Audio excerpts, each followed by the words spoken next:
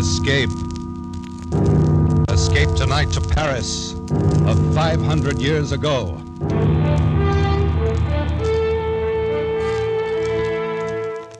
The Columbia Broadcasting System and its affiliated stations presents Escape, a new series of programs of which this, the fifth, is The Sire de Maletroit's Door by Robert Louis Stevenson, produced and directed by William N. Robeson.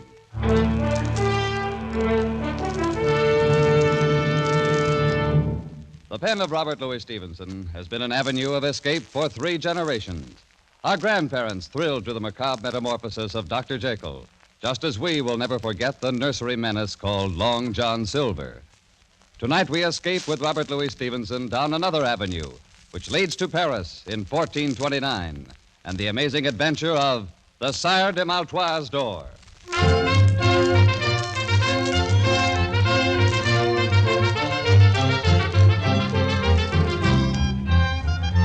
Dark of the moon, 1429, Paris. The House of Burgundy holds the throne of France, and English men-at-arms patrol the narrow streets. Troublous times for any man to be lost, on foot, at night. Psst! You there! Over here by the wall. What's this? Now the shadows themselves are speaking. I'm no shadow. A real live human being. I've managed to get myself lost in these confounded alleys. Can you tell me where I am? Well, now, a fine young cavalier, no less. And he's lost. I'm trying to find the Beau-Saint Inn. Will this street lead me there? Lad, one street is as good as another, and none of them will ever lead a man anywhere. Oh, come now. You must know something about this part of Paris. Think, man, a patrol may pass at any moment.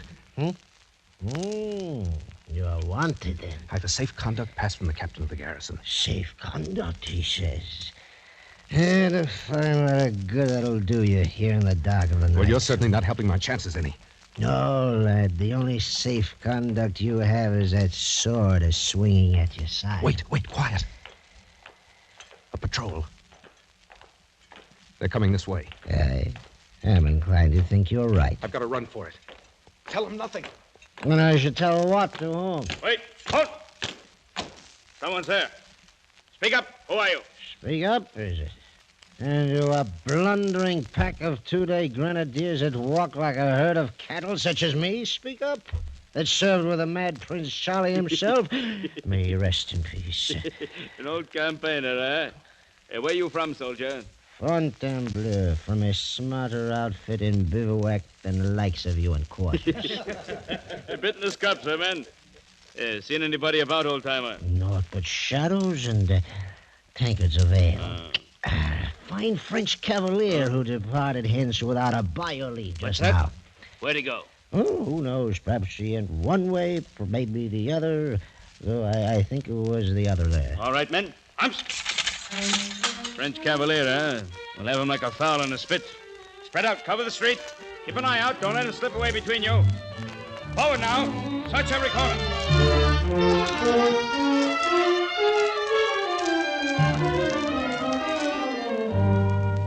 Oh, the fool. The drunken fool. I'm for it now, all right. This cross street. There's a bare chance they'll pass it by. If I can only get through here. Oh, no. Oh, no. Street. Come on. It's a dead end, unless this leads... No, it's only the door to a house. Caught like a rat in a trap.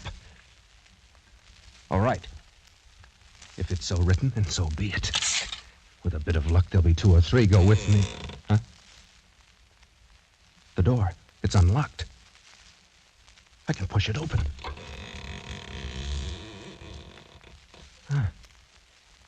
Black as the mouth of hell inside.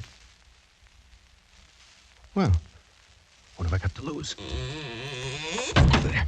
Look alive now. You have to be here someplace. Open up that door, you dog! Can't you see the crest above it? He's not here. He's gone. That he has. Didn't come in here after all. All right, back to the corner. He's a sly one for sure. That was close. Too close. Now to get out of here, and no one in the house will ever be the wiser. Huh? What's this? The door's locked. Well, it's a trap. But why? Why would such a thing be done? I came in here by chance, one chance against a million. Wait. It's a light. Somewhere inside the house. Well, by all rights, I should be dead at this moment. So...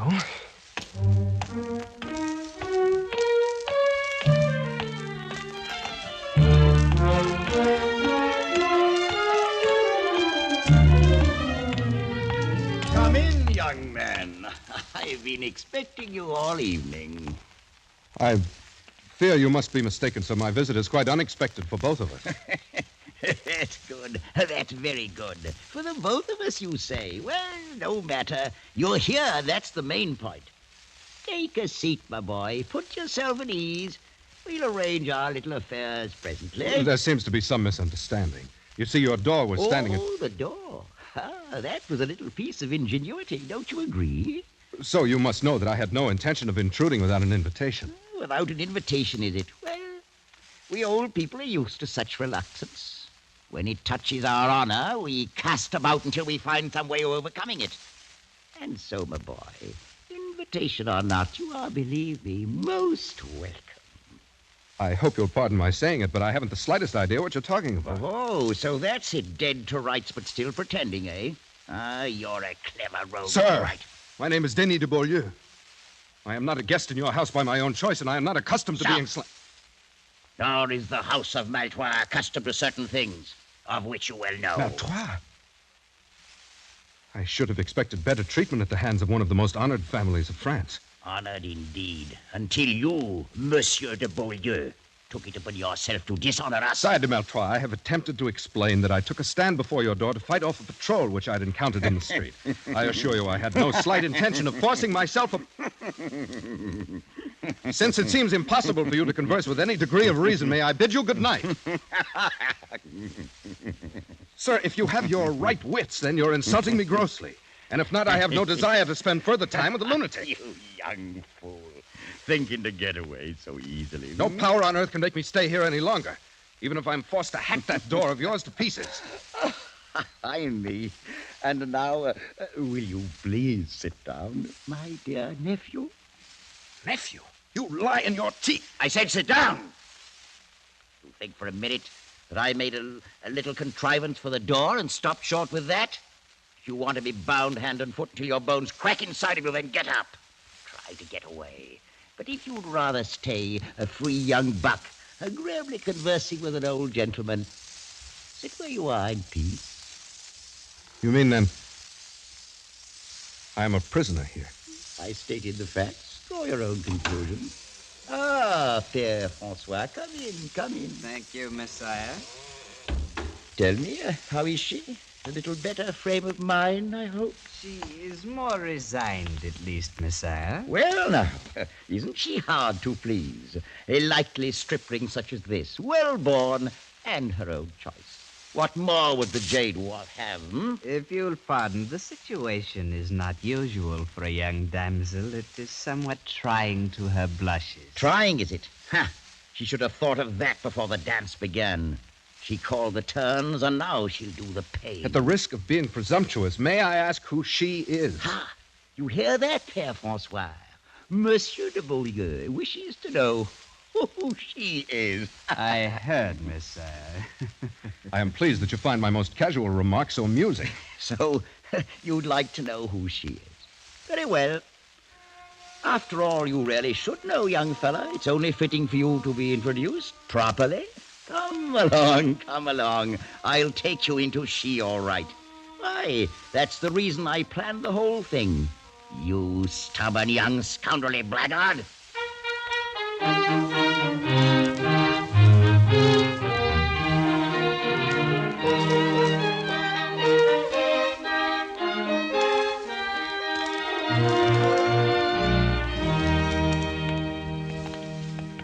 Come along, my boy. Right through this door. After you, sir, if you don't mind. Oh, no, it's not that kind of a trap. Here we are. How are you, my dear? Oh, please, Uncle. Please have some pity on me. Pity? But I do a great deal more than you've shown for the name of Maletroit. Come now, up off your knees and look at the friend I brought you.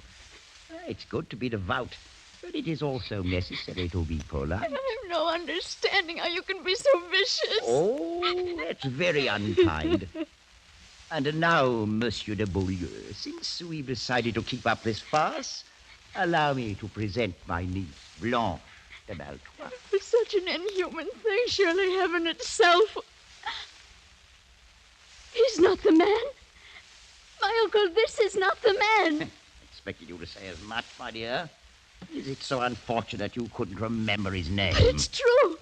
I swear by the Blessed Virgin, I do not know this man. I've never laid eyes on him before. Please, sir, tell him. Tell him we've never seen each other before. For myself, at any rate, I've never had that pleasure. Sire, I've not met your lovely niece before this moment. Oh, now isn't that too bad? But it's never too late to begin. Quite often these impromptu marriages turn out very well in the end. Marriage? Sire de Maletroit, would you please be kind enough to explain what you mean? Aha, now, surely you've heard of the custom of marriage. It's quite widely practiced. At least, sir, I've never heard before of such a maniac as I perceive you to be. And I've no intention of marrying anyone. Then may I ask what were your intentions, my boy? Oh, well, no matter now. Père Francois is looking forward to performing the nuptial rites. Oh, he's quite properly ordained, you know. So, shall we say, in 2 hours? Meanwhile, I suggest you become better acquainted. Wait. Uncle, you can't be in earnest. I swear to you I'll kill myself before I'll be forced on this young man. Forced? Oh, come now, my dear Blanche. Is it possible that you think I'm lying? That you still believe this is the man? Frankly, I do. Well, then you're wrong. I refuse utterly even to consider Enough, my such... dear. You took it upon yourself to dishonor the name of our family. You forfeited all right whatsoever to question my designs. I consider it a duty to see that you're married with as little delay as possible. Out of the goodness of my heart, I've attempted to find the man of your choice. And I believe I've done so. But if not, then I care not one jackstraw. Is that perfectly clear? It's clear, sir, that you're a madman. Perhaps, my dear nephew. I'm not your nephew, nor will I be. I'd sooner die 1,000 times. Such a fury against the inevitable. But at any rate, you'll have 2 hours to compose your differences. Père Francois, bring the clock. Very well, Messiah. Thank you. Place it there. This, Monsieur de Beaulieu, is another of my little contrivances, and one that is hardly less ingenious than my door. Messiah, your accomplishments are of no interest to me whatsoever. Oh, I think you'll find this one most interesting. You will notice that the upper container is filled with water. In exactly 2 hours, all of the water will have dripped into the lower vessel, and at that time, I shall return. Remove the plug, Père Francois. Clever, isn't it? Well, genius is so rarely appreciated. And now I'm quite sure you'd sooner carry on your interview without an audience. You'd never met my uncle before? He didn't arrange this with you? I'd never laid eyes on him. And certainly nothing was arranged with me, else I wouldn't be here. Oh, then you're as much an unfortunate victim as myself. But you at least must be more aware of the circumstances. I can understand none of this. It's not an easy thing for a girl to tell. Whatever you may think of me now, I fear you shall think the worse when I've finished. Words are but words. But your manner encourages respect. Thank you, monsieur. I've lived all my life with my uncle, and I've not been happy. 3 months ago, a young captain of the guard began to stand near me in the church. Oh, you must understand. I gave him no encouragement to do so. Oh, quite so, I understand. He was handsome, of course. As a matter of fact, very. After a while, he began to pass me notes.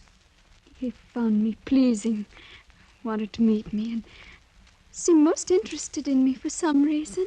I can believe that. This morning, he passed me a note urging me to leave the outer door open tonight so that he could speak a few words with me on the stairs. Oh, this is most difficult for me to tell, monsieur. I'm sure he meant no harm. I've no idea how my uncle came to suspect. Sometimes his shrewdness becomes almost diabolic. After church, he took that note from my hand, read it, gave it back to me. I've been kept in my room all day, knowing nothing of what he might be planning. So that's it. By pure accident, I've blundered into a trap set for someone else. Had my uncle brought the captain himself, the thing still would have been confusing. How should I know that he may not have been trifling with me all along? But to be forced into a situation with you, a perfect stranger... Your regard for me is quite clear, mademoiselle. I regret appearing as a disappointment to you. I believe you said he was very handsome? If that were all. There's more? I mean, monsieur, that you yourself are quite handsome. But it's so... Oh, no, it's really no use. Well, please understand me. I'm not urging you in any way. Urging, monsieur? I'm accustomed to meeting young ladies upon occasion who are quite ready to accept me as something beside a convenient substitute for some handsome captain of the guard. I've no doubt of it, monsieur. And to correct a mistaken impression you seem to have, I'm well aware that you're doing no urging. And were you to do so, I should neither listen to nor give it any consideration whatsoever. It's well that we both understand one another. Quite so. And that being the case, Mademoiselle de Maletroit, I wonder if you'll be good enough to conduct me to your uncle. With the greatest of pleasure, monsieur. I've no doubt but what this little matter can be settled very quickly, and with as much honor as possible to everybody concerned.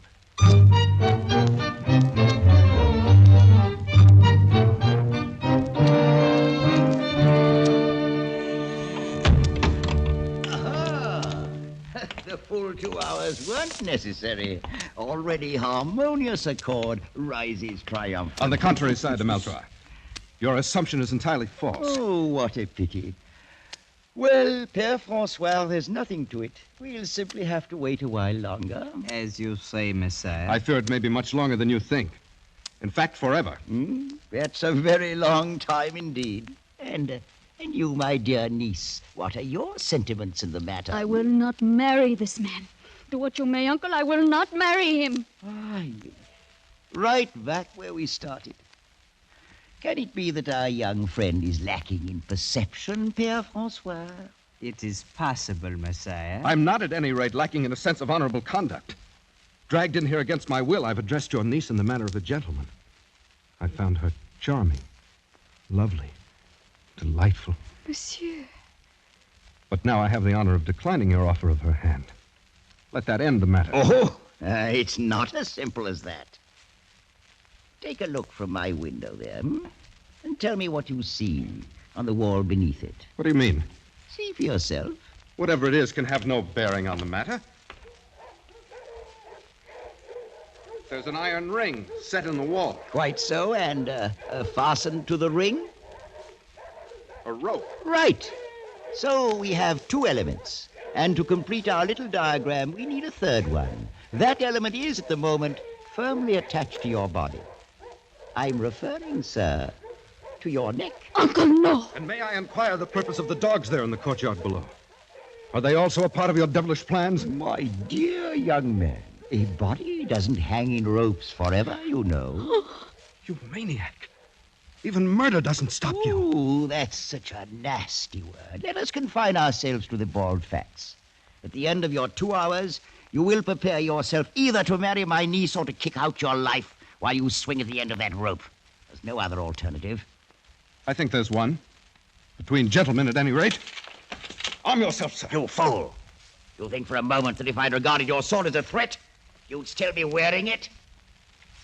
Père François, will you open that door to the passage, please? Of course, Messiah. I'll be most happy to. Gentlemen, show this rash young buck the color of your steel.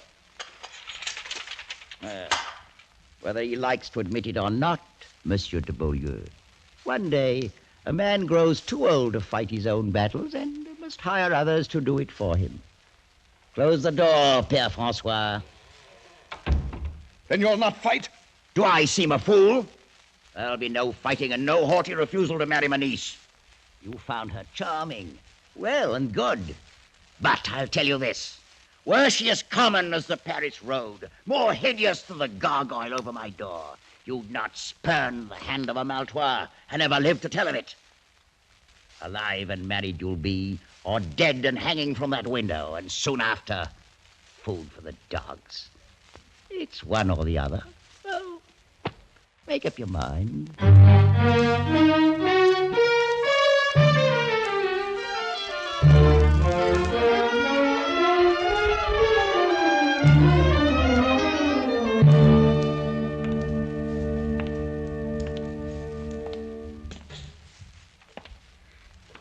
Please, Monsieur de Beaulieu, why do you not sit down? Your concern is most gratifying, mademoiselle. But since I have such a short time to live, I doubt that I'll grow very tired. If the time be short, then why do we waste it in formal speeches? As you will. Listen to it. Drip, drip, drip of that devilish clock like an artery opened and life's blood itself dripping away. Well, I've sat here and thought until my whole mind's in a great whirl. Please, you really shouldn't trouble yourself so much. I can't bear to have you slain for my sake. Monsieur de Beaulieu, I will marry you gladly. You must think then that I stand very much in fear of death. Oh, no. I've had reason to see that you're no coward. I've asked for no pity. If a thing has to be, then that's the end of it. Oh, sir, you misunderstood me. Why, the great nobility with which you faced my uncle should have removed all question about your bravery had such doubts existed. That is most kind of you to say so. Not, of course, that anyone could raise such questions once they'd seen you. Death's another incident. That's all. Oh, but life's a better one. You'll agree, then?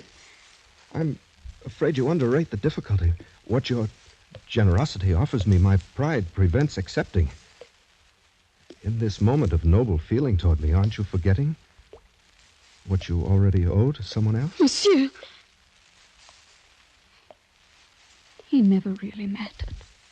Mademoiselle, my very life's the forfeit here. One I'll pay gladly if it be of service to a lady, but to tell me it's for something that never really mattered. Please don't be so cruel. Cruel, you forget. I'm the one who's going to die, not you. I've not forgotten, monsieur. Yes. You'll enjoy tomorrow's sun like any other days. And tomorrow night, perhaps you'll see him again. And of course, I'll be forgotten. Oh, no, never. But it's all a man can expect when he's born into the world, death at last. And some piece of ironic misfortune. Oh, don't say those things. I can't bear it. Oh, if I've said anything to wound you, I'm sorry. It was for your own sake, not mine. Thank you. Please. It's a bitter thing, my dear, to see you in such distress that giving my life itself for you can't help it. I'm sorry. I'll try to be braver. Is there no way at all in which I can serve you? Either now or afterwards? Only by letting me think of you as a friend for the brief time that's left to us. By forgetting for the moment that I'm an awkward intruder thrown here by circumstance. That's all. And afterward? What does it matter? The closer you come to it, the clearer you see that death's no more than a dark and dusty corner where a man climbs into his tomb and shuts the door after himself. Oh, monsieur. I've only a few friends now. And once I'm dead, I've no doubt that I'll have none. You forget Blanche de Maletroit. You're very sweet. Any young man in France would be glad to trade places with me and die for you. You value the small service I do you far beyond its worth. I'll not have you thinking so meanly of yourself. Look at me. Would you say that beautiful? I think the most beautiful girl I've ever seen. I'm glad of that. Tell me, is there a man in France who can say he's been asked in marriage by a beautiful maiden, asked from her own lips, and refused her to her face? Oh, no. I know you're a man and half despise such a triumph. But any woman knows more of what's precious in love. But remember, you asked me out of the pity of your heart, not for love. Oh, you're so sure of that? Must I bear my very soul like a merchant showcase? You're very good. As good as you're beautiful. I'll not forget it for the time that's left me. Very well. I, too, have a pride of my own. If you'd turn back now from your word, I'd no more marry you than I would any stranger off the street. It's a small love that shies at a little pride. The dawn's starting to break. Yes. My uncle and his men would come here any moment. What shall we say to him? Anything you will.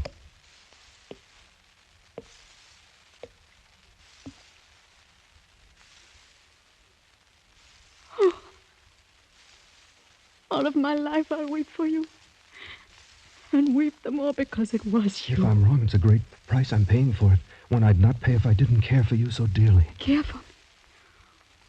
Oh, no, it's you who are being kind. It was in the moment your uncle brought me into you, and you raised your face to look at me. That's when I knew. Oh, strange. For it was then I felt it, too. Well, you've seen already that I'm not afraid to die. Oh, you're not. I know it. Blanche, is it really true, not something born of pity? I swear by all that's holy. I love you, Denis. Oh, my beloved. And I can tell you now that I love you, too. Even after all you've heard. I can remember none of it. The captain's No name. matter. I love you. Oh, my I darling. love you more than my life and my soul. Blanche, my I darling, love I love you. I love you, Blanche. Well, Uncle. well. It's most gratifying to see this little matter settle in such a congenial fashion. Good morning, my dear nephew. I have nothing to say to you, sir. You're a vicious and unprincipled old man. Oh, that's most ungracious of you. No. At the very worst, I'm no more than a very wise old man. One who's lived a long time and seen a great many remarkable things. An old man who's learned all about such mysteries as the love of life and love.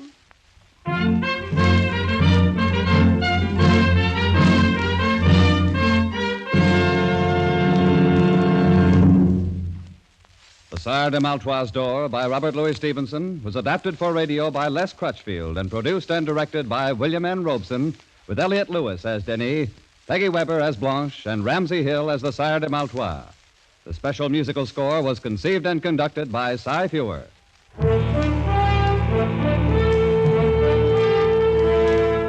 Escape is presented by the Columbia Broadcasting System and its affiliated stations each week at this time. Next week, we invite you to escape to Egypt of 3,500 years ago with Arthur Conan Doyle's fascinating tale of the Ring of Thoth. And so good night until next week at this time, when again it will be time to escape.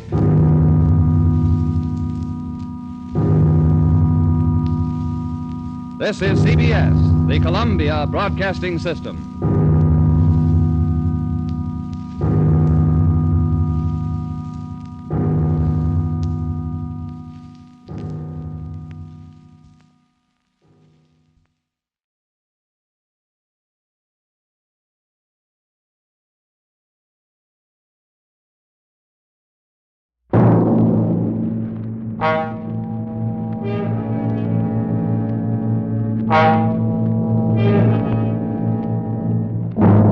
Worried about the price of butter and eggs? Fed up with a housing shortage? Want to get away from it all? CBS offers you Escape.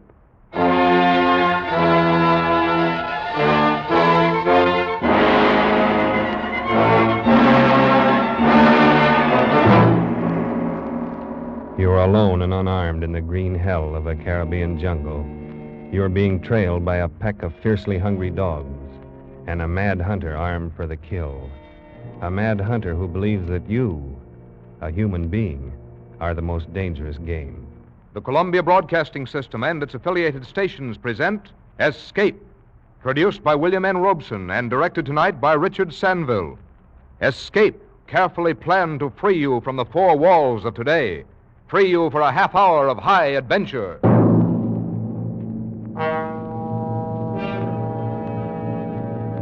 Tonight, we escape to an island in the Caribbean and the weird sportsmanship of a madman, as Richard Connell tells it in his unforgettable story, The Most Dangerous Game.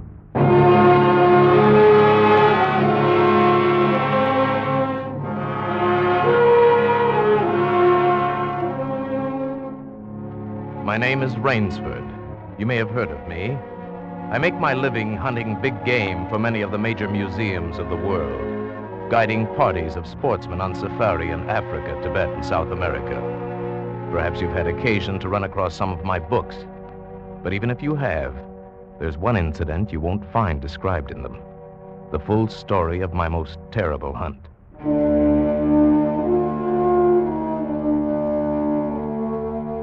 It all began on board a private yacht en route to Rio.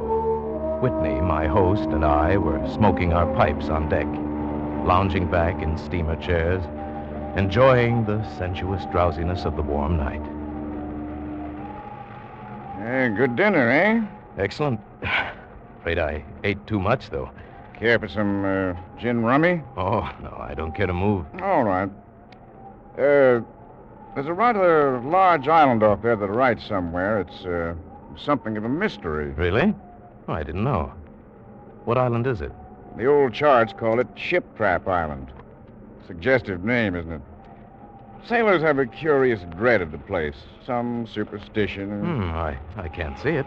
Well, you have good eyes, but even you can't see 4 miles or so through a moonless Caribbean night. No, not even 4 yards.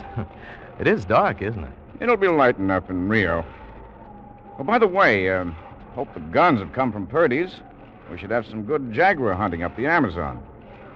Great sport, hunting. Best in the world. Yes, for the hunter, not for the jaguar. Oh, why not? They've no understanding. Well, even so, I rather think they understand one thing. Fear.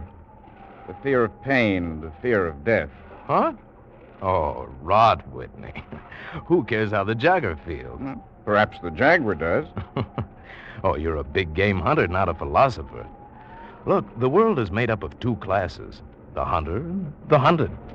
We're lucky enough to be the hunters.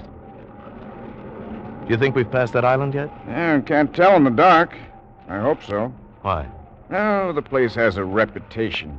A bad one. Cannibals? Hardly. Even cannibals wouldn't live in such an isolated spot. But it's gotten into sailors' legends somehow. Did you notice? The crew seemed jumpy today. Yes, they were a bit strange now that you mention it. Yes, it's a sort of dread, a kind of mental chill. I'll be hanged if I haven't felt it myself. Oh, pure imagination. But one superstitious sailor can infect a whole ship's company with his fear. Maybe. Though sometimes sailors have an extra sense which tells them when they're in danger. Well, enough of that. I think I'll turn in. I'm not sleepy. I'll just have another pipe. Well, good night, then. See you in the morning. Yes. Good night, Whitney.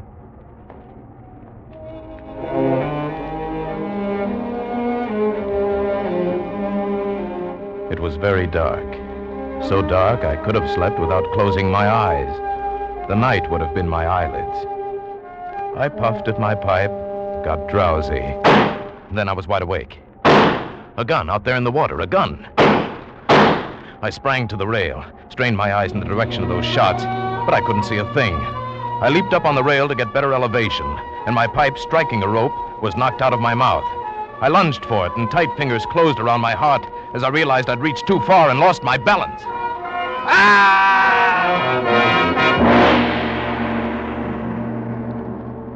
The blood-warm waters of the Caribbean closed over my head.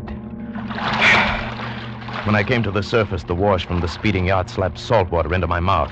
making me gag and strangling me. I coughed and spat it out and found my voice. Help! Help! Help! The lights from the boat moved steadily away. They quickly became faint fireflies. And then they were blotted out by the night.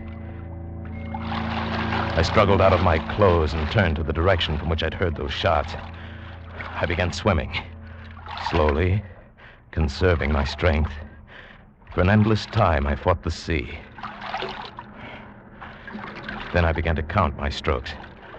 I thought I could possibly do another 100 before Someone was shooting game. Almost at my very elbow, it seemed. It gave me fresh vitality. I swam toward the sound. Then I was in the breakers. In another moment, I was dragging myself from the swirling waters, pulling myself hand over hand onto the narrow beach, gasping, panting for breath. I saw that the dense jungle came down to the edge of the cliff, and I was on land, on blessed land, safe on the soft, warm sand.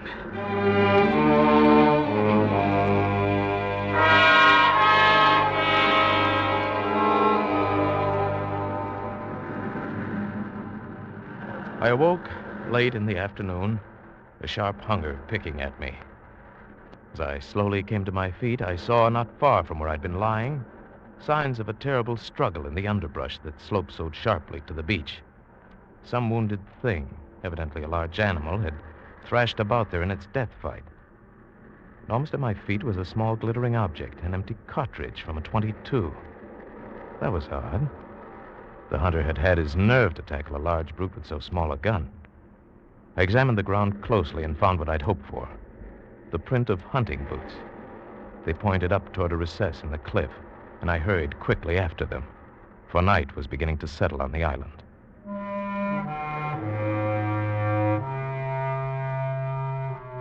It was already dark when I came upon it. First, I thought it was a village. There were so many lights. But as I came closer, I saw that all the lights were in one building, a chateau on a high bluff.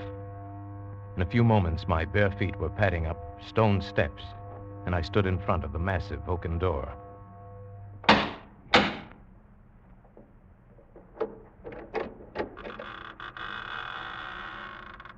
Good evening. Oh, please don't be alarmed. There's no need for that gun. I'm no robber.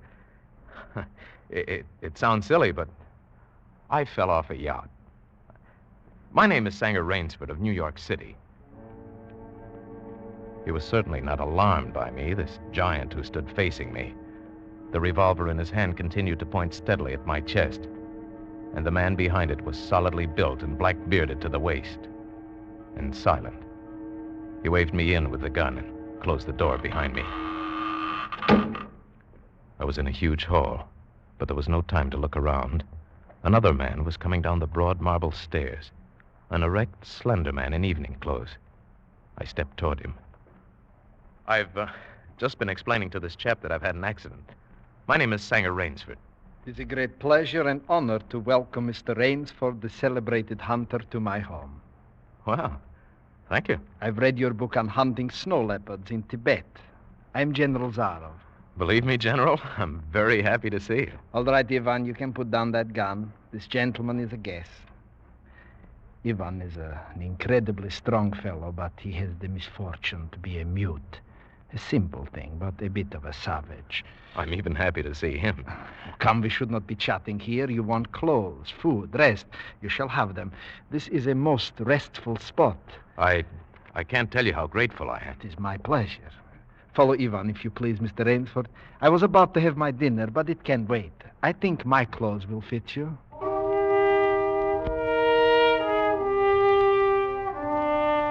I followed the man into a huge beam-ceiling bedroom with a canopied bed large enough for 6 men. Ivan silently laid out an evening suit, and as I put it on, I noticed that it came from a London tailor. And Whitney'd call this place too isolated even for cannibals. I went downstairs and sat down opposite Zarov in a dining room that suggested a baronial hall of feudal times. The food was excellent. Perhaps you were surprised that I recognized your name, but I read all books on hunting, published in English, French, and Russian. I have but one passion in life, and that is the hunt. Well, I notice you have some wonderful heads here. Well, that Cape Buffalo over there is the largest I've ever seen. Oh, that fellow. Yes, he charged me, threw me against a tree, fractured my skull. But I got the brute. I've always thought the Cape Buffalo the most dangerous of all big game. No, the Cape Buffalo is not the most dangerous. No? Here in my preserve on this island, I hunt more dangerous game. Oh, is there big game on this island? The biggest? Really? Oh, it is not here naturally. I had to stock the island. Well, what have you imported, General? Tigers? No. Hunting tigers ceased to interest me when I exhausted their possibilities. There is no thrill left in tigers, no real danger. I live for danger. Cigarette, Mr. Rainsford. Please. We will have some capital hunting, you and I. But what game? I'll tell you. You will be amused, I know. I think I may say in all modesty that I have done a rare thing. I have invented a new sensation. May I pour you another glass of port? Thank you. I have been a hunter all my life, but after many years of enjoyment, I found that the hunt no longer fascinated me. It had ceased to be what you call a sporting proposition. I always got my quarry, always. And there is no greater bore than perfection. Then you were a very good hunter, General. No. I had merely discovered that the animal has nothing but his legs and his instincts. Instinct is no match for reason. When I realized this, it was a tragic moment for me. As I told you, I love to hunt. And then it came to me as an inspiration what I must do. And that was? I had to invent a new animal to hunt. A new animal? Why, you're joking. I assure you I am not, sir. A new animal, and so I found one. I bought this island, built this house, and here I do my hunting. The island is perfect for my purpose. There are jungles with a maze of trails in them, hills, swamps. And the animal, General Zaroff? It supplies me with the most intense excitement of all. I never grow bored now, for I have a quarry with which I can match my wits. An ideal quarry, with courage, cunning, and above all, reason. But no animal can reason. My dear fellow, there is one that can. I can't believe you're serious. Well, there's some grisly joke. Of course I'm serious. I'm speaking of hunting. You're speaking of murder. Surely your experiences in the Did war... not make me condone cold-blooded murder.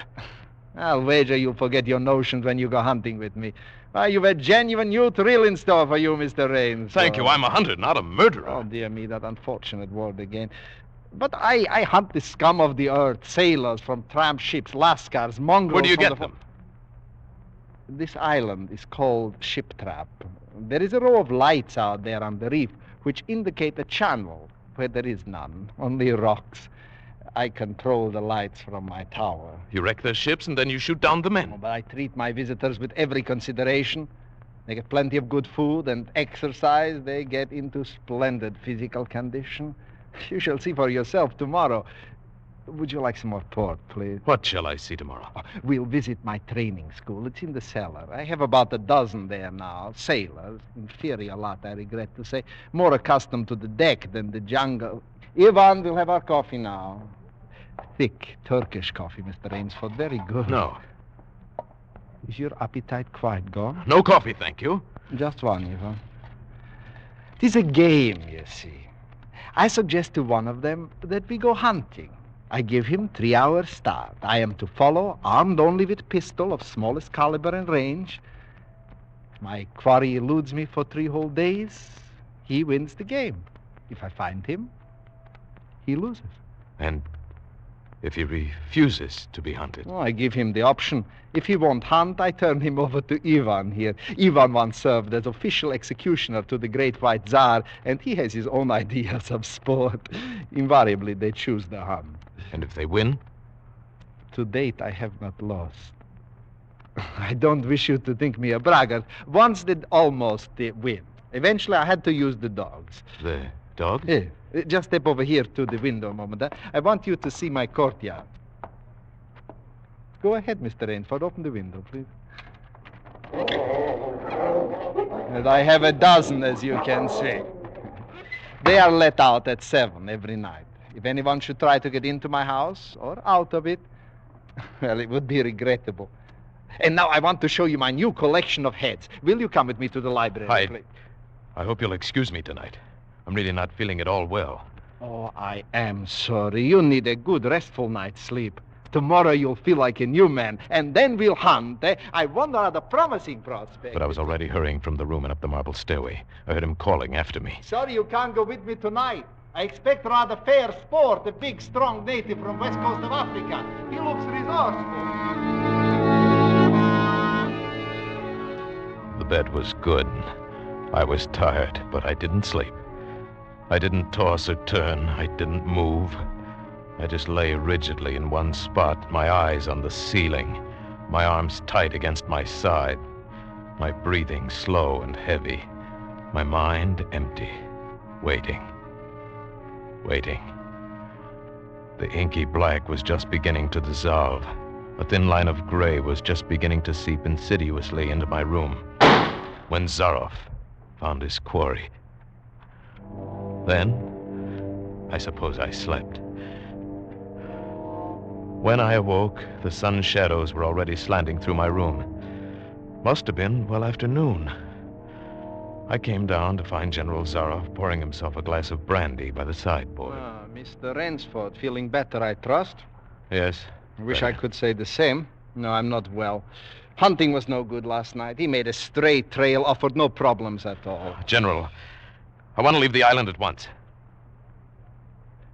Mr. Rainsford, tonight we will hunt, you and I. No, General. I've told you I will not hunt. I beg you to reconsider. My idea of sport is much more diverting than Ivan. You mean that? Yes, you and I. It's really an inspiration. A foeman worthy of my steel at last. Oh, you'll find this game worth playing, Rainsford. Your brain against mine. Your woodcraft against mine. Your strength and stamina against mine. Outdoor chess. And the stake is not without value, eh? And if I win? If I do not find you by midnight of the third day, then I'm defeated. My sloop will place you on the mainland near a town. Oh, you can trust me. I give you my word as a gentleman and as a sportsman. Of course, you in turn must agree to say nothing of your visit here. I'll agree to say nothing of the kind. Well, in that case, well, why discuss it now? 3 days from now, we can chat about it over a bottle of Webb Clicquot. Unless... And now listen, Rainsford. Ivan will supply you with hunting clothes, food, and knife. I suggest you wear moccasins. They leave a poorer trail. I suggest, too, you avoid the big swamp in the southeast corner of the island. There's quicksand there. And now you'll want to start, no doubt. I shall not follow until dusk. Hunting at night is so much more exciting than by day, don't you think, Mr. Rainsford? Good hunting.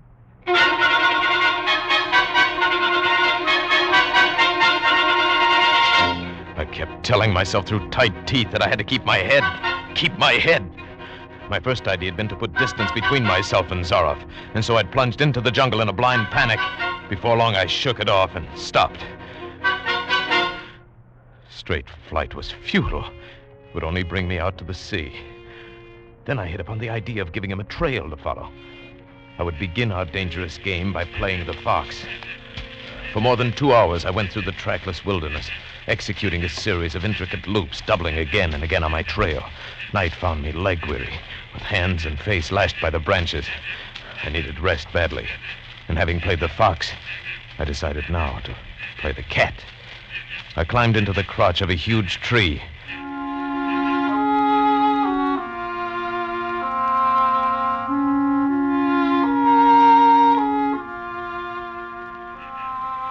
An apprehensive night crawled slowly by like a wounded snake. Then at dawning, a startled bird suddenly screamed, and I flattened against the bough. Through a screen of leaves as thick as tapestry, I saw the general. He came slowly, his eyes fixed on the ground. Almost beneath my tree, he paused and went down on one knee, studying the ground. I would have gone for him, leaping the way a panther does, except for the small automatic in his right hand. After a seemingly endless time, he came back to his feet. His eyes left the ground and traveled inch by inch up the tree. I froze. every muscle tensed for a spring. But the hunter's eyes stopped just before they reached the limb on which I lay. A slow smile spread over his brown face. Oh, Rainsford, where can you have gone? Wherever are you, you clever dog? I simply must go home and lie down a bit to think this over. The pent-up air burst hotly from my lungs as he turned back and disappeared. So, the general was playing with me, was saving me for another day's sport. Zaroff was the cat, and I was the mouse. In that moment, I knew the real meaning of terror. I slipped from the tree and set off into the woods. I'd only gone a few hundred yards when I found a huge dead tree leaning against a smaller living one. I pulled my knife from its sheath and set to work.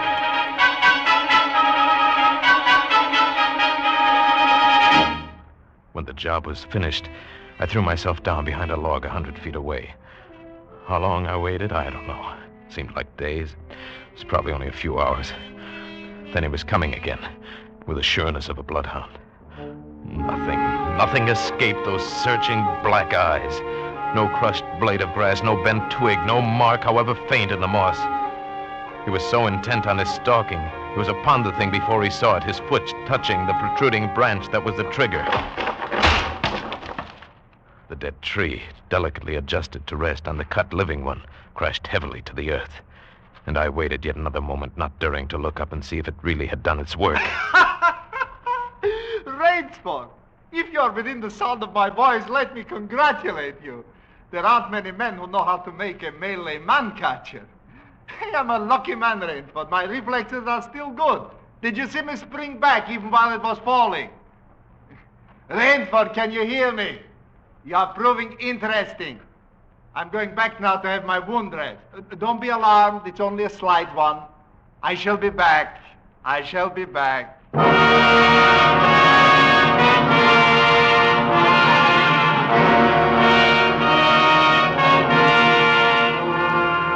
It was dark, and I'd been going for hours.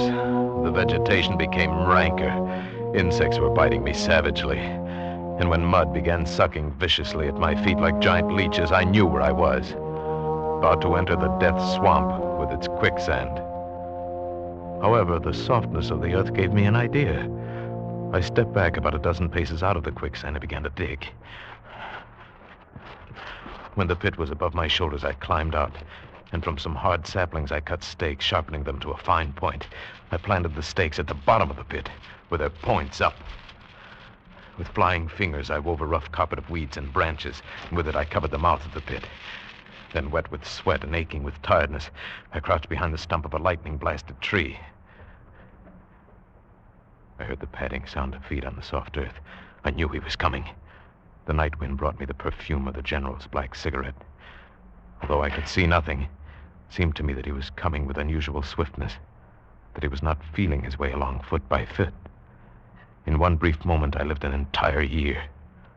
Then I heard the sharp crackle of breaking branches as the cover of the pit gave way.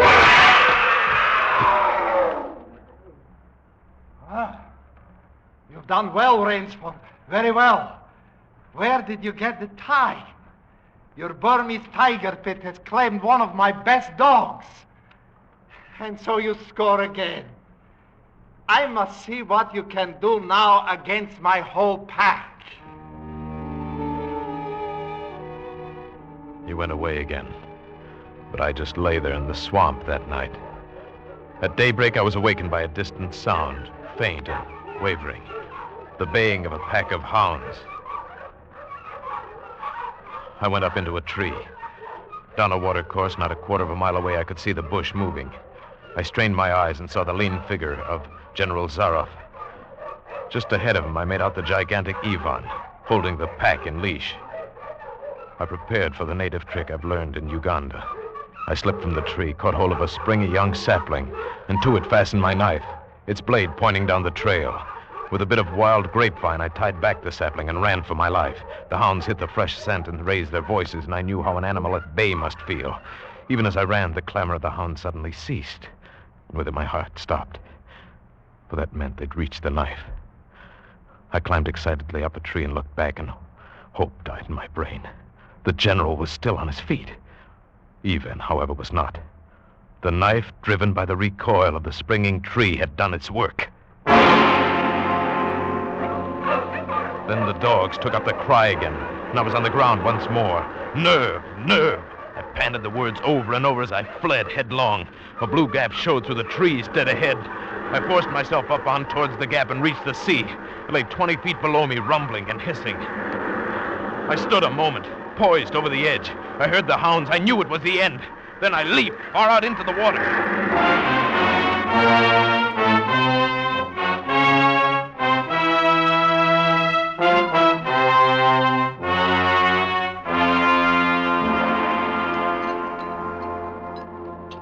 Well, it's been a busy day, eh, Adam? A busy day. Oh, down, Adam, down. What's the matter, my boy? Hungry? All right, catch. It's quite a day. Not perfect, of course. 2 slight annoyances. One is it will be difficult to replace Ivan. And the other, well, our quarry escaped us, didn't he, Adam? But then, of course, the American didn't really play the game. So we won't count it. We won't count it at all. All right, my boy. That's enough for now. Out you go with the rest. Better luck another time.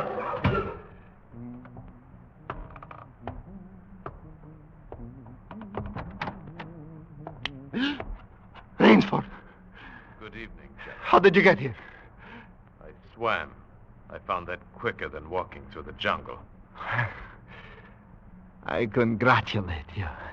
You have won the game. No, General. Yes, yes, of course you have. I'm still a beast at bay. Get ready, General Zaroff. I see. Splendid. One of us is to furnish a meal for the hounds. The other will sleep in this very excellent bed. Good, Rainsford. Good.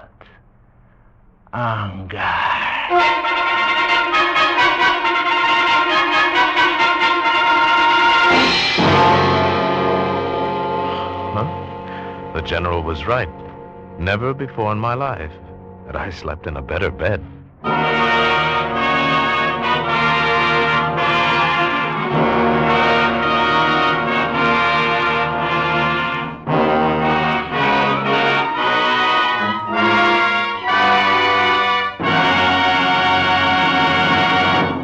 Escape is produced by William N. Robeson and was directed tonight by Richard Sanville. You have escaped tonight in the Richard Connell story, The Most Dangerous Game, adapted for radio by Irving Ravitch, with Paul Freese as Sango Rainsford and Hans Conrad as General Zaroff.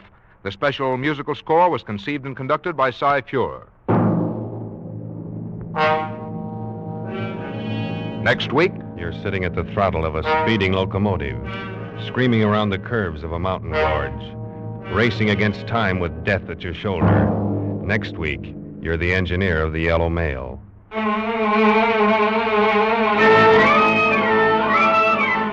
Next week, CBS offers you Escape with Frank H. Spearman's exciting story of railroading the run of the Yellow Mail. Until this same time next week, then, good night. This is CBS, the Columbia Broadcasting System.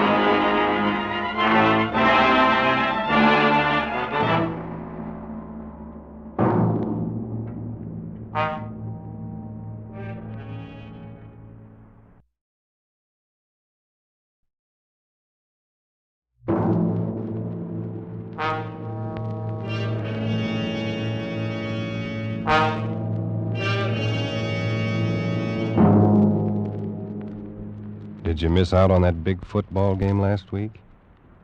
Can't get rid of that head cold? Want to get away from it all? CBS offers you Escape.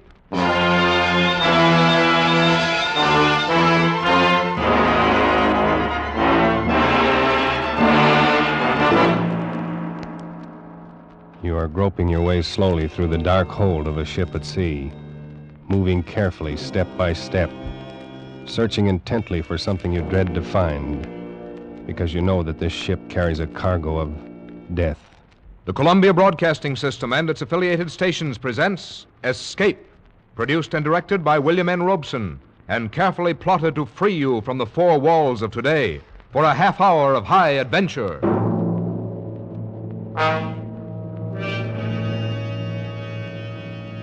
Tonight we escape to a harbor front in Venezuela, and a grim voyage that started there, as told by Martin Storm in his gripping story, A Shipment of Mute Fate.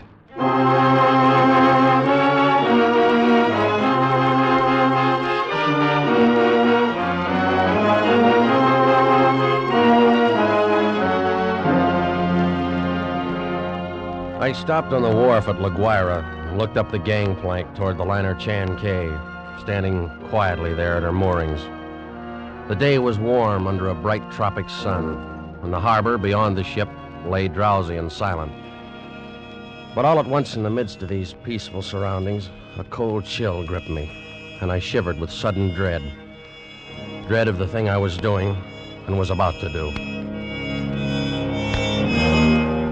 But too much had happened to turn back now. I'd gone too far to stop. Well, I set the box down on the edge of the wharf, placed it carefully so as to be in plain sight and within gunshot of the captain's bridge. And then I turned and started up the gangplank. I knew what I was going to do, but I couldn't forget that a certain pair of beady eyes were watching every move I made. Eyes that never blinked and never closed, just watched and waited. Oh, I beg your pardon. Why, it's Mr. Warner. Hello, Mother Willis. How's the best-looking stewardess on the Seven Seas? Well, I'm fine, Mr. Warner. I guess better run along now and get on with my chore. Now, wait a minute. That's a fine greeting after 2 months. Well, it's just that I'm so busy. I don't believe a word of it. Sailing day's tomorrow. You're simply avoiding me, that's all. Oh, no, really, I'm not. And on the trip down from New York, you said I was your favorite passenger. But I'm only... Here, wait a minute. What's that you're carrying in your apron there? Oh, it's nothing. Just supplies. Supplies? Well, let's have a look, huh? No, please. What do you know? It's a cat. It's Clara, Mr. Warner. Mm-hmm. Mr. Bowman said I had to leave her ashore, and I just couldn't. Who's Mr. Bowman? The new chief steward. Oh. Clara's been aboard with me for 2 years, and I just can't leave her here in a foreign country, especially with her condition so delicate and all. Yeah, I see what you mean. Well, I hope you get away with it. You won't tell anyone? Not a soul. As a matter of fact, if things don't work out right, we may both end up smuggling. Most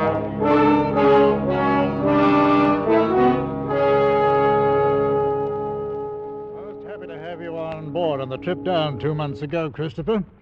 I'm very glad you're coming along with us on the run back to New York. Thanks, Captain Wood. There is one thing, though. I'm having a little trouble with the customs men here, and I wondered if you might... I can't do it, Christopher. I just cabled your father this morning. Told him I'd done it for you if I possibly could. Sent a request from New York, you know. Yeah, I thought he would. I wired him from upriver last week. I hate to refuse, but it's absolutely out of the question. Well, Captain Wood, I'm afraid I don't follow you there. Responsibility to the passenger, son. We'll have women and children aboard. On a liner, the safety of the passengers comes ahead of anything. But with proper precautions. Something might happen. I don't know what, but something might. You've carried worse things. There isn't anything worse. And any skipper afloat will bear me out. Now, Christopher, I simply can't take the chance, and that's final.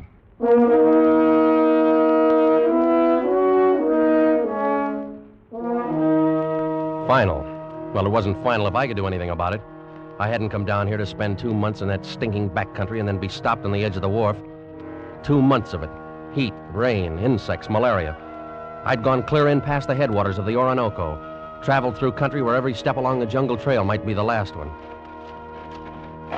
Oh, Sanchez. Si, Senor Warner. You better start looking for a place to camp. It'll be dark in a little while. Si, Senor. Very soon we turn to river.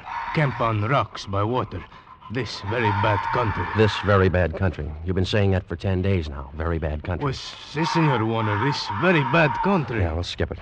For all the luck we've had so far, it might as well be Central Park. Central Park? I don't understand. Well, never mind. If we don't find something... Here, what's the matter? Quiet now. Sanchez, what's wrong? They're in the path. See? Bushmaster. Bushmaster. The deadliest snake in the world. Bushmaster. Its Latin name was Lachesis muta. Mute fate. It lay there in the center of the path, a 10-foot length of silent death, coiled loosely in an undulant loop, ready to strike violently at the least movement. Here was the one snake that would go after any animal that walked, or any man. It lay there and watched us, not moving, not afraid, ready for anything. The splotch of its colors stood out like some horrible, gaudy floor mat lying there on the brown background of the jungle, waiting for someone to step on it. Here was what I'd come 2,000 miles for, a bushmaster. Sanchez! I didn't want that snake killed. He no kill, senor. He gone. Bushmaster very smart, very quick. Must always see bullet in time to dodge. Well, anyway, he's gone, and the only one we've seen in 5 weeks. Oh, we find other. This very bad country. Well, lay off that gun the next time. Don't shoot, you understand? Why you say no shoot? You want Bushmaster? Sure, but I want it alive. Hombre sacristo. Senor Warner, you tell me you want Bushmaster, but you no say alive. You're getting $200 for it. For dead man, what is $200? Tomorrow we go back to Caracas. I'll make it 500, Sanchez. I catch water snake, rattlesnake, any other kind. But I no catch Bushmaster. Sanchez, I'll give you $1,000. We go back to Caracas. Well, it cost me 1,500 American dollars. But 3 days later, Sanchez brought me the snake in a rubber bag. He was shaking so hard, I thought for a moment the thing had struck him. One thing you make sure, Senor Warner. Not turn him loose in Venezuela. Because he know I the one who catch him. And he know where I live. All right, Sanchez, I'll keep an eye on him. También he know you pay me to catch him. All the time he watch and wait. You no forget that, Senor Warner. Because he no forget. Not ever.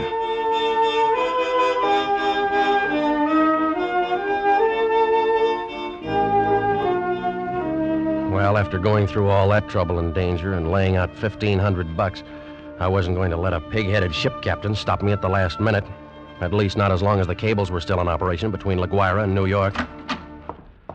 Morning, Captain Wood. The boy at the hotel said you wanted to see me. That's right, Christopher. Sit down. Thank you. It seems you weren't willing to let matters stand the way we left them yesterday. Well, sorry to go over your head, Captain Wood, but I had to. The museum sent me all the way down here for it. And I'm not going to be stopped by red tape. This will be the only live Bushmaster ever brought to the United States. Yes, and if I had my way, but... well, orders are orders. I got a cable from the head office this morning. All right. I suppose we talk about precautions. I'll handle it any way you say. Got to have a stronger box. That crate's too flimsy. Well, it's stronger than it looks. And that wire screen on top would hold a wildcat. But anyway, I bought a heavy sea chest this morning. I will put the crate inside of it. Sounds all right.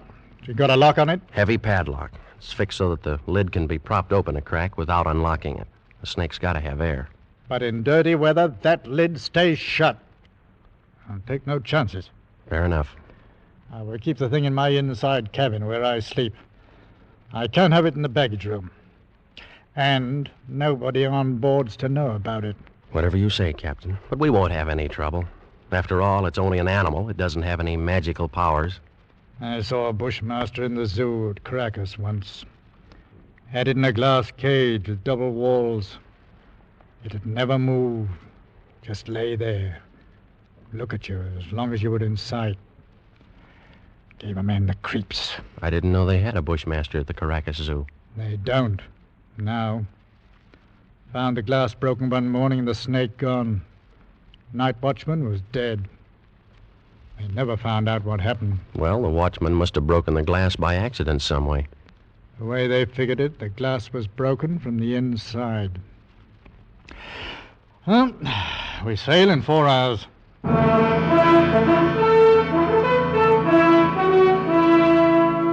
We steamed north into the Caribbean with perfect weather and a sea as smooth as an inland lake. The barometer dropped a little on the 3rd day, but cleared up overnight and left nothing worse than a heavy swell. But in spite of the calm seas and the pleasant weather, I found myself feeling more and more often an ominous foreboding. I was developing an almost unnatural fear of that snake.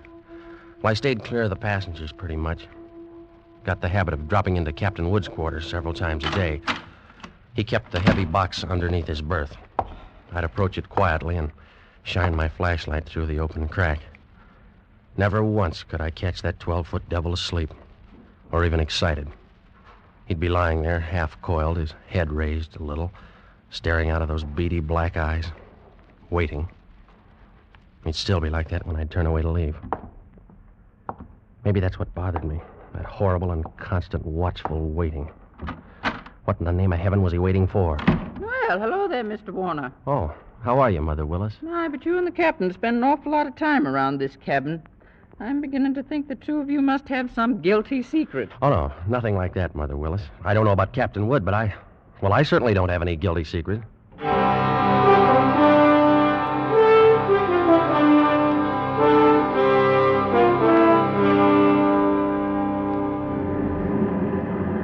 Well, she's running quite a swell out there, Mr. Bowman. Yeah, it's a little heavy, all right, Mr. Warner. Guess a storm passed through to the west of us yesterday when the glass dropped. Think it missed us then, huh? Yeah, that's what the mate figures. Sure stirred up some water, though. This'll put half the passengers in their bunks. Makes it great for my department.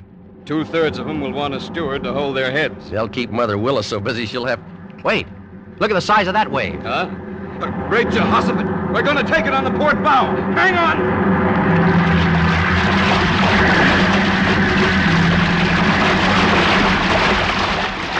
Well, that was a freak if there ever was one. Not another wave in sight. You see them like that sometimes, even in a calm sea. Well, I got to get below, Mr. Warner. That water probably did some damage on the officer's deck. Yeah, I suppose it... What did you say? The wheel companionway was open on the port side. Bridge cabins must have taken a pretty bad smashing up. They're right below the, Here, is something wrong, Mr. Warner? No, nothing at all, Mr. Bowman. At least I hope not.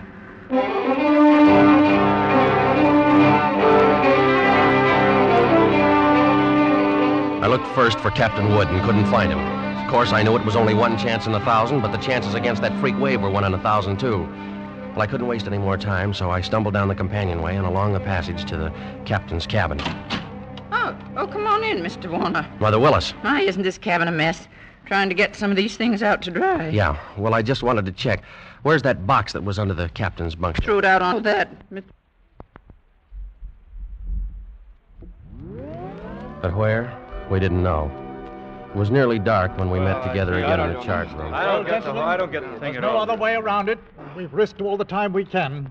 We've got to warn the passengers. Well, how we do it, Captain? Call them all together in the lounge? No, if we did anything like that, we'd be asking for a panic. We'll get one, whether we ask for it or not. Pick a few men and go through the cabin decks. Tell them individually, inside their cabins. Watch for any act that looks as though it might cause trouble. And we'll keep an eye on them. Handle the crew the same way. Right, Captain. Okay. We'll take care. As soon as you've finished, arm all the deck officers and start searching again. Our only chance of preventing a riot is to find that damnable snake.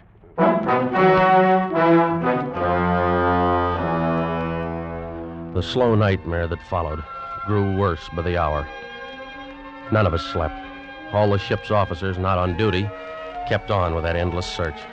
Passengers locked themselves in their cabins or huddled together in the lounges, knowing all the time that no spot on board could be called safe.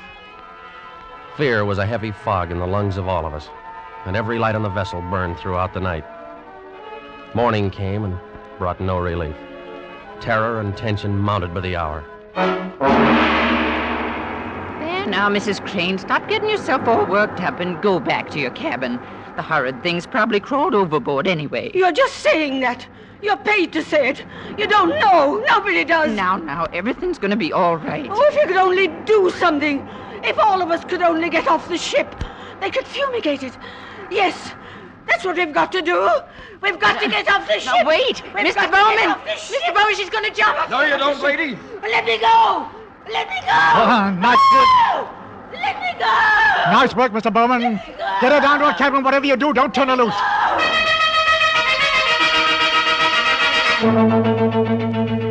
Well, you never know when it might strike you. You can't put on a coat or move a chair without risking your life. Now, something's got to be done. It might be right here in this lounge. All right, Miss Steve. You better quiet down. Take it easy. Take it easy, huh? Well, you're a great officer. Why don't you do something about it? That thing might be crawling around here right under our feet somewhere. Like I said, shut up. Are you trying to start a panic? I got a right to talk. I don't want to die. Nobody's going to tell me.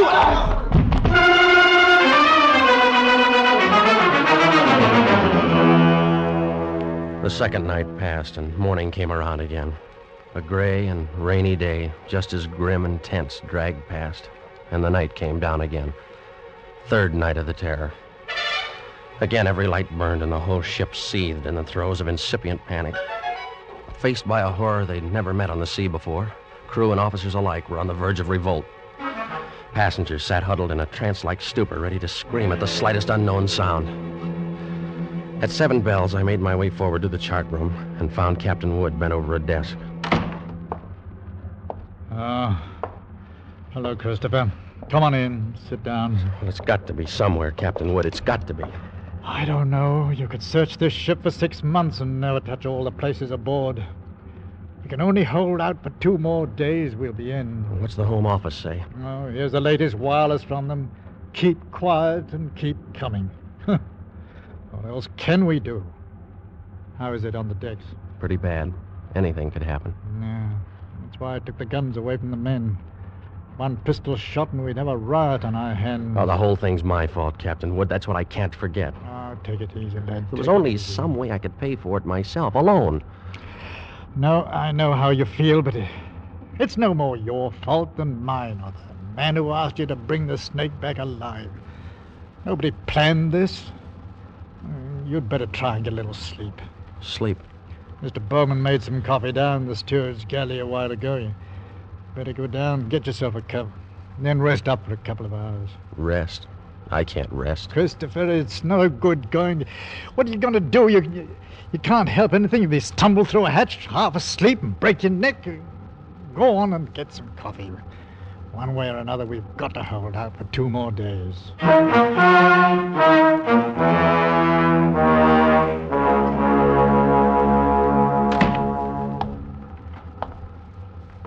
The light was on in the steward's galley, and the coffee pot was standing on the stove. It was still warm, so I didn't bother to heat it. I poured out a cup, carried it over, and set it on the porcelain tabletop in the center of the room. I started to light a cigarette. The door of the pan cupboard beneath the sink was standing slightly ajar, and I happened to glance down toward it. Out from the dark interior of the cupboard shone 2 glittering points of light 2 inches apart. I dropped the cigarette and moved slowly backward.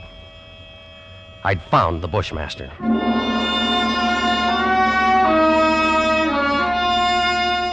As I moved, the snake slid out of the cupboard in a single sinuous glide and drew back into a loose coil on the galley floor, never taking his eyes off me. I moved slowly back, waiting any moment for that deadly slithering strike. How had he known it was me?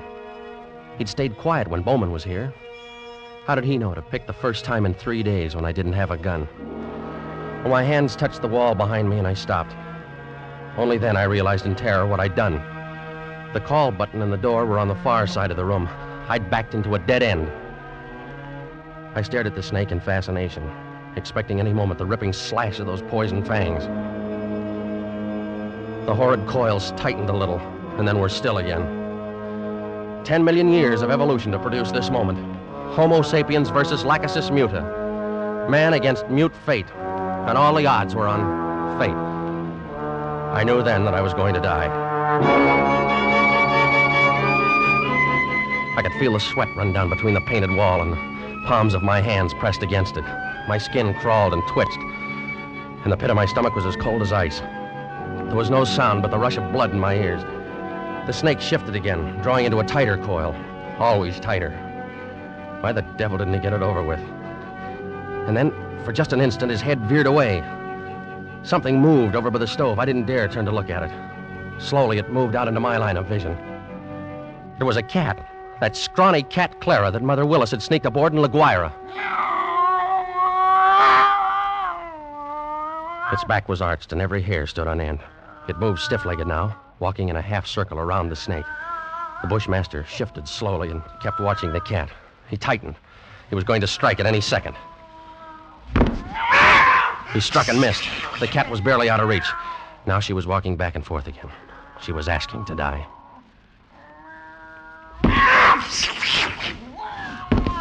Missed again, by a fraction of an inch. He was striking now without even going to a full coil. Missed. Again and again. Always missing by the barest margin. Each time the cat danced barely out of reach, and each time she countered with one precise spat of a dainty paw, bracing her skinny frame on 3 stiff legs. And then suddenly I realized what she was doing. The Bushmaster was tiring, and one strike was just an instant slow. But in that split second, sharp claws raked across the evil head and ripped out both of the lidless eyes. That cat had deliberately blinded the snake. Well, he didn't bother to coil now, but slid after her in a fury, striking wildly and rapidly, always missing, and every strike was a little slower than the last one. Until finally, as the snake's neck stretched out at the end of a strike, the cat made one leap and sank her razor-sharp teeth just back of the ugly head, sank them in until they crunched bone. With tooth and claw she clung as the monstrous snake flailed and lashed on the floor, striving to get those hideous coils around her, trying to break her hold, to shake off the slow and certain paralyzing death that gradually crept over him and at last stilled his struggles forever.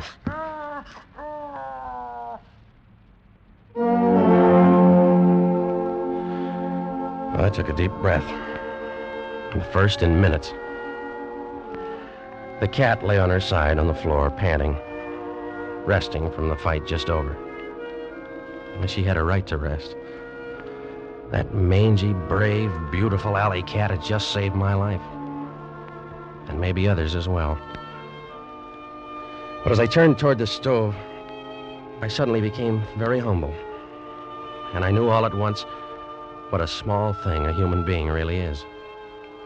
I and others aboard were still alive only by the merest accident.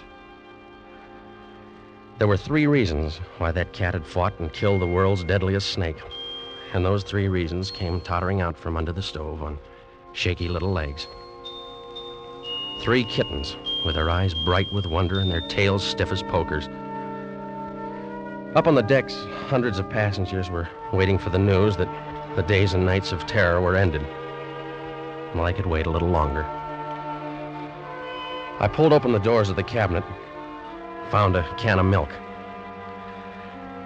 and then I dropped down on my knees on the floor of the galley.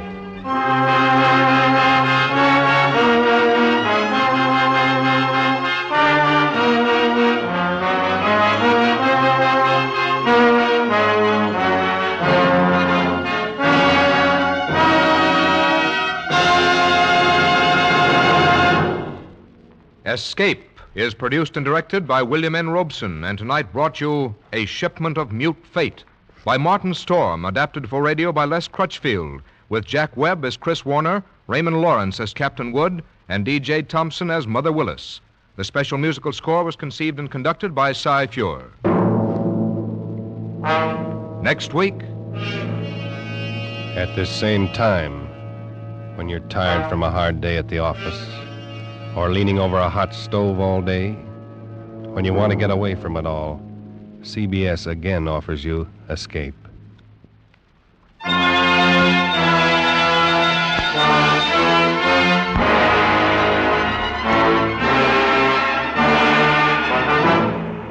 good night then until this same time next week when CBS again brings you Escape. This is CBS, the Columbia Broadcasting System.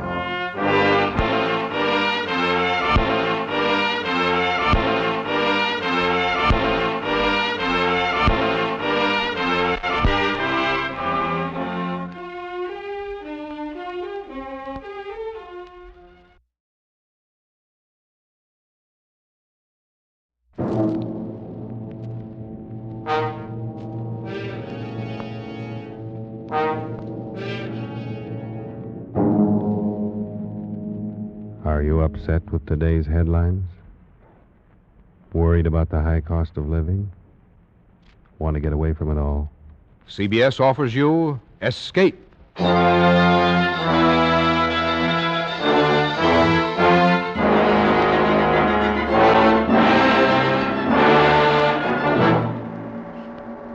You are the friend of a man living in death, confidant of a ghoul, witness to a nameless terror. You are a guest in the House of Usher. The Columbia Broadcasting System and its affiliated stations present Escape, produced and directed by William N. Robeson, and carefully plotted to free you from the 4 walls of today for a half hour of high adventure.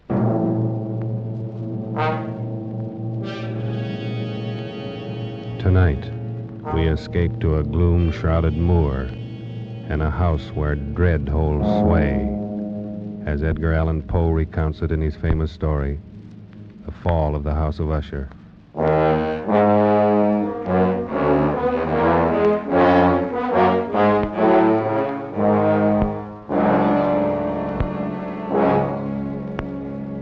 It is with some regret, but I believe advisable that I identify myself only as a friend of Roderick Usher. Certainly the last and perhaps the only friend of that unhappy man. Having only one sister, he was the last male descendant of the ancient house of Usher. Roderick had been one of my boon companions in boyhood, but many years had elapsed now since our last meeting. And so as I held his letter in my hand, not yet opening it, I reflected with no little sadness upon the devious fates that chart our courses and drive old friends away from one another.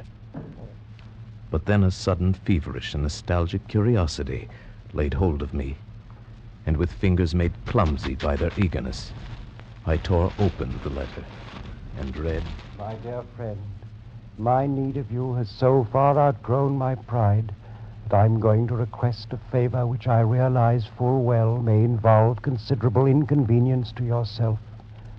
For some time past, I have been suffering from an acute bodily illness intensified by serious mental oppression, if I may so call it.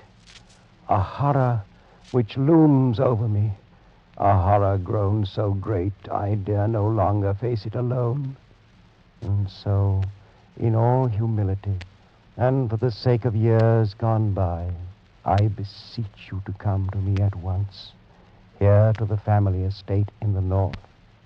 Should events conspire to prevent your coming, then only God may know the consequences. Your friend in desperation, Roderick Usher.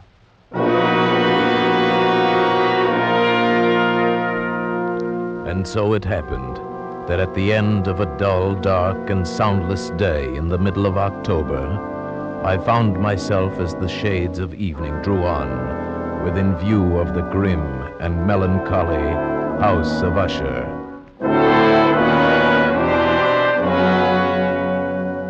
I confess that the first sight of the house, the fungus-covered walls of stone thrusting their crumbling ramparts against the darkening sky, rising out of the sullen, sluggish waters of the black tarn at their base, the bleak and vacant windows staring blindly, the bone-white trunks of decaying trees, these things filled me with a nameless and desolate terror, so that I reined in my horse and sat trembling, half fearing to cross the wooden bridge that led over the waters of the moat and up to the entrance of the house of Usher.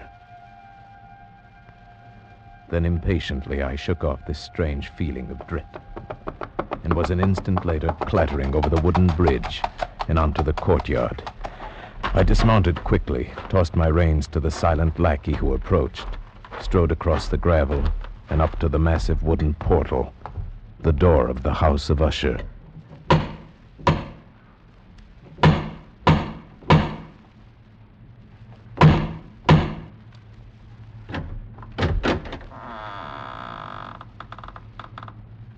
Good afternoon. My name is... I know. You're the friend of Master Roderick. Please come inside, sir. Thank you. But may I inquire how it happens you know me? You have been expected for some time, sir. Yes, true. But also I'm a stranger to you and could be some other visitor. That you could be anyone other than the friend whom Master Roderick expects, sir, would be impossible. You see, no one else would ever come to this house.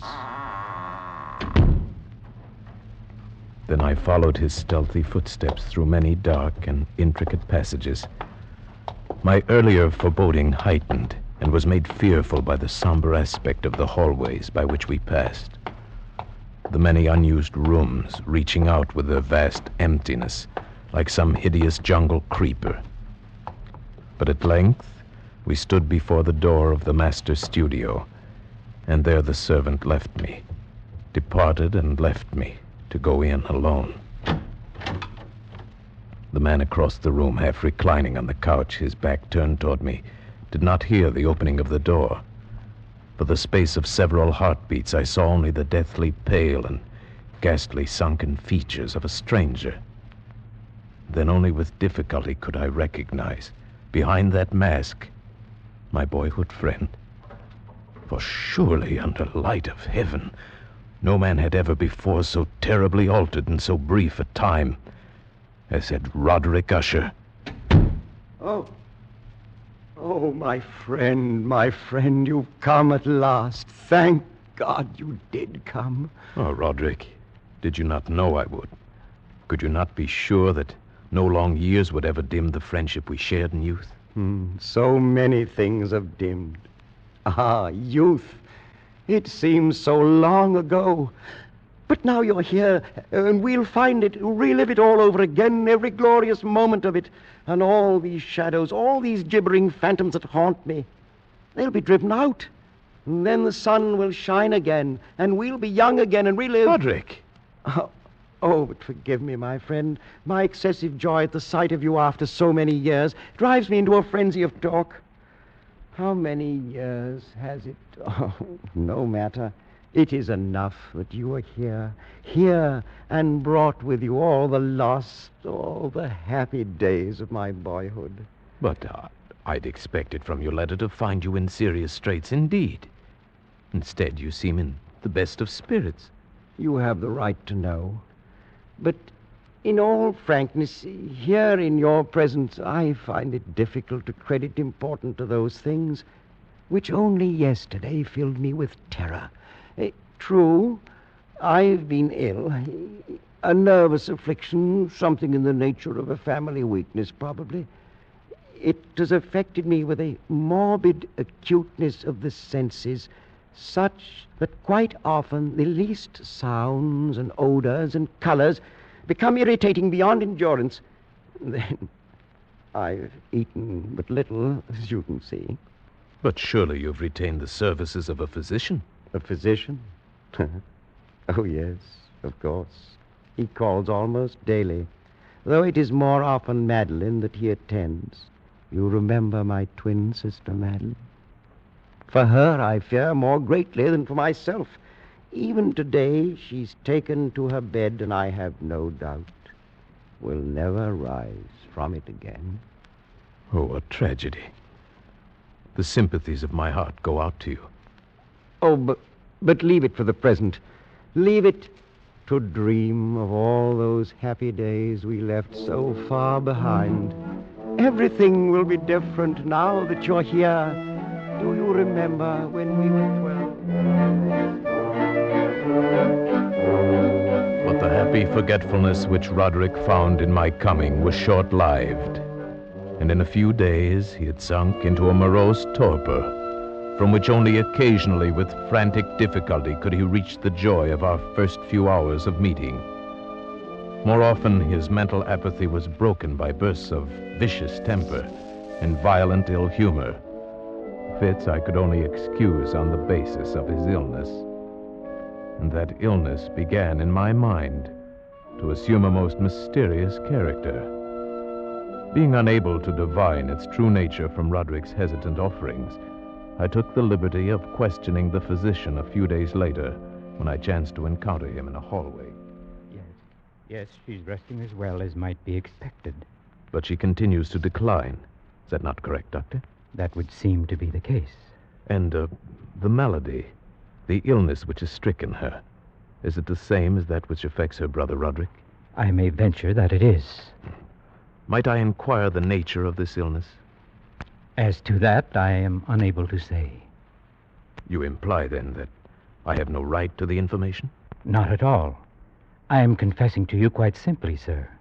I do not know what afflicts Madeline and Roderick Usher.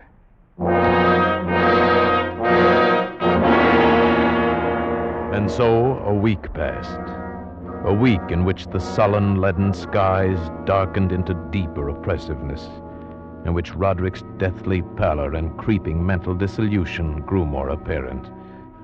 A week in which the monstrous atmosphere of this ancient mausoleum began to crawl insidiously within my own consciousness, stirring into life a formless, unknown dread.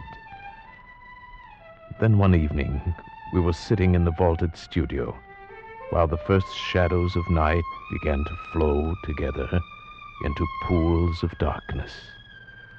Roderick had been unusually troubled during the day and had been trying to find some solace by playing on the violin. Of a sudden, there came a knock upon the door. Stop it! Stop that infernal pounding, do you hear? Do you wish to drive me completely mad? Open the door and come in, come in! It's the doctor. Well, what is it? What do you want? Master Usher, I regret that I must say this, but it is my sad duty to inform you that your sister Madeline is no longer living. Madeline, my sister. Then she's dead? She breathes no more. Dead? And perhaps, my dear doctor, you can tell me what caused her death. Unfortunately, I can only take refuge in the term heart failure. Heart failure? Yes, of course. Very well, doctor. If you'll be kind enough to wait, I'll come down directly and discuss the arrangement. At your service. I bid you good afternoon, gentlemen. Roderick, I assure you of my deepest sympathy. You do.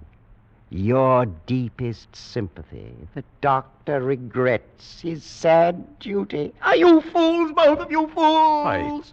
I don't understand. Haven't you seen it yet? Can you not feel it about you?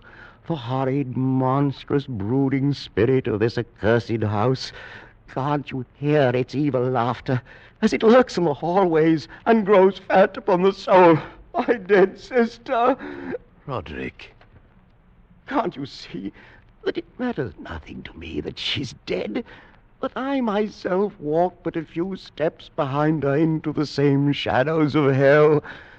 Can't you sense those hideous tentacles, even now, reaching out for me,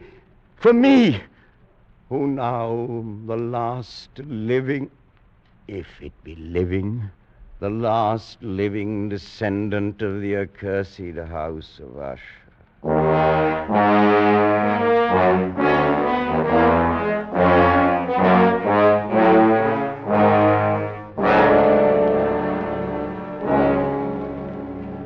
Such was the passing of Madeline Usher, once living, now dead. And her very death, untimely in its aspects, bore to my trembling soul a portent of events yet more hideous, more horrible, and yet to come.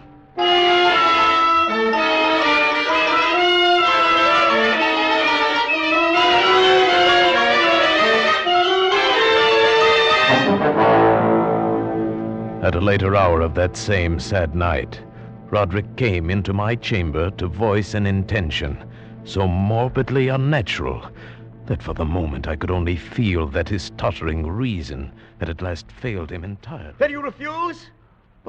But Roderick, this is madness. I tell you, before this night is over, the coffin body of my sister shall rest in the vault beneath this house, and if you will not help me, I shall do it myself. But why? Why? I could not stand to think of her buried out there in the dark graveyard, alone among the dead.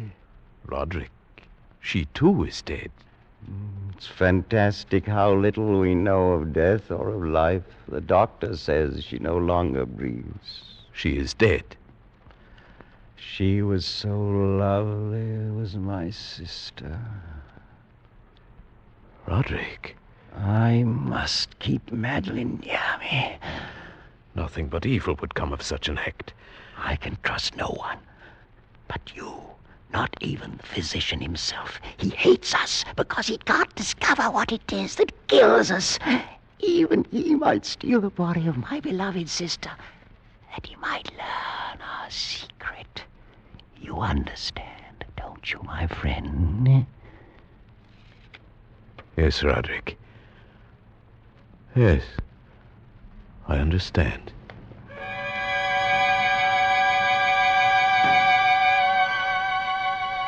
And so it came about. Near midnight, we two alone made our way to an upper chamber of the house. and taking up the black coffin between us, in the shuddering light of candles, we walked the tortuous passageways, slowly descended the curving stairs of stone, passed beneath the moldy level of the earth, forced open a massive and age-rusted door of iron, and stood at last, with our ghastly burden, in a subterranean, dank and musty crypt, underneath the house of Usher. Over here, my friend, on these trestles. Now, a trifle higher with the head. There. Oh, may you sleep in peace and dream, sweet sister, from I who tread the same path soft behind you. Come, Roderick. The thing is done. Oh, wait. Stay a moment. We've not yet affixed the coffin lid. See? I've left it loose so it can be turned back. No, I beg you. A last farewell, no more. Look. Is she not beautiful? Yes, she was very beautiful. Was? Yes, of course. The look of her confused me. But do you not see it, too? The warm glow of the cheeks, the eyes shut softly, those lips half-parted. Does it not seem that she may rise up and speak to us at any moment? This gruesome place inspires those morbid fancies. Morbid fancies? That now dead she seems to live, and living seems already dead? Man, you seek out madness. You court it with your very thoughts. And if I do, what matters? What value can there be in reason without the hope of life? Dead, you say to me, she is dead. Upon what certainty? Why not with equal reason say instead she lives? And that I, the last of Usher, am the one who is already dead.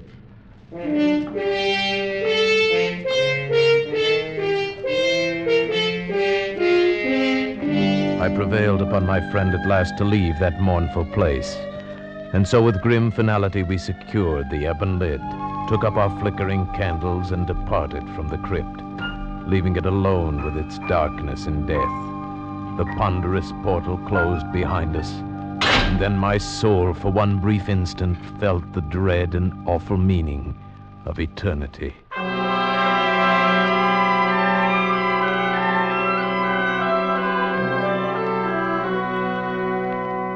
There followed then a week of such dreary gloom and melancholy that my own spirit quavered at the menace of the nameless thing enshadowed in that house. By perceptible degrees, the living soul of Roderick Usher flickered lower. More ghastly grew his pallor, more tremulous the extremity of his terror.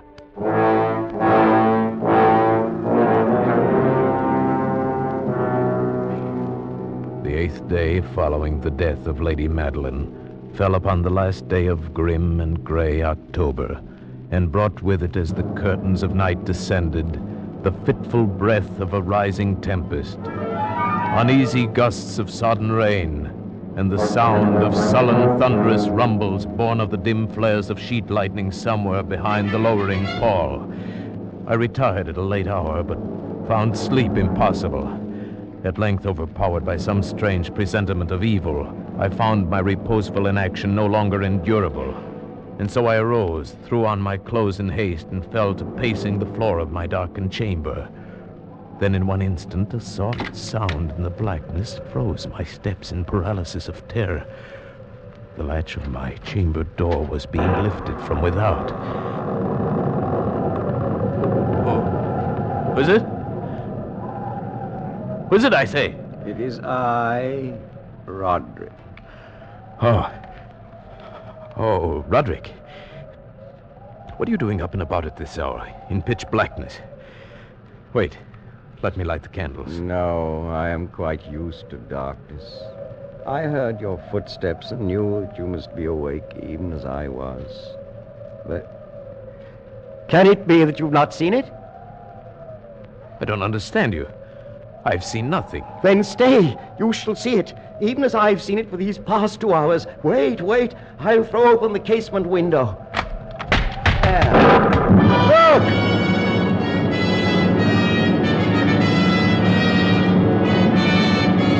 It was indeed a tempestuous yet sternly beautiful night, and one wildly singular in its terror and in its beauty. The exceeding density of the clouds which hung so low as to press upon the turrets of the house did not prevent our perceiving the velocity with which they flew careening from all points against one another. We had no glimpse of the moon or stars, but terrible to behold, the undersurfaces of the huge cloud masses, as well as all terrestrial objects immediately around us, were glowing in the unnatural light of a faintly luminous and clearly visible phosphorescence, which hung like a shroud about the mansion itself. You see, my friend, tonight the thing grows bolder, gathers strength from the storm and from the dead soul it's eaten. No, Roderick, you must not look at this. Here, I shall close this window and pull these curtains. And now, candlelight. Such darkness is the very mother of evil fear. There. Now come, sit here. Suppose I read aloud from some book or another. As you wish. I presume it matters little which. Oh, here. Here is a volume of The Mad Tryst by Canning. Will it serve? As you said, it matters little. I've always found the scene to be quite entertaining, wherein Ethelred dreams of fighting a dragon. Now, let's see. Oh, yes. Here it is. And so Ethelred waited no longer to hold parley with the hermit who mocked him from inside the hut, but feeling the rain upon his back and fearing the rising of the tempest, uplifted his axe and quickly made a hole in the plankings of the door for his gauntleted hand. And now, pulling sturdily, he so cracked and ripped all asunder that the noise of the dry and hollow-sounding wood alarmed and reverberated throughout the forest. Why do you stop? Why, that's strange. I fancied I just heard the very sound I read about. Let us say it was caused by the storm. Pray continue. Oh, yes, the storm. Of course. But Ethelred, upon entering the door, was amazed to perceive no sign of the evil hermit, but instead a dragon of prodigious and scaly demeanor, which sat on guard before a shield of shining brass. And Ethelred uplifted his axe and struck the head of the dragon, which fell before him with a shriek so horrid and harsh, like whereof was never before. What sound is that? Sound? The shriek of a dragon, my friend. Read on. Very well. And now the champion, bethinking himself of the shield of brass, approached across the silver floor to where the shield hung upon the wall. But the shield, not waiting for his coming, loosed and fell upon the silver floor with a mighty great... And, Roderick, I tell you something moves within this house. That sound. It reverberated through the very walls. Can you tell me now you did not hear it? Hear it now? Oh, yes, I hear it and have heard it. Long moments, hours, many days have I heard it. Yet I dared not speak. But why? Do you not know we put her living in the tomb? I tell you now, I heard her first feeble movements in the coffin many, many days ago, and I felt then it mattered little. But now she comes to upbraid me for my haste. And that last dread sound, yes, I heard it, the opening of the metal door to the crypt beneath the house. Now she comes here. Have I not heard her footsteps on the stair? Do I not distinguish the heavy and horrible beating of her heart? Madman that I am, I tell you that she now stands without that door. But even now she opens it. There in the flickering light of candles, In the gloom and curtained doorway stood the shrouded body of Lady Madeline. For one shuddering instant she swayed there. Then as Roderick uttered a single piteous cry, she fell upon him in violent and now final death agonies, and bore him to the floor, a corpse.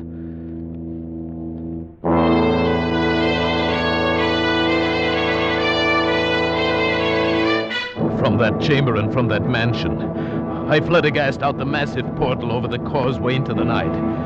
Suddenly there shot along the path a wild light, and I looked back in heightened terror, for the vast house and its shadows were alone behind me. The baleful gleam came from the setting full and blood-red moon, which now shone vividly through a widening crack in the walls of the house itself, and even as I gazed, its vision opened rapidly. There came a fierce breath of the tempest. The entire lunar orb burst at once upon my sight. My brain reeled as I saw the mighty walls rushing asunder. There came a long, tumultuous, shouting sound like the voice of 1,000 waters.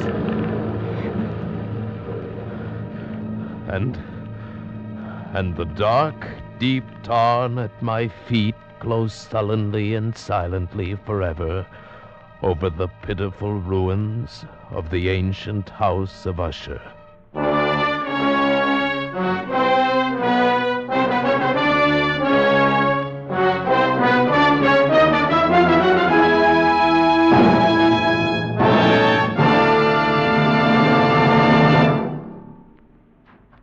Escape is produced and directed by William N. Robeson, and tonight brought you The Fall of the House of Usher by Edgar Allan Poe.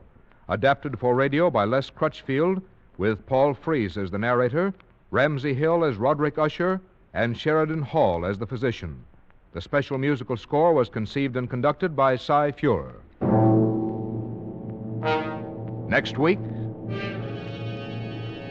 You are the victim of a Porroh man, pursued from the west coast of Africa to the west end of London by a dead man's head, which grins at you upside down.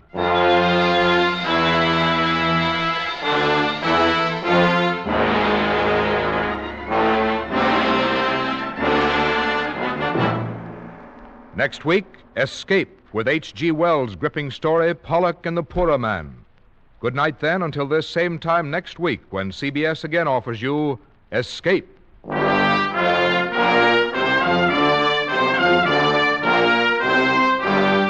This is CBS, the Columbia Broadcasting System.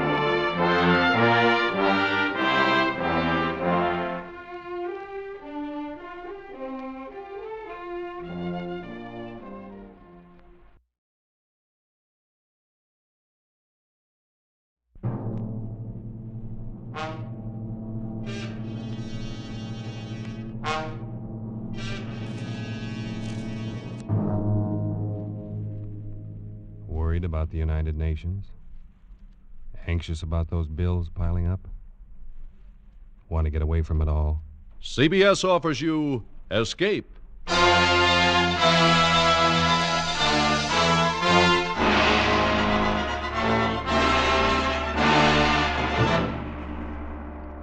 You are the victim of a native witch doctor, pursued from the west coast of Africa to the west end of London by the grinning face of a dead man. You are under the curse of a Porroh man. The Columbia Broadcasting System and its affiliated stations present Escape, produced and directed by William N. Robeson and carefully plotted to free you from the four walls of today for a half hour of high adventure. Tonight, we escape to the dark lowlands of West Africa and the mind of a man who scoffed at native magic, as H.G. Wells paints it in his gripping story, Pollack and the Porroh Man.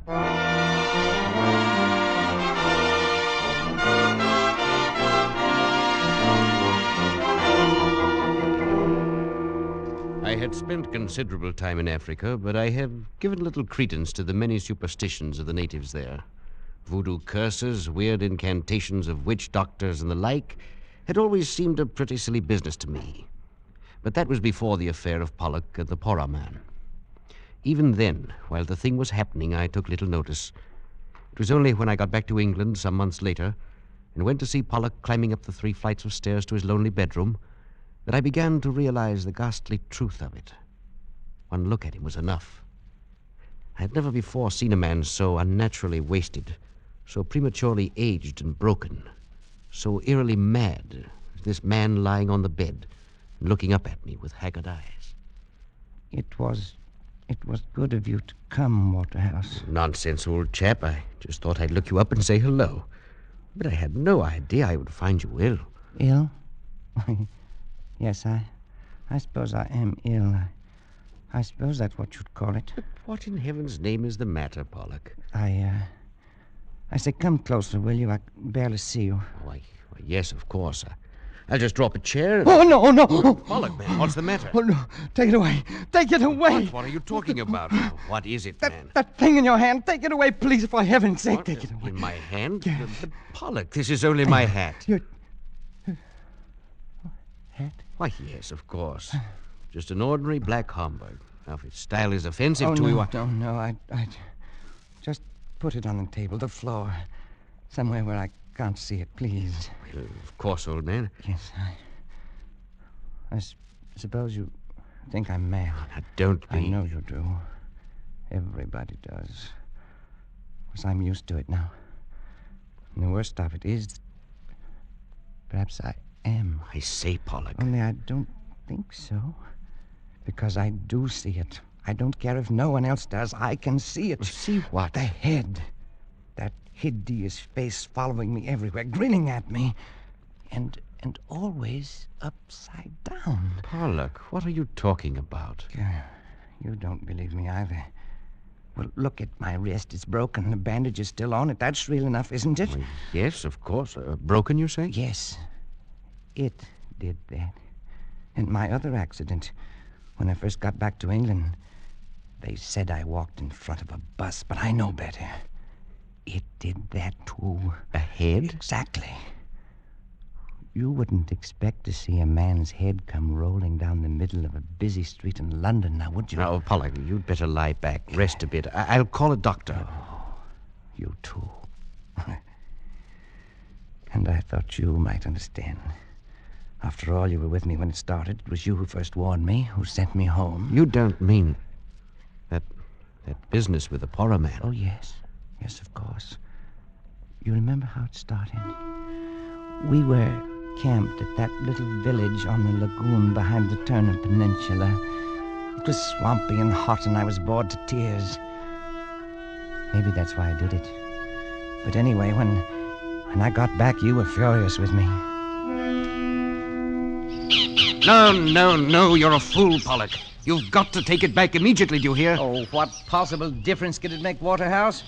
Why all this fuss, old boy? It's only a little wooden statue. Can't be worth anything except for a curio. You're not that stupid, Pollack. You know very well this is a Porroh idol. You must have stolen it from the hut of a witch doctor. Well, and what of it? Don't you see? To them, this is sacred. As sacred as an altar cross to a Christian. You've not only committed a crime in their eyes, but a terrible sacrilege as well.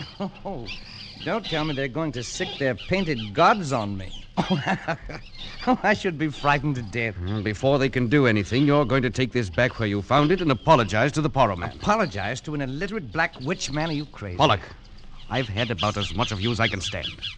You're one of those infernal fools who think a black man isn't a human being. I can't turn my back, but you're running crossways to them, getting you some scrape or other. The third time this month, and this time it's serious. Are you telling me you're going to send me home? I honestly think it would be best. Well, as a matter of fact, I'm all for it. I'd be very happy to get out of this sticky, dirty, godforsaken place. Very well. But before you go, Pollack, for the good of the expedition, you've got to take that thing back and apologize.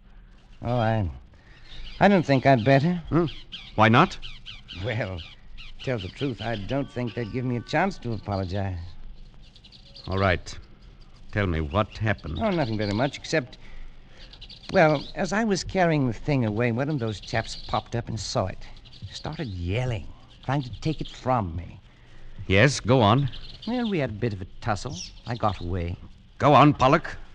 We were on the bank of the river, and I toppled him over, that's all. He fell into the river? Yes, I think he may have hit the rocks first. Was he badly hurt? I don't know. I didn't stop to find out. He was dead, wasn't he? I really don't know. Oh, you fool. Oh, it was an accident. I had no An intention. accident, a lot they care. It was bad enough with the idol, but you've probably killed a man. We're in for it now. Well, there's nothing to be frightened about. Nothing. In the first place, I should think even your conscience would suffer a little. The second, you don't seem to understand about this Porroh business. It rules the country. It's the law, religion, medicine, everything. And these Porroh are the most vindictive men on earth. The one whose idol you stole and whose follower you killed will be duty-bound to do something about it. And there's no telling what he will do. Oh, come now. You don't believe in these voodoo curses and things? Of course not. I'm thinking of something much more real than that. I mean, you might try something rough. I can only advise you to lie low until we can get you out of here in the morning. I'll take you as far as Sulima and see you safe aboard a steamer. You needn't. I can go alone from here. Not far. You still don't understand this business. You wouldn't get a quarter of a mile from this camp alone.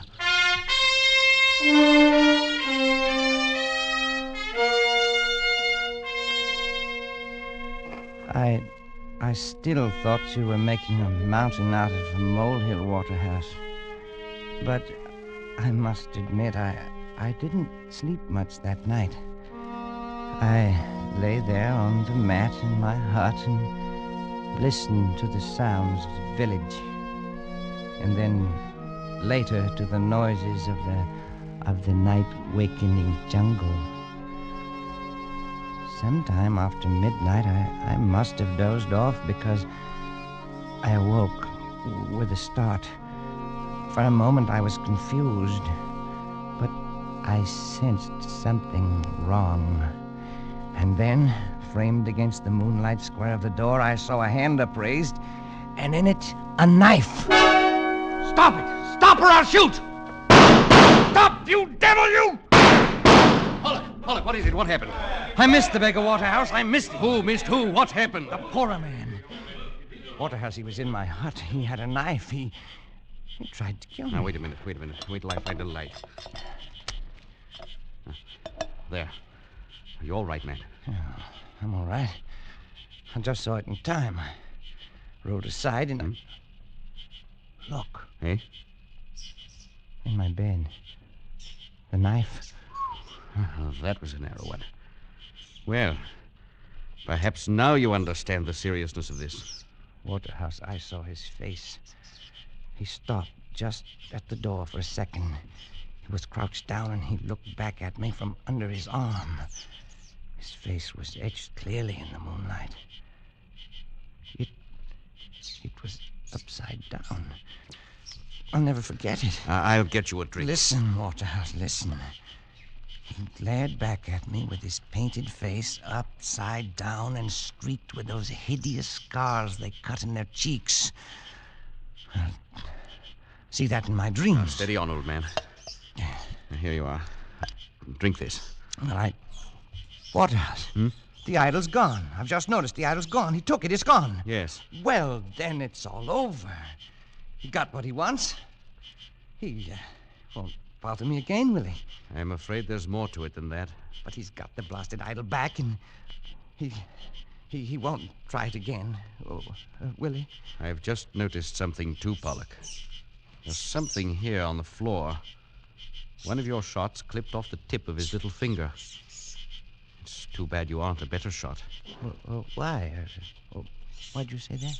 Because I'm afraid we haven't seen the last of this business yet.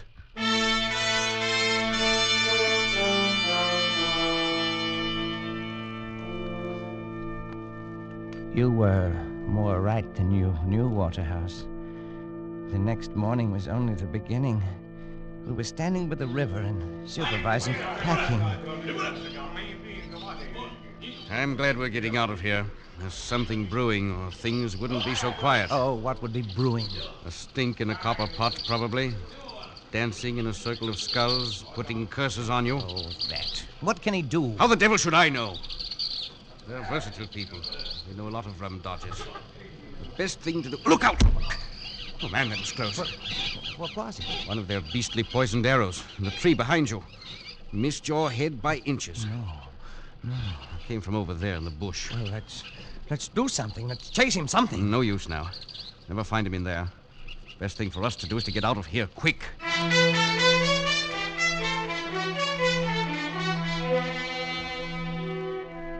Well, we got out all right. You remember how we went down the river, keeping as far from the banks as possible? You thought I was safe when you got me to Salima and said goodbye, didn't you, Waterhouse? So did I. You said goodbye and went back to the interior. Nothing happened for 2 days, and I was beginning to feel that the whole thing was just a nasty dream. And then as I was walking in the compound, I was hit in the arm with a slug. It was a long shot. The bullet was spent. I only got a flesh wound. But I knew he was there. And I decided to confide in Porroh, the little Portuguese who had rented me a hut in his compound. He took it seriously. It is a personal question, you know. It's revenge, see? And he must hurry because you will leave the country. Yes, I'll be on the boat to Freetown in 3 more days. Then I'll be rid of him forever. Perhaps. Then there's this magic. Of course, I don't believe in it. Superstition. But still, it's not nice to think that wherever you are, there's a black man spends a moonlight night, sometimes dancing around a fire to send you bad dreams. You have any bad dreams? Well, there. Keep seeing the beggar's head upside down, grinning at me, showing all his teeth the way he did in the hut. Now, it's nothing to be afraid of. It's not pleasant either. Then they say Porroh men send snakes. You seen any snakes lately? Well, only one. I killed one this morning on the floor under my hammock. Almost stepped on him when I got up. Of course, it is coincidence. Still, I would keep eyes open. Then there is the pains in the legs and arms.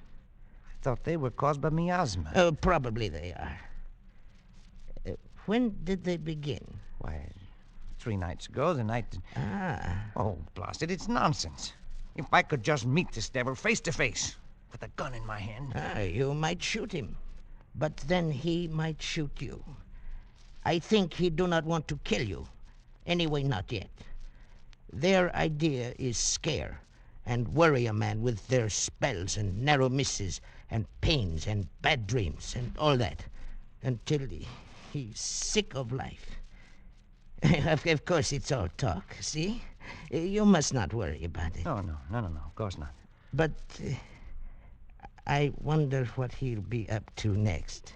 Perhaps it is I who shall be up to something. What do you mean? Never mind. But I'm not one to just sit and take this.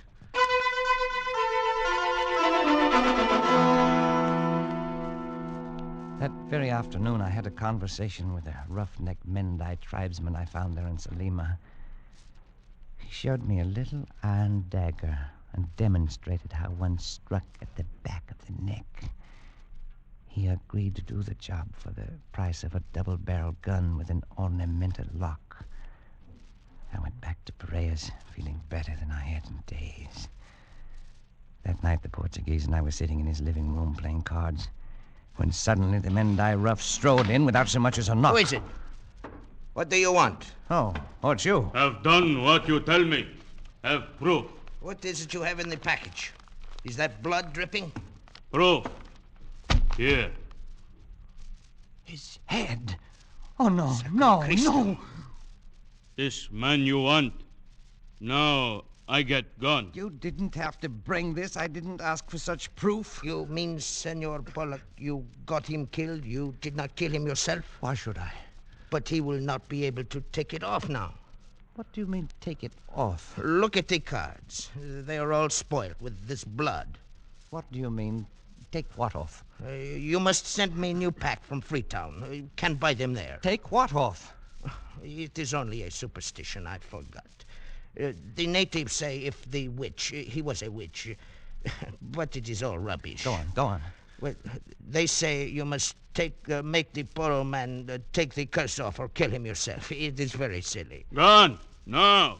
Yes. I'll make it 2 guns if you'll take that beastly thing away. No. 1 gun. No. All right. Freya, that gun you have for sale, give it to him. I have the money right here. Yes, over here. Now, take it and go. Thanks. It is funny how the head sits upside down. Just the way I saw him that night. Just the way I see him in my dreams. Like it was weighted that way. You will take him with you when you go. Maybe take him now. My cards are all spoiled. There is a man sells them in Freetown. You should have killed him yourself. Stop it. Stop it. Stop it!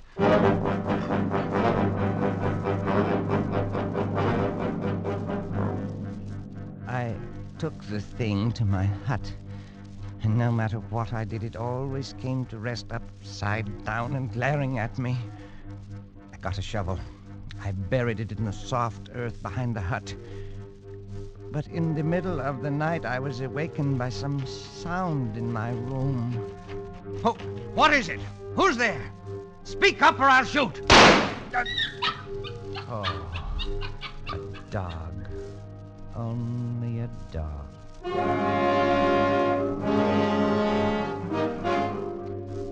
Yes, it's only a dog.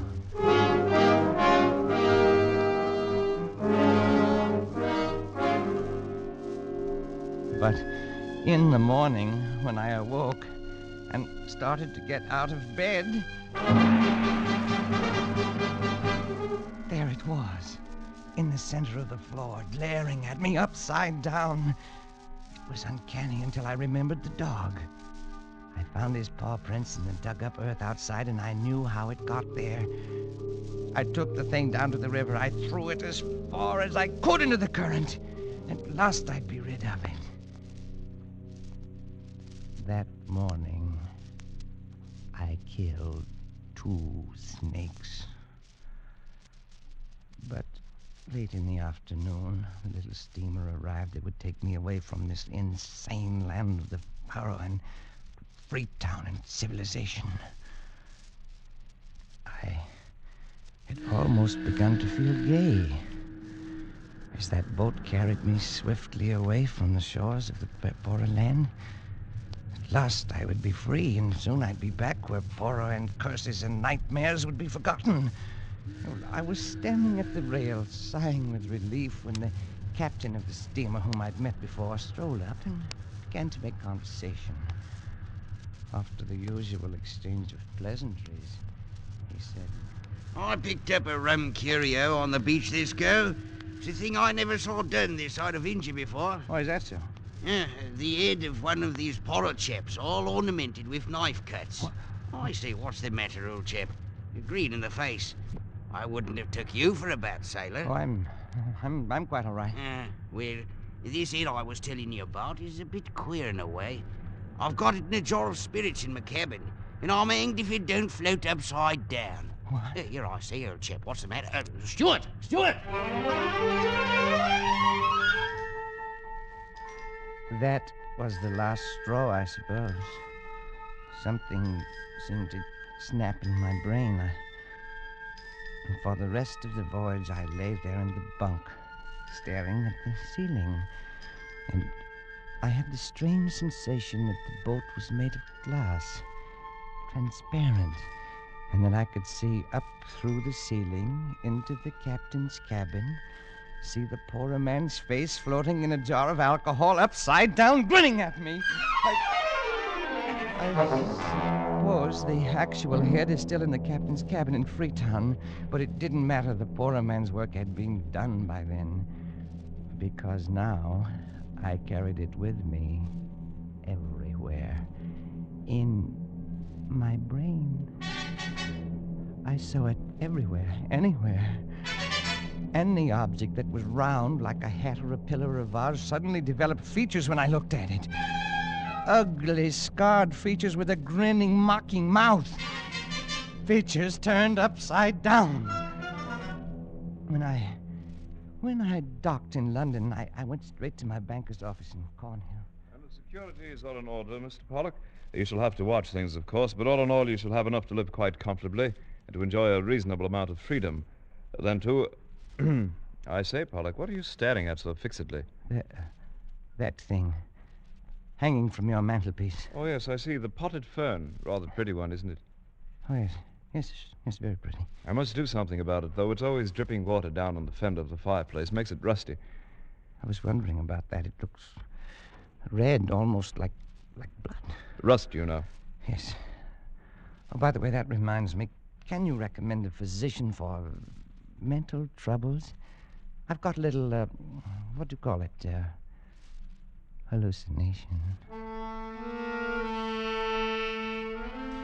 The Porroh man grinned at me fiendishly, and I stared back at him. The banker watched me very curiously for a moment, and then he gave me the address of a doctor, and I left his office. That's when my accident happened. To a man who's been many months in the jungle of busy London streets, confusing enough. But when a head comes rolling down the middle of the street, and between your legs... No!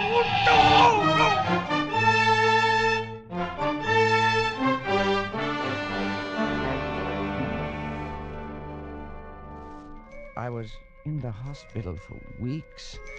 The only permanent injury, however, was the loss of the tip of my little finger. By strange coincidence, the same fingertip of the left hand that I'd shot off the Porroh man that first night. Well, even in the hospital, the Porroh man was with me all the time, everywhere. The doctors couldn't help me. My friends couldn't either. So I tried cycling in the country. But that thing kept rolling along beside me and getting tangled up in the wheels and spilling me. That's how I got the broken wrist. Well, the worst came only last week. I'd just come back from a long walk, hoping to be tired enough to go to sleep. And as usual, that bronze vase was over there in front of the big French window. And it... well, perhaps the poor man enjoys the view of the street 3 floors below. Anyway, this night, I felt a little devil-may-care, so I turned round to it and I looked him in the eye and I said, "So, you're still here, are you, my ugly shadow?" Yes, Pollack. I'm still here. What did you say? I said I'm still here. And I always will be. No, not that too, not that, no. No!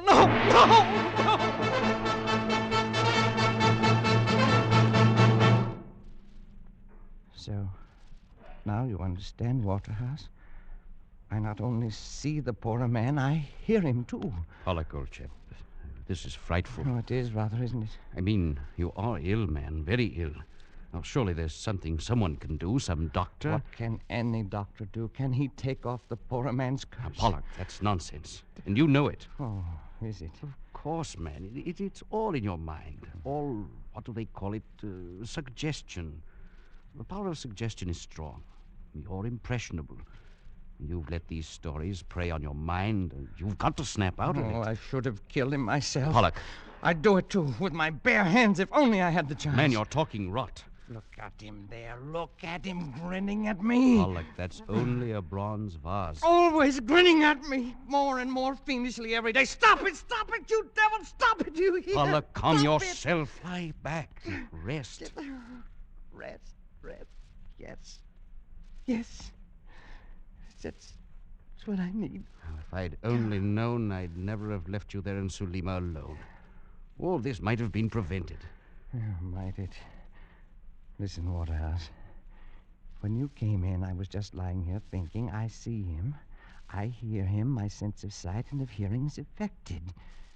And someday, my sense of touch will go, too. When it does, I know that will be the end. I'll be finished. And the Porroh man will finally have his revenge. Won't he? Pollack, old man. When you came in, I was lying here, trying to get up the nerve to walk over there and make the test. And I'm going to do it. No, I won't let you. Now, you can't stop me, Waterhouse. Don't you see? I've got to. I can't go on like this. I've got to know. Have it over with. No, Pollack. It's beyond anything you can do. Stand aside. But stand aside, please.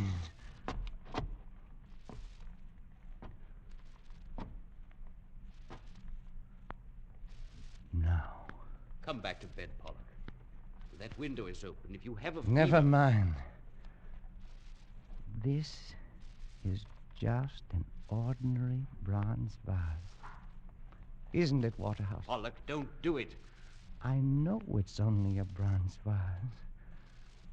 I know that when I will feel only cold metal when I reach out and touch it.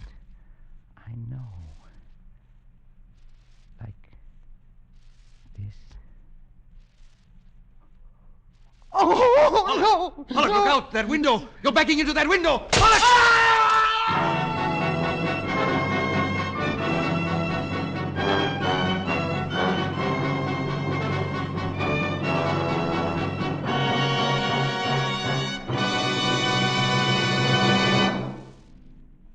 Escape is produced and directed by William N. Robeson, and tonight brought you Pollack and the Porroh Man by H.G. Wells, adapted for radio by John Dunkel, with Barton Yarborough as Pollack, Louis Van Rooten as Waterhouse, and Bill Conrad as Porroh.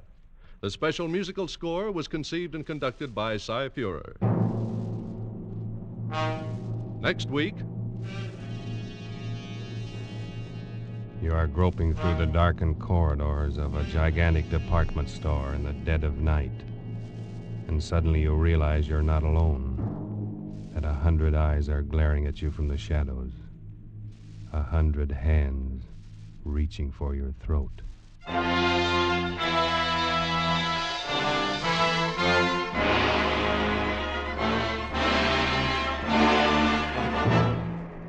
Next week, Escape with John Collier's eerie story, Evening Primrose.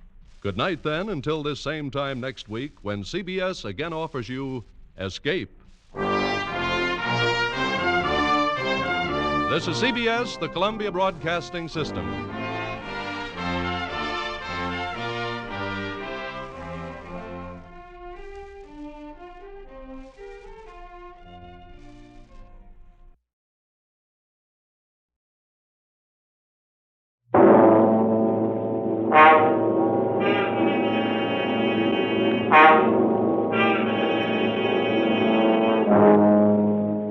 Had a hard day at the office? Backache from bending over a hot stove all day? Want to get away from it all? We offer you Escape.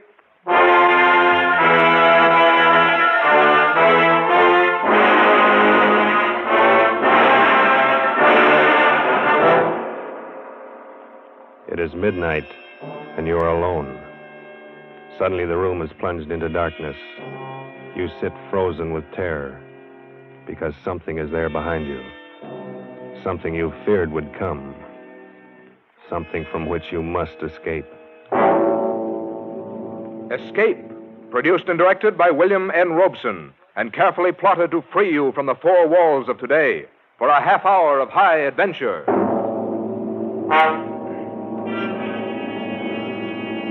Tonight, we escape to London, and a world made strange and terrifying by the workings of an ancient barbaric curse, as Montague R. James tells it in his weird story, Casting the Runes.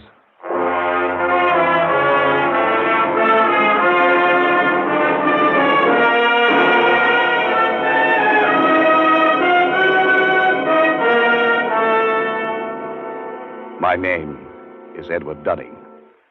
I'm a scientist. I'm used to dealing with facts, not fairy tales. I'm regarded as Britain's leading authority on medieval life. And as such, I've studied much of the ancient fears and barbaric superstitions of those times. I should have been the first to scoff at any suggestion that the ancient powers of evil, the black magic of Teutonic days, could be believed and practiced in the 20th century. A few weeks ago, I should have laughed had you told me that a curse, a hex, could kill a man. Today, I cannot laugh. It has happened to a man I know of. And now, it's happening to me.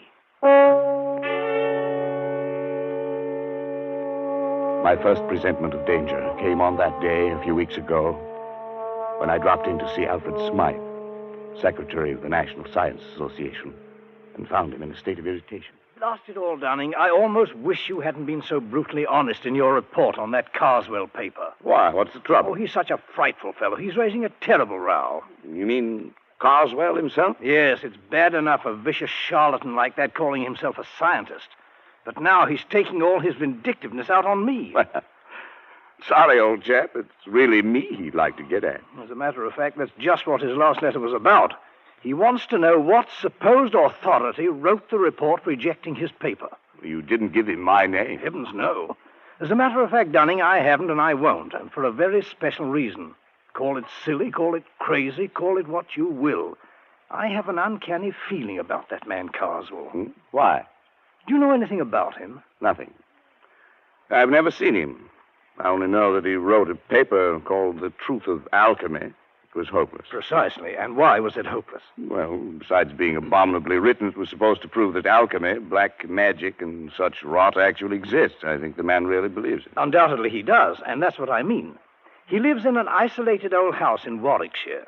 He's rarely seen elsewhere, and in his whole career he's written only two things. This paper and a history of witchcraft published 10 years ago. Yes, of course. I remember now. So that's the man. Yes, and that book was even worse than this paper. The man has a warped mind. I'm sure he's tried every unhealthy experiment in alchemy, witchcraft, and black magic. There's no telling to what lengths of vindictiveness a man like that might go. Well, it does sound a bit queer, but... Not queer, Dunning.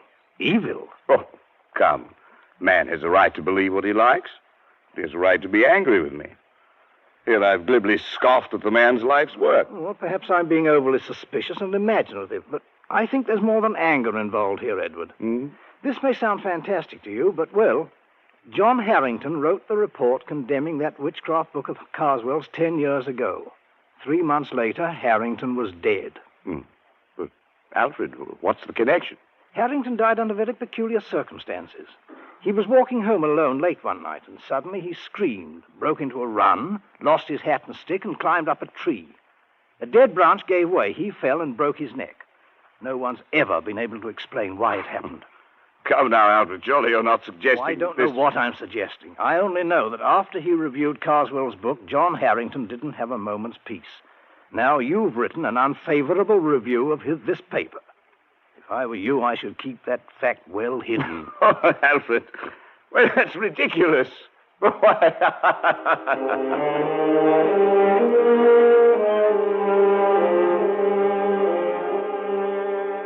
Yes, I laughed at Alfred Smythe's fears.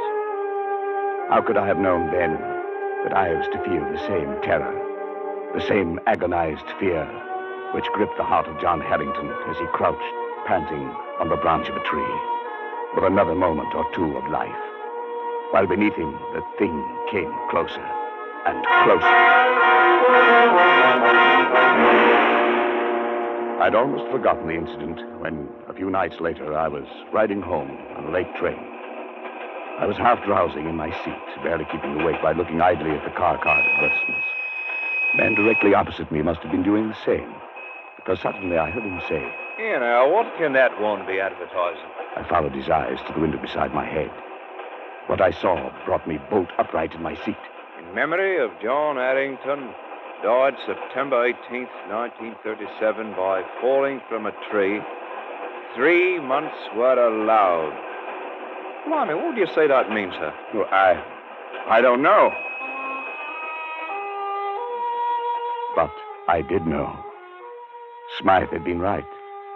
The affair with Carswell was not over, but only begun. I asked the conductor about the card, but he was as puzzled as I was. He had never seen it before. The card must have been put there expressly for me. That meant that Carswell knew it was I who had reviewed his paper. How had he found out? I got the answer the next day. I was in the select manuscript department of the British Museum doing some research in the quiet, almost deserted room. I'd been working steadily for an hour, oblivious to my surroundings, when suddenly, just at my shoulder, I heard a voice. Edward Dunning, you are allowed 3 months. I swung around at my seat. There was no one within 20 feet of me. I sat for a moment, shaken, and then I stooped to pick up the papers I had brushed to the floor. I straightened up to find a stout, elderly gentleman standing in front of me. Excuse me, sir. Yes? May I give you this paper? I think it should be yours. Oh, yes, so it is. I thought I had them all. This one seemed to have slid across the floor. Thank you very much. Not at all, sir. Good afternoon. He walked slowly away and out of the door. A kindly, stout old gentleman. But there was something about him that made me feel strange. I went over to the attendant. Yes, Mr. Dunning? Did you notice that gentleman I was just speaking to? Oh, yes, of course. Can you tell me his name? Why, that's Mr. Carswell. As a matter of fact, he was asking about you only the other day. Asking about me? Well, he asked who were the great authorities on medieval science. Of course, I told him you were the only one in the country. Oh, I see. Would you like to meet him, Mr. Dunning? I'll see if I can... No. No, thank you.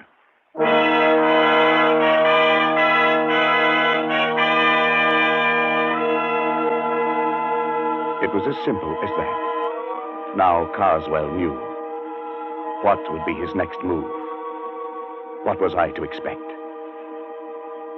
I reached home at dusk, and trouble stood on my doorstep in the long face and stooped form of my family doctor. I've had to upset your household arrangements, I'm sorry to say, Dunning. I've had to send both your servants to hospital. But what happened? Something like ptomaine poisoning, I should think. It's nothing serious. Well, what could have caused it? Well, that's the rather odd thing. They tell me they bought some shellfish from a hawker and headed for lunch. I've made inquiries, but I can't find that a hawker called at any other house on this street.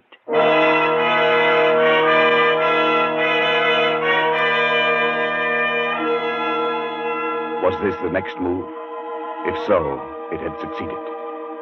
I was alone in the house, and my nervousness increased as darkness closed in and the hours advanced toward midnight. I went to bed, but almost immediately I thought I heard something. My study door opening downstairs. I went out and leaned over the banister. There was nothing moving, nothing visible. There was only a sudden, surprising gust of warm air playing about my legs. I went back into my room and locked the door. Suddenly, the lights went out. No doubt it was only a blown fuse, but the chills were playing up and down my spine. I went over to the bed and reached for my watch under the pillow. I suppose I wanted to find out the time. I don't know why. But fumbling on the pillow, my hand touched something far different from a watch. It was like a mouth with sharp teeth and hair around it, not human at all. I fled from my bedroom and spent a long and miserable night locked in a spare room, my ear to the door. But nothing came. I was not disturbed again. In the morning, I searched the house and found nothing unusual. But the mark of fear must have been stamped on my face, for Smythe noticed it next day. Dunning, you look as if you hadn't slept for weeks. Is anything wrong? I don't know, Alfred. Yes, there is. Carswell knows. How? They told him at the museum. Of course, we should have thought of that. Has anything happened yet? I don't know. It's too fantastic. It's probably my mind, hypnotic suggestion or something, but like that man Harrington, I have 3 months left. Edward. Must have been hearing things. I'm all on edge. I don't know what to think. John Harrington had a brother, Henry. Perhaps I'd better get you in touch with him. He might know more about this man, Carswell. Yes, do it. And quickly. 3 months is not a lot of time.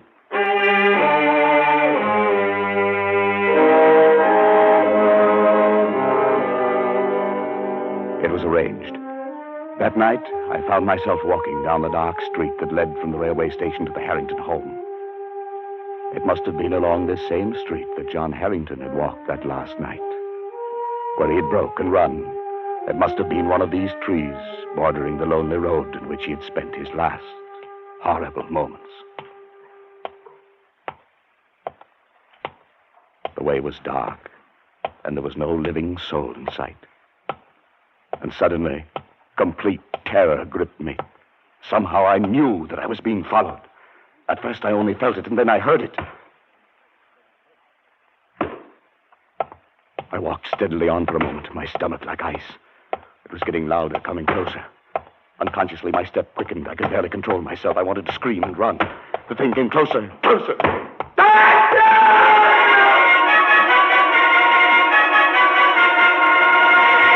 I confess, I broke and ran madly for my life.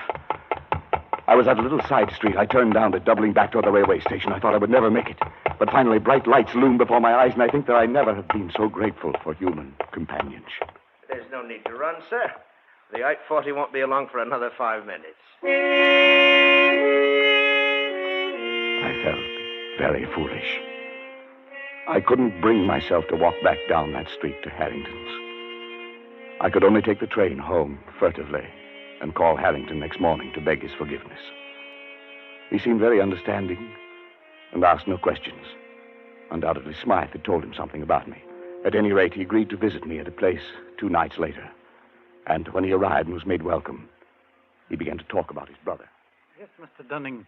John was in a very bad state for weeks before the accident, if that's what it was. The principal thing seemed to be the notion that he was being followed. It became an obsession. Yes, I know. I don't think his death was an accident. Then perhaps you can explain it? No. But I have one clue. Your brother reviewed a book very severely not long before he died. Just lately, I happened to cross the path of the man who wrote that book. And his name, of course, is Carswell. That's right. Well, as far as I'm concerned, that does it. Before he died, John was beginning to feel, much against his will, that Carswell was at the bottom of his trouble. Why? Well, it doesn't make sense. None of this does. But tell me. My brother liked music. He went to all the concerts in town, and he made a hobby of collecting the programs. One night, about 3 months before his death, he brought one home and showed it to me. I nearly missed this one, he said. It seems he'd lost his and was hunting for it under his seat, when a neighbor, a rather stout elderly gentleman, offered to give John his. The kind gentleman was Mr. Carswell. Undoubtedly. I started to leaf through the program and noticed on the second page some rather curious letters, carefully written there in black and red ink. Neither of us could make much of it, except that the letters seemed to be runic. Runes. Runes, of course. Well, John thought it might be important, and debated whether he shouldn't try to return the program to the stout gentleman. But just then the door blew open, and a gust of air, of strangely warm air, blew into the room. In a flash, it took the program and blew it straight into the fire. Yes, your brother was right. He should have returned it. There was nothing to be done then. No, perhaps not. But do you know what runic letters mean? Well, they're old pre-Druid script, I believe. The kind of writing the barbaric tribes used long before the Romans invaded Britain. Yes, that's right. Casting the runes, they used to call it in the old days. Casting the runes. What do you mean? Well, it was a curse, a hex. In primitive England, people thought by casting the runes, that is, handing a person a piece of paper with certain runic letters on it, that you could put that person out of the way, destroy him. It's an old superstition. And the only way to lift the curse was to return the paper to the one who gave it to you. To give it back without his knowing it. What? I don't believe that kind of nonsense. Neither do I. Then what was it that killed John? I don't know. Perhaps his fear of the runes, perhaps brooding about it, becoming neurotic, thinking he saw things and heard things and touched things that weren't there. Perhaps his own mind drove him to death. And what's the difference once you're dead? No difference at all. Casting the runes. Oh, it's rubbish. Yes, of course, but... Good heavens. What is it? I just remembered that day at the British Museum. He cast the runes on me.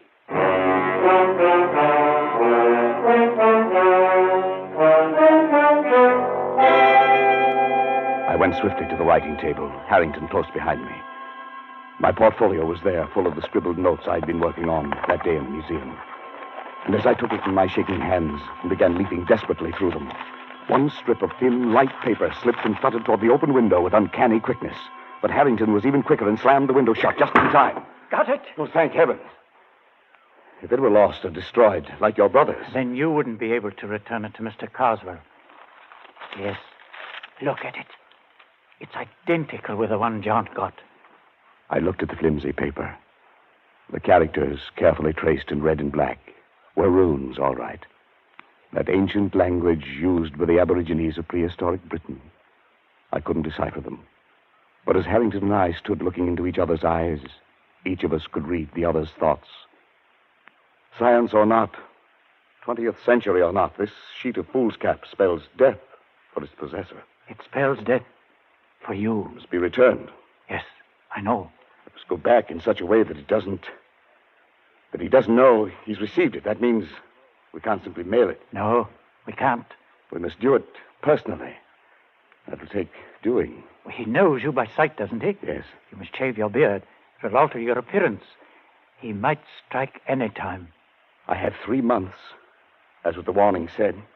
We've got to make good on this Dunning.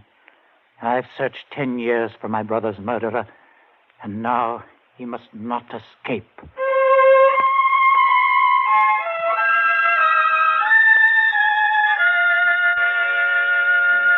I dare not go near Carswell, so Harrington volunteered to keep a watch on him, to let me know when our chance came to return the runes, if it was ever to come. It was only a night or two after Harrington was there that I arrived home and found the calendar had come in the mail. When I examined it, I found everything after November 19th had been torn out. The next night, I had another envelope of the mail. This time it was a woodcut, an illustration torn out of a book, showing a dark, moonlit road and a man walking on it. And right behind him came a huge, dark shape, some awful demon creature. Under it were written some lines from the Ancient Mariner, and as I sat alone and read them aloud, I felt that now familiar gust of warm air playing about my legs. The man walks on and turns no more his head, because he knows a frightful fiend doth close behind him tread.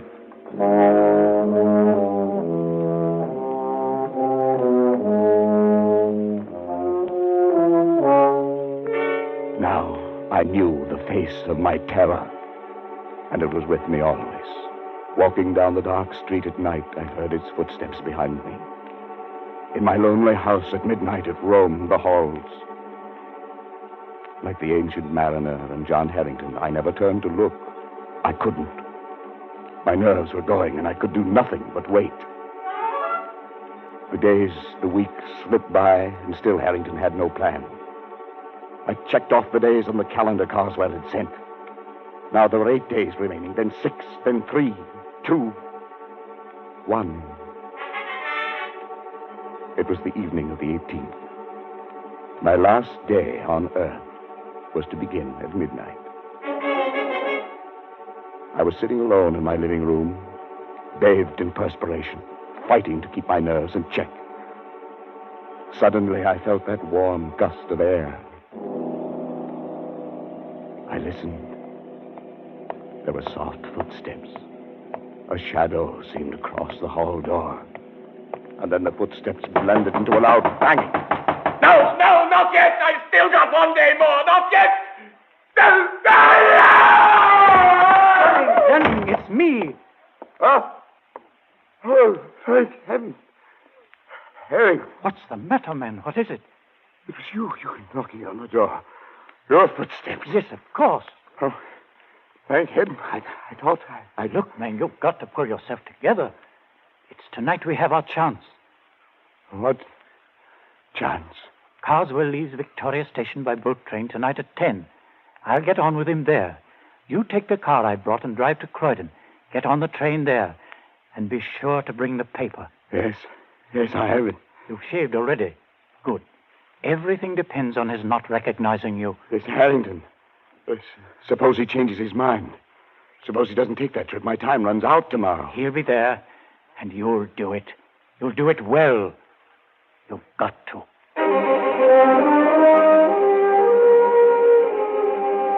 I stood on the platform at Croydon, my mind in a daze. I thought the train would never come, but it did. I saw Harrington at the window. He stared coolly at me. Of course, there was to be no sign of recognition. I entered the coach and slowly made my way down the aisle to the compartment where Harrington sat. Opposite him, staring full into my face, was Carswell. He looked up as I sat down. His eyes were heavy-lidded, his face bland. It was impossible to tell whether he knew. The train started. The next stop was Dover, the end of the line. My last chance.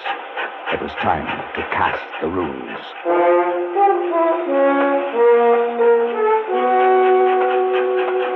It was a strange ride. Carswell and I seated face to face, staring into each other's eyes. Harrington off to the side, pulling at his face with twitching fingers. If I could have only had a few whispered moments with him to plan our strategy, but that was impossible. The moments dragged tortuously. No one moved. Then suddenly Carswell leaned forward. I beg your pardon, sir. Haven't we met? Met? Well, I don't think so, sir. Not unless you're in the plumbing business. Plumbing? No, hardly. I hadn't planned it that way. The words, the accent, just seemed to come by themselves. And Carswell sat back, an enigmatic expression on his face. I wished desperately to know what he was thinking. Then suddenly he got up and went out into the corridor. Was this my chance? I was about to slip over to his bags to see if there were ways to secrete the rooms within them, when I caught Harrington's eye and read a warning in them. Carswell from the corridor was watching, waiting to see if we recognized each other. I muttered a prayer of thanks I hadn't moved. Carswell came back and took his seat. As he did so, wild, exultant hope surged up in my throat, for something slipped off his seat and dropped noiselessly to the floor. It was his ticket case, and he didn't see it. It was a small cardboard ticket case with a pocket on the cover.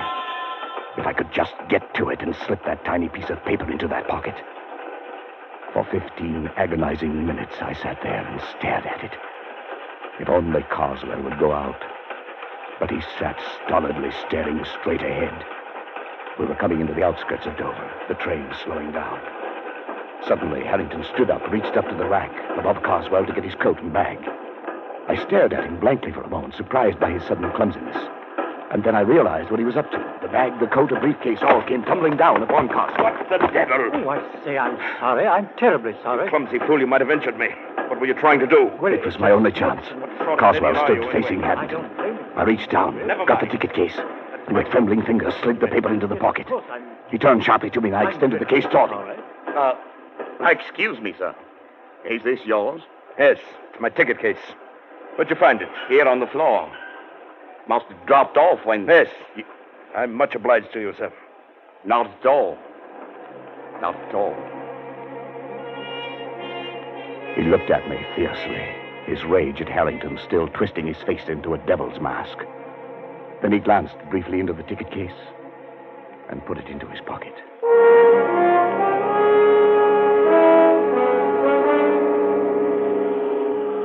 On the railway pier at Dover, Harrington and I followed a few steps behind Carswell. I felt like I might faint. Carswell went straight to the gangway of the boat, and there the purser stopped him. Sir, does your friend have a ticket? My friend? What the devil do you mean? I'm traveling alone. Well, that's funny. I could have sworn there was another gentleman right there beside you, walking just at your elbow. Well, there isn't. And I suggest you see an oculist. Oh, I didn't see. I just felt. Sorry, sir. Must have been your rugs. My mistake. Come on, Dunning. Our job's done.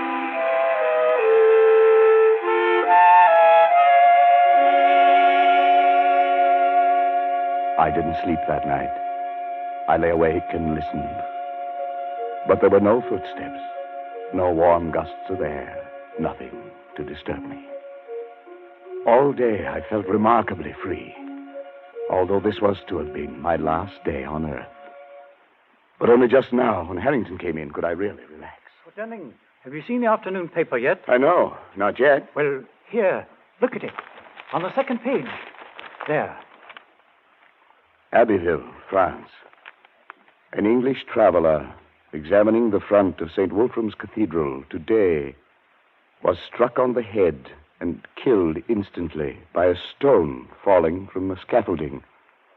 A note of mystery was added by the fact that although the cathedral was undergoing repairs, no workman was on the scaffolding at the time of the accident. The traveler was identified by papers found on him as a Mr. Carswell of Warwickshire. Of course, it could have been an accident. Yes. Yes, it could have been.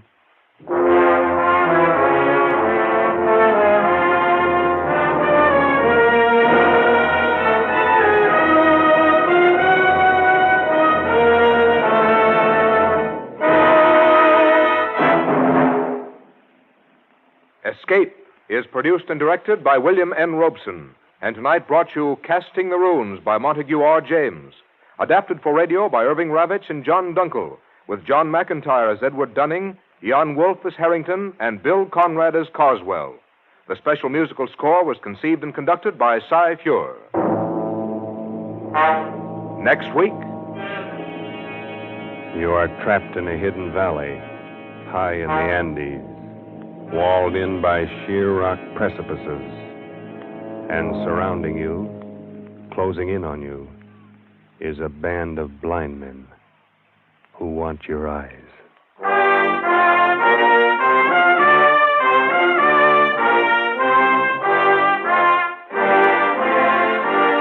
Next week, we escape with H.G. Wells' gripping story, The Country of the Blind. Good night, then, until this same time next week, when we again offer you Escape. This is CBS, the Columbia Broadcasting System.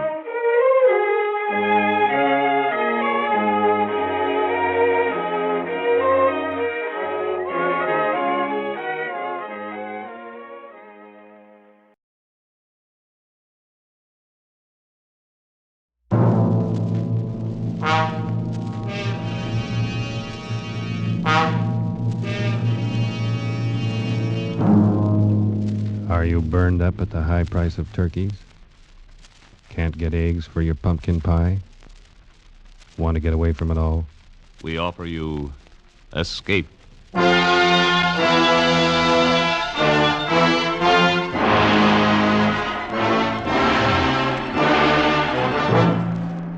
You're trapped in a remote valley of the Andes, walled in by sheer rock precipices, and surrounding you, closing in on you, is a band of blind men who want your eyes.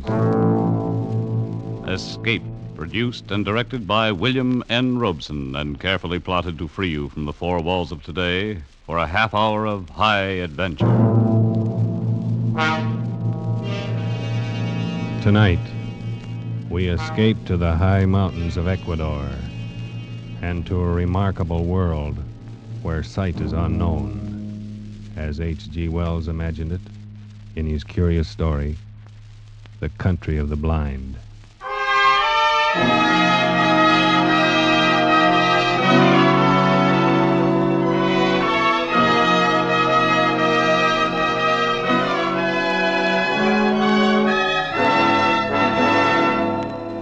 My name is Ibarra. I am a mining engineer in Quito, Ecuador, high in the towering Andes. And up until a year ago, my chief sport was mountain climbing. My last climb was an attempt to scale the remote and forbidding peak of Parascotopetl, a 20,000-foot crag unconquered by man. It is unconquered still. 3,000 feet from the icy summit, our party turned back and fled for their lives. All of us escaped except one, a guide named Nunez, who slipped and fell over the precipice, disappearing into the vast chasm that yawned 10,000 feet beneath us.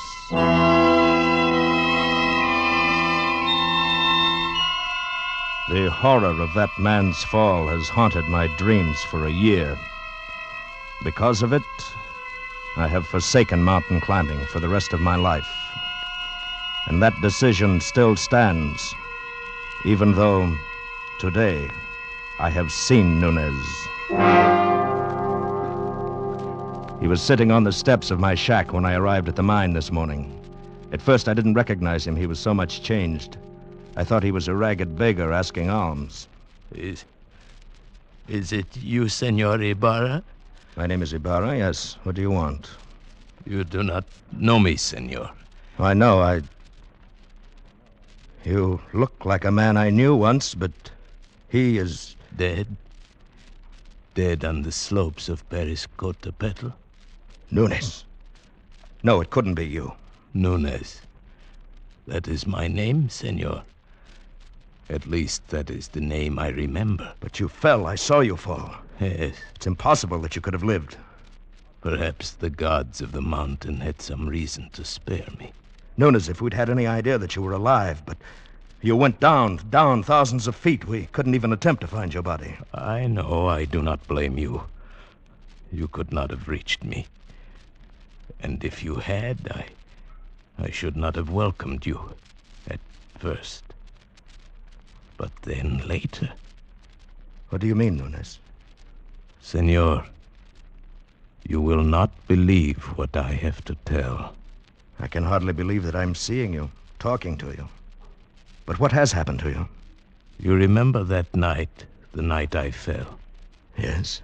We had been toiling all day, inching our way up a steep ice wall. And as darkness came, we found a narrow ledge, barely 3 feet wide. It's not very wide, but we can get our shoulder wall up, cut off some of this wind. Hal, that'll be welcome. Yes, but first we'll rest a moment. Look at that icy devil up there, glistening in the moonlight. There's another 3,000 feet of sheer ice wall to the top. Well, I can see why no one's ever made it. Think we should go on? I don't know. Nunes, what do you think? It is not my place to say, senor. I was hired to guide you to the top. I agreed. What do you really think? If I believed in the gods of the mountain, as the Indians do, I should be frightened now. Why? Because we have invaded the Forbidden Circle. This part of the Andes is unmapped and unknown, senor. And therefore shrouded in superstition, eh? It is an easy thing to believe strange things in this white loneliness. Some of the legends are really fascinating. I've heard of one, something about a hidden valley called the Country of the Blind. Yes. It is supposed to be somewhere down there below us. A fertile valley which was settled many centuries ago, and then cut off by the great landslide of Arauca. But why the Country of the Blind? Well, even before it was isolated, the people developed a strange illness. All of them slowly went blind. After that, their children were born blind. And the legend is that the valley was the home of the mountain gods. It was too beautiful for human eyes. That's odd. Well, it's all nonsense. Yes, of course. Would be pleasant to find it, though. You know the old proverb, in the country of the blind, the one-eyed man is king? I doubt that we could ever find it. I even doubt if it exists. Of course not. I was only joking. Yes. Well, now if you're arrested, we'll make the shelter wall. Right. I'll give you a hand in a minute. Believe me, Ibarra, for 2 pesos, I'd give up this climb. I never realized Senors, I'm slipping! Hang on! Nunes! Nunes!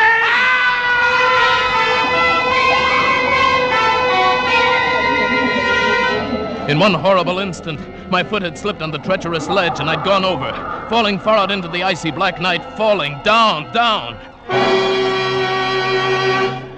I fell perhaps 1,000 feet. Then I felt a heavy stinging impact of snow. I'd fallen on an almost perpendicular snow slope. And now I was sliding down, tumbling over and over. And then suddenly I realized that my own motion had almost stopped. And it was the snow that was moving. I was riding an avalanche. At almost the same moment, I went over the second precipice. It was higher than the first, much higher, perhaps 4,000 feet. I fell with the snow for what seemed minutes, every second expecting the terrible final impact. But the impact never came. Miracle of miracles, that sheer wall blended almost imperceptibly into another steep snow slope. And again I was sliding.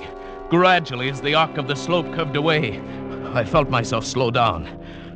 And finally I rolled to a stop and lay still. When I awoke, it was morning.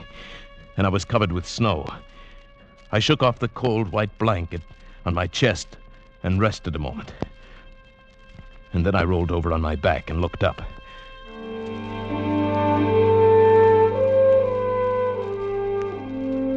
My heart almost stopped as I saw from where I'd fallen.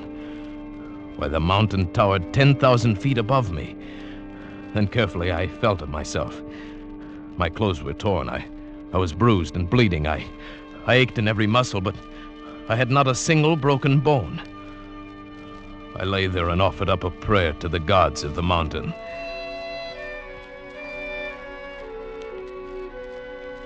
Far below me lay a lush valley sparkling in the morning sunlight. I could see the stately trees and the green meadows fresh with dew. I started down the mountain, but it was still an arduous descent. The farther down I got, the more I realized the beauty of the scene. Why, this was a hidden paradise I'd fallen into, and I was the first man ever to see it. So I thought, but I was wrong.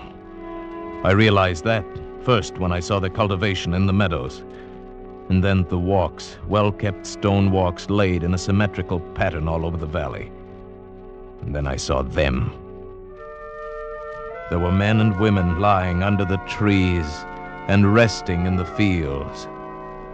Nearby, a collection of windowless huts marked a village, and the plastering of the houses was done in a wild variety of colors. I thought to myself, the plasterer who did that must have been blind as a bat. Then I saw two of the men quite close to me. They were standing on a bridge over the little stream.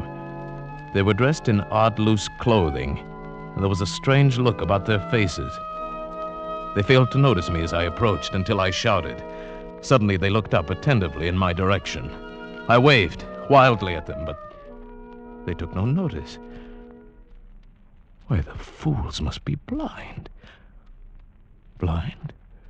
Could it be that I have fallen into the country of the blind? In the country of the blind, a one-eyed man can be king. Hello there. You needn't be afraid. I won't hurt you. I come in peace. It is a man, or a spirit come down from the rocks. Oh, I'm a man, all right. Just like you, but I've had a miraculous escape, and now I find myself here in your valley. Valley? Valley? Come hither. Let me feel of you. Yes, certainly. Here, my arm. Is my face? You see, I am a man, like yourself. Here, feel my lips. They move with speech. Oh, careful there. Gently, those are my eyes. Eyes? Eyes? That is strange. Feel this correa. Yes, I feel. Careful. Feel the eyelids flutter? He is but imperfectly formed. Some strange bulge there. Unseemly. No. You see, your eyes are shrunken in, but mine are whole. I can see. See?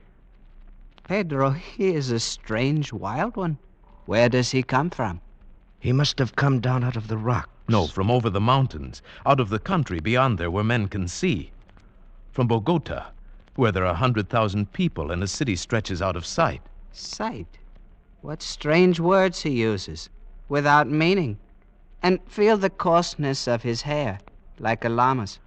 Our fathers have told us men may be made by forces of nature. It is the warmth of things, and moisture, and rottenness. Let us lead him to the elders. But no one need lead me. I can see. See? Oh, yes, of course, I can... I didn't see your water bucket. His senses are still imperfect. He stumbles and talks unmeaning words. Lead him by the hand, Pedro. But look, Oh, well, all right. These people had been blind for centuries. They had forgotten even the words associated with seeing. And they thought I was an idiot, only half-formed.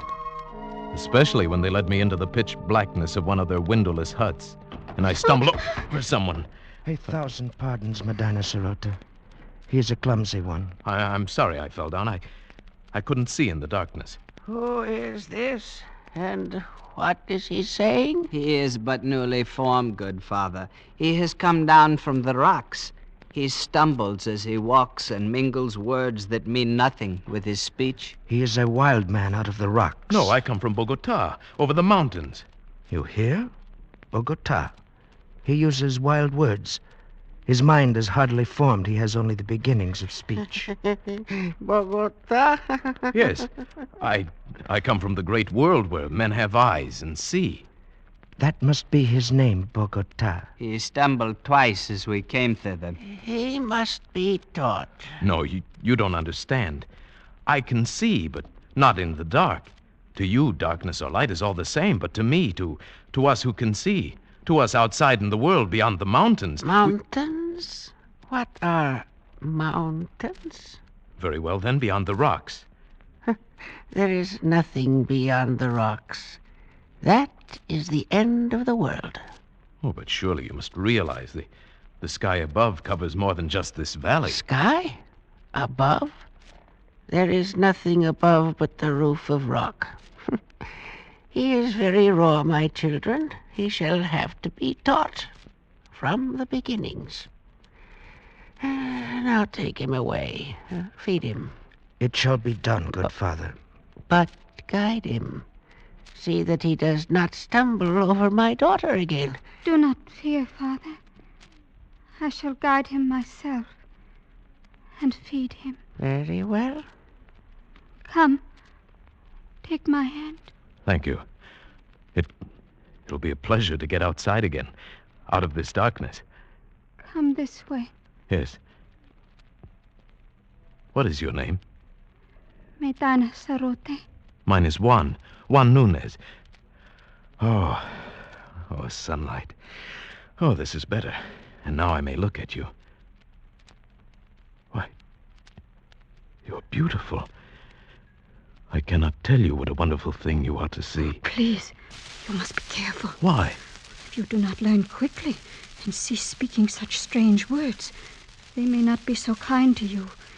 They might be angry. They might even destroy you.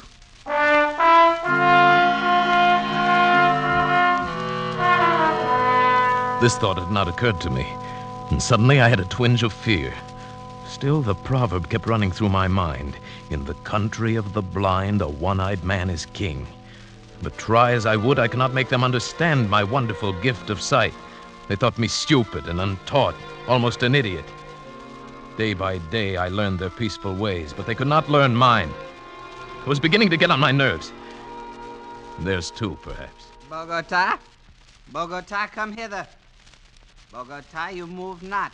No, and I won't, you old beetle. I'll show you. I'll leave the path. Bogota, trample not on the grass. It is not allowed. How did you know I stepped on the grass? I heard, of course. Heard, but I didn't make a sound. Why do you not come when I call you? Can you not hear the path as you walk? I can see it. There is no such word as see.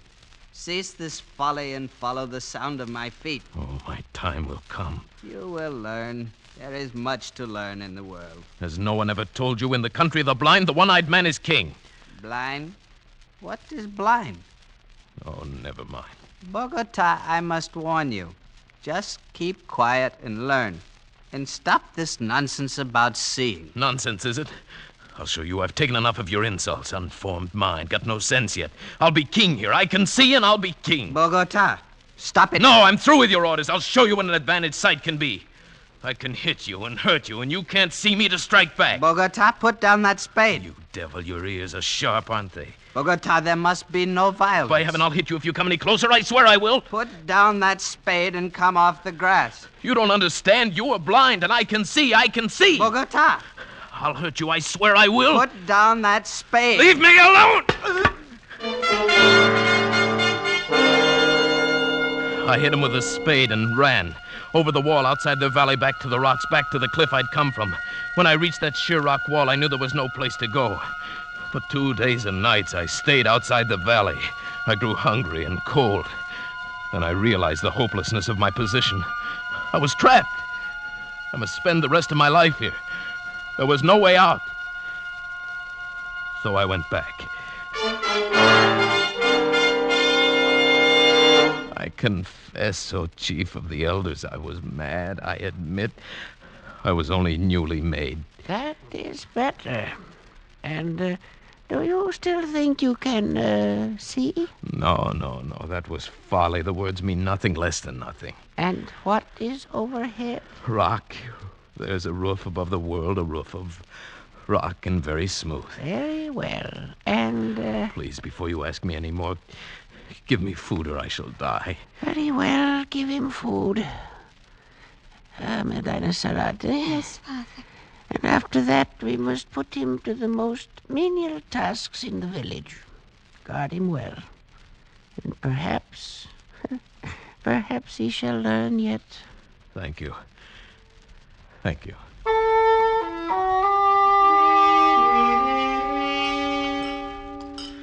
Oh, that is better. You are kind, Medina Sarote. Very kind. I am glad you came back. You are? If they were all like you, I should never have run away. What was that word you said I was? Beautiful. You are. Well, even your eyes, they're not shrunken depressions like the others. It means something nice, beautiful? Something very nice, Medina Sarote. Tell me, why is it you have no husband? I have a disfigurement. These long hairs. Oh, your eyelashes? Oh, but they're beautiful. They are considered a disfigurement. You're the most lovely girl in the valley. But they wouldn't know, would they? You have no lover? No. Medina Sarote, what do you think of me? Do you think of me as an idiot like all the rest do? Oh, no. No, you have much to learn, but you will learn it, I'm sure. And you are kind and gentle, and your voice is soft. You speak words that are soft and warm. No one has ever spoken such words to me. Then I shall speak them often, Medina Sarote. You are the only one in this valley, in this whole world I care for.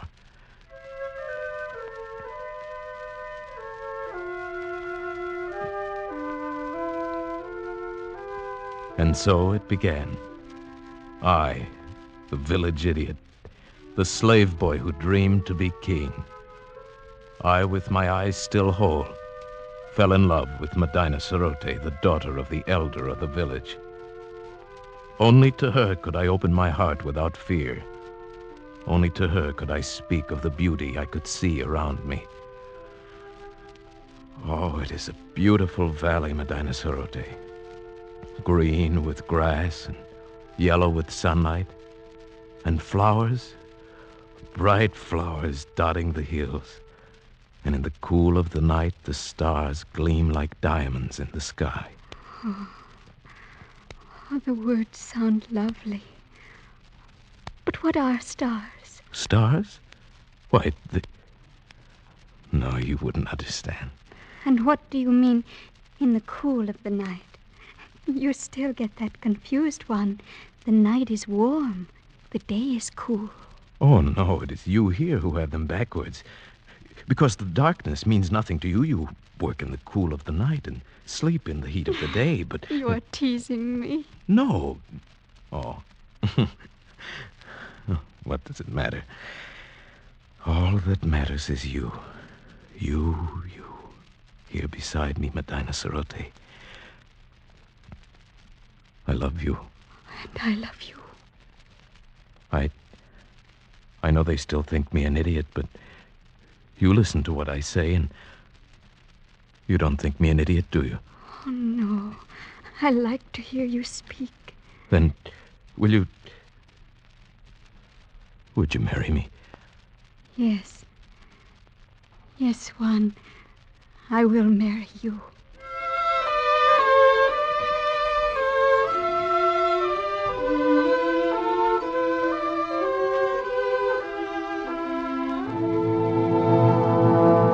No, I will not have it. But, Father... He is an idiot. He has delusions. He cannot do anything right. But he is getting better.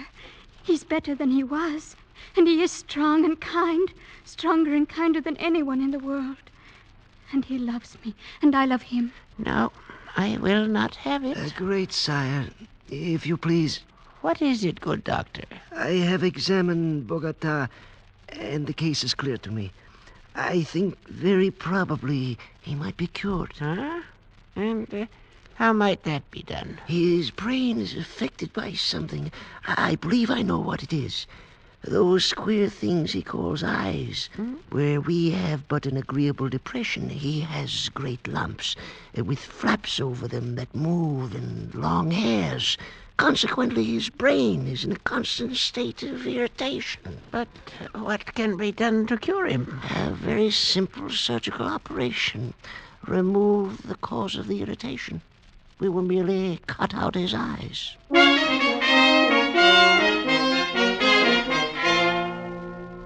But Juan, they say it will make you well. It will make you look like us. But you don't understand, Medina Cerote. My world is sight. You would not want me to lose my most precious possession? I don't know. There are so many beautiful things to see. The flowers, the far sky with its drifting clouds, the sunsets, the stars. And you? If only just to see you it is good to have sight. And I would never see you again. Juan, I love to hear you say these things, even though I know it is just your imagination. But, my dear, these things are real. No, they are fancies. This is real. If you will let them cut out your eyes, we can be together always. Then you want me to? Oh, if you would. If only you would. What else can I do? My dearest one. My dearest with a tender voice. I will repay you. Oh, Medina. Be brave. And carry my voice in your thoughts. Now I must go. And tomorrow. Yes. Tomorrow will be forever. Goodbye. Goodbye, Medina.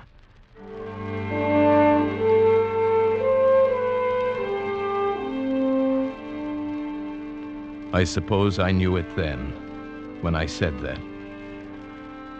I only meant to go up on the rocks and look out over the valley, to spend my last days feasting my eyes, my precious eyes, on the wonderful, beautiful world of light and color.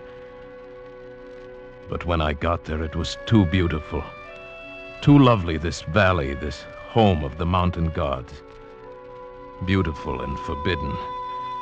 I drank it in.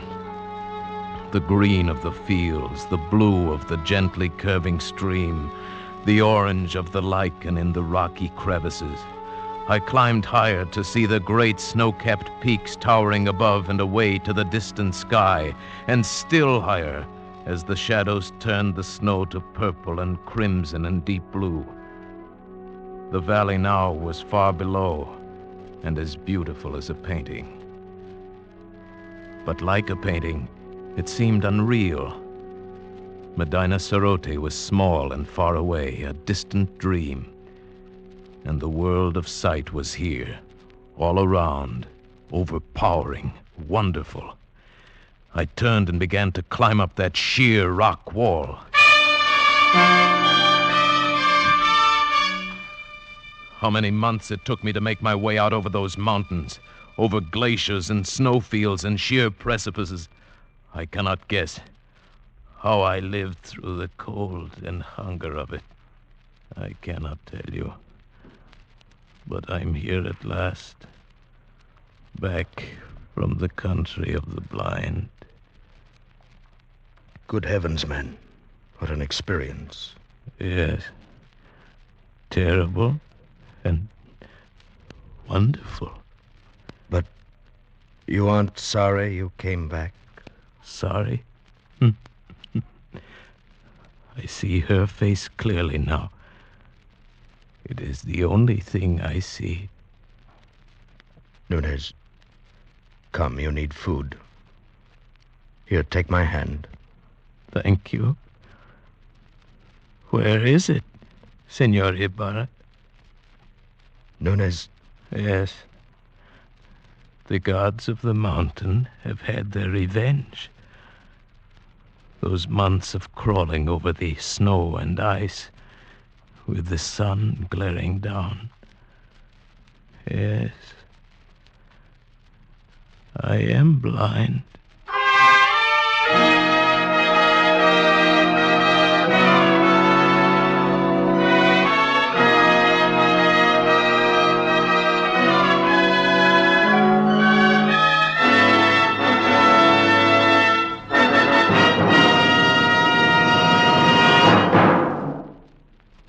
Escape is produced and directed by William N. Robeson, and tonight presented The Country of the Blind by H.G. Wells, adapted for radio by John Dunkel, with Paul Frees as Nunez, Peggy Weber as Medina Sarote, Bill Conrad as Ibarra, and Harry Bartell as Correa.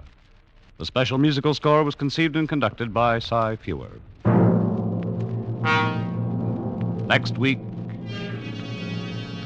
when you're tired from a hard day at the office, or your back aches from bending over a hot stove, next week at the same time, when you want to get away from it all, we offer you Escape. This is CBS, the Columbia Broadcasting System.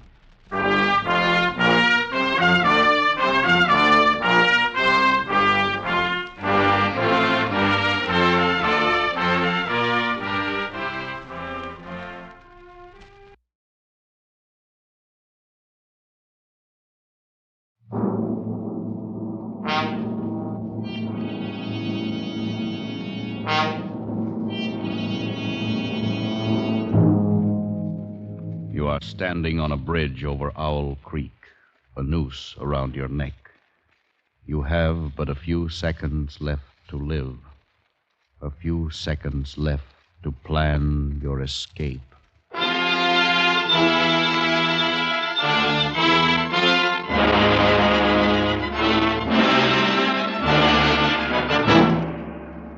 Escape, produced and directed by William N. Robeson, and carefully contrived to free you from the four walls of today for a half hour of high adventure.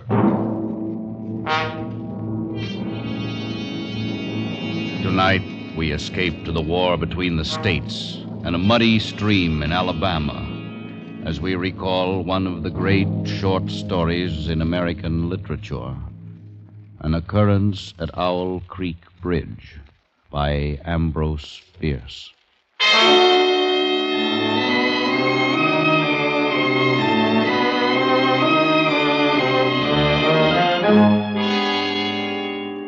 A man stood upon a railroad bridge in northern Alabama, looking down through the ties at the swift water 20 feet below. The man's hands were behind his back, the wrist bound with a cord. A rope closely encircled his neck. It was attached to a stout cross timber above his head, and the slack fell to the level of his knees. He watched a piece of dancing driftwood racing down the current beneath his feet.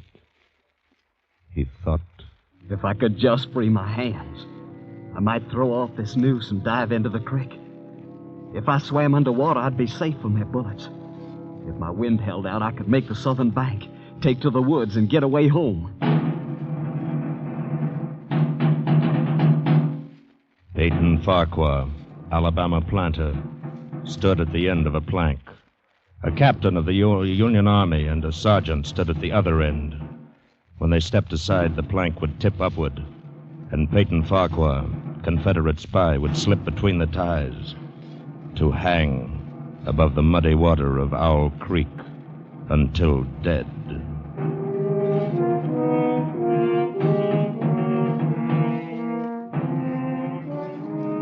Even in this far outpost of Sherman's march to the sea, the formalities of death are observed by these men who are most familiar with him. The captain's company is drawn stiffly at attention along the tracks on the northern side of the bridge.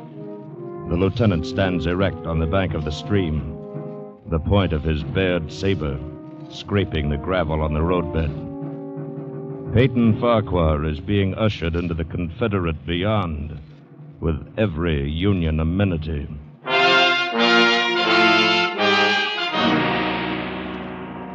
The captain stands aside.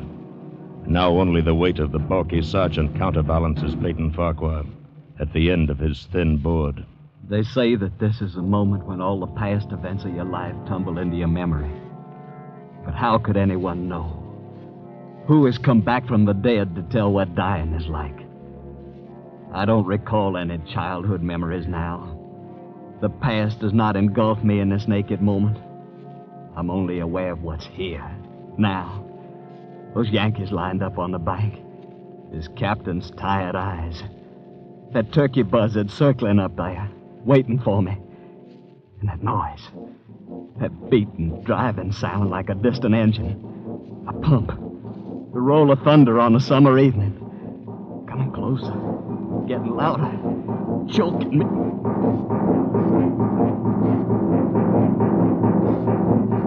It's your heart, of course, that you hear, stepping up its cadence, pounding under the forced draft of fear.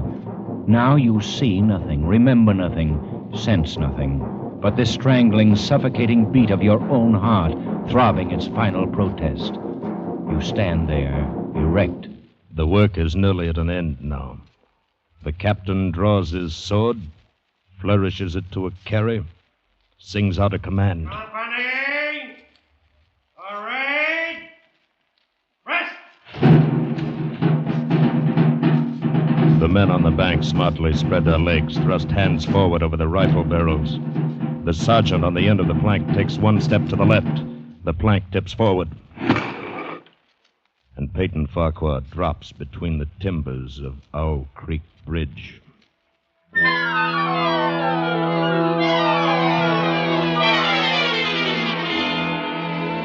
It takes longer to tell it. As you drop downward, you lose consciousness. You are as one already dead. Then you awaken sharply in pain to feel, not to think, just to feel. The cutting pressure on your throat, the agonies of pulsating fire shooting from your neck downward. To feel the fullness, the congestion, the head bursting with suffocation. Distantly, beyond, outside of yourself, you hear a splash. Remotely you sense cool, wet, green darkness. The rope has broken. You have fallen into the stream.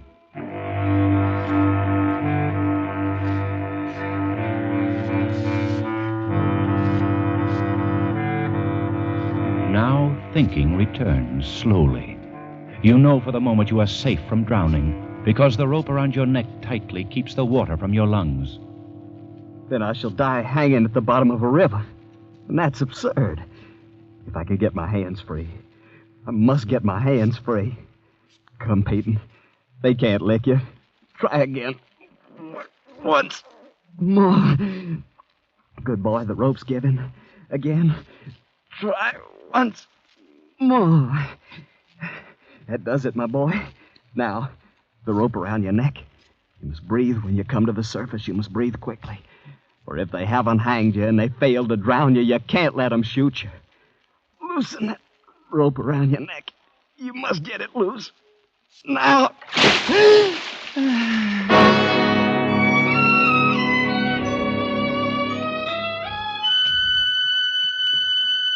It takes so much longer to tell. You are now in the fullest possession of your senses, and again time stops. You feel the ripples of the water upon your face, and hear their separate sounds as they strike.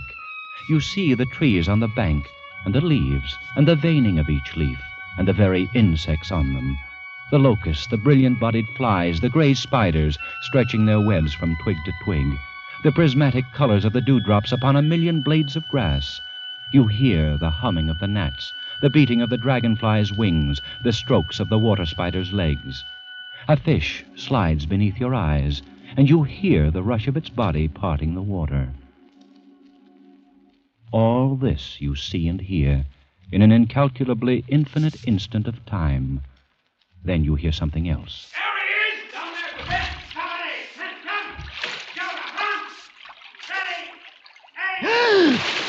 You dive deeply, but above the ringing in your ears, you hear the volley of the rifles. And As you rise toward the surface, you meet shining bits of metal, singularly flattened, the distorted and spent bullets, oscillating slowly downward past you.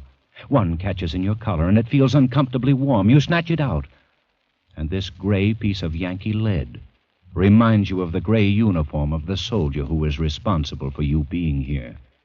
You recall that it was only night before last when the soldier had ridden up the driveway as you and your wife sat under the magnolia trees in the cool twilight. Good evening, sir. Good evening, Corporal. Wonder if I might trouble you for a glass of water, sir. Why, of course, Don't disturb yourself, Peyton. I'll go fetch it. You're most kind, ma'am. If you'll just indicate the well... Nonsense. You just sit a spell with my husband. You look as if you could do with some rest. Yes, ma'am. Reckon I could. I'll be back in a jiffy. Thank you, ma'am. Whose command are you with, Corporal? Colonel Tolliver, sir. 13th, North Carolina. We get so little news down here. How are things going at the front? Not good, sir. The Yankees are getting ready for another advance. They're repairing the railroad. Got it in shape almost to Owl Creek Bridge. And they got an outpost there. Once they can run the trains beyond the bridge, there's nothing to stop them between here and Atlanta. Then why hasn't the bridge been destroyed? The military couldn't get near it. A civilian might. Owl Creek Bridge. That's not far from here, is it? Less than 20 miles. You say they have an outpost there. On which side? The other side. Nothing on this side but a couple of pickets, half-mile out on the railroad. And a single sentinel at this end of the bridge. And that bridge is important? Sure is. What if it were destroyed? Hold up the Yankees for several weeks. Suppose a man, a civilian like myself, should elude the picket post and get the better of the sentinel. What could he accomplish? Well, I was there a week ago, just before we had to pull out. There's a heap of driftwood come down in last winter's flood and caught on the trestle at this end. Looked mighty dry and tendery to me. I see. A fellow with enough gumption might get through and set fire to it. It ought to burn like tow. Yes, it should. Of course, a fellow'd have to have plenty of gumption. The Union commander's promised to hang any civilian caught fooling around the railroad. Here's your water, Corporal. Right out of the spring house. Thank you kindly, ma'am. My, that's cool and nice. And here's a smidgen of cornbread. I thought you might be hungry.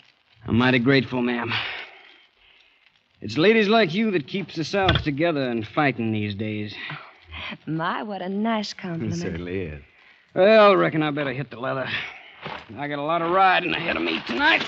Good luck to you, Corporal, and thank you for the information. You'd be taking a chance, sir. But you couldn't do a greater service for your country. I'll remember that, Corporal. Goodbye, ma'am. Goodbye, Corporal. Goodbye, sir. Many thanks. Goodbye. Peyton, what was he talking about? What, my dear? The corporal. What did he mean by service to your country and taking a chance? Oh, nothing. Peyton, tell me. It was nothing, really, my dear. Peyton Farquhar, if you're fixing to take any chances for our country, I want to know about it. Now, you just speak your piece. There's nothing to say except I'll be going away for a day or two on a little trip. Is it dangerous, Peyton? Not very. You'll be back. Yes, my dear. I promise you, I'll be back.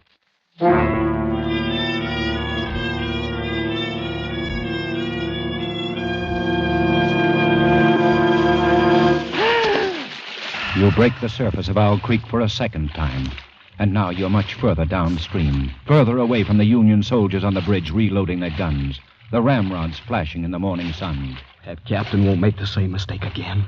He'll order them to fire at will. Heaven help me, I cannot dodge him. Another more terrible sound, cannon. They've trained a cannon on you. And close. Next time they'll use a charge of grape.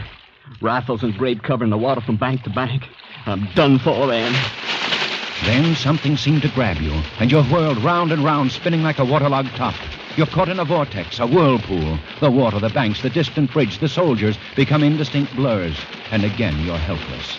You feel dizzy and sick to your stomach, just as you felt last night when you crept up the bank toward the lone sentinel on the south end of the bridge and discovered that the sentinel was not alone. There he is, boys. Grab him. Got him, Sergeant. Well, Mr. Peyton Farquhar, we've been expecting you. How did you know my name We got was... ways. But look here, I'm a civilian. I Save was just... your breath and thank your maker we didn't shoot you in the back. Well, we don't do things that way up north. You'll get a trial. Everything fair and square. Bring him along, men. The whirlpool spins faster and faster. A sharp piece of driftwood tears at your coat. The churning brown water chokes you. You know there is nothing you can do. As you had known it last night, when they shoved you into a tent near the bridge to face the infantry captain with the tired eyes. Here he is, sir. Right on schedule. Good work, Sergeant. Is this the man, Lieutenant? That's him. What? You're the corporal who stopped at my plantation last night. That's right, Mr. Farquhar. But I'm not with the 13th North Carolina Volunteers. Mr. Farquhar, this is Lieutenant Saltonstall, Intelligence Officer, 5th Massachusetts Regulars. You've trapped me. You deliberately led me into a trap. I'm a civilian and a planter. Yes, and also a Southern patriot, caught in the act of espionage. You can't prove it. We don't have to. This is the most despicable, the most... This proves once more that honor is a stranger in the North. I'm too tired to listen to a recital of the code of a Southern gentleman, Mr. Farquhar. I'm afraid the distinction between your ethics and my lack of them would escape me this evening. But why have you done this? Why have you deliberately trapped me? The best way to eliminate civilian resistance is to lure it into the open. You fell for the bait. Too bad. Now, look here. It's my constitutional right Which Constitution? The Constitution of the United States or Jeff Davis's? You insulting Yankees. Remember your manners, sir. I demand a trial. You've just had it. Post a guard over him, Sergeant. Yes. We'll hang him in the morning.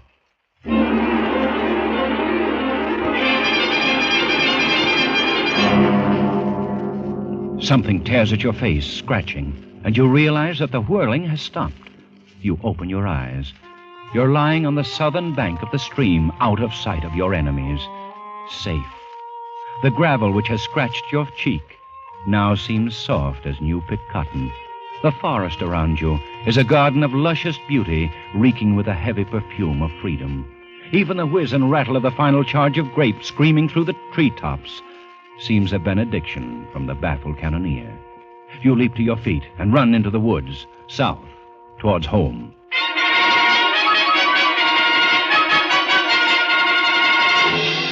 Your neck is swollen and throbbing with pain. You carry it cocked toward your left shoulder as you push through the matted brush. All morning you tear your way through the undergrowth. Your jacket is tattered and your face crisscrossed with bloody scratches from the brambles. Every few moments you stop.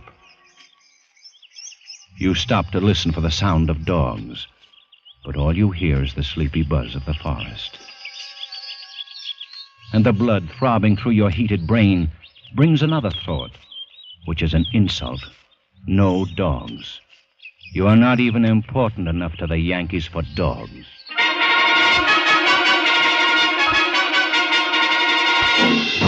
It's nearly noon now, and for half an hour you've been plunging through a swamp, waist-deep in green ooze. Your neck hurts constantly. Your head throbs and your tongue is thick. It tastes like brown cotton. Gnats swarm before your eyes, catching in your eyelids. Mosquitoes buzz in your ears, drill deep in your hands and swollen neck. You cannot go any longer. You slow down. You stop. You reach toward a palmetto root for support, and it slithers from your grasp and slides softly into the water. Water moccasin. Fear finds you at last. Terror, which stood aloof when you fled the executioner's bullets, now embraces you with clammy unction. A water moccasin, the deadly cottonmouth. Now each branch and root seems to writhe under your glance. The swamp is undulating with certain death. You plunge on through the dark, stinking ooze, on and on, tripping, stumbling, never stopping, for terror rides your back, flogging you with a whiplash of fear.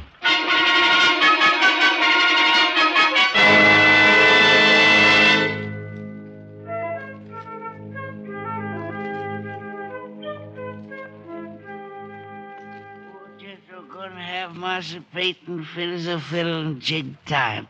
You just drink this here yop tea, Master Peyton. Thank you. Thank you. Jethro. Yes, sir, Master Peyton. What are you doing here? I live here. You live... Where am I? What happened? I was paddling my dugout home through the swamp with a mess of catfish.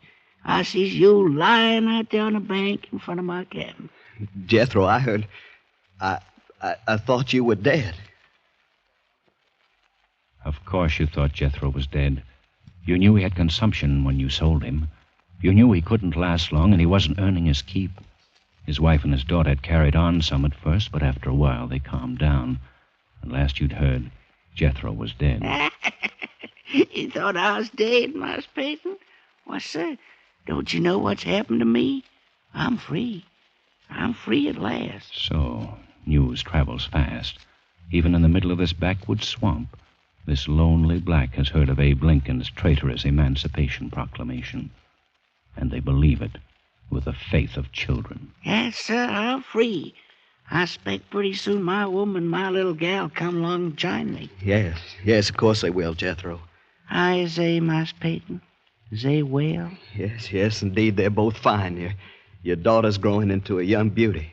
Miss Farquhar's brought her into the kitchen, beginning to train her for the house. Well, what do you think of that? And my woman, she still sings pretty? Yes, Jethro. Sundays at meeting time, we can hear all the way up to the big house. That woman's voice is prettier than all the angels.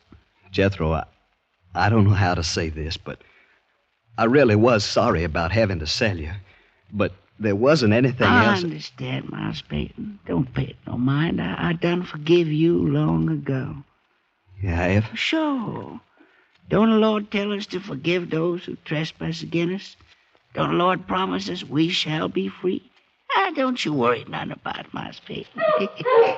Here now, quiet that spot. Quiet, chicken, quiet you. Must have heard a razorback in the brush. No, sirree. Look, Master Peyton. There's a horse coming down the road. A horse? Look there. Soldier. One of our soldiers, Corporal, look like. Jethro, you got to hide me. Why's I got to hide you, Master Peyton? Don't ask so many questions, you insolence. Master Peyton, you forget, I'm free now. Well, then, as an old friend of mine, please don't ask any questions. Just hide me. Don't tell that soldier anything. Well, sure. I reckon I can do that for an old friend, Master Peyton. Here. You get down under this here bed. That's it. Put the covers over the side. There you are. Snug as a tick in a rabbit's ear. Remember, don't tell him anything.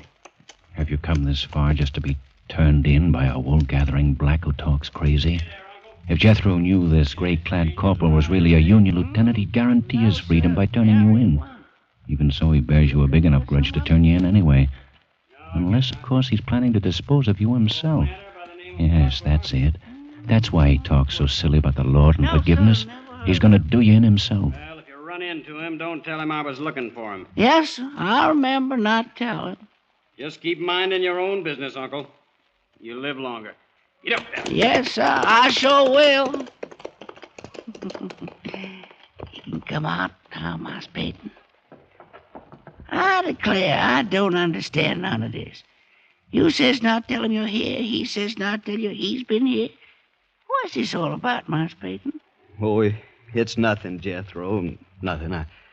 I owe the man some money. I'm not ready to pay it yet. Oh, I see. I wouldn't know about that. Money's something never bothered me like it bothers some. Money and me has always been strangers. What's he mean by that? Money's never bothered me like it's bothered some. What's he picking up that knife for? Jethro, what are you going to do with that knife? Oh, I was just fixing to slit up some of them catfish you got in the dugout.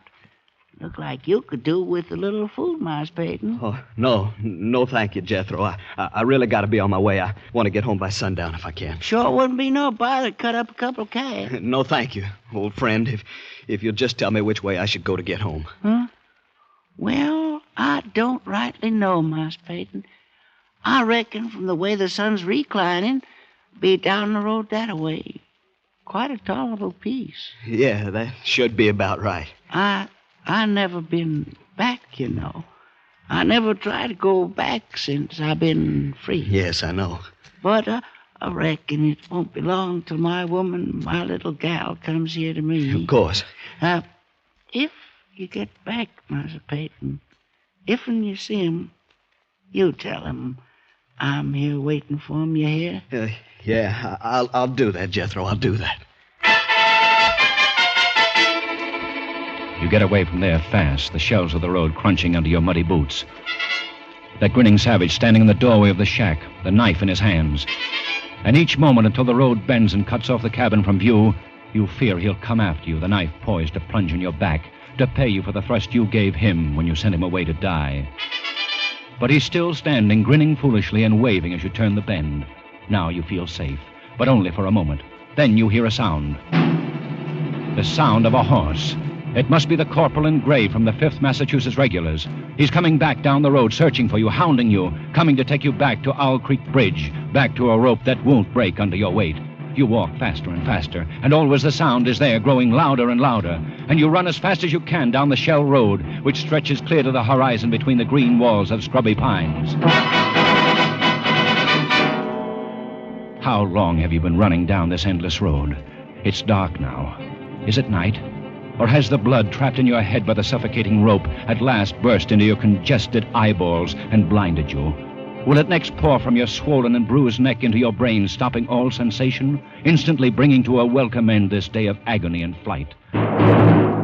Ridiculous fantasies of fatigue and fear. You can see the darkness is the black of a sudden summer storm. That lightning flash clearly shows the white road ahead and the black silhouettes of trees along the sides. And since you're sure that you can see, the other senses return. You hear the rumble of the thunder. You feel the insupportable ache of your straining lungs, the leaden weight of your tired feet. And now the patter of rain, first washing the stinging sweat from your scratched and bitten face, now pounding harder, flowing down across your hatless head, matting your hair, slowing your headlong gait to a dog trot. Another flash of lightning directly overhead. For an instant, you see the soldiers of Owl Creek Bridge standing at the side of the road, rifles leveled, their eyes boring down the sights, aiming at your heart. Again, you're running, and the rain has turned to hail. Pellets as big as hominy beat down on you, pound your swollen, bruised neck, hammer at your countless cuts. Again, the lightning. And on the other side of the road, the gray-clad corporal sits astride his horse waiting for you. No! No, you can't get me now! No! This bolt of lightning strikes a tree ahead of you, and in the white blinding light stands Jethro, black and grinning, knife raised in the air. No! No, Jethro! Forgive me! Forgive me! He's gone. And now you see dangling from each tree along the road a noose swinging in the wind. Wherever you turn, wherever you look, a noose waiting for you. A noose which wriggles like a water moccasin.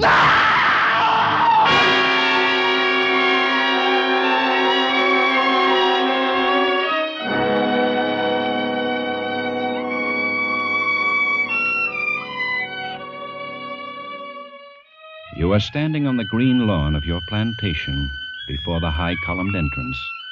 The storm is over. The clouds are black and menacing all around the horizon. But through a break in the sky overhead, glorious sunlight streams down, bathing your garden and your house in heavenly light. You are home. And now you hear a rustle of crinoline, and down from the wide portico steps your beloved wife. She walks across the wide lawn, arms outstretched. Peyton, my dear, you're back, just as you promised you'd be. For this moment, you have endured the agonies of this day. And were those agonies multiplied 1,000 times, they would be small price for the benison of this breast, the sanctuary of these arms, the security of these lips. You step forward to fold your wife in your embrace. The rope stretched tight, sang like a bowstring. Peyton Farquhar was dead. His body, with a broken neck, swung gently from side to side beneath the timbers of Owl Creek Bridge.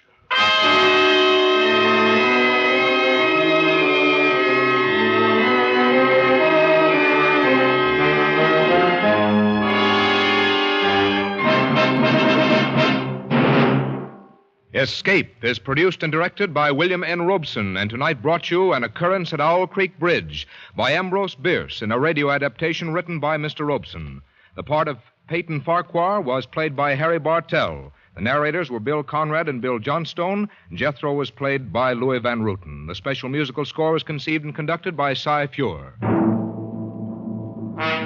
Next week...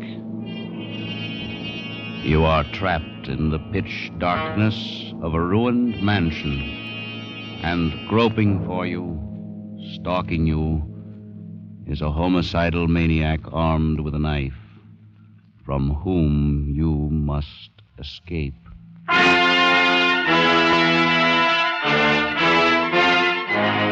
Next week, we escape with Joseph Hergesheimer's gripping story, Wild Oranges. Good night, then, until this same time next week, when we again offer you Escape. This is CBS, the Columbia Broadcasting System.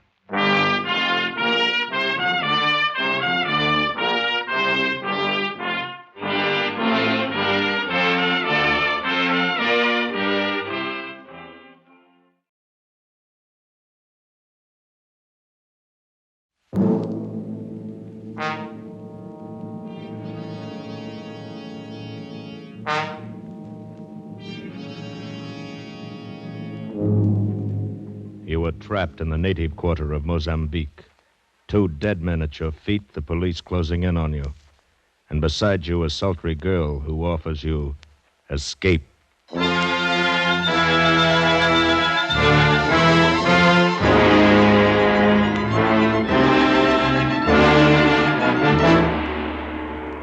Escape, produced and directed by William N. Robeson, and carefully contrived to free you from the 4 walls of today for a half hour of high adventure.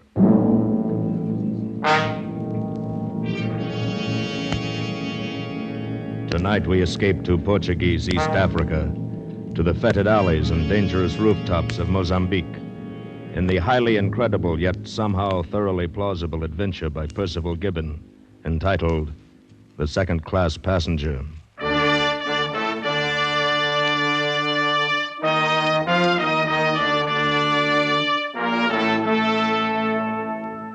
That's me, Ronald A. Dawson, second-class passenger.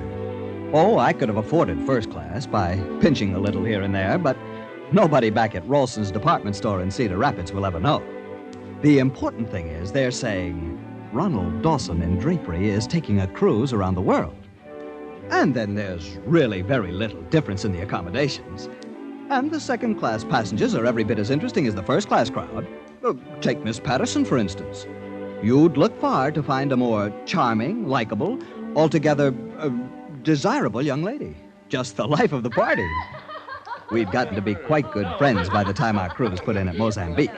Although the competition was always stiff, I can tell you. There were times I wish those other 2, Jones and Twitchell, had missed the boat somewhere along the line. Well, we've still a good couple of hours before we sail. How about a ride in one of these native carriages, Miss Patterson? Oh, dear, do you think they'd be clean? Personally, I doubt it. Although I don't know as I should care too much now. That woozo made me so woozy. Great stuff, Uzo. It would take a Greek to think up a drink like that. Or to drink it. Por favor, senor. American gentlemen like to buy pictures? No. Very interesting pictures. Take a look. Oh? No. Go away. You know, we might do the fort, though. The guidebook says it's the main point of interest. Now, let's see. Built by the Portuguese in 1600. Oh, dear, never mind the statistics. I dare say the fort would be as dreary as the rest of the place. Oh, yes. Mozambique's not at all like what you'd imagine Mozambique to be like. No. Well, it's a 1-horse town, all right. Main street and a couple of alleys. Oh, and it's so dirty. You know, you'd think they'd do something about it in this day and age. I'd like to buy fine knife. No. Field Point. Look, all fine work. Him belong to big Tanganyika chief. I said no. Dear.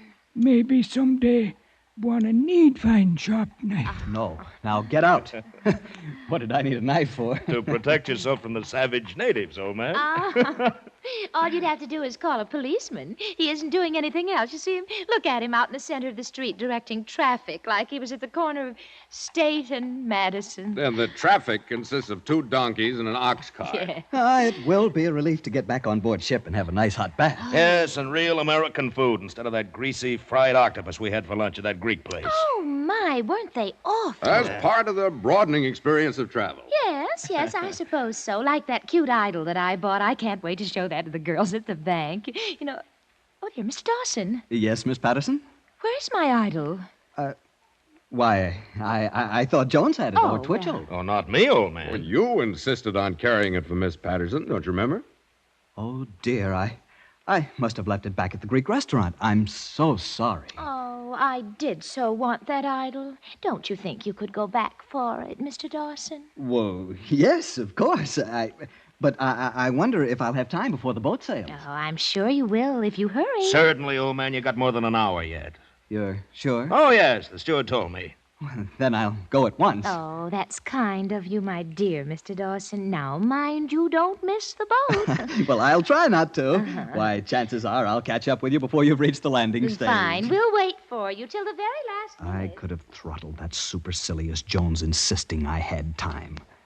I knew there was time, but I had no desire to run off after a heavy bronze curio and leave Jones and Twitchell alone with Miss Patterson. She was too nice a person, and, they were such dreadful bores. Yes, and I suspected them of being phonies, too. But there was no helping it now, so I made my way back up the main street toward Lazarus' restaurant, where we'd had our indigestible Greek lunch. Somehow, this main street of Mozambique looked different now in the quick African twilight. The little saloons and the sidewalks were filling with men of every nationality and color. Many of them wore knives thrust through the belts of their thin white suits. Knives that looked as sharp as the glances they threw at me. I must confess, I felt a little strange and unwanted. Then, lounging toward me in the crowd, I saw a large woman, clad in a sort of burnous, but her brown face unveiled. She had very wide lips, and they were painted scarlet. And from the corner of her mouth, she dangled a cigarette. Her eyes were heavily mascaraed, and when she looked down at me, terror seized me. I was afraid she would speak to me. I didn't know what I should do or say, but she didn't. Instead, she laughed. And the way the loiterers responded, I was convinced that they were laughing with her at me. I must say I was relieved to reach the entrance of Lazarus' restaurant. Good evening, sir. A little dinner for the gentlemen? No, thank you. As a matter of fact, I just lunched here today. Very good. Excellent meal. Thank you, sir. I left a curio here, probably under the table. Have you found it? A curio? Yes, some sort of a brass god. It was wrapped in newspaper. Oh, yes. We got him right here for you. Oh, that's good. That's fine. I'm in a hurry to get back to the boat. Yes, you better hurry. Pretty soon she rains. Rain? Why, there's not a cloud in the sky. You see, every night she rains in Mozambique. Well, you ought to know, but I still doubt it. Oh, here. Buy yourself a cigar. Thank you, sir. Thank you. You hurry quick before she rains. Don't worry about me. I'm not made of sugar, you know.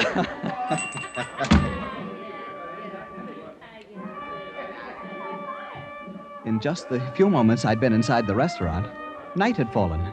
That sudden nightfall of the tropics. I looked overhead and clearly saw the stars. Thinking what a bad weather forecaster the Greek was, I tucked Miss Patterson's silly bronze idol under my arm and started off for the waterfront. I hadn't gone 200 yards when a large, warm drop of rain splattered on the back of my neck. Then 2 more on my hat. And before I could take cover under an arch, it was raining like Iowa in April. It didn't look like it would let up soon, and I wondered if there might not be a shorter way to the waterfront than the long walk down the main street and then the long way to the left along the docks.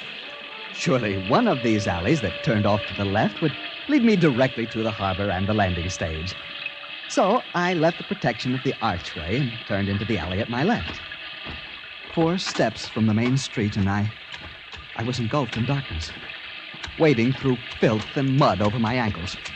But I was certain that I was on the right track, so I walked on and ran straight into a blank wall. I turned to retrace my steps, but I could see no lights anywhere. I felt along the wall until it gave into another alley, followed it to another blank wall, and thence into another one. And now I knew I was lost.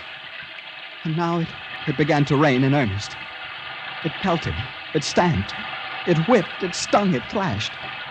In a moment, I was drenched to the skin. If it was dark before, it was now black as a tomb. I struggled onward because it was too terrible to stand still and feel myself being beaten to the earth by the sheer weight of the rain. I don't know how far I walked through those foul and fetid passageways, nor for how long. But at last, feeling my way around a corner, I saw a slit of light, a horizontal flicker beckoning beneath the door, and I heard voices. I lifted the bronze idol and rapped on the door with it, and the voices stopped.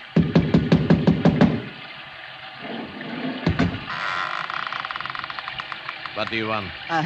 I've lost my way. I'm wet through, and I don't know where I am. Please let me in. Please, let me in. Of course you may come in. You aren't exactly who we expected, but come in. Come in. I walked into a room that was unfurnished, save for a littered table and some chairs, and a gaudy picture of the Virgin that hung on the wall. On each side of it was a sconce, in which a slovenly candle guttered. A woman was perched on the corner of the table, a heavy shawl over her head. Under it, the dark face, propped in the fork of her hand, glowed sullenly, and her bare white arm was like a menacing thing. In a chair near her, a grossly fat man was huddled, scowling heavily under thick, fair brows, while the other man, he who had opened the door, stood smiling. The woman laughed softly and pointed to the image dangling in my hand. What is that? I beg your pardon? That parcel you are carrying. Parcel? Oh, it's a curio, an idol of some sort. A friend of mine left it at the restaurant this afternoon. And you? You're a tourist from the cruise boat? Yes, that's right. How did you know? What are you doing here so late and so wet? The boat sails soon. I know. I was trying to take a shortcut to the landing stage. I got lost somehow. I came ashore with some friends from the second class. I left them to come back and fetch this idol, and here I am. Give the young man a chair, Egon. Oh, thank you very much. But I must go on as soon as the rain stops. If you can direct me to... It will not stop for a while yet. You may as well wait here. Yes.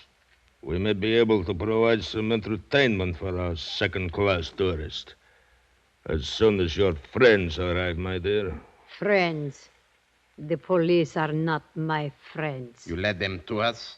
Would you walk about with your knives forever while I take all the risks? Risks? Huh. 7 months you have done what you willed, untouched. I bought you freedom for 7 months, with smiles and love. Now you take your turn. One uses a knife, one goes to prison. 1 month, 3 months, 6 months. Who knows? You could have talked with the prefect of police again. Again and again. And for what? Life is not spending money.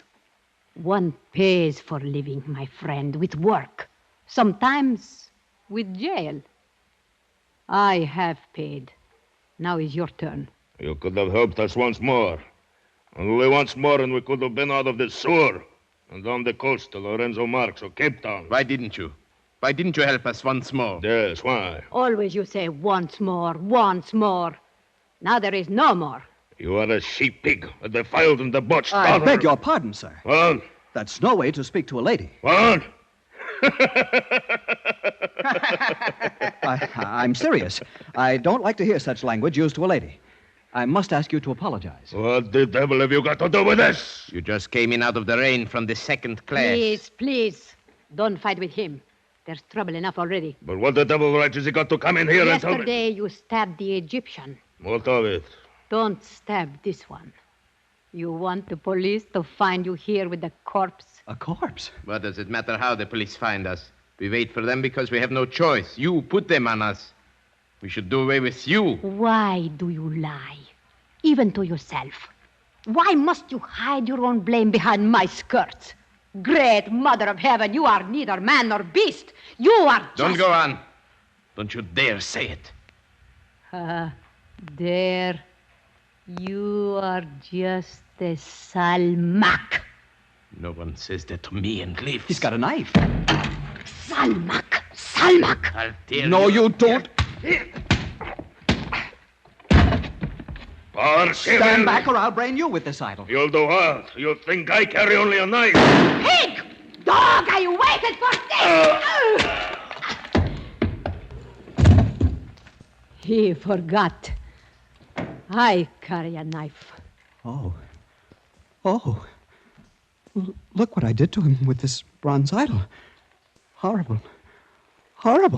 It makes a good weapon, your idol. It was a grand blow, a king's blow. You cannot help him now. I've killed a man with this little curio. And you've killed another with your knife. 2 men murdered. Oh, I must get back to the ship. You must come with me. To the ship? Oh, la la. You think I'll be welcome in the second class? Well, I don't know. But we must go somewhere. The police will be here any minute. The police? Yes. Come. He's not raining so hard now. Quiet. It's the police. Oh. They have come for those 2. They will be on both sides of us. Here, hold my hand. Yes. Stand perfectly still. I will tell you when it's safe to move.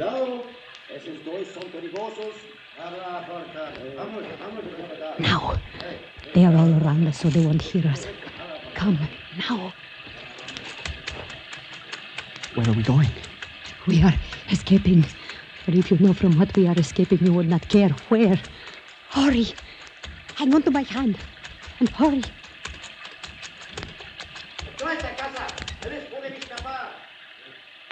They have found the bodies. Now they are after us. What will we do? There is a door nearby. We must find it. Or here, feel along the wall. Here. Farther. It must be here. Yes, here it is. Push it in. It won't budge. It's bolted from inside. You must push it in. It's the only way. Here, hold this idol for me. I have it. Now. Not yet. Hit it again. It's giving. Once more. Good. My friend, my great, strong friend. Up the stairs now, quickly. Where are we going now? To the roof. Wait. Huh? The rain has stopped. Yes. The stars are coming out. There is your ship out in the harbor. I must get to it. Listen. You hear them? We are not safe yet. Over the wall to the next roof. Hurry.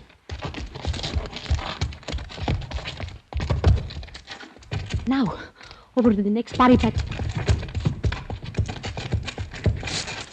Up you go. Are you all right? Come up quietly. Yes. What's that down there?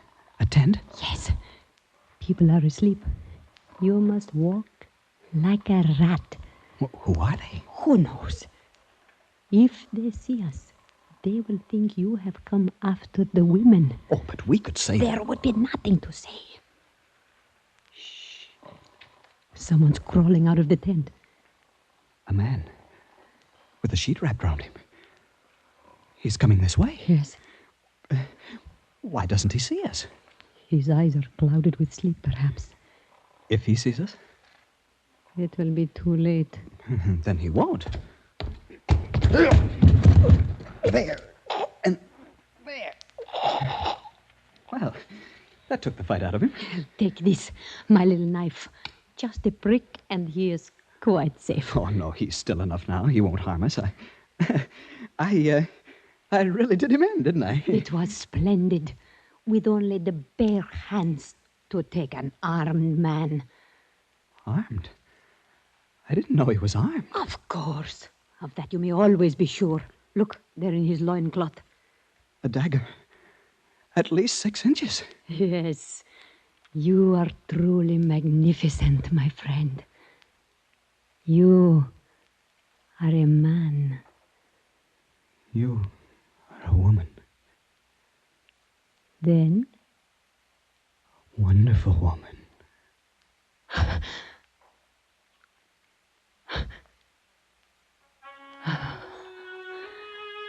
I was wondering when you would kiss me. When you took offense at what the Russian said to me, I knew you would. But I wondered how soon. Yes. Yes, I suppose I knew too, in a way. At least I thought how much I'd like to. But I wouldn't have had the courage before all this, I suppose. Courage. Your courage is of the lion. Your strength is of the great bull of Swahili. Thank you. Thank you.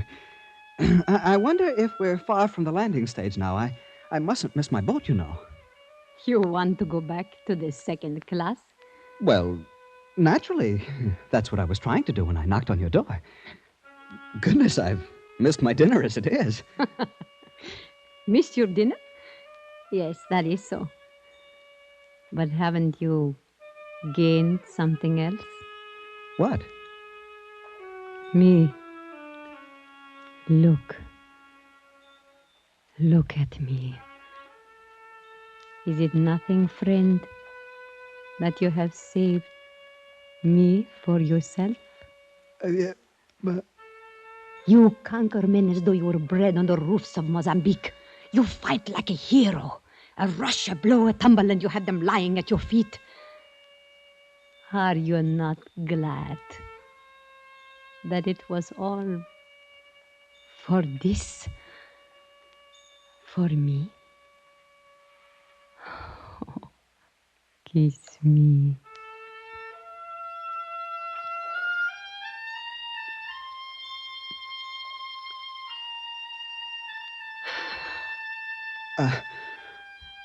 I'd fight. I'd fight for you as long as there was anyone to fight. You would. I know you would.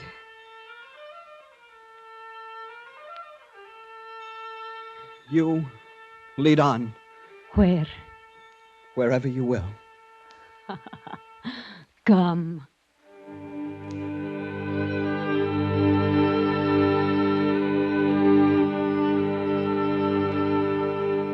Of course, I don't expect you to believe this. Looking back, I'm still unsure it really happened to me. It's as though I dreamed it. Well, I don't know how many roofs we crossed after that. A dozen, perhaps. Maybe 20. It was mad, I know, but I must have surrendered completely to the wild spirit of the African coast. I didn't seem to see the great ship lying out in the harbor, her lights blinking with the comforts of civilization. All my senses were focused on this slim, breathtaking figure leading me across the rooftops to a shadowy destination in which only one thing was certain. She would be there. I suppose in that moment, armed only with the bloody bronze idol, I was invincible.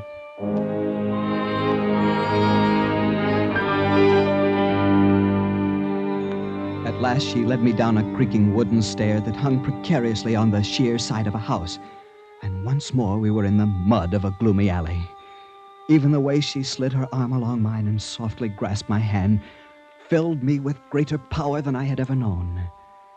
Hand in hand, we made our way down the alley and out into a little square where a night breeze rustled in the palms and smelled of the sea. And across the way, a dim light showed through a big open door. The little church of San Sebastian. Oh, Onde pensa que você vai? The police. After all this? Não tenta escapar. O quê? É que você quer comigo? Eu tenho ordem de prendê-la. Por quê? Eu não fiz nada. Veremos. Me acompanhe agora. Vamos. Vamos, capitão. Devia haver outra maneira de resolver isto. Esta vez não pega mal. Você está presa. What's the matter with him? What's he want? He says he won't let me go. The devil he won't. What's he want you for? Oh, my friend. This little policeman, they always arrest me when they get a chance. It is tiresome. Está bem. Deixe de conversar e me acompanhe. Listen, copper. Scram, see? Take it on the lamb. Take a powder. Calle-se. Do contrário, será preso também. I said scram. Run! Run before he can get to his feet. No, not that way. Into the church. The sanctuary.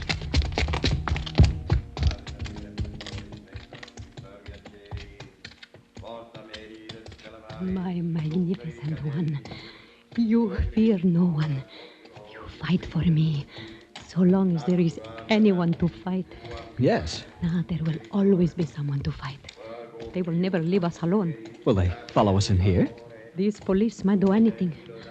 But I know one door they will not dare follow us through. What is that? Come, this way.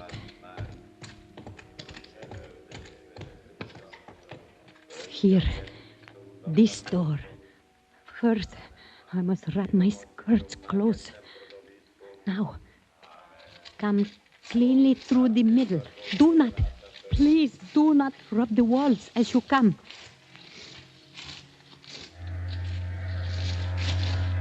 There. We are safe for a while. They will not follow us through that door. Why not? It was the door of the lepers. The door of the... It is all right. We didn't touch the portals. See, down the alley are the lights of the waterfront. Yes. Oh, where do we go now? We have a little time now to breathe the clean air of the harbor. And then I know a little place where someone is coming. Step back in the shadow until they have passed.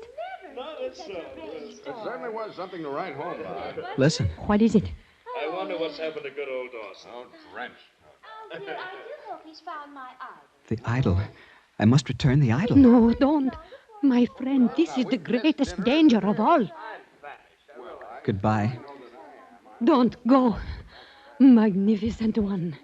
Don't go. I must. Goodbye. Hello there. Here's Mr. Dawson. Got here before you, it appears. Yes. Did you find the idol? Yes, but for a moment there, I was afraid I should miss the boat. Oh, I say, old man, you're a bit disheveled. Yes, I got caught in the rain. And my idol.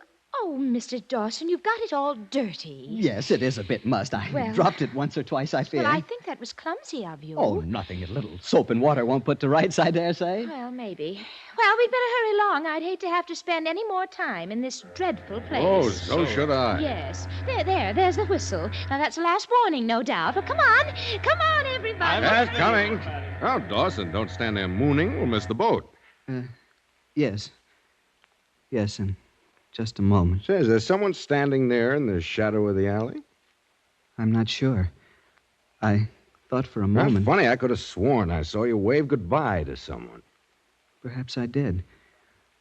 Goodbye to Mozambique, to adventure and romance. Oh, that's good. That's very good. Adventure, romance, in this pest hole?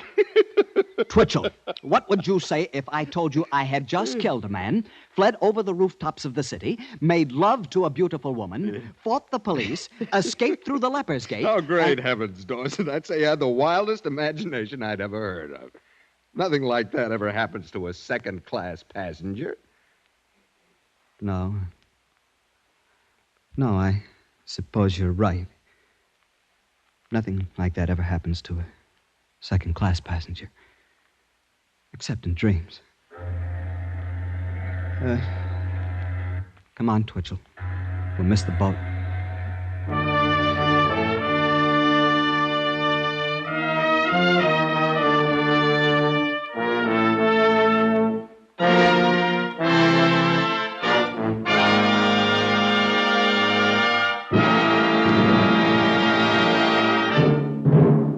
Escape, produced and directed by William N. Robeson, has tonight brought you The Second-Class Passenger by Percival Gibbon, adapted for radio by Mr. Robeson, with Harry Bartell as Dawson, Jeanette Nolan as the woman, and Kathy Lewis as Miss Patterson. Original music conceived and conducted by Cy Fuhrer.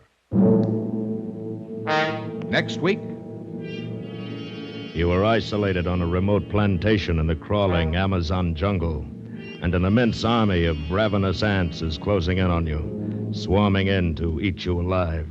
A deadly black army from which there is no escape. Next week, we escape with Carl Stevenson's terrifying story, Line Engine versus the Ants. Good night, then, until this same time next week, when again we offer you Escape. This is CBS, the Columbia Broadcasting System.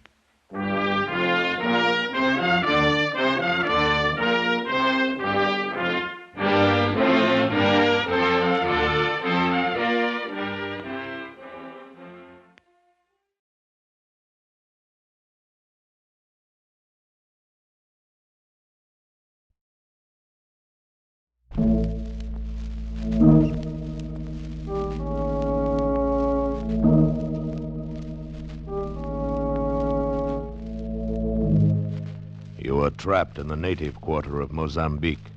2 dead men at your feet, the police closing in on you, and beside you a sultry girl who offers you escape.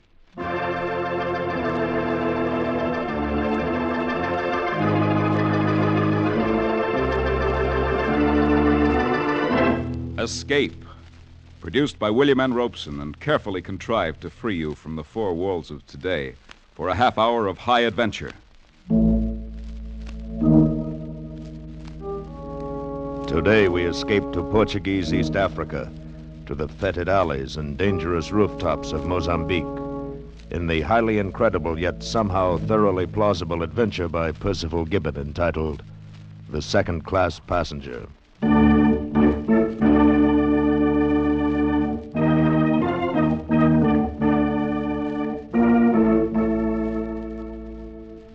That's me, Ronald A. Dawson, second-class passenger. Oh, I could have afforded first class by pinching a little here and there, but nobody back at Ralston's department store in Cedar Rapids will ever know. The important thing is they'll say, Ronald Dawson in drapery is taking a cruise around the world. And then there's really very little difference in the accommodations. And the second-class passengers are every bit as interesting as the first-class crowd. Take Miss Patterson, for instance. You'd look far to find a more charming, likable, altogether desirable young lady. Just the life of the party. We'd gotten to be quite good friends by the time our cruise put in at Mozambique, although the competition was always stiff, I can tell you. There were times I wish those other 2, Jones and Twitchell, had missed the boat somewhere along the line. Well, we've still a good couple of hours before we sail. How about a ride in one of these native carriages, Miss Patterson? Oh, dear, do you think they'd be clean? Personally, I doubt it. Although I don't know as I should care too much now. That Wuzo made me so woozy. Great stuff, Uzo. It would take a Greek to think up a drink like that. Or to drink it. Por favor, senor. American gentlemen like to buy trinkets? No. Very interesting trinkets. Take a look. Oh. No. Go away. You know, we might do the fort, though. The guidebook says it's a main point of interest. Let's see here. It says, built by the Portuguese in 1600. Oh, dear me. Never mind the statistics. I dare say the fort would be as dreary as the rest of the place. Oh, yes. Mozambique's not at all like what you'd imagine Mozambique to be like. No, That's no. a one-horse town, all right. Main street and a couple of Oh, alleys. yes, and it's so dirty. You know, you'd think that they'd do something about it in this day and age, wouldn't you? What it like for to buy fine knife? No. Field point. Look, all fine work. Him belong big Tanganyika chief. I said no. Maybe someday wanna need fine sharp knife. No, now, get out. What did I need a knife for? To protect yourself from the savage natives, old man. Oh, dear me. All you'd have to do is call a policeman. There, he isn't doing anything else, you see. Look at him out in the center of the street directing traffic like he was at the corner of State and Madison. And the traffic consists of 2 donkeys and an ox cart. Yeah. Oh, it will be a relief to get back on board ship and have a nice hot bath. Yes, and some real American food instead of that greasy fried octopus we had for lunch at that Greek place. Oh, weren't they awful? Well, it's part of the broadening experience of travel. Yes, I suppose so. Like that cute idol that I bought. I can't wait to show that to the girls at the bank. They'll just... Mr. Dawson. Yes, Miss Patterson? Where is my idol? Why, I thought Jones had it, or Twitchell. Oh, not me, old man. No, you insisted on carrying it for Miss Patterson. Don't you remember? Oh, dear, I must have left it back at the Greek restaurant. I'm so sorry. Oh, I did so want that idol. Don't you think you could go back for it, Mr. Dawson? Well, yes, of course. But I wonder if I'll have time before the boat sails. Oh, I'm sure you will if you hurry. Certainly, old man. You got more than an hour yet. You're certain? Oh, yes. The steward told me. Then I'll go at once. Oh, that's very kind of you, Mr. Dawson. Now, mind you don't miss the boat. I'll try not to. Why, chances are I'll catch up with you before you've reached the landing stage. We'll wait for you till the very last I could have throttled that supercilious Jones, insisting I had time. I knew there was time. But I had no desire to run off after a heavy bronze curio and leave Jones and Twitchell alone with Miss Patterson. She was too nice a person, and they were such dreadful bores. Yes, and I suspected them of being phonies, too. But there was no helping it now, so I made my way back up the main street toward Lazarus' restaurant, where we'd had our indigestible Greek lunch. Somehow, this main street of Mozambique looked different now in the quick African twilight. The little saloons and sidewalks were filling with men of every nationality and color. Many of them wore knives thrust through the belts of their thin white suits. Knives that looked as sharp as the glances that they threw at me. I must confess I felt a little strange and unwanted. Then, lounging toward me in the crowd, I saw a large woman, clad in sort of burnous, but her brown face unveiled. She had very wide lips, and they were painted scarlet. And from the corner of her mouth she dangled a cigarette. Her eyes were heavily mascaraed, and when she looked at me slowly, terror seized me. I was afraid she would speak to me. I didn't know what I should do or say. But she didn't. Instead, she laughed. And the way the loiterers responded, I was convinced that they were laughing with her at me. I must say I was relieved to reach the entrance of Lazarus' restaurant. Good evening, sir. A little dinner for the gentlemen? No, thank you. As a matter of fact, I just lunched here today. Very good. Excellent meal. Thank you, sir. I left a curio here, probably under the table. Have you found it? Curio? Yes. Some sort of a brass god. It was wrapped in newspaper. Oh, yes. We got him right here for you. Oh, that's good. That's fine. I'm in a hurry to get back to the boat. Yes, you better hurry. Pretty soon she rain. Rain? Why, there's not a cloud in the sky. You see. Every night she rain in Mozambique. Well, you ought to know, but I still doubt it. Here, buy yourself a cigar. Thank you, sir. Thank you. You hurry quick before she rain. Oh, don't worry about me. I'm not made of sugar, you know.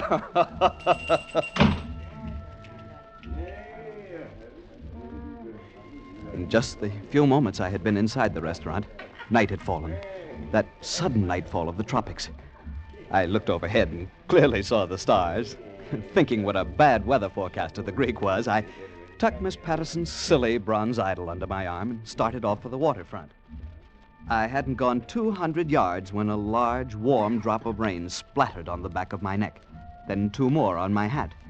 And before I could take cover under an arch, it was raining like Iowa in April.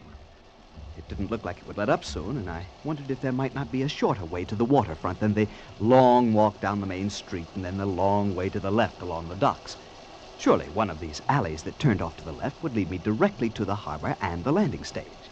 So I left the protection of the archway and turned into the alley at my left. 4 steps from the main street, and I was engulfed in darkness, wading through filth and mud over my ankles. But I was certain that I was on the right track, so I walked on and ran straight into a blank wall. I turned to retrace my steps, but I could see no lights anywhere. I felt along the wall until it gave into another alley, followed it to another blank wall, and thence into another one. And now I knew I was lost. And now it began to rain in earnest. It roared, it pelted, it stamped, it whipped, it stung, it thrashed. In a moment, I was drenched to the skin. If it was dark before, it was now black as a tomb. I struggled onward because it was too terrible to stand still and be beaten to the earth by the sheer weight of the rain. I don't know how far I walked through those foul and fetid passageways, nor for how long. But at last, feeling my way around a corner, I saw a slit of light, a horizontal flicker beckoning beneath a door. And I heard voices. I lifted the bronze idol and rapped on the door with it, and the voices stopped.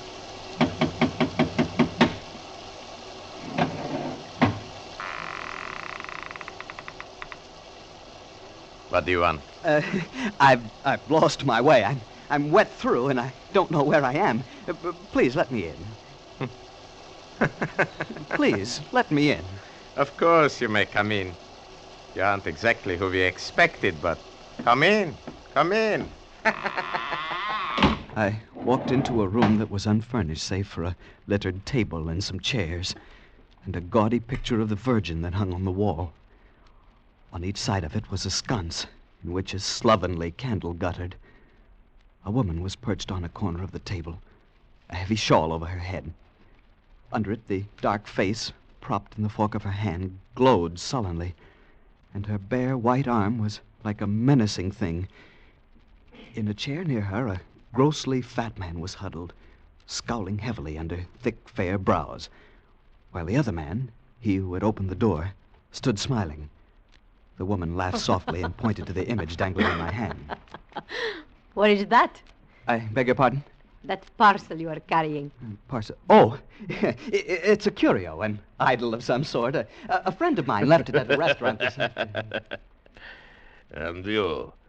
You are a tourist from the cruise boat? Yes, that's right. How did you know? What are you doing here so late and so wet? The boat sails soon. I know. I was trying to take a shortcut to the landing stage. I got lost somehow. I came ashore with some friends from the second class. I left them to come back and fetch this idol, and, well, here I am.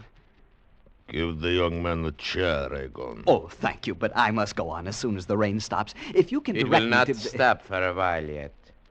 You may as well wait right here. Yes. We may be able to provide some entertainment for our second-class tourist. As soon as your friends arrive, my dear. Friends. The police are not my friends. You led them to us. Would you walk about with your knives forever while I take all the risk? Risks? 7 months you have done what you willed, untouched. I bought you freedom for 7 months with smiles and lies. Now you take your turn. One uses a knife, one goes to prison. 1 month, 3 months, 6 months. Who knows? You could have talked with the prefect of police again. Again and again. And for what? Life is not spending money. One pays for living, my friend. With work. Sometimes with jail. I have paid. Now it is your turn. You could have helped us once more. Only once more and we could have been out of this sewer and down the coast to Lorenzo Marx or Cape Town. Why didn't you? Why didn't you help us once more? Yes, why? Always you say once more. Once more. Now there is no more. You are a sheep-pig, debauched daughter I of... beg your pardon, sir. What? That's no way to speak to a lady. I'm serious. I don't like to hear such language used to a lady. I must ask you to apologize. What have you got to do with this? You just came in out of the rain from the second class. Please. Don't fight with him. There's trouble enough already. But what right has he got to come in here and... Yesterday you stabbed the Egyptian. What of it? Don't stab this one. You want the police to find you here with a corpse? A corpse? Well, does it matter how the police find us? We wait for them because we have no choice. You put them on us. We should do away with you. Why do you lie? Even to yourself. Why must you hide your own blame behind my skirts? Great Mother of Heaven, you are neither man nor beast. You are just... Don't go on. Don't you dare say it. Dare. You are just a ladron. No one says that to me and lives. He's got a knife. Ladron! Ladron! I'll tell No, you. you I'll don't. You. I'll see Stand back or I'll brain you with this idol. You'll do what you think. I carry only a knife. Oh. Pig! Dog! I waited for this!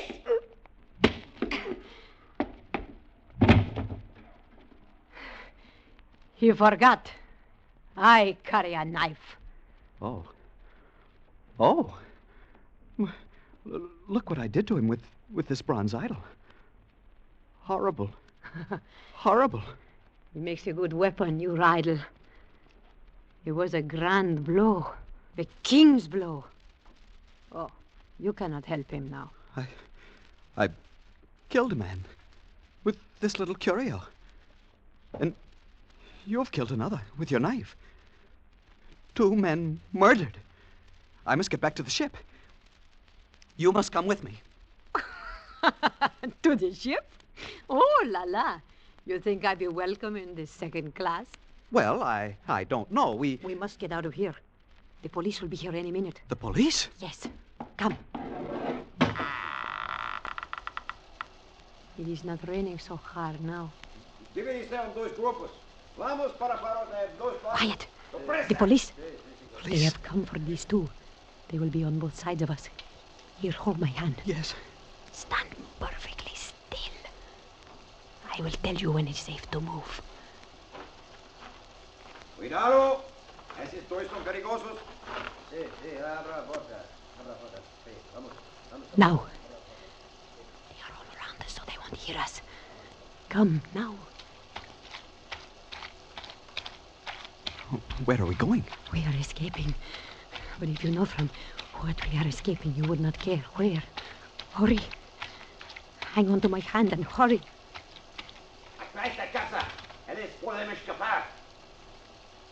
They have found the bodies. Now they are after us. What will we do? There is a door nearby. We must find it. Feel along the wall. Here. Harder. Harder. He must be here. Yes, here it is. Push. Push it in. It won't budge. It's bolted from inside. You must push it in. It's the only way. Here, hold this idol for me. I have it. Now. Not yet. Hit it again. It's giving. Once more. Good. My friend, my great, strong friend. Up these stairs now, quickly. Where are we going now? To the roof. Wait. Huh?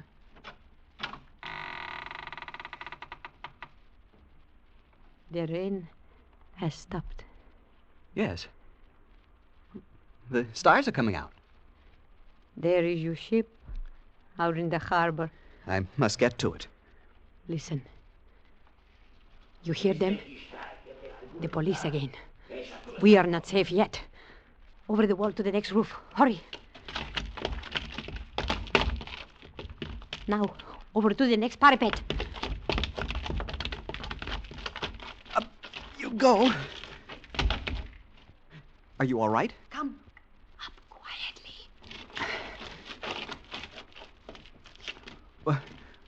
What's that down there? A tent? Yes. People are asleep. You must walk like a rat. Who are they? Who knows? If they see us, they will think you have come to rob them. Oh, but we could say... There would be nothing to say.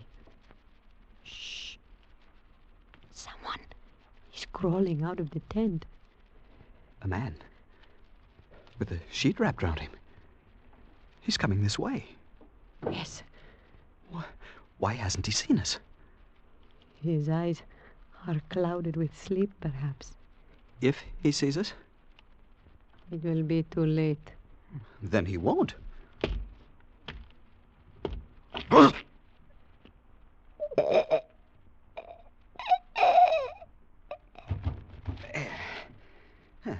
That took the fight out of him. Take my little knife. Here, just a prick and he's quite safe. Oh, no, he's still enough now. He won't harm us. I really did him in, didn't I? It was splendid. With only the bare hands to take an armed man. Armed? I didn't know he was armed. Of course. Of that you may always be sure. Look, there in his belt. A dagger? Ah, you are truly magnificent, my friend. You are a man. You are a woman. Then? A wonderful woman.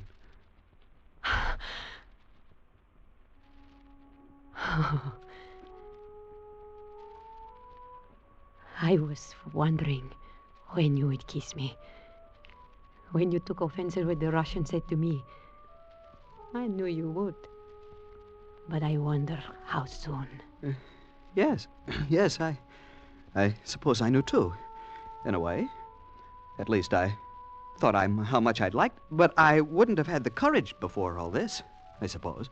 Courage. You courage is of the lion. Thank you. Thank you. I wonder if we're far from the landing stage now. I mustn't miss my boat, you know. You want to go back to the second class? Well, naturally. That's what I was trying to do when I knocked on your door. Goodness, I miss my dinner as it is. Miss your dinner? Yeah, that is so. But haven't you gained something else? What? Me. Look. Look at me. Is it nothing, friend, that you have saved me for yourself? Well, Oh, you conquer men as though you were bred under the roofs of Mozambique. You fight like a hero. A rush, a blow, a tumble. You have them lying at your feet. Are you not glad, friend, that it was all for this? For me. Ah, kiss me.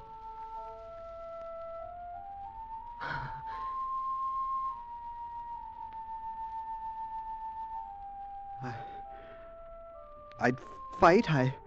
I'd fight for you as long as there was anyone to fight. You would.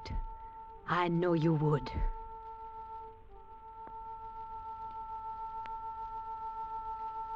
You lead on. Where? Wherever you will. Come.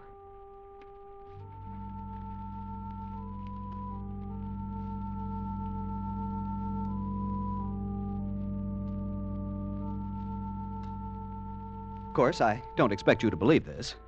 Looking back, I'm still unsure it really happened to me. It's as though I dreamed it. Well, I don't know how many roofs we crossed after that. A dozen, perhaps. Maybe 20. It was mad, I know, but I must have surrendered completely to the wild spirit of the African coast. I didn't seem to see the great ship lying out in the harbor, her lights blinking with the comforts of civilization in the second class. All my senses were focused on this slim, breathtaking figure leading me across the rooftops to a shadowy destination in which only one thing was certain. She would be there. I suppose in that moment, armed only with the bloody bronze idol, I was invincible. At last she led me down a creaking wooden stair that hung precariously on the sheer side of a house. And once more we were in the mud of a gloomy alley. Hand in hand, we made our way down the alley and out into a little square where a night breeze rustled in the palms and smelled of the sea. And across the way, a dim light showed through a big open door.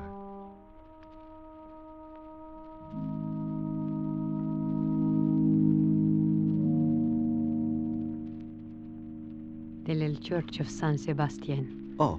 Onde pensa que você vai? The police. After all this? Não tenta escapar. Ok. É que você quer comigo? Eu tenho ordens de prendê-la. Por quê? Eu não fiz nada. Veremos. Me acompanhe agora. Vamos. Vamos, capitão. Devia haver maneira de resolver isto. Esta vez não pega mal. Você está presa. What's the matter with him? What's he want? He says he won't let me go. The devil he won't. What's he want you for? Oh, my friend. This little policeman, They always arrest me when they get a chance. It is tiresome. Está bem, deixa de conversar e me acompanhe. But listen, Copper. Scram, see? Take it on the lamb. Take a powder. Telgue, se tu contrário será preso também. I said scram. Run!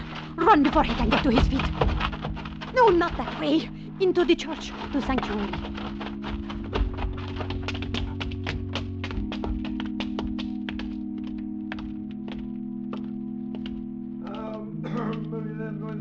My magnificent one, you fear no one. You fight for me, so long as there is anyone to fight. Yes. Now there will always be someone to fight. They will never leave us alone. Will they follow us in here? These police may do anything, but I know one door they will not dare follow us through. What is that? Come, this way.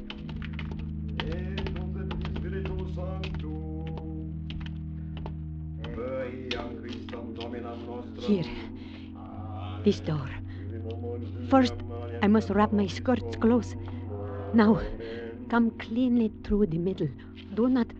Please do not rub the walls as you come.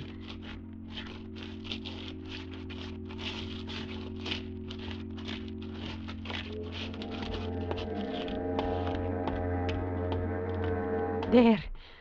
We are safe for a while. They will not follow us through that door. Why not? It was the door of the lepers. The door of the... Oh, it's all right. We did not touch the portals. See, down the alley. The lights of the waterfront. Yes. Where do we go now? We have a little time now to breathe the clean air of the harbor. And then, I know a little place where... Someone is coming. Stay back in the shadow until they have passed. Something to write home. Listen. What is it? I wonder what's happened to good old Dawson. Oh, he's drenched, no doubt. I do hope he's found my idol. The idol. I must return the idol. No, don't. My friend, this is the greatest danger of all. Goodbye. Don't go. Magnificent one. Don't go. I must. Goodbye. Hello there. Yes, Mr. Dawson. Got here before you, it appears. Yes, did you find the idol? Yes, but for a moment there, I was afraid I should miss the boat. I say, old man, you're a bit disheveled. Yes, I got caught in the rain. And my idol. Oh, dear, Mr. Dawson, you've got it all dirty. Yes, it is a bit mussed. I dropped it once or twice, I fear. Well, that was clumsy of you, Dawson. Oh, well, it's nothing that a little soap and water won't put to rights, I dare say. Well, come on, we'd better hurry along. I'd hate to have to spend any more time in this dreadful place. And so should I. Yeah, there's the whistle. That's the last warning, no doubt. Come on, everybody. Yes, coming. Dawson, don't stand there mooning. We'll miss the boat. Yes, in just a moment. Oh, say, there's someone standing there in the shadow of the alley. I'm not sure. I thought for a moment... It's funny. I could have sworn I saw you wave goodbye to someone. Perhaps I did. To Mozambique, to adventure, and romance. Oh, that's good. That's very good. Adventure, romance, and this pest hole? Twitchell, what would you say if I told you I had just killed a man, fled over the rooftops of the city, made love to a beautiful woman, fought the police, escaped through the leper's Oh, gate... great heavens, Dawson. I'd say you had the wildest imagination I'd ever heard of. Nothing like that ever happens to a second-class passenger. No, I suppose you're right. Nothing like that ever happens to a second-class passenger. Except in dreams. Come on, Twitchell, we'll miss the boat.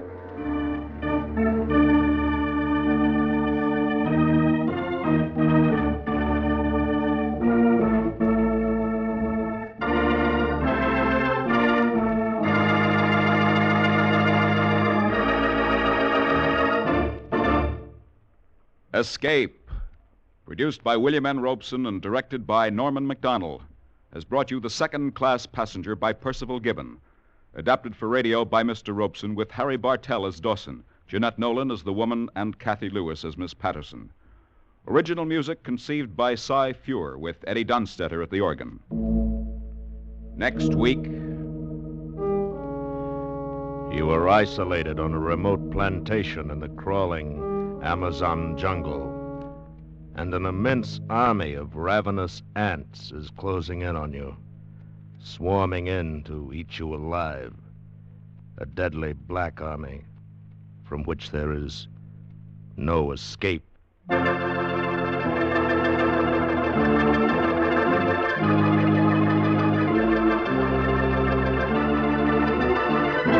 Next week, we escape with Carl Stephenson's terrifying story, Leiningen versus the Ants. Goodbye, then, until next week at this same time, when again we offer you Escape. This is CBS, the Columbia Broadcasting System.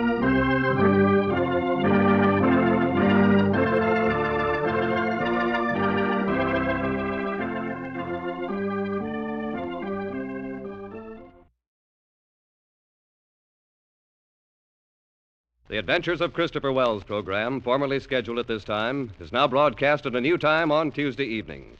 Tune in for The Adventures of Christopher Wells next Tuesday and every Tuesday at 6:30 p.m. Pacific Standard Time.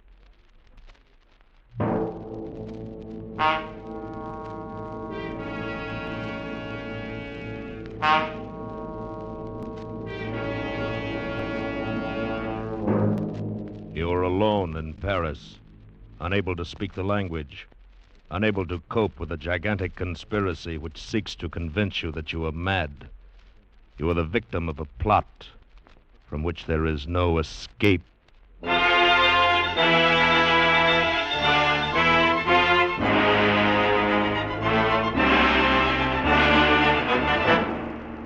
Escape. Produced, directed, and tonight written by William N. Robeson, and carefully contrived to free you from the four walls of today for a half hour of high adventure.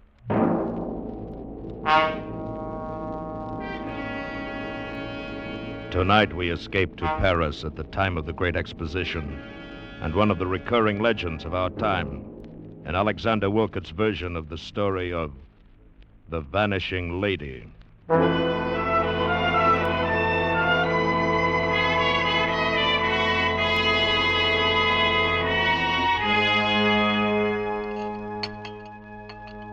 Another cup of tea, Bruce?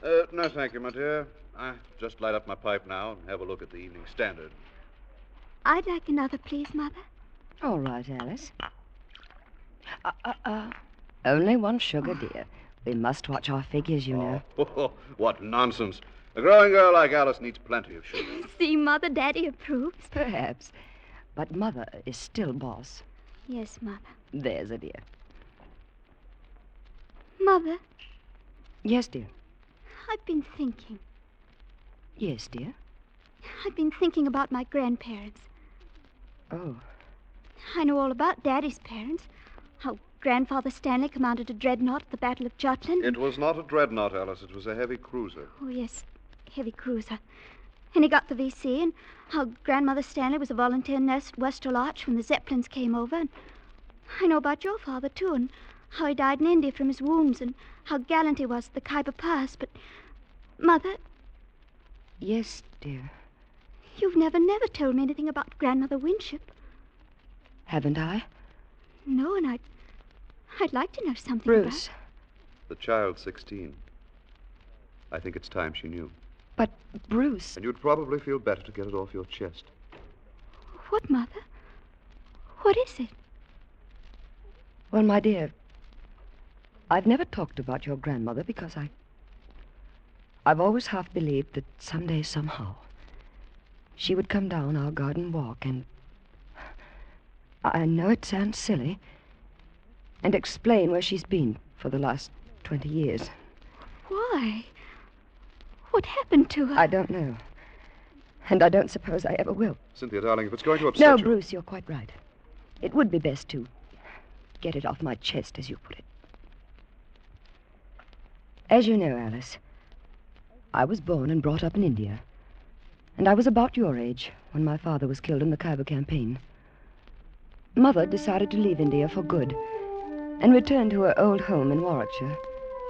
However, since it was necessary for her to go to Paris to attend to some details of my father's estate, she decided that we should leave the P&O boat in Marseille and proceed by train. You may imagine the timidity with which we two unescorted ladies traveled across France, without the slightest knowledge of the language, and without indeed assurance that we could find a hotel room in Paris, though we had telegraphed for reservations from Marseille. You see, the great Paris Exposition had just opened, and the city was jammed with visitors from all over the world. You may imagine our relief when we arrived at the Grand Hotel Universel and heard the clerk speak in quite understandable English. Mademoiselle Winship, welcome, welcome. You will please to sign the register, air and air. You have our reservation? Oh, indeed, yes. Most fortunate, madame, that you telegraphed. For I have reserved for you the last room in the house. Oh, I'm so relieved. Here, Cynthia. You may as well learn now to sign a register for yourself. Oh, yes, Mama. Where do I write? There in that line. Oh, yes, I see. Voila. You are fatigué from your journey, no? I shall have the boy show you to your rooms at once. Chasseur, chasseur! Oui, monsieur. Le parement 342 pour mademoiselle et madame Winship, tout de suite. Bien, monsieur. This is your baggage, madame? Yes, these 6. Le voilà le bagage. Cynthia, il y a 6 pièces. You'd best carry the little one with the medicine in it. Yes, Mama. Dis-moi, mademoiselle. Thank you. I'll take that one. The little red one. Très bien. This way, ladies. Keep your eye on that porter, Cynthia. I don't trust this Frenchman. Oh, Mama. I don't think he'll make off with our things. Here's the lift. Troisième étage. Troisième. Oh, I do wish we could have gone straight on to Southampton. But you'd only have had to come back across the channel to see the solicitor, Mama. We really save time this way. I suppose I mean I wish we hadn't come to Paris at all. It's such a sinister place. Oh, Mama. Voilà, le troisième. This way, ladies. To the right. Attendez. Eh bien? 338, 340, 342. Oh, voilà. Entrez, ladies. Thank you. Oh, what a lovely big room. And look, Mama. French windows. And the park out there. No, and thank the you. square with the Here. statues on Merci. it. Oh, and look Thank at the you, river ladies. over there. And those beautiful, beautiful bridges. Oh, Mother, it's something out of a book. Yes, my dear. That's the trouble with Paris. It's so attractive. But underneath it's evil. And look at the furniture. The gilt clock. And this lovely marble table. Oh, Mama, everything is so French. I'll be very glad to be on my way to where everything's English by this time tomorrow. Now, come away from that window and help me get into something comfortable. There's a dear. Yes, Mama, of course. I don't know when I've been so tired. I just can't seem to catch my... Mama. Mama, what's the matter? Mama. Mama, speak to me. Here, I'll get you up into the bed. There. Now, let me loosen your corset. Here, Mama, here are the smelling salts. Breathe deeply, darling. Mama. The telephone. I've got to get a doctor.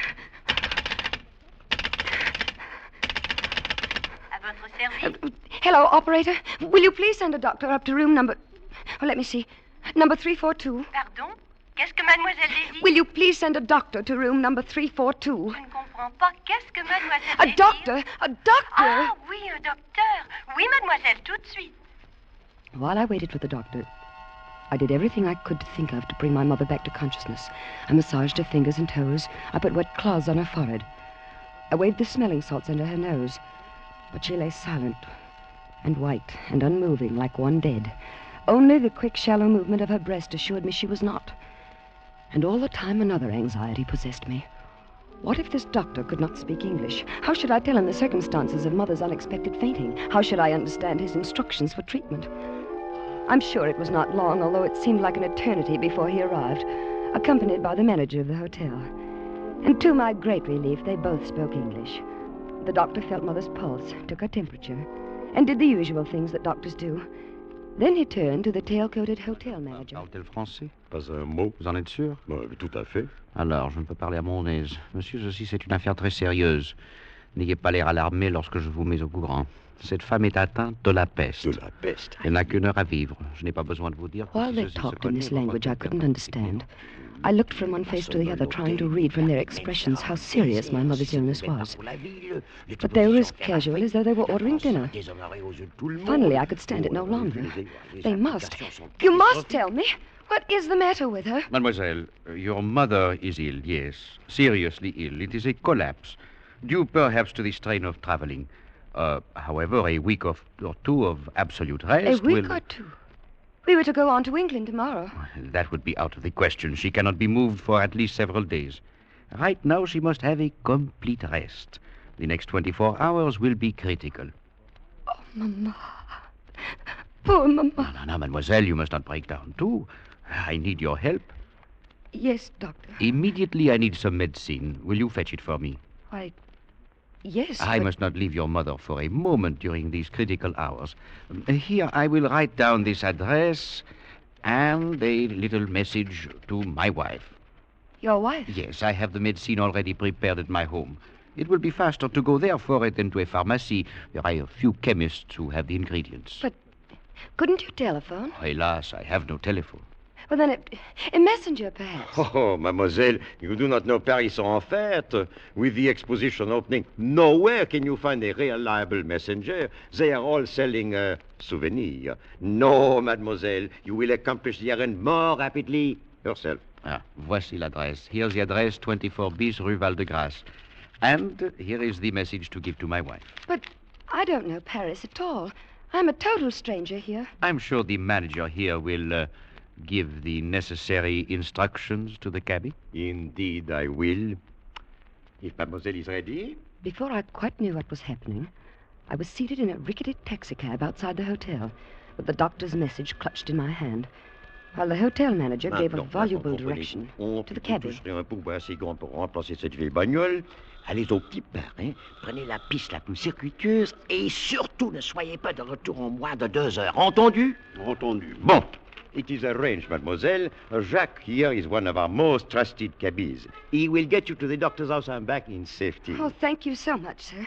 And you will look after Mother, won't you? Oh, indeed I will. Of that you may be sure.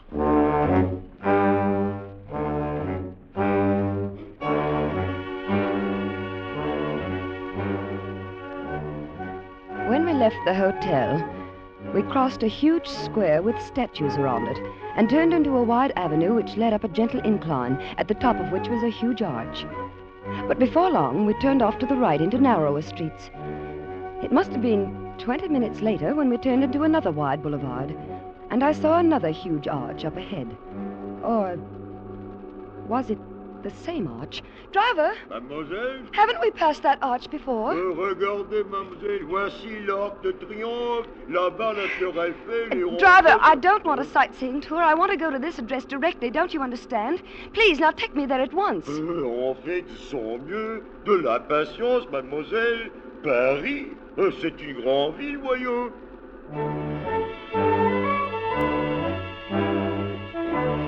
At last we turned into a narrow street and pulled up before a grim grey house. The blue enamel sign on the wall read number 24 bis. I jumped out of the cab almost before it stopped, rushed up the 3 stone steps and pulled at the brass bell knob. Oh, hurry. Hurry, hurry, please. Oui? The doctor sent me for some medicine. Here, please read this. Retenez cette jeune femme aussi longtemps possible. C'est de la plus grande importance pour l'avenir de Paris et même de la France. Oh, entrez, mademoiselle. Thank you. Quand vous ne pouvez plus la faire The doctor's wife stood there reading and rereading the note as though she didn't understand it. And until I thought I would scream. Oh, please, please hurry. Get the medicine. It's my mother. She may be dying. I must get back to her. Please hurry. Asseyez-vous. She pointed to a chair. Attendez. And slowly walked down the hall and closed the door behind her. I waited. And waited. And I wondered. Wondered about the time the taxi had taken to get here. About that arch that looked so familiar. And I was torn by the 100 nameless anxieties that torture you when your nearest and dearest is ill. And then I heard something that froze my blood. A telephone. A telephone clearly ringing somewhere in the house. But the doctor had said he had no telephone. That was the reason I must come all the way for the medicine. No, it couldn't be in this house. It must be next door or across the street. Of course, that's where the sound was coming from. Allô? But no. Oui, elle est ici maintenant. It was the voice of the doctor's wife answering the phone. Oh, no. No, what monstrous plot was this? I felt my scalp crawl with terror. Brain pounded, my head felt as though it would burst. I wanted to scream, to run out of this awful house, to run all the way across Paris to the bedside of my mother. Voilà, mademoiselle. Oh, thank you. Thank you. Au revoir, mademoiselle. Now, driver, please. Please, in the name of your own mother, hurry back to the hotel as fast as possible. Please. Ben oui, on fait de son mieux, mademoiselle. Roulant.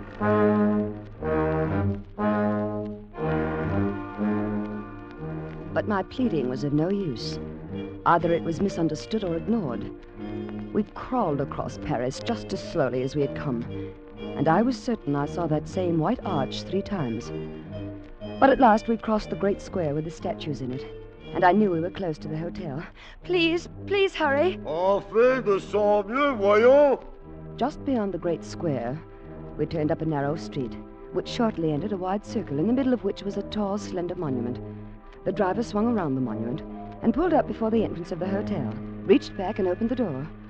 Voilà, mademoiselle. I jumped out of the cab.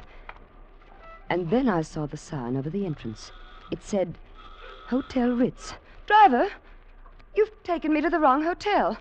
I'm staying at the Grand Hotel Universal. Mais non, mademoiselle, je vous ai pris en Ritz, et je vous dépose en Ritz il y a 50 au I don't understand what you're saying, but will you please take me to the Grand Hotel Universal? Mais c'est ici que je vous ai pris, et c'est ici que je vous dépose. Oh, you stupid man, can't you understand? My mother is ill. You've taken more than 2 hours to get me to that doctor's house and back. Can't you understand my mother is sick, perhaps dying? Dieu, mademoiselle, les affaires ne me regardent pas. Donc, voici, la médité va me payer. A small group of passers-by had stopped and were listening curiously to the argument. Then they joined in and started taking sides. Everywhere I looked were foreign faces, strangers, enemies. And then, shouldering his way through the crowd, I saw a bare-headed young man in tweeds with a pipe clamped in his teeth. And before he had a chance to speak, I knew help had come. I say, having some trouble? Oh, thank heavens you're English. All right, you are. What seems to be the matter? I told him rapidly as I could, and he paid the mulish cabby. Merci, monsieur. Popped me into another cab. And 5 minutes later, we walked into the lobby of the Grand Hotel Universal. The manager was behind the desk. My mother. Is she all right? I beg your pardon? My mother, Mrs. Winship in 342. Is she all right? Mademoiselle must be mistaken. There is no Winship in 342. What? 342 is occupied by Monsieur Auguste Noailles, a permanent guest. But don't you remember me? I'm Cynthia Winship.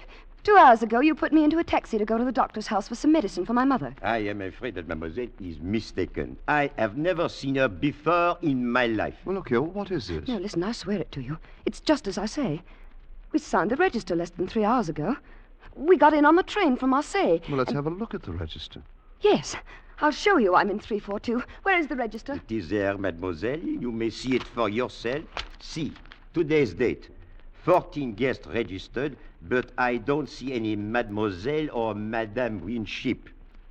Do you? No. What have you done with my mother? What have you done with my mother? Please, mademoiselle. You have done something with Please, I demand to know. What have you done with my mother? Ask you to leave the hotel. We'll get to the bottom of this. Perhaps mademoiselle is mistaken. Perhaps she is registered at some other hotel. No. This is the hotel. The Grand Universal. You were standing there when we arrived. You handed my mother the pen with which she registered. You came to the room with the doctor. You put me in the taxi. But I assure you, mademoiselle, these are fantasies of your wait a imagination. minute. What is it? That bellboy there. He carried our baggage. He'll remember. Garçon. Oui, monsieur. Vous vous souvenez avoir déporté le bagage de madame en numéro 3, 4, 2, cet après-midi? Non, monsieur. There were 6 pieces, don't you remember? You wanted to take them all, and I insisted on carrying the jewel case. It was a little red one? Oh non, mademoiselle. C'est la première fois de ma vie que je vois mademoiselle. He says he never saw you in his life before. But this is monstrous. It's impossible. My mother is somewhere in this hotel. What have you done with her? What have you done with her?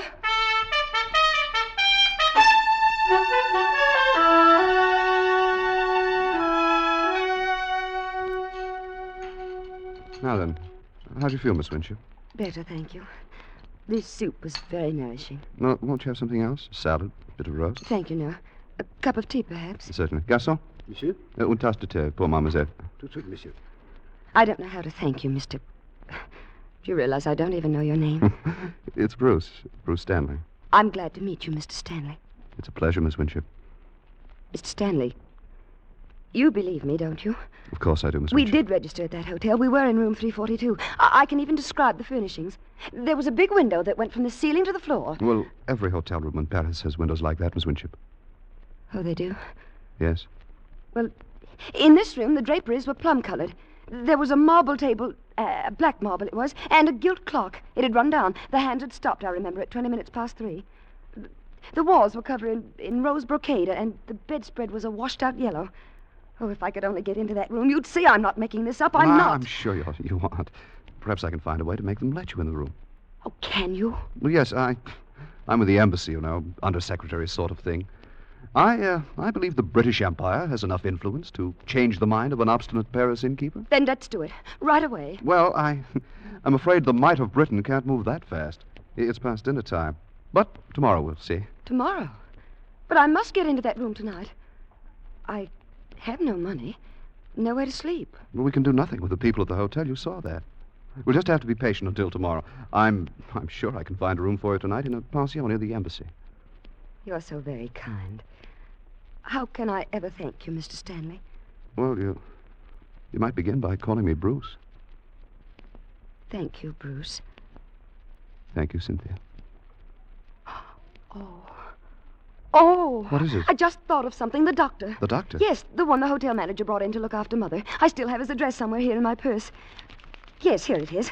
Oh, we must go there immediately. He can tell us about Mother. Let's see. 24 bis Rue Val de Grace. Well, that's not far. It's just off the Boulevard Raspail near the Luxembourg. How long would it take to get there by taxi? Oh, about 10 minutes. But it took over an hour this afternoon.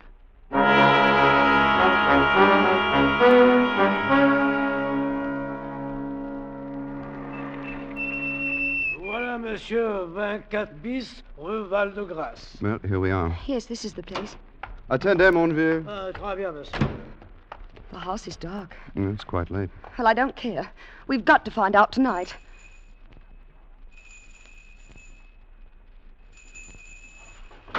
Qui est là? Qui sonne? Where is he? There at the upstairs window. Monsieur le docteur, c'est mademoiselle Stanley. Elle veut vous questionner à propos de sa mère. Stanley, je ne connais pas mademoiselle Stanley. He says he doesn't know you. But he must. Doctor, don't you remember this afternoon? You sent me to your house for medicine for my mother. Je ne comprends pas l'anglais. He says he doesn't understand English. Oh, the liar. The dreadful liar. He does. He speaks perfect Et English. vous, jeune homme, je vous conseille de ne pas déranger le repos des gens comme il faut et de vous en aller avant que je n'appelle la police. I'm sorry, Cynthia. Oh, Bruce. What am I going to do? What am I going to do?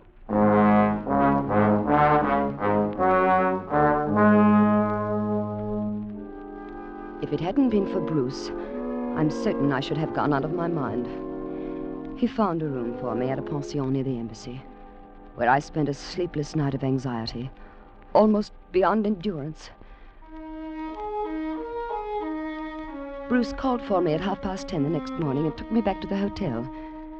To my surprise, the attitude of the manager had changed completely. Of course, mademoiselle may inspect room 342. We are only too glad to convince mademoiselle that her mother is not and never was in the Grand Hotel Universel. Why, I personally will escort you to the room. This way, please, to the ascenseur. Oh, Bruce, that terrible man. That horrible... Cynthia, don't let him upset you. Monsieur, 3e étage. 3e, monsieur. Now, remember what I told you last night, Bruce. You'll see plum-colored draperies, black marble top table, rose walls, and a gilt clock with the hand stopped at 20 minutes past 3. You'll see. Yes, Cynthia. Voilà, le 3e. This way, gentlemen. It was room 342. You wish to see mademoiselle? Yes, that's right. Third door to the right. So. You see, Bruce? I know where it is. Yes, my dear. Here we are. Voila. Enter, please. Now, Bruce, you shall see the yellow bedspread. Oh. Not quite the room you just described in the elevator, mademoiselle. The drapes are royal blue. No. Oh, a little dusty affair. I must have this room renovated. You see, there is no marble top table. No. The clock, as you notice, is running. No. And right on time, it seems. The walls are not rose bouquet, but yellow flowered wallpaper. No. Now, my dear mademoiselle, you see how thoroughly mistaken you are. No, no,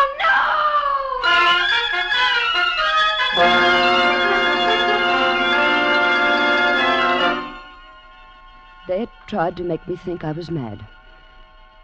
They succeeded.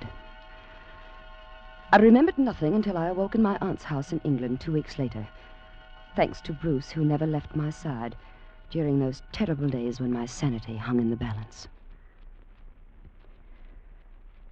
Well, that's the story, Alice. That's why I've never been able to talk about your grandmother Winship. Oh, Mother, how horrible. Because all these years, I've clung to the foolish hope that somehow she'd come back and tell us herself what happened. You poor dear. You may as well dispel that hope forever, Cynthia. What? Since you've at last brought yourself to discuss your mother's disappearance, I think it's time you knew the true facts. Bruce. Your mother died 20 minutes after you left the hotel on that fool's errand for the doctor. Oh, no. She died of the bubonic plague. She'd caught it in India before she sailed. The doctor recognized the symptoms the moment he examined her. He told the hotel manager in French in your presence. They agreed that the matter must be kept completely secret. If the news leaked out that there was a case of plague in Paris, the city would have been emptied of visitors and the exposition would have been a failure. Oh, Bruce. The conspiracy of silence began in the hotel. The bellboy was paid to claim he never saw you. The taxi driver was paid well to take you to the doctor's house by the most roundabout route. The note to the doctor's wife advised her to detain you as long as she could. And the taxi driver added his own imaginative touch by returning you to the Ritz instead of the Universal. I shudder to think what might have happened if I hadn't come through the Place Vendôme just then. But you didn't know. Not then. When did you find out? Next morning. By then, the conspiracy had grown to international proportions. The embassy had been advised. If the exposition was a failure, the franc would fall, the pound sterling would be affected, that sort of thing. I knew when we went back to the hotel you would not find your plum drapes and rose-colored walls and black marble top table. And you let me go through with it? What could I do? I was acting under orders. I knew that the hotel had completely fumigated and redecorated the room overnight, and everything was in readiness to repudiate your story. I had to let the last act of the dreadful farce play to its dreadful end. Mother. What did they do with Mother? Her body was removed from the room less than 30 minutes after you left it, and immediately burned. Why? Why didn't you tell me this years ago? Why did you let me go on all this time? This is the first time you have ever mentioned your mother since then, my dear. Alice. Yes, Mother? There's a new issue of the Tatler in the library, dear. Wouldn't you like to look at it? But, Mother, I want to... Now, dear. Want to have a talk with your father.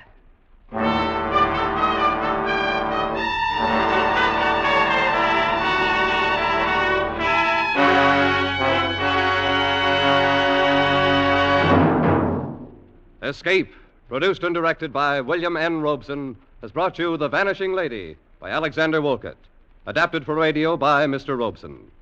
Cynthia was played by Joan Banks. Bruce was played by Hy Averback. The hotel manager and cab driver were played by Ramsey Hill. The musical score was conceived and conducted by Cy Feuer. Next week... You are deathly afraid of snakes, and between you and a fortune, between you and escape, yawn the white jaws of a deadly cottonmouth.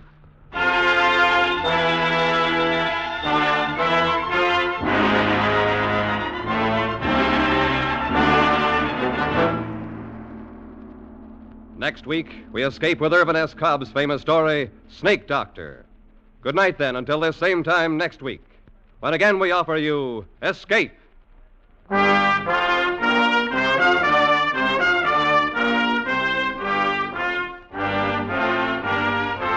is CBS, the Columbia Broadcasting System.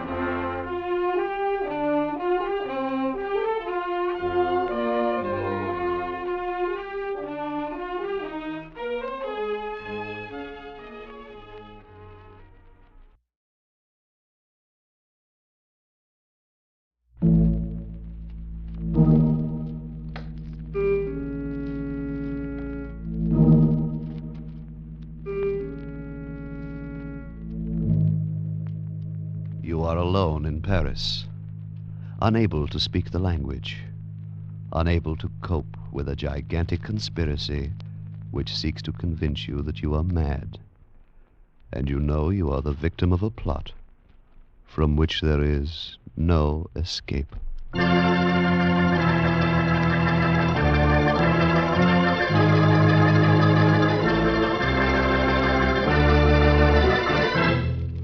Escape. Produced and today written by William N. Robeson and carefully contrived to free you from the four walls of today for a half hour of high adventure.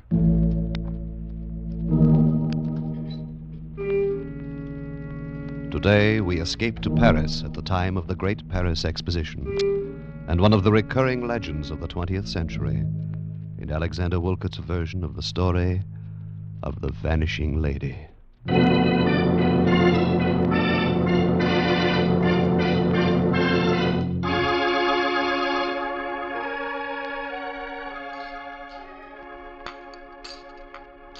Another cup of tea, Bruce? No, thank you, my dear. I'll just light up my pipe now and have a look at the Evening Standard.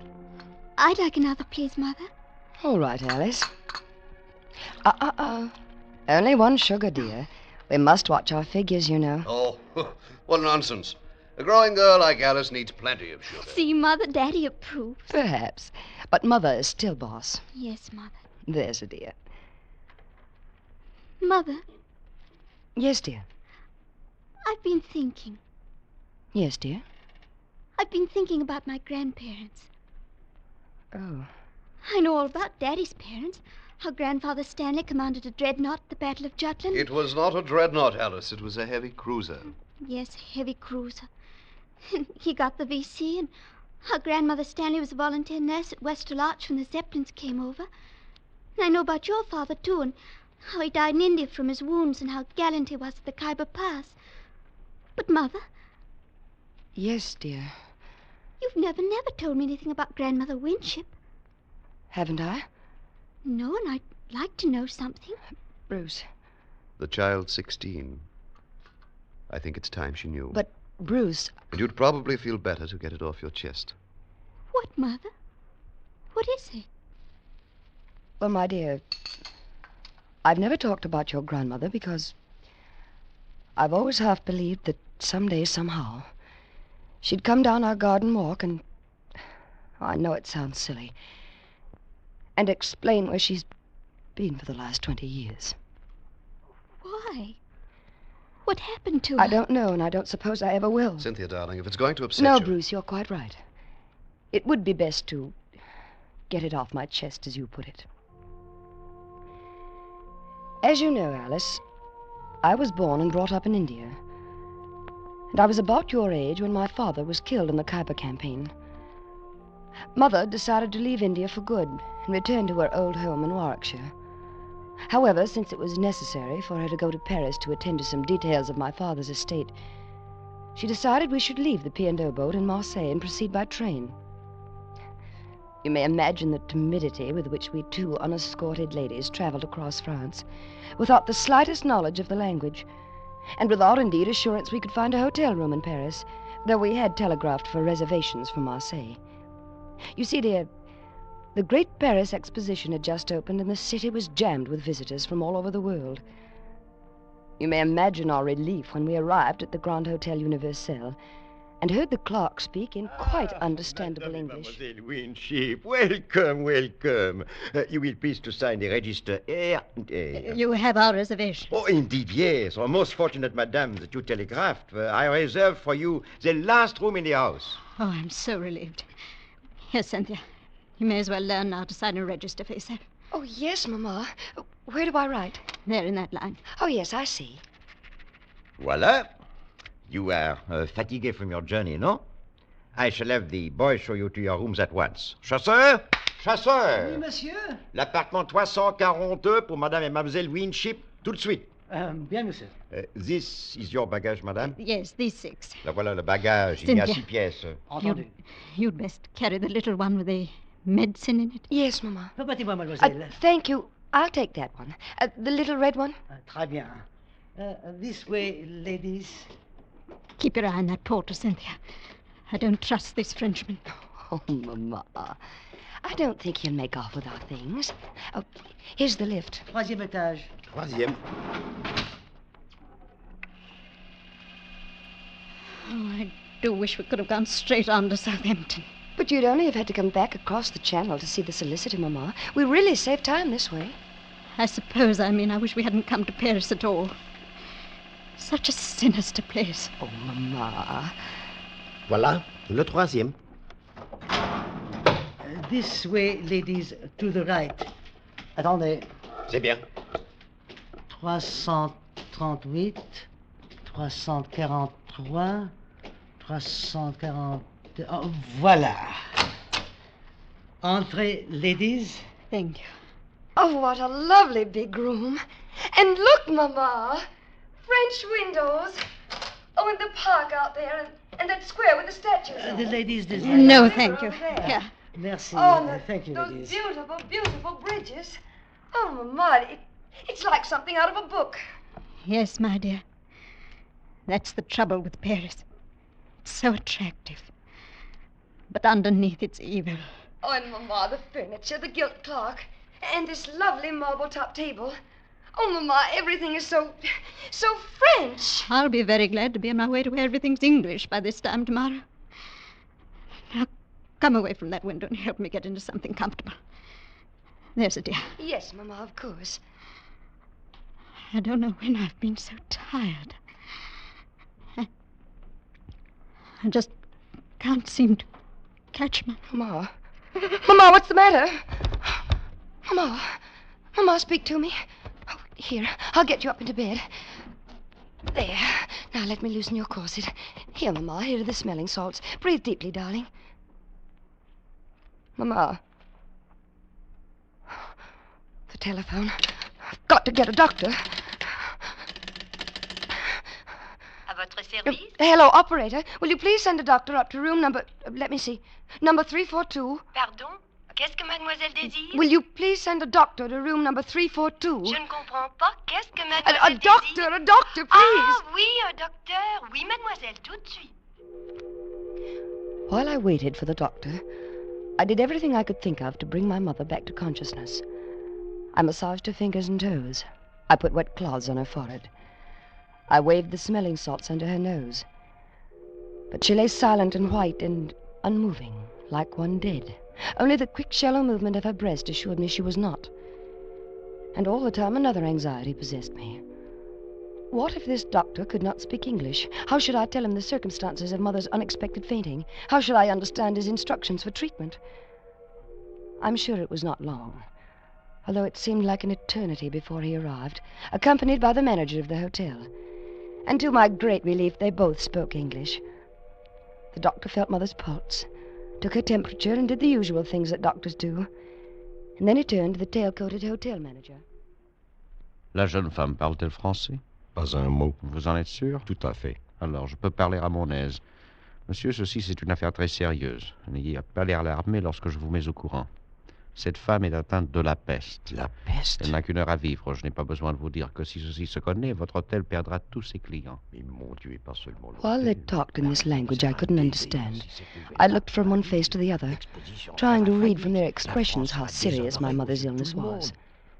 But they were as casual as though they were ordering dinner. And finally I could stand it no longer. Oh, you must tell me. What is the matter with her? Mademoiselle, your mother is ill, yes. Seriously ill. It is a collapse, due perhaps to the strain of traveling. However, a week or two of absolute rest will work A week wonders. or two? Well, we were to go on to England tomorrow. That would be out of the question, mademoiselle. She cannot be moved for at least several days. Right now, she must have complete rest. The next 24 hours will be critical. Oh, Mama. Poor Mama. No, mademoiselle, you must not break down, too. I need your help. Yes, Doctor. Immediately, I need some medicine. Will you fetch it for me? Why, I must not yes. leave your mother for a moment during these critical hours. Here, I will write down this address and a little message to my wife. Your wife? Yes. I have the medicine already prepared at home. It will be faster to go there for it than to a pharmacy. There are very few chemists who have the ingredient. But couldn't you telephone? Hélas, I have no telephone. Well, a messenger, perhaps. Mademoiselle does not know Paris en fête. With the exposition opening, nowhere can you find a reliable messenger. They are all selling souvenirs. But, Oh, no, mademoiselle. You will accomplish the errand more rapidly yourself. Here is the address. 24 bis Rue Val-de-Grâce. And here is the message to give to my wife. But I don't know Paris at all. I'm a total stranger here. I am sure the manager here will give the necessary instructions to the cabby. Indeed, I will. Now, if mademoiselle is ready... Before I quite knew what was happening, I was seated in a rickety taxicab outside the hotel with the doctor's message clutched in my hand, while the hotel manager gave voluble directions to the cabby. En plus, vous toucherez un pourboire assez grand pour remplacer cette vieille bagnole avec une belle voiture. Allez au petit pas. Prenez la piste la plus circuiteuse et surtout, ne soyez pas de retour en moins de 2 heures. Entendu? Entendu. Bon. It is arranged, mademoiselle. Jacques is one of our most trusted cabbies. He will get you to the doctor's house and back in safety. Oh, thank you so much, sir. And you will look after Mother, won't you? Indeed, I will. Of that, you may be sure.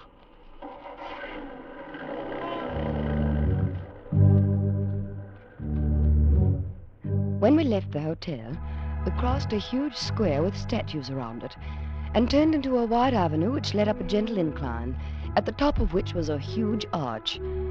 But before long, we turned off to the right into narrower streets.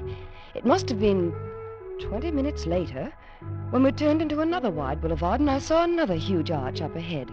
Or was it the same arch? Driver! Mademoiselle! Haven't we passed that arch before? Regardez, mademoiselle. Voici l'Arc de Triomphe. Là-bas, la Tour Eiffel. Driver, I don't want a sightseeing tour. I want to go to this address directly. Don't you understand? Now, please take me there at once. Eh ben, on fait de son mieux. De la patience, mademoiselle. Paris, c'est une grande ville, voyons. At last, we turned into a narrow street and pulled up before a grim grey house. The blue enamel sign on the wall read number 24 bis. I jumped out of the cab almost before it stopped, rushed up the 3 stone steps and pulled at the brass bell knob. Oh, hurry, please.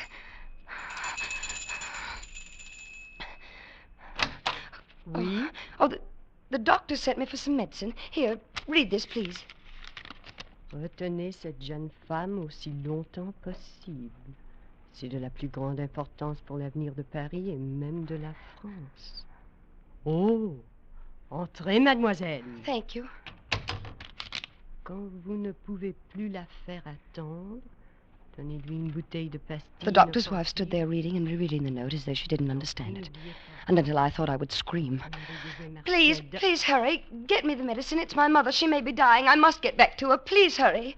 Asseyez-vous. She pointed to a chair. Attendez. And slowly walked down the hall and closed the door behind her.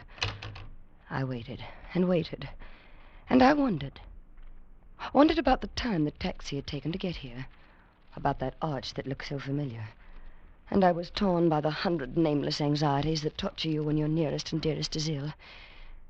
And then I heard something that froze my blood. A telephone. A telephone clearly ringing somewhere in the house. But the doctor had said he had no telephone. That was the reason I must come all this way for the medicine. Oh, no, it couldn't be in this house. It must be next door or across the street. Of course, that's where the sound was coming from. Allô? But no. Qui parle? Oui. It was the voice of the doctor's wife answering the phone. Oh, no. No, what monstrous plot was this? I felt my scalp crawl with terror. My brain pounded and my head felt as though it would burst. I wanted to scream, to run out of this awful house, to run all the way across Paris to the bedside of my mother. Voilà, mademoiselle. Oh, thank you. Thank you. Au revoir, mademoiselle. Now, driver, please, please, in the name of your own mother, hurry back to the hotel as fast as possible, please. Ah oui. On fait de son mieux, mademoiselle. Roulons.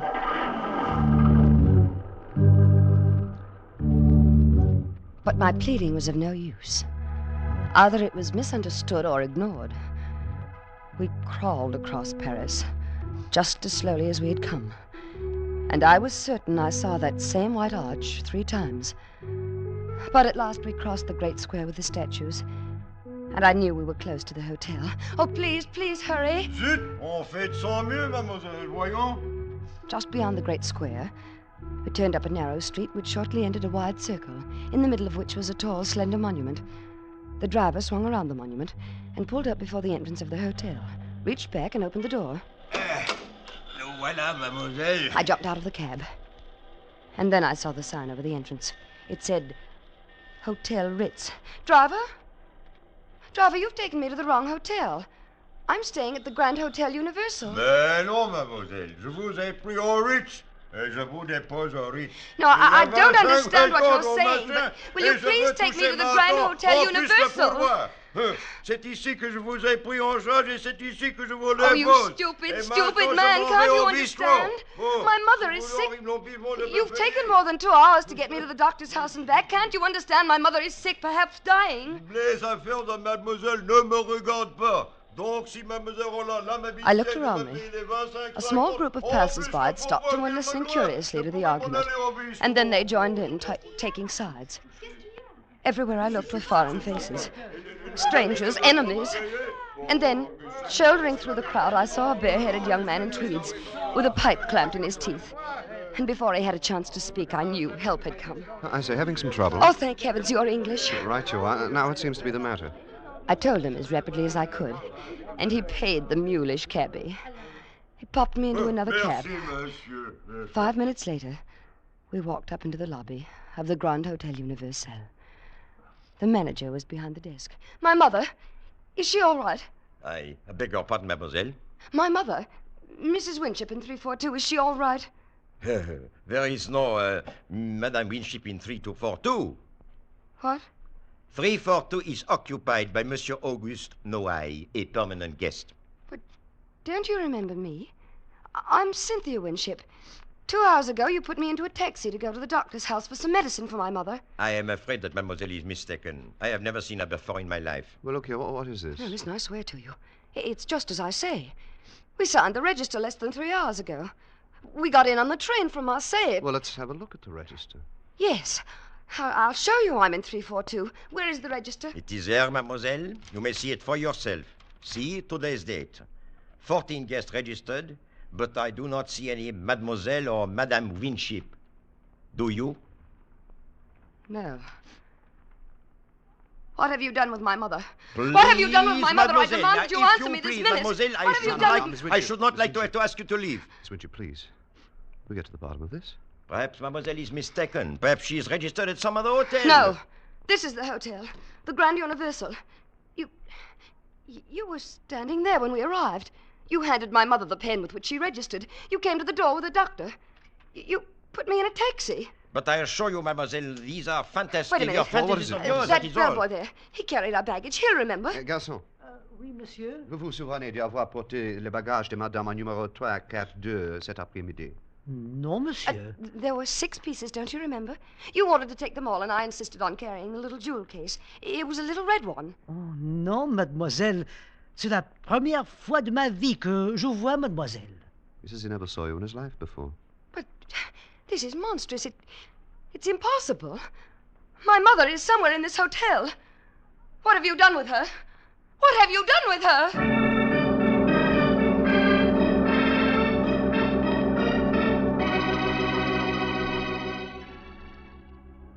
Feeling better now, Miss Winship? A little, thank you. Care for something else? No, thank you. Another cup of tea, perhaps. Certainly. Garçon? Monsieur? Une tasse de thé pour mademoiselle. Tout de suite, monsieur. I don't know how to thank you, Mr. You realize I don't even know your name? Oh, it's Bruce. Bruce Stanley. I'm very glad to meet you, Mr. Stanley. It's a pleasure, Miss Winship. Mr. Stanley, you believe me, don't you? Of course I do, Miss We did Winship. register at that hotel. We were in room 342. Why, I can even describe the furnishings. There was a big window that went from the ceiling to the floor. Well, every hotel room in Paris has windows like that, Miss Winship. Oh, they do? Yes. Well, in this room, the draperies were plum-colored, and there was a marble-top table, black marble it was, and a gilt clock it had run down. The hands had stopped, I remember, at 20 minutes past 3. The walls were covered in rose brocade, and the bedspread was a washed-out yellow. Oh, if I could only get into that room, you'd see that I'm not making this up. I'm sure you aren't. Perhaps I can find a way to make them let you in the room. Can you? Yes. I'm with the embassy, you know, undersecretary sort of thing. I believe the British Empire has enough influence to change the mind of an obstinate Paris innkeeper. Well, then let's do it. Right away. Well, I'm afraid the might of Britain can't move that fast. It's past dinner time. But tomorrow we shall see. Tomorrow? But I must get into that room tonight. I have no money. Nowhere to sleep. Well, we can do nothing with the people at the hotel. You saw that. We'll just have to be patient until tomorrow. I'm sure I can find a room for you tonight in a pension near the embassy. You're so very kind. How can I ever thank you, Mr. Stanley? Well, you might begin by calling me Bruce. Thank you, Bruce. Thank you, Cynthia. Oh. What is it? I just thought of something. The doctor. The doctor? Yes, the one the hotel manager brought in to look after Mother. I still have his address somewhere here in my purse. Yes, here it is. Now, we must go there immediately. He can tell us about Mother. Now, let me see. 24 bis Rue Val de Gras. Well, that's not far. Just off Boulevard Raspail near the Luxembourg. Well, how long would it take to get there by taxi? Oh, about 10 minutes. But it took over an hour this afternoon.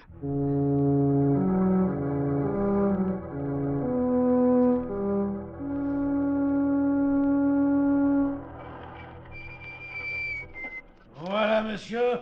24 bis, Rue Val de Grâce. Well, here we are. Yes, this is the place. Attendez, mon vieux. Ah, très bien, monsieur. The house is dark. Well, it's quite late. Well, I don't care. We've got to find out tonight.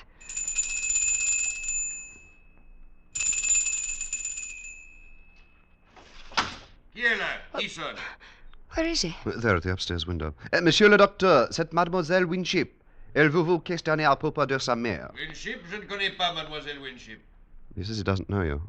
But he must. He must. Doctor, don't you remember this afternoon? You sent me here to your house for medicine for my mother. Je ne comprends pas l'anglais. He says he doesn't understand English. Oh, the liar. The dreadful liar. He does. He speaks perfect English. Et vous, jeune homme, je vous conseille de ne pas déranger le repos des gens comme il faut et de vous en aller avant que je n'appelle la police. I'm sorry, Cynthia. Oh, Bruce. What am I going to do? What am I going to do?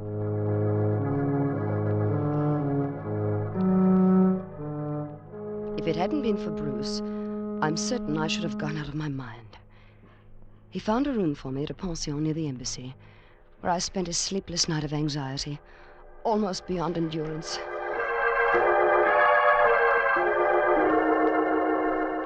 Bruce called for me at 10:30 the next morning and took me back to the hotel. To my surprise, the attitude of the manager had changed completely. But of course, mademoiselle may inspect room 342. We are only too glad to convince mademoiselle that her mother is not and never was in the Grand Hotel Universel. Why, I personally will escort you to the room. This way, please, to the ascenseur. Oh, Bruce, that terrible man. That horrible, Cynthia, horrible... Cynthia, don't let him upset you. Monsieur, au troisième. Troisième, monsieur. Now, remember what I told you last night, Bruce. You'll see. Plum-colored draperies, black marble-top table, rose walls, and a gilt clock with hands stopped at 20 minutes past 3. You'll see. Yes, Cynthia. Voilà, le troisième. This way, please. It was room 342 that you wished to see, mademoiselle? Yes, that's right. Third door to the right. Parfait. You see, Bruce? I know where it is. Yes, my dear. Here we are. Voilà. Enter, please. Now, Bruce, you'll see. The yellow bedspread. Oh. Not quite the room you just described in the elevator, mademoiselle. The drapes are royal blue. No. A little dusty, I fear. I must have this room renovated. You see, there is no marble top table. No. The clock, as you notice, is running. And right on time, it seems. And the walls are not rose bouquet, but yellow-flowered wallpaper. Now, my dear mademoiselle, you see how thoroughly mistaken you are. No, no, no!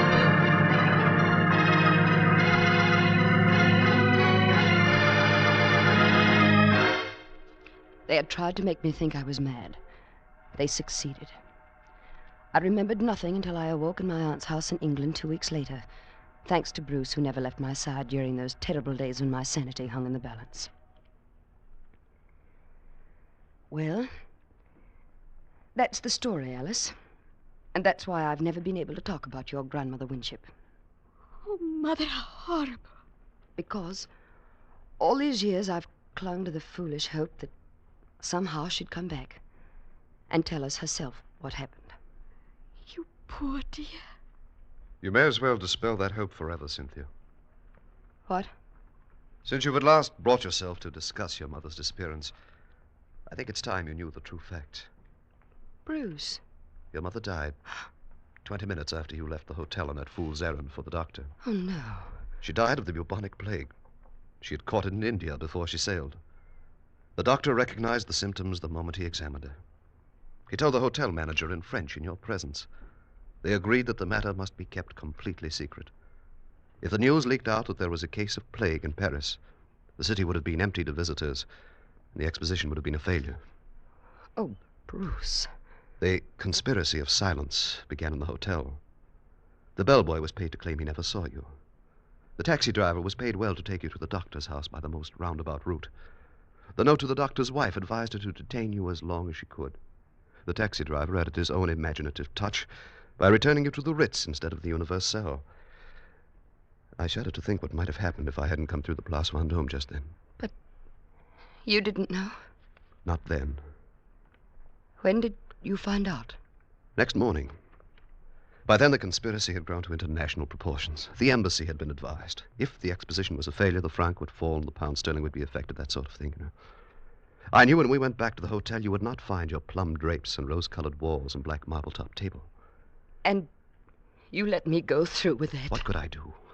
I was acting under orders. I knew that the hotel had completely fumigated and redecorated the room overnight, and everything was in readiness to repudiate your story.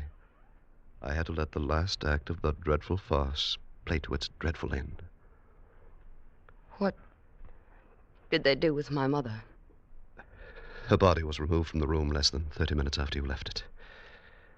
It immediately burned. Why? Why didn't you tell me all this years ago? Why did you let me go on all this time? This is the first time you've ever mentioned your mother since then, my dear. Alice? Yes, Mother? There's a new issue of the Tatler in the library. Wouldn't you like to look at it? But, Mother, I want... Now, dear, there's a good girl. I want to have a talk with your father.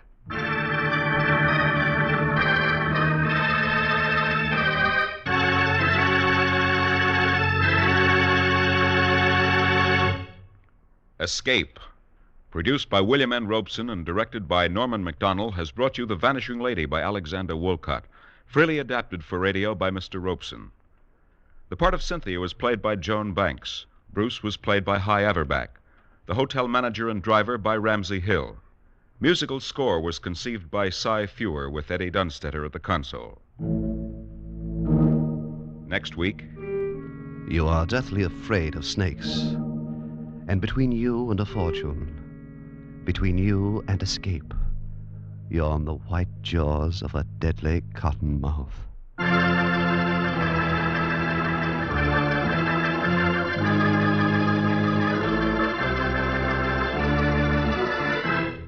Next week, we escape with Irvin S. Cobb's famous story, Snake Doctor. Goodbye, then, until this same time next week, when we again offer you Escape. This is CBS, the Columbia Broadcasting System.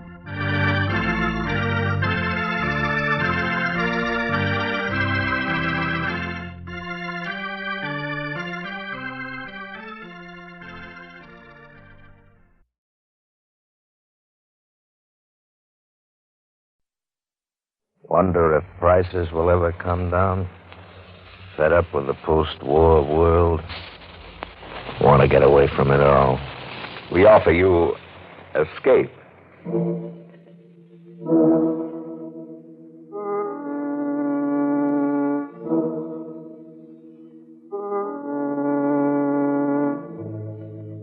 You are standing at the edge of an enchanted grove, lured by a soft, caressing voice inviting you to destruction.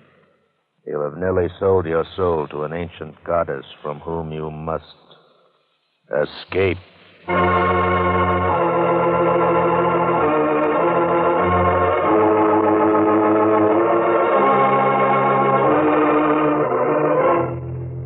Escape, produced by William N. Robeson and designed to free you from the four walls of today for a half hour of high adventure.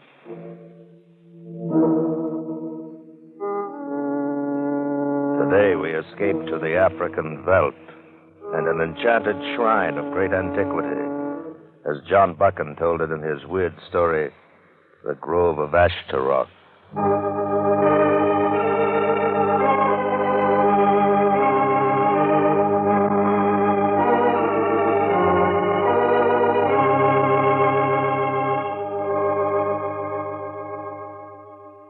We stumbled onto the place, Lawson and I, during the second day after we left Taki.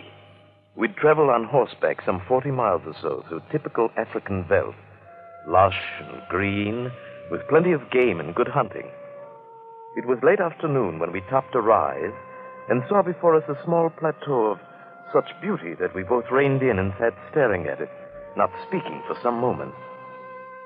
A tiny, sparkling stream wandered through the verdant meadow grasses, and at the edge of the plateau tumbled in a crystal waterfall down to the plain below. Graceful clumps of strange trees grew here and there, and bushes blazed in a riot of bloom. I'd seen nothing remotely like it in all the miles we'd come. It stood alone, proud and lovely, an alien island in a sea of tropic jungle. Great heavens, John, in your whole life, have you ever seen anything like it? If some artist had designed that plateau, placed every tree and bush by hand, it couldn't be any more perfect. It's almost weird, isn't it? Yes. It shouldn't be here. It doesn't belong. Well, there isn't a plant growing over there that's like any we've seen in the rest of the jungle. Probably a difference in minerals in the soil, something of that kind. It's more than that. They're not even the same varieties. It's true. That one grove standing alone there near the edge, I've never seen trees that slender and fragile. And the bark, it looks like silver velvet. Silver velvet, huh? That's quite an idea, John. Yes, I guess it is at that. Anyway, those doves seem to like it. They never stop circling over that one particular grove. They're probably nesting there. A flock of white doves circling over a silver grove. But, there's something vaguely familiar about that. Yes, there is. John, can you make out some kind of a dark shape there through the trees over toward the center of the grove? Yes. Yes. Come on, let's ride over and take a look, huh? No. Not now. Huh? Why? I mean, you'll have plenty of chance to see it later. What are you trying to say? John, I'm going to build a home here. A home?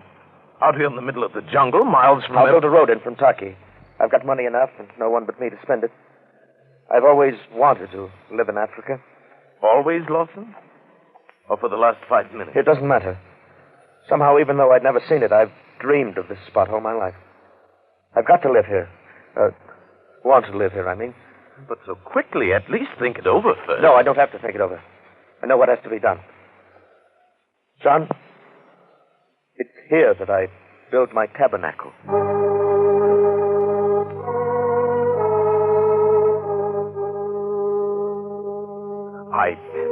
I couldn't understand Lawson giving in to this sudden, foolish impulse. It wasn't like him. But There was nothing I could do. I left him at Torquay the next day and returned to the matter-of-fact world of business in London. And it was 3 years before I saw him again. 3 years before I returned to Africa to find that he'd built a manor house in the jungle and equipped it with all the conveniences of the English countryside, of which not the least was Travers, his butler. May I be so bold as to say it, Mr. Buchan? It's very good to see you again, sir. You bring a breath of old London out of this heathen foreign country. Well, thank you, Travers. It's good to see you again. This is some different from the old granite front on Grosvenor Square, isn't it? Indeed it is, sir. A great many things are different. Yes. Mr. Lawson's turned this jungle clearing into a paradise on earth. If you'll pardon me, sir, I think paradise is not quite the word. Hmm? Oh, well... perhaps I'd better tell the master you've arrived, Mr. Buchan. He's been lying down. Oh, not ill, I hope. I'll tell him you're here, sir. Travers left the room and I waited alone, wondering at the strangeness of his manner. I had finally decided it must be induced by homesickness. I looked about me, as impressed by the austere magnificence of the library as I'd been by the grounds outside. There was an imposing mantelpiece of ebony at one end, and on it was placed an object elegantly fashioned of alabaster in the form of a half moon. It was curiously carved with signs of the zodiac. There was something compelling, almost unearthly about it. Fascinated, I reached out my hand. I should not touch that if I were you. Huh? Oh, Lawson! I didn't hear you come in. How are you, John? Oh, fine, Lawson. Couldn't be better. You? Shall we sit down? Why, yes. Thank you. It's wonderful seeing you again, old man. Been wanting to get down here for the last 3 years, but you know how it is in London. Time gets away from you, and the first thing you know... Yes, of course. Cigar? No, thank you. Not now. When I finally did get the chance, I couldn't even wait for an answer from you. I sent a wire and then followed it right on down. Yes, it surprised me a bit. Haven't had a visitor here for the last 2 years. Oh? Well, then that explains why Travers talked the way he did. I thought it must be... What do you mean Travers talked the way he did? What did he say? Lawson, what's wrong with you? He didn't say anything. Well, he'd better not. I'm afraid Forget it.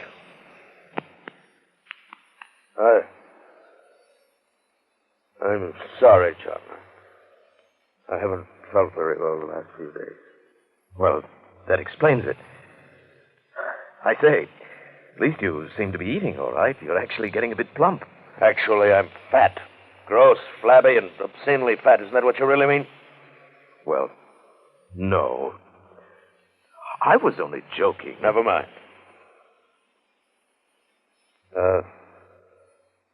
What do you think of the place, John? The place? Why, it's amazing. It's beautiful. No one could ever believe it without seeing it. I doubt if there's another place like it anywhere in the world. You're right about that. There isn't another place like it anywhere in the world. Oh, that reminds me. I noticed you left the grove as it was without bothering it. Tell me, did you ever find out what it was we saw that afternoon? Yes. Yes, John, I found what it was. Well? John, I have an overseer here named McJobson, quite a competent man. I want you to leave with him in the morning, take a 3 or 4 day hunting trip. He knows the country. He'll find you plenty of game. Oh, but I came here to see you. I'm fighting a bout of fever. Happens every so often. I'll be all right by the time you get back. Oh, now, wait a minute. If you're sick, I'm certainly not going to run. You'll do what I tell you. Lawson. I'm sorry to talk this way, but I know what has to be done. All right, Lawson. Whatever you say. Good. Settle it. Believe me, John, I know what's best for me. Yes. I'm sure you do. Another thing, John. That carving that sits on the mantel, I must ask you not to touch it. It's quite old, rare. I should not like anything to happen to it.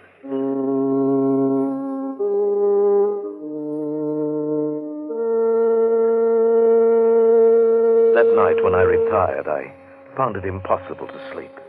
I tossed fitfully, trying to think of some reason for the great change that came over my friend in these past 3 years. Drugs, drink, actual sickness, either physical or mental? No, none of them gave any complete answer. My windows looked out across to the turf, and I saw the grove of strange trees. It was bathed now in the moonlight by a soft, silvery haze. Even now, in the middle of the night, the flock of doves circled in the air above it, gleaming white from wing and breast as they wheeled in the shafts of moonlight. I dozed off finally, to wake up suddenly in that brief hour before the first light of dawn. I happened to glance from the window, and in the fading moonglow saw a figure approaching the house. It drew nearer, and I saw it was Lawson, barefooted, wearing a white dressing gown. Shortly, I heard his weary steps pass my door, and afterward the house was silent. I lay there wide awake. Lawson had been coming from the direction of the grove.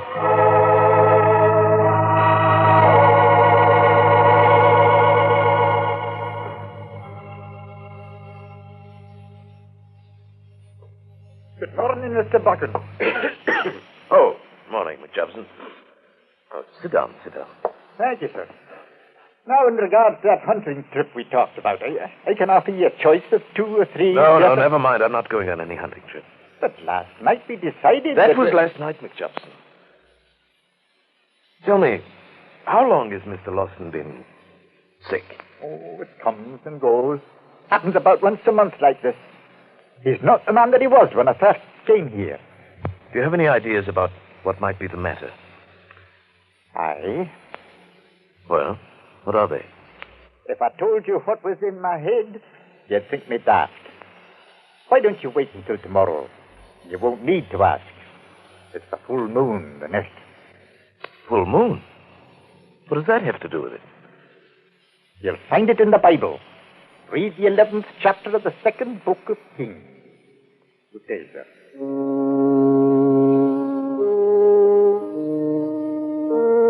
I found a Bible in the library and thumbed it open to the passage he'd mentioned. I read through it once without understanding. And then one sentence seemed to leap out from the page. For Solomon went after Ashtaroth, the goddess of the Sidonians. Ashtaroth. Ashtaroth, of course, Ashtaroth. Goddess of the ancient East, whose strange rituals held a dark fascination for the children of Israel, over and over luring them away from their fierce prophets to worship at her shrines. The white doves of Ashtaroth circling the shrine of her silver grove. Why, then the grove at the end of the turf must hide a lost shrine dedicated to her worship. But what of Lawson? Did his blood carry one fraction from old Israel with the same ancient weakness to hear and answer the call of the goddess? Did he become an acolyte of Ashtaroth? What weird rites did he perform in the grove at night? And then I remembered tonight. The worship of Ashtaroth had always reached its climax on the night of the full moon.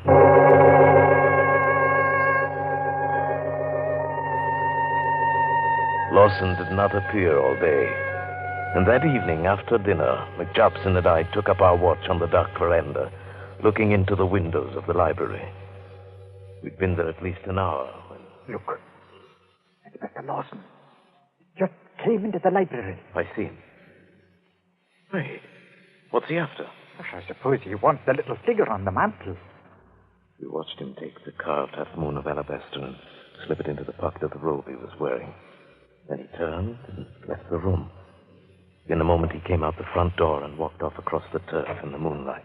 You'd best give him a bit of a start and then follow him. No, he'd see us for sure in that moonlight. I do not think so. He'd not look back now, sir, if there were 10 of us following. McJobson, what is it all about? You've read the book? Yes. Yes, it's the ancient goddess Ashtaroth, but what is the ceremony? What does he do, and what is it that made him the way he is? The ceremony you'll be seeing, Mr. Buchan. As to what has made him like he is, he does an evil thing, and all the while he knows it to be evil. He cannot help himself, and he knows that, too. Yes. I think I see what you mean. We'd best be going now. He's gone into the grove.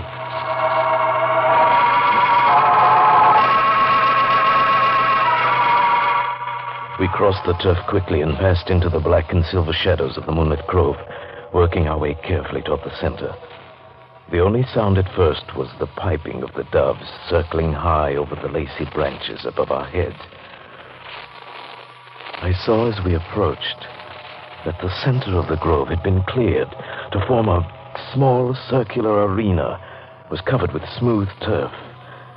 And standing in the middle of it was a cone of rock 30 feet high, a smooth, sharp tower of stone that pointed up toward the tops of the trees.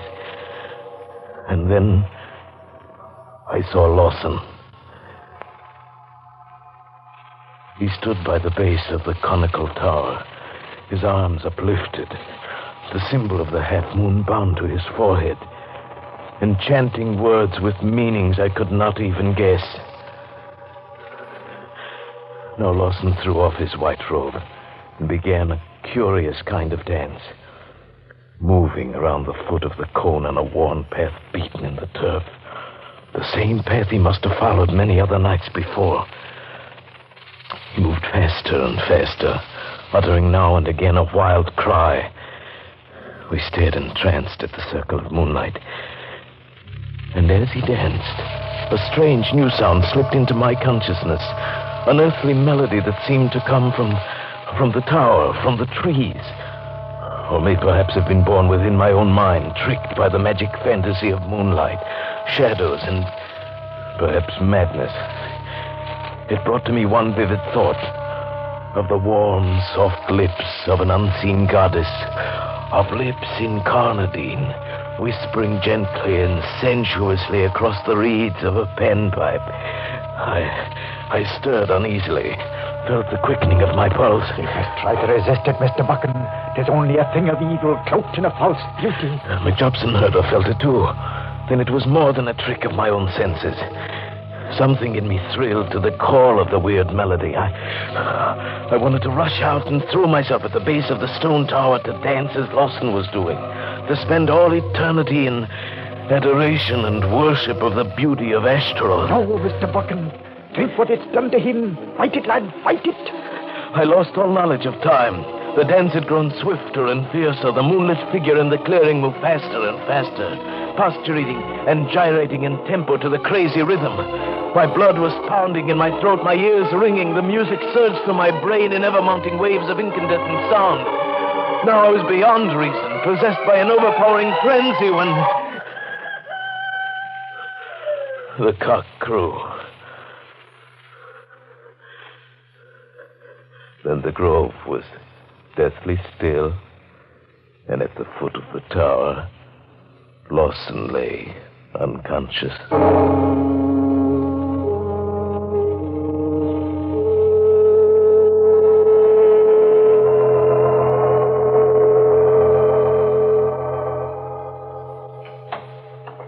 How is he, Mr. Buchan? He's lost a lot of blood, but I think he'll be all right. Good. It was a near thing. Trevor's got a couple of sleeping tablets into him. He'll not be waking up before tonight, at least. McJobson, I suppose you know what we have to do. I'm well aware of what should be done, sir, but I've no idea how to do it. I think I do.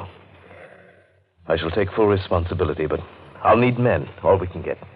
The natives will no go near the place, but there's some 30 white men on the tobacco farm a few miles back on the bush. But they're what a high wage. I'll pay it, just get them. Would you mind telling me what you're proposing to do, sir? Yes. Something that may sound as mad as Lawson himself. I'm going to deal with that grove the same way King Josiah did. Ah. Hey, it comes back to me vaguely. Yeah. Here it is. And the high places that were before Jerusalem, which Solomon, the king of Israel, had builded for Ashtaroth, the abomination of the Sidonians, did the king defile. And he brake in pieces the images and cut down the groves. Both the altar and the high place he brake down, and burned the high place, and stamped it small to powder, and burned the grove. Aye, 'tis the word of God. We'll need dynamite, but I have plenty of it down at the workshop. I'll go after the men first. We should be ready to start by 9 o'clock this morning.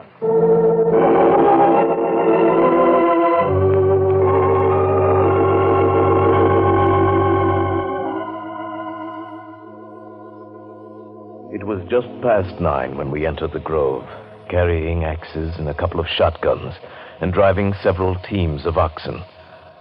A light breeze had sprung up, and it whispered and rustled in the branches of the silver trees. We took care of the doves first, shot them one by one until we'd killed them all, 27, and piled their white bodies at the foot of the pointed rock. Then the men set to work with the axes, chopping through the slender trunks of the trees. Don't miss a single tree. Get every bush. Drag them into fire. Right, to our left. All right, come on. I stood by the stone tower, the high place of King Solomon, and watched while the work went on.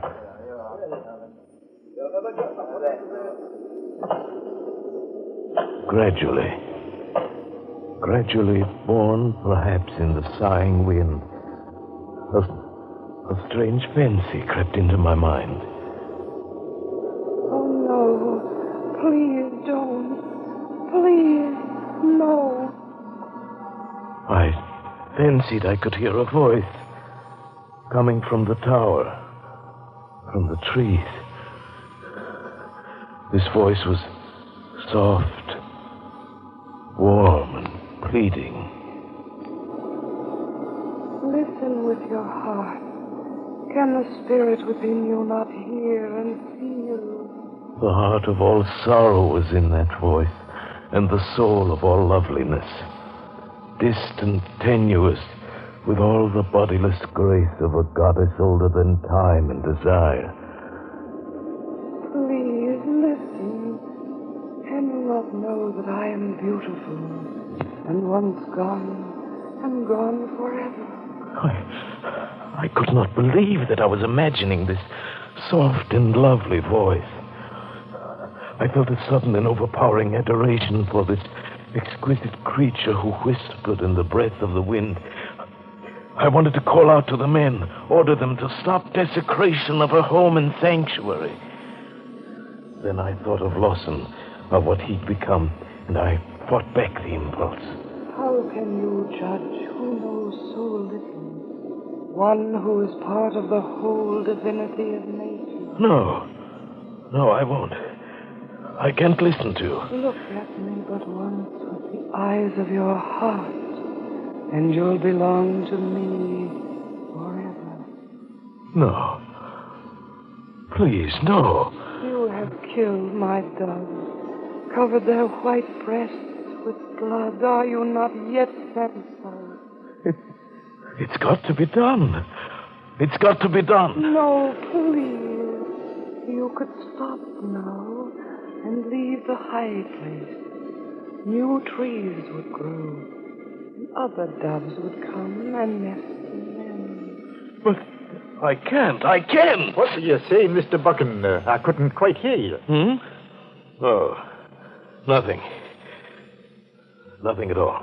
Well, I'm ready to put the dynamite around the tower here, if you'll move back a little way. McJobson, perhaps we could leave the tower. Maybe it's enough to clear the grove. 'Tis not enough. The book says, and their children remember the altars and the groves by the green trees upon the high hills. No. That's no good, Mr. Buchan. Pay no heed to the voices of the wind. Every last stone must be destroyed. Listen to the heart and spirit within you. No. He is a stern man, and a cruel man, and his words are vile with hate. No. Leave me only this one last altar. No. All right, McJobson. Go ahead with it. Place the boxes of dynamite close together, lads. Easy now. No. Even now, it's not too late. I walked away slowly. The piles of tree trunks were burning now. The smoke swirled in the wind. I would leave this place tonight. Yes, I would leave this place forever. Then write a note for Lawson, telling him of what I'd done. And I was very tired. Oh, please, listen, while there's yet time. The thing once done can never be undone, and once gone, I can never return.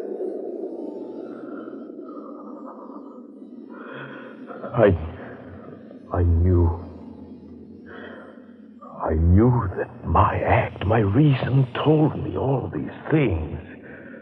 I knew that this act that I'd committed had saved Lawson, had saved his life and perhaps his reason.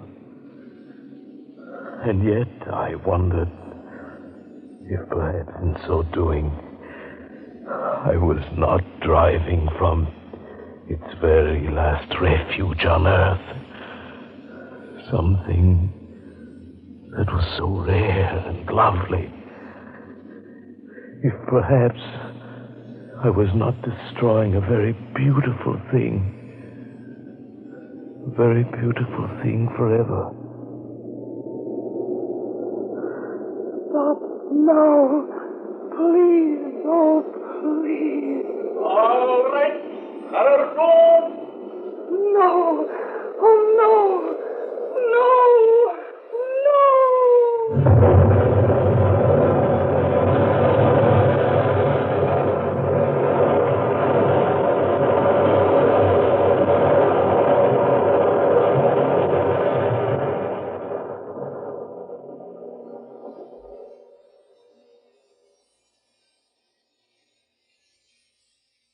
Silence.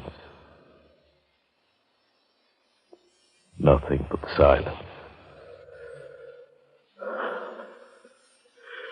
And I heard the sweet voice no more. And my face was wet with tears.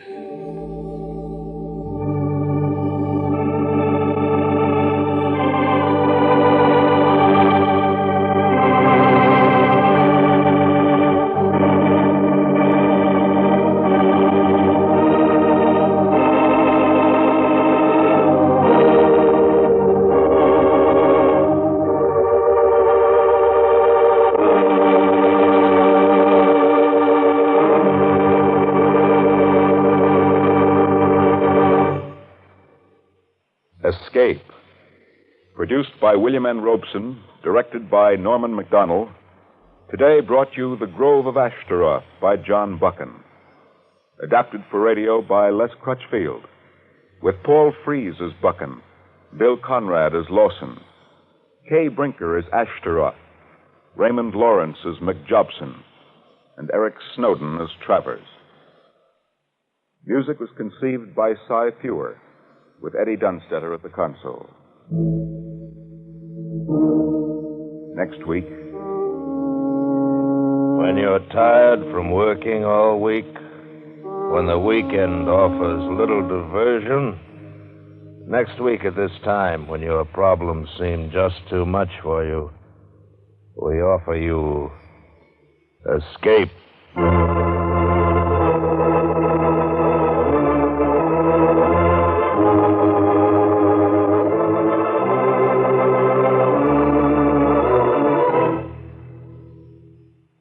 Next week, we bring you another exciting story of high adventure. This is CBS, where 99 million people gather every week, the Columbia Broadcasting System.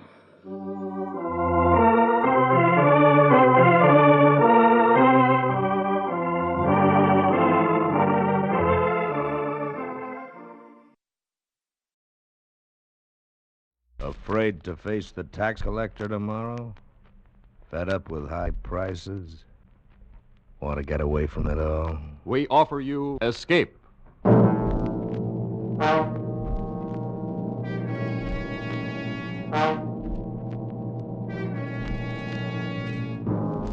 You have shipped aboard a South Sea schooner with a ghost of its dead captain in command.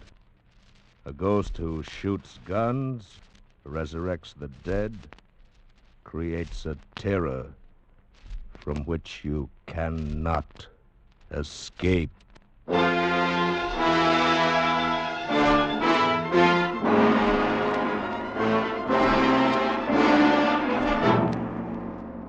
Escape, produced and directed by William N. Robeson, and designed to free you from the four walls of today for a half hour of high adventure.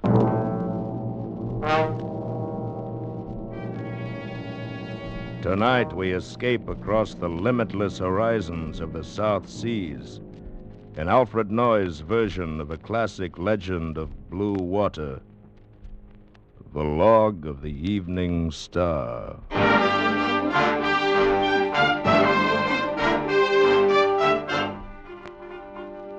Tahiti, French Oceania, June the 19th. The sailing schooner Evening Star, reported missing since the 1st of April, today was discovered 100 miles west of here, drifting about in a dead calm, with all sails set, but not a soul on board. The ship, when found, was well stocked with food and water, and all three of her small boats were still present.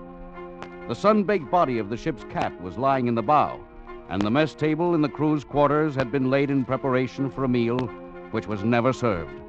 Otherwise, everything aboard seemed to be in order, and no solution can be offered to explain the whereabouts of the 12 persons who sailed on her from San Francisco. It appears that the fate of the Evening Star will remain permanently one of the weird and unsolved mysteries of the sea.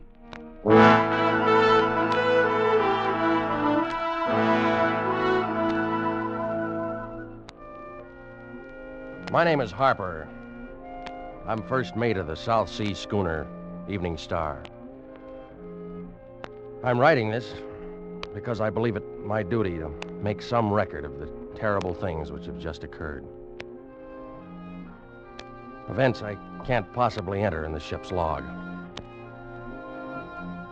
I can't, of course, be certain that this account will ever come to light, because I'm not likely to live another 24 hours.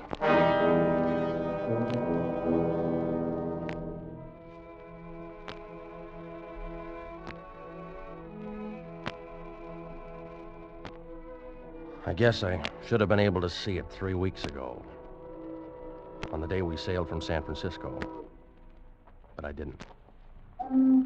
I remember I was standing on the deck of the Evening Star, talking to Cato, the cook, while we waited for Captain Burgess to come aboard.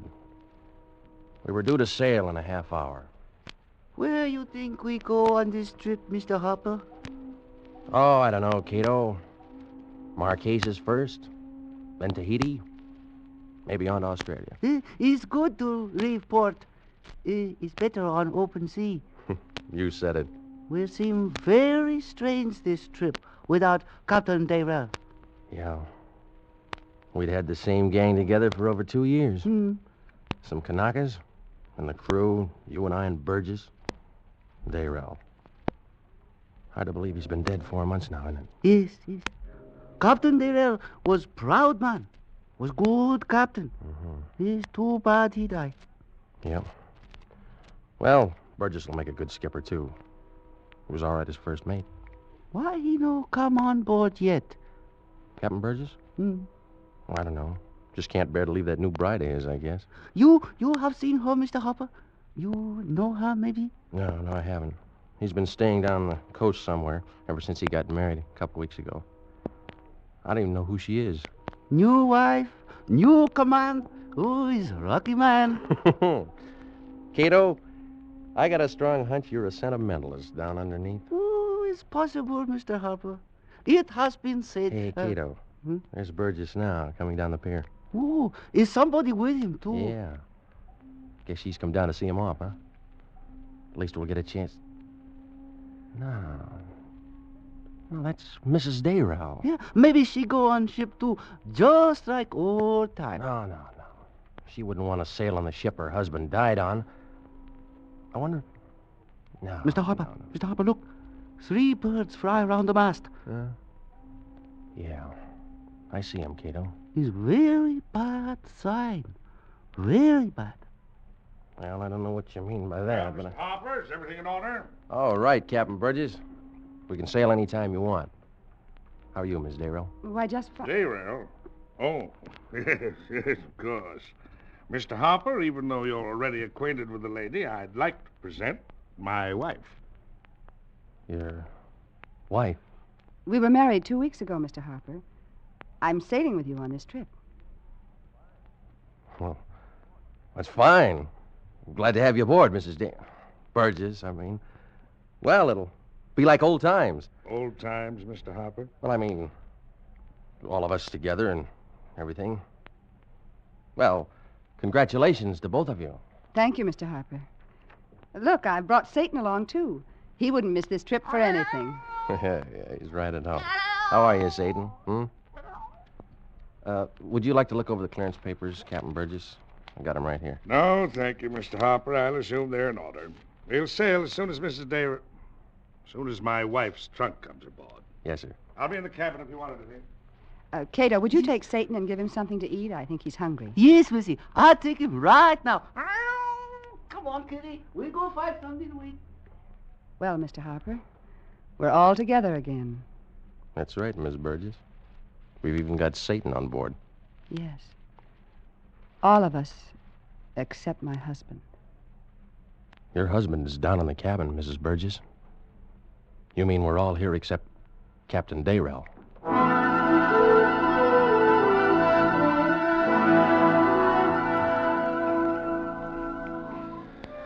Well, once out at sea, things straightened out a little, the way they always do. After a while, we got so we could think of her as Mrs. Burgess instead of Mrs. Dayrell. And after that, it wasn't so awkward. Captain Burgess stayed to himself quite a bit.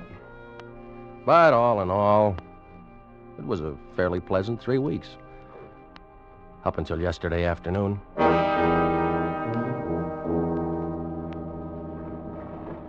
I was standing in the bow, smoking, watching a school of dolphins skip out of the water, when Mrs. Burgess came up behind me. Mr. Harper, I wonder if I could speak to you a moment. Of course, Miss Burgess. I'm terribly frightened. You're frightened? What about? Is he around anywhere? Is who around? My husband. I don't want him to hear me. What? Now, Mrs. Burgess, I can't listen to No, that. please. You're the only one I can turn to. We're all in terrible danger, you know. Danger? What are you talking about? Mr. Harper, do you have any reason to think my husband may be not quite himself? Not quite himself? In what way? Do you think he may be insane? Of course not. Yes, but you don't understand. I understand one thing, Mrs. Burgess. I'd better get back to my duties. I quite agree with you, Mr. Harper. Captain Burgess. I believe you really should stay in the cabin, my dear. It's far too windy for you up here in the bow. Yes. I was just going. I'm going right now. She has a rather delicate throat, Mr. Harper. Catches cold easily. Used to be a singer, you know. Yes, sir, I know. Oh, yes. Yes, of course you do. Well, don't pay too much attention to anything my wife might say, Mr. Harper. She's upset. Just don't pay any attention to her. Something was wrong, all right.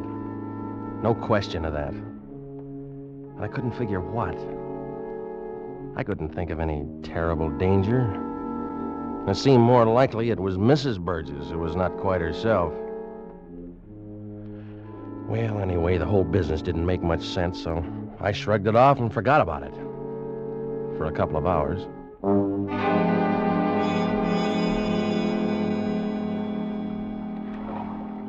It was just at dusk.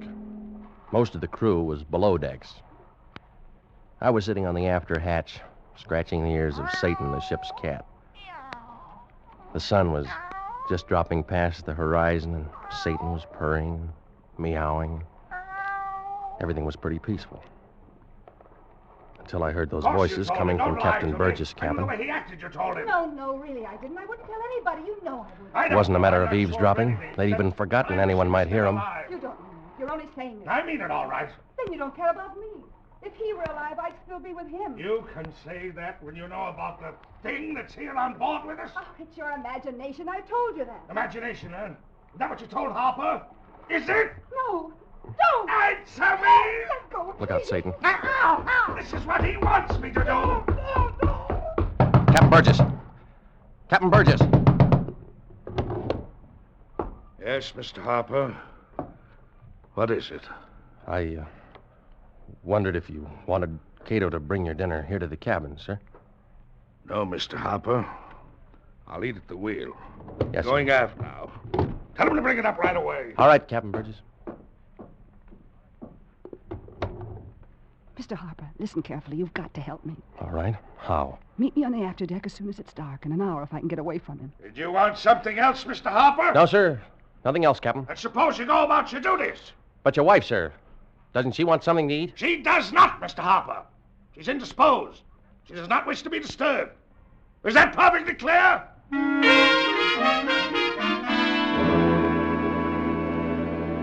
Now I was convinced that there was danger aboard the Evening Star. I had a feeling that something deadly was stirring itself and coming awake below decks. The first night shadows were bringing a terrible, threatening tenseness. I felt that I ought to scream to keep from laughing, yet there was nothing to laugh about. I was quite certain that if I hadn't knocked on that door, Captain Burgess would have killed his wife. But why? Well, I hadn't found any sensible answer by the time Cato brought a tray of food to my cabin. Good evening, Mr. Harper. Oh, put it there on the chart table, will you? Thank you, Mr. Harper. How's it look on deck, Cato? Oh, that... I do not understand you, Mr. Harper.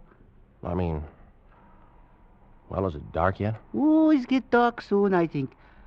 And I think, too, tonight is not good night. What do you mean by that?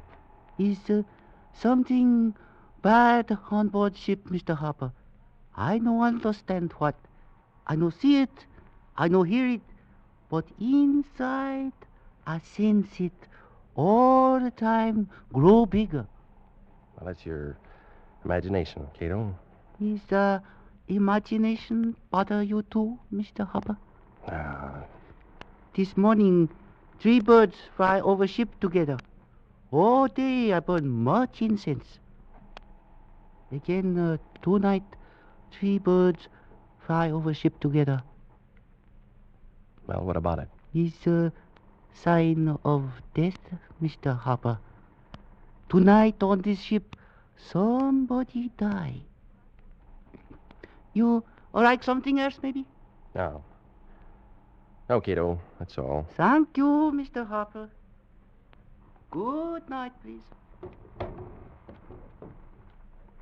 So, I wasn't the only one on board who was feeling something was wrong. I wondered if Cato knew any more of what was back of it than I did. You couldn't tell by looking at him. He could be busting with joy or scared half to death. And that face of his would never show either one.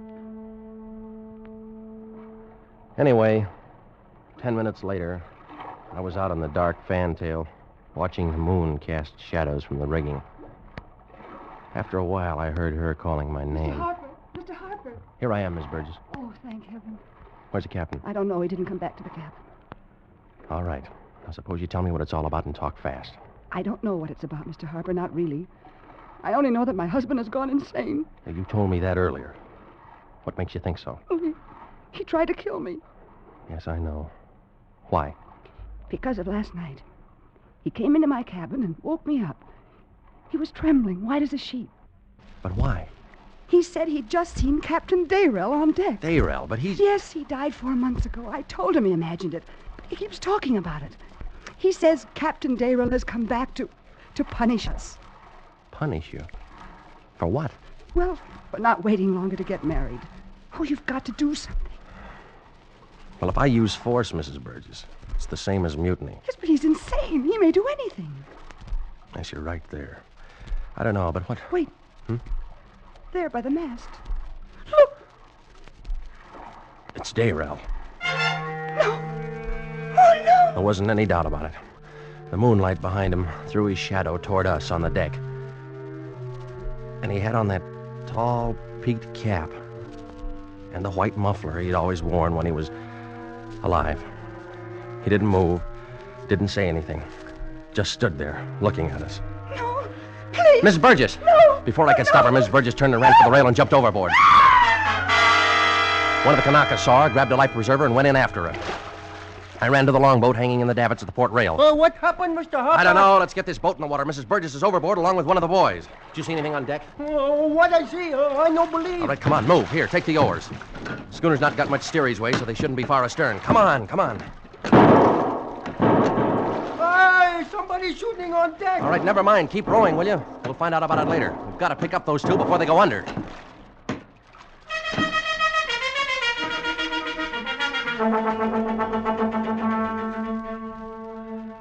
We didn't find them, though. The shooting on board stopped after a while. We rowed around for a half hour or more. We couldn't find a trace of them. Finally, there wasn't anything else to do. So I told the Kanaka to pull for the schooner.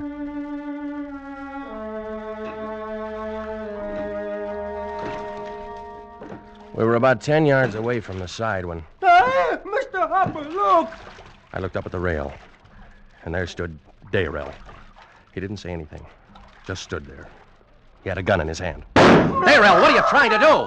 Grab that oar, Joe. We gotta get away from him. Joe, I said...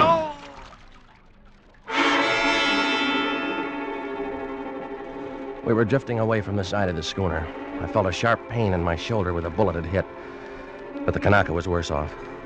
Blood was running down over his face from a hole in the center of his forehead. That's when I passed out.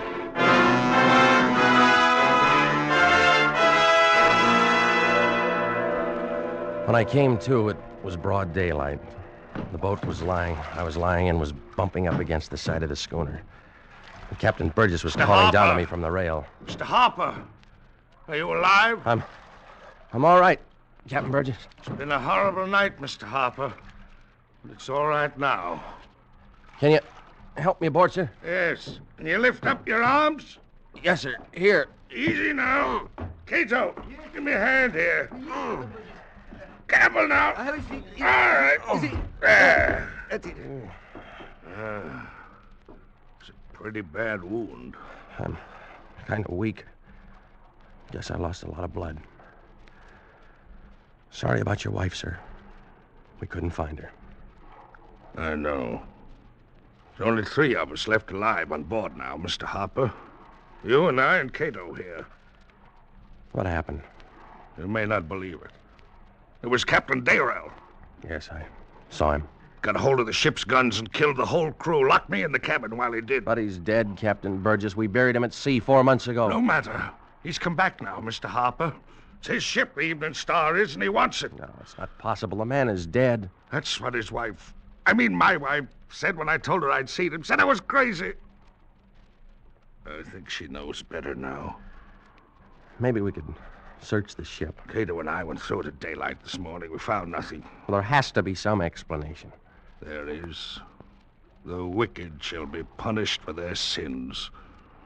What do you mean by that? Nothing, Mr. Harper. Nothing at all. Well, I was his friend. Always thought a lot of Captain Dayrell. You know that, don't you, Mr. Harper? Yes, sir. It's all right now in the daylight. But he'll come back tonight as soon as it's dark. It's only the 3 of us now to face him, Mr. Harper. 4, if you count Satan. And I'm thinking there's more than one Satan on board this ship.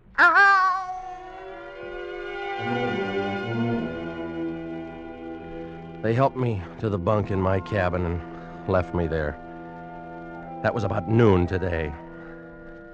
I could tell by the look on Captain Burgess' face that, well, it was pretty certain I wasn't going to live. That's why I decided to write this account.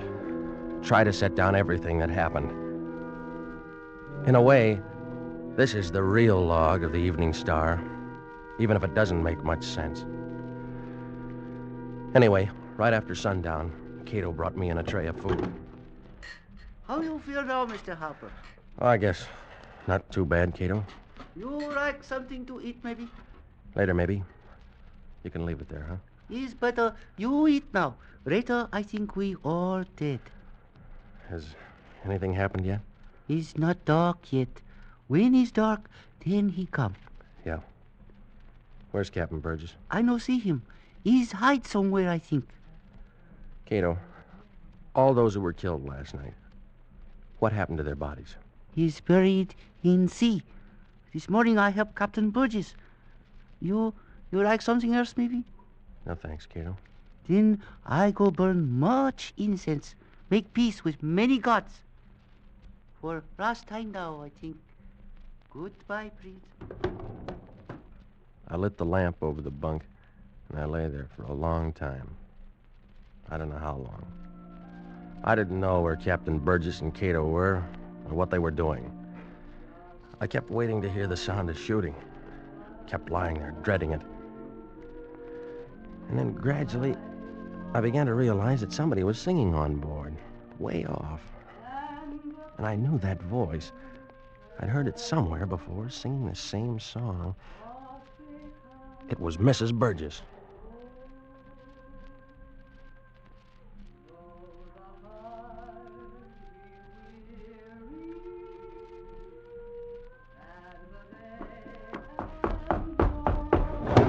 Mr. Harper!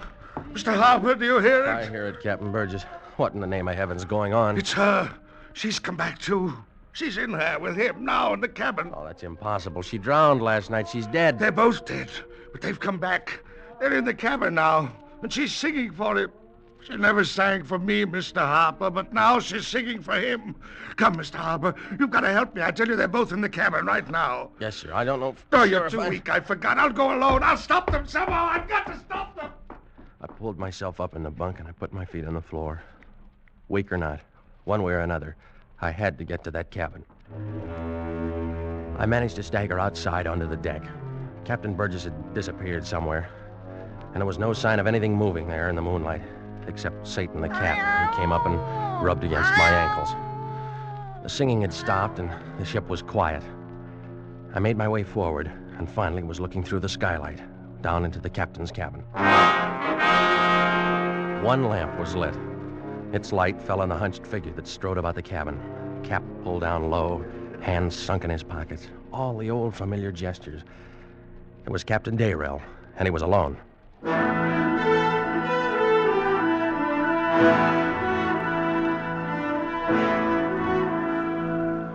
I crouched there by the skylight, shivering from the night wind and from the terror inside of me, watching that awful figure.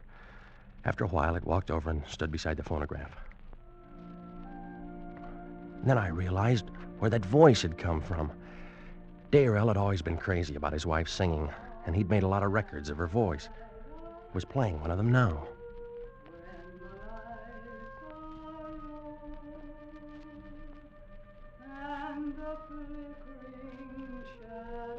The song went on, and he paced back and forth. I still couldn't figure it out. And then, for just a moment, the white muffler fell back from his throat, and for the first time, I saw Captain Dayrell's face.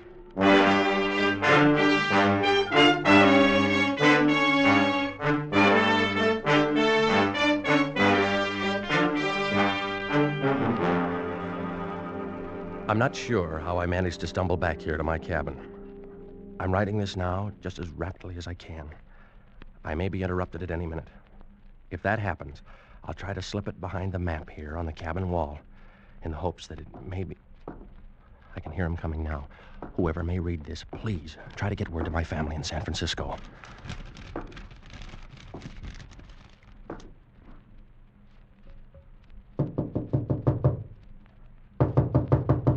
Yes?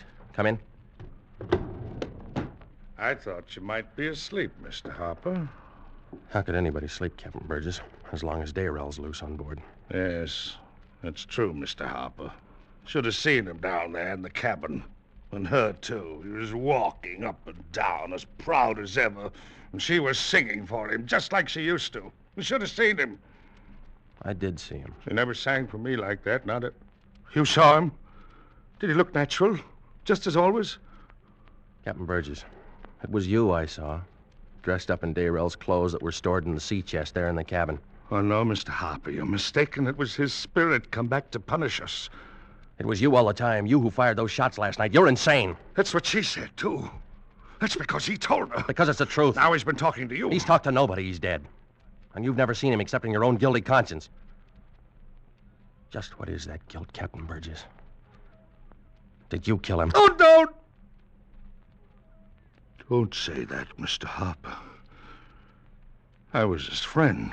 I thought a lot of him, and Mrs. Dayrell, too. Everybody knew we were friends.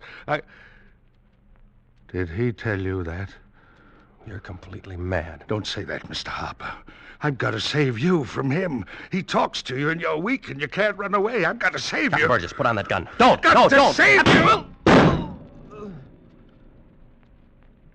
Got to go someplace where he can't find us, Mr. Harper. Go up deck. I'll take you, Mr. Harper. Come on. Don't worry.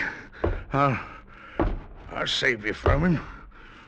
It's his ship, everything on it, and he wants it back. We've got to give it to him, Mr. Harper. Got to let him have it. Got to get off the ship. Captain Burgess, what has happened? It's you! Dayrell! Go away! It's no Captain Dayrell. It's me, Cato. You can't stop us, Dayrell. I'll show you. No! You see, Mr. Harper? I killed him. Dayrell. Now he can't stop us. There he is again. There by the mast. See him, Mr. Harper? He's coming this way. He won't stop. Got to get away. Got to save you, Mr. Harper. Here's the rail. I'll help you. There! See? He's gone, Dayrell. Now, there's just me. And I'm going too. You see, it's all yours now, the Evening Star, just like you wanted it. No, stay back. I'm going.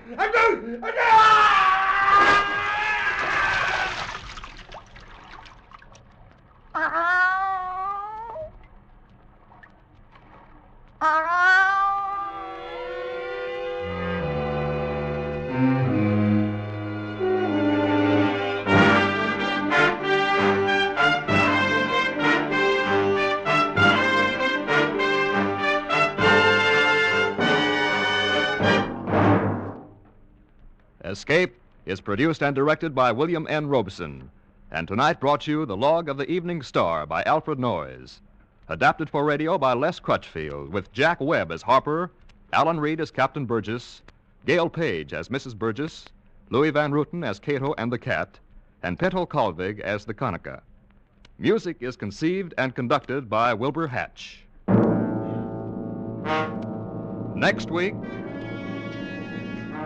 When you're tired out from doing nothing all weekend, when Blue Monday stares you in the face, next week at this time when your problems seem just too much for you, we offer you Escape.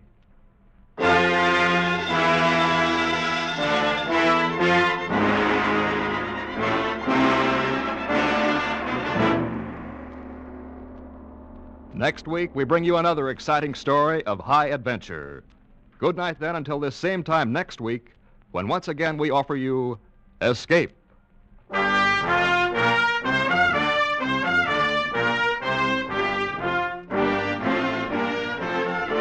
This is CBS, the Columbia Broadcasting System.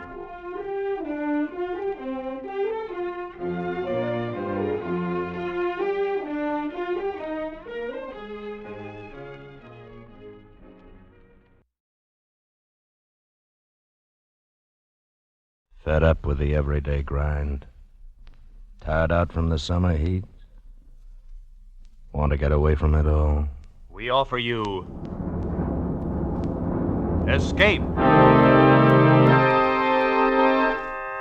Escape, designed to free you from the four walls of today for a half hour of high adventure. You are prisoner in the magnificent mountain retreat of the richest man in the world.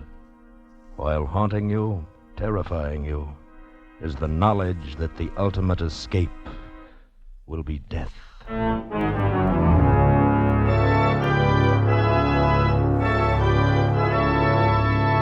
Tonight, we escape to an isolated Montana plateau and the strange secret of a stranger family, as F. Scott Fitzgerald told it in his fantastic story, The Diamond as Big as the Ritz.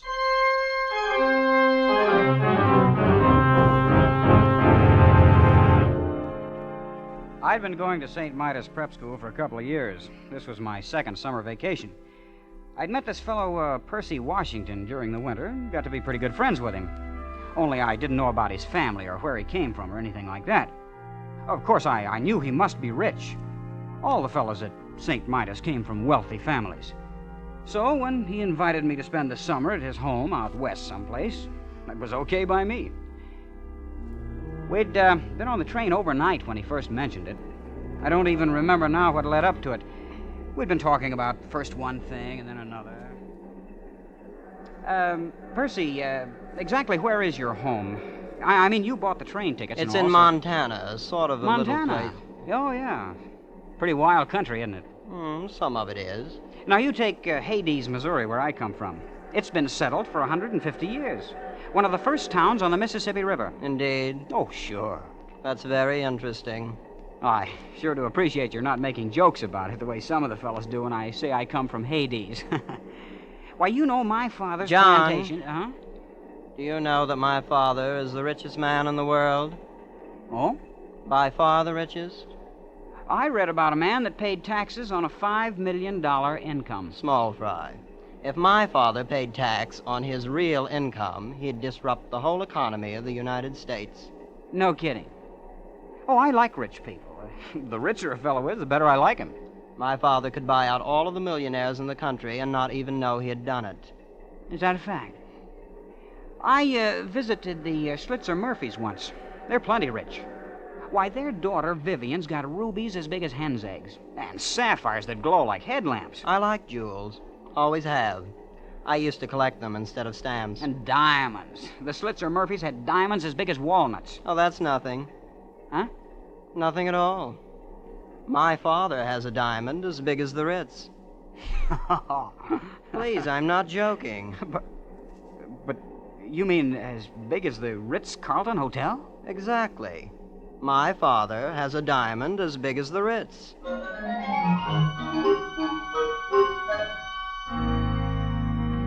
We got off the train about dusk at a little whistle stop called Fish, Montana. There wasn't anything there, not even a station.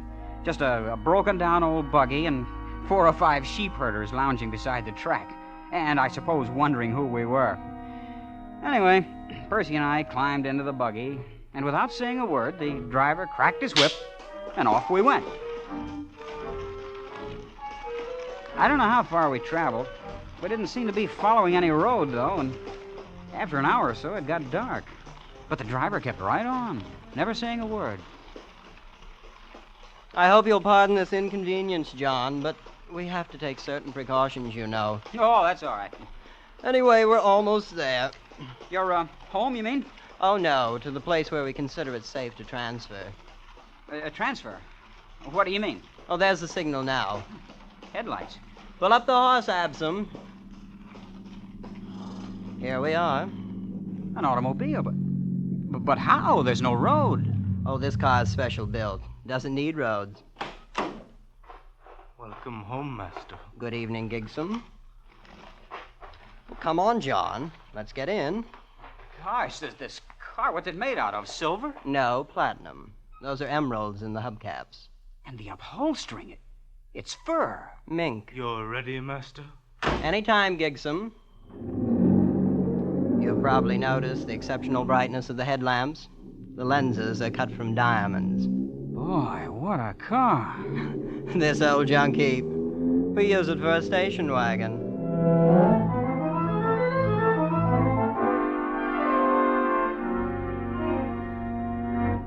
Hey, why did we stop, Percy? This is just a deserted canyon. Oh, we're not there yet, John.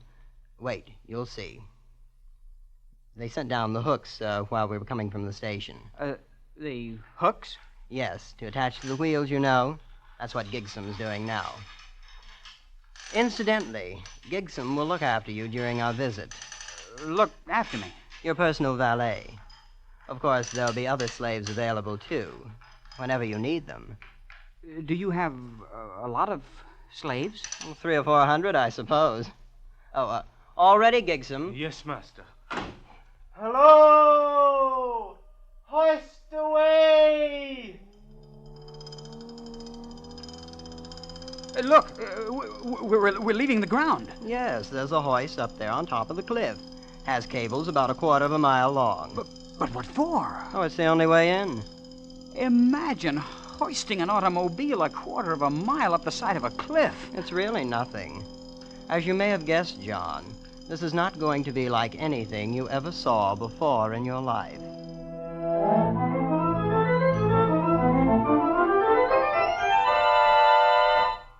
Well, John, there it is. That's your home? It's magnificent. Palatial. It's not bad. How big is it? I think it's around 140 rooms, but Father may remember exactly. Then, of course, there are other buildings, slaves' quarters and things. Why hasn't anyone ever found out about it? This place, I mean. Well, for one thing, it's the only 5 square miles in the United States that have never been surveyed. Hmm? Why not? Oh, things were arranged. I don't see how that's possible. Believe me, it hasn't been easy.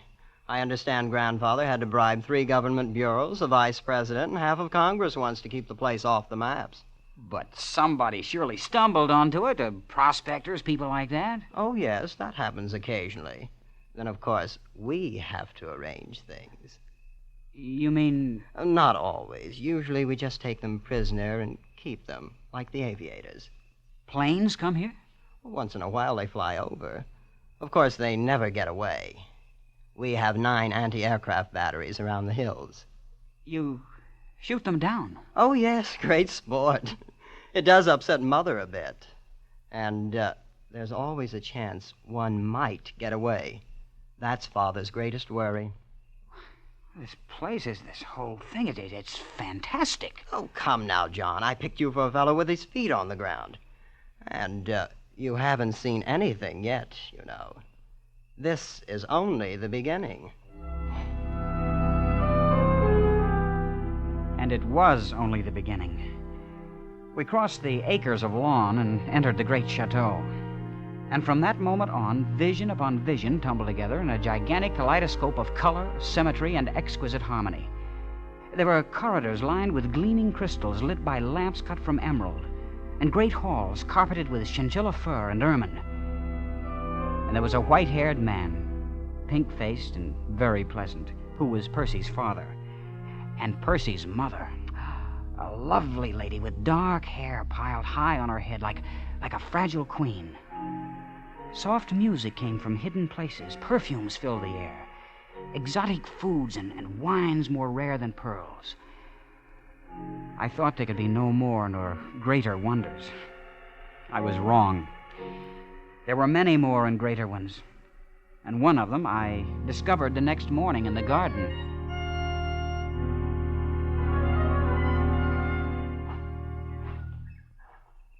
Hello there. Yeah? Oh, you're lovely. My name is Kismine. You're John Unger. You're a friend of my brother. You from the East? No, at least not exactly. I'm from Hades. Oh? Missouri. Oh. Would you like to sit down here on the grass? Why, yes, sure I would. I'm going east to school this fall. Do you suppose I'll like it? I think so. Of course, it'll be different from all this. That's what Jasmine says. She's in the East now. I've never been outside. Who is Jasmine? My sister. She's older than I am. I hope you won't be offended, but you're the most beautiful girl I've ever seen. Yes, I know. What? I surprised you, didn't I? A year ago, I would have said thank you. But Father says it's very necessary to learn to take things for granted. So now I just take it for granted that I'm beautiful. You see? You're pretty sophisticated, aren't you? Oh, I'm not at all. I believe girls should enjoy their youth in a wholesome sort of way. Oh, so do I. I like you, John. I wish you'd spend some of your time with me this summer. Not all with Percy. I will, Kismine. I will. You may be in love with me if you'd like to. I'm absolutely fresh ground, you know. I am in love with you. Of course, we'll have to meet secretly. My parents wouldn't permit it if they knew. Then that's what we'll do. I have to go now. I'm supposed to be with Mother at 11. Aren't you going to ask me for a kiss? Jasmine says boys always do nowadays. Some of them do, but not me. We don't expect nice girls to do that sort of thing. In Hades.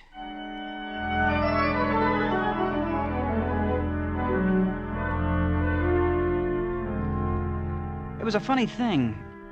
Percy's family were polite, friendly, always smiling. And yet all the time I had a feeling that some terrible and golden mystery lay hidden just around the corner.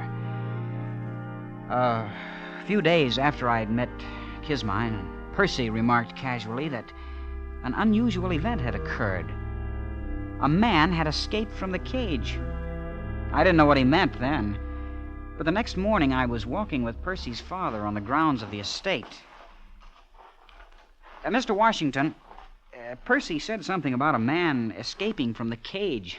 I didn't quite get it. The cage, well, perhaps you'd like to see it. This might prove interesting, just as a novelty. It's over there. These trees, they're 60 feet tall.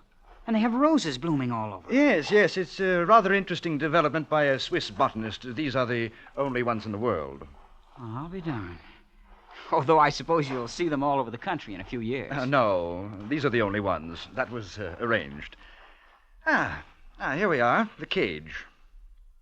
It's a pit dug in the ground. And a grating on top. Oh, yes, it's not really a cage, except in a certain sense. Well, boys, how are you getting along? How many men are there down there? About 50, as I recall. Who are they? Oh, the aviators we've shot down, wandering prospectors, men of that sort.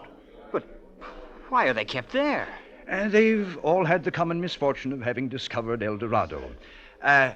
Gentlemen, I am sure you would like to know that your companion who departed without my permission has been taken care of.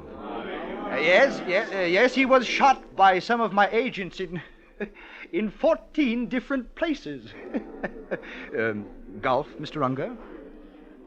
They found him then? The man who got away? No, those places were towns. My agents were overeager. None of them could offer a positive identification. I'm afraid the man may still be at large. You see, it's not all utopia here. No, we do have our difficulties. Isn't it a little unnecessary, holding them like that? No, not at all. It's the only way to keep this place hidden. Yes, I guess that must be important. Percy was telling me something on the train. I thought he was kidding, but... Well, he said you had a diamond as big as the Ritz-Carlton Hotel. Oh, yes. Yes, indeed. As a matter of fact, it's much bigger than the Ritz. Much bigger.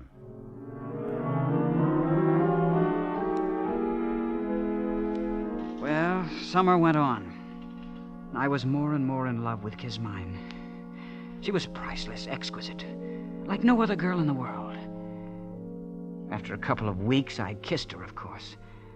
And I was really in love for the first time.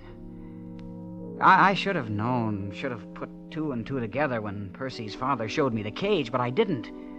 Until one morning late in the summer, I slipped off with Kismine to the rose gardens. Kismine, I think we ought to elope. Oh, I don't know. It would be much nicer to be married here. But then it'd be more romantic to elope. Yes.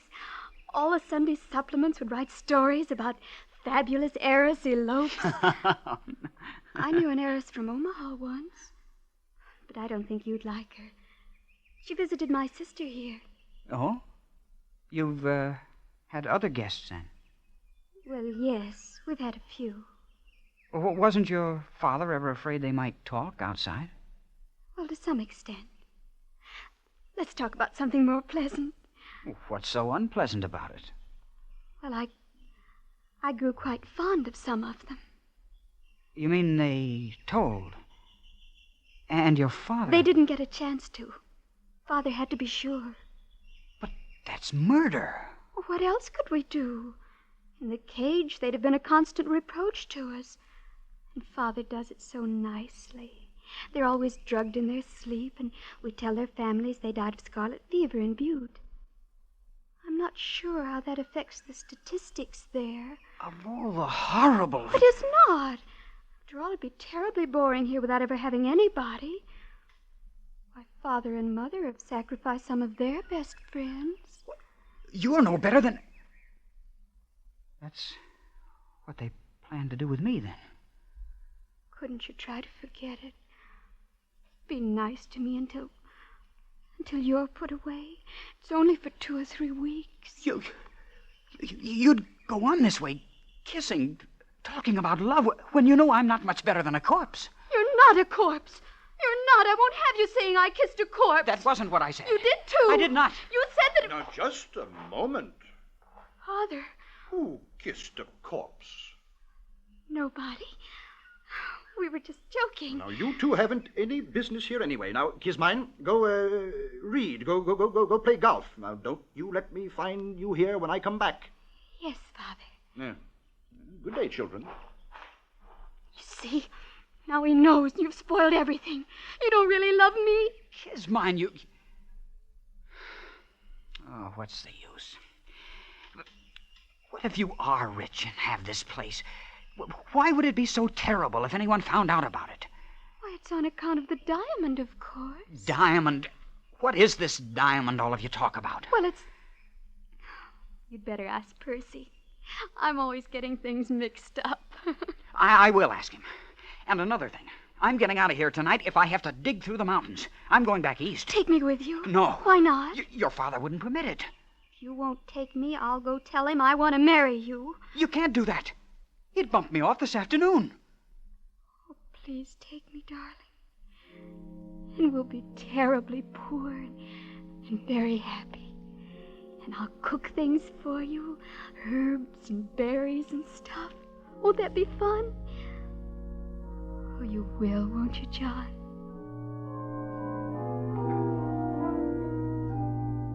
Well, my head was really in a whirl. This whole thing was fantastic. And so was the family. Even Kismine. I couldn't think of anything to do, but I rushed to see Percy. But, John, why didn't you ask me before? Because I thought you were kidding all the time. I know. You wouldn't believe me if I'd told you. I'm ready to believe anything now. Well, it was my grandfather who started the whole thing, purely by accident. He came out here from Virginia after the war between the states and stumbled onto it. Onto what? The diamond, of course. That's what made all this possible. Grandfather spent 2 years going around to different cities of the world selling bits of it. Then he started building this place. He put his money into jewels, but Father found that radium took up much less space. But why the secrecy? Oh, it just wouldn't do if anyone found out. Ruin the whole economy of the world. The thing's too big. This has been going on for 3 generations. Well, and the cage and this thing of inviting friends. Oh, yes. You see, there wasn't really any danger before airplanes. They are what worry us. And you knew when you invited me here what would happen. Please, John. I thought you'd be more sensible about it. After all, you can see my position. Yeah. Where is it? Where do you keep this diamond that's caused so cockeyed much trouble? Oh, I thought you'd guessed. You've noticed the hill the chateau stands on? Yes. It contains a cubic mile. And except for a thin covering of dirt, it's one big, solid diamond.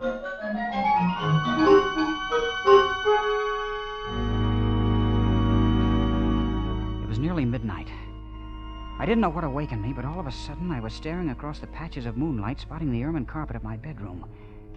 Staring at 3 slaves I'd never seen before. They just slipped inside the door and stood there, each with a vicious length of shiny copper wire. The official executioners. I lay there on the bed watching them, counting heartbeats, not daring to move, not daring not to move. They didn't know I'd wakened. They began edging across the room. Come on, all 3 of you. There's no time now for this. All hell's broken loose. Hurry. I took one long, deep breath. The first one in several moments. Then I was out of the bed in an instant, throwing on my clothes and dashing through the long crystal corridor to Kismine's room. Kismine, are you awake? John, over here by the window. So they woke you up, too. If you mean 3 of your father's slaves... No, airplanes. Airplanes. So that's what it is. At least a dozen. I saw them crossing against the moon. Look, they're circling way over there. You think they're here on purpose? Oh, yes. They dropped warnings to Father. It's that man who got away from the cage, you know. Good for him. Yes, wasn't he clever? I think we'll open up on them any second now. Open up? Yes, our anti-aircraft. Oh, this is going to be thrilling. Thrilling? Oh, look, they're in range now. Bravo! Bravo! Kismine, get away from that window!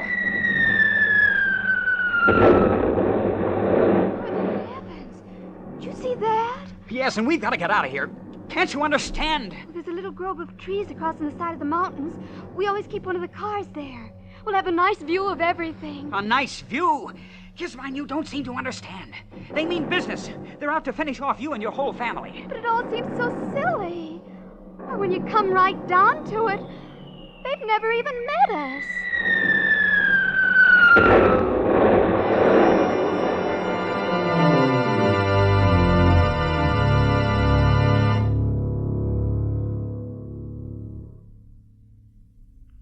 What time is it, John? Is it morning yet? I don't know. I've lost my watch. Seems to be getting lighter, all right. It's quieter, too. Your guns. They're knocked out. Every last one of them. It won't be long now. It seems such a shame.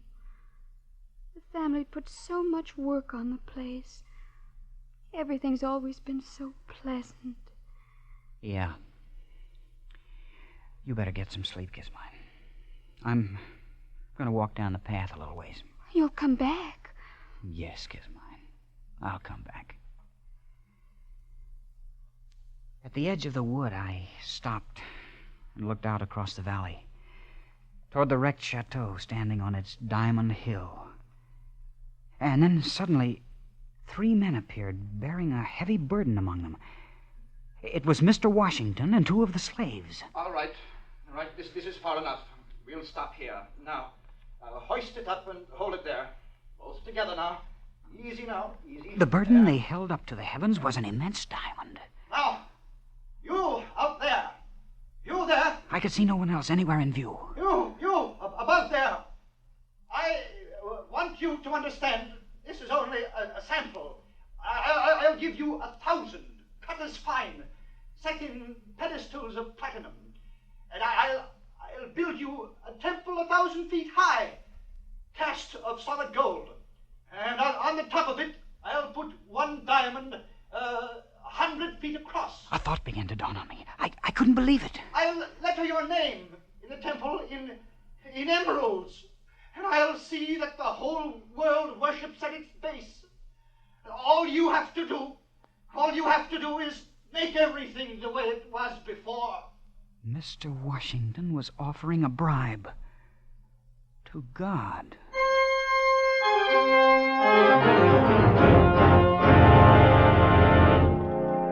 He stopped talking and waited. And then, out of the silent heavens, blossomed the white puffs of parachutes. The man who had tried to bribe God looked up and saw them. And he became old in an instant. And turning with lowered head, walked down the path toward the chateau. With sudden premonition, I whirled and headed for the spot where I'd left Kismine. Kismine and the car that needed no roads.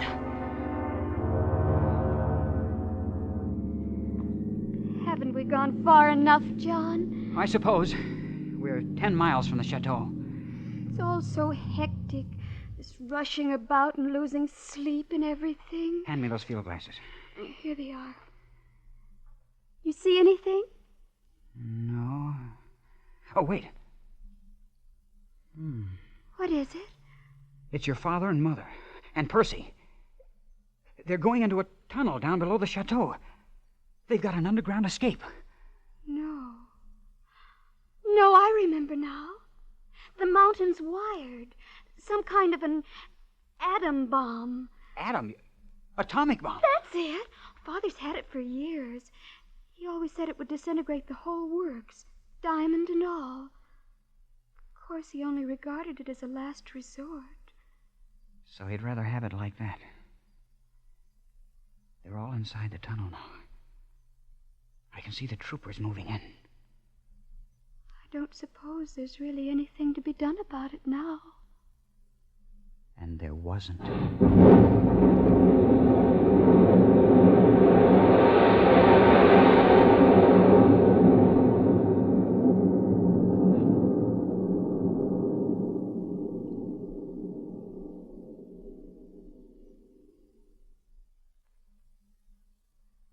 I keep thinking about things the way they were. It was all so pleasant. I don't suppose it'll ever be exactly like that again. Not ever, Kismine. And maybe it never was.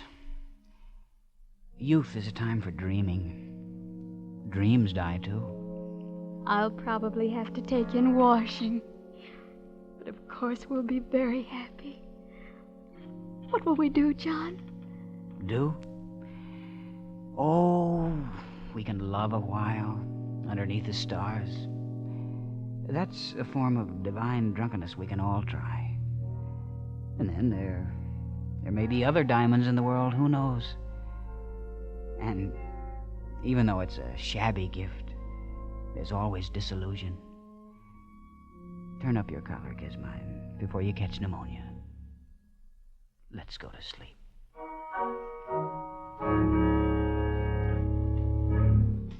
Escape is produced and directed by Norman Macdonnell. Tonight we have brought you The Diamond as Big as the Ritz by F. Scott Fitzgerald, adapted for radio by Les Crutchfield, with editorial supervision by John Dunkel. In tonight's cast were Sam Edwards, Peggy Weber, Danny Merrill, John Daner, and Don Diamond. Special music by Ivan Ditmars. Next week. Each time you fall asleep, you find yourself dreaming the same strange dream, one in which you live out your life in the distant future, and always a hideous fate moves closer to you, a fate from which you cannot escape.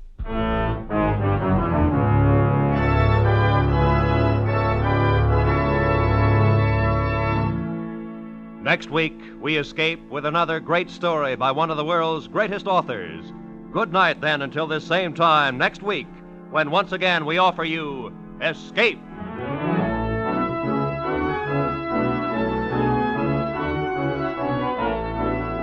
This is Roy Rowan speaking for CBS, the Columbia Broadcasting System.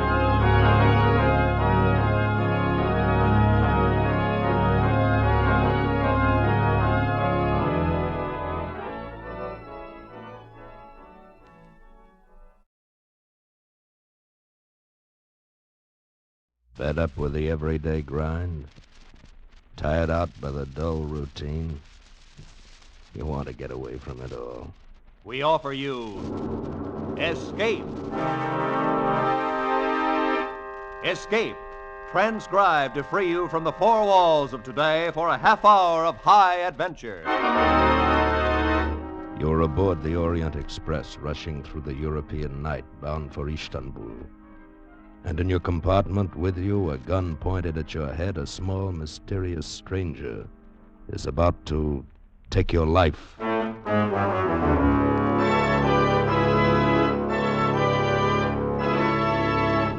Today, we escape from reality to the tense world of Balkan intrigue as Graham Greene pictured it in his famous novel, Orient Express.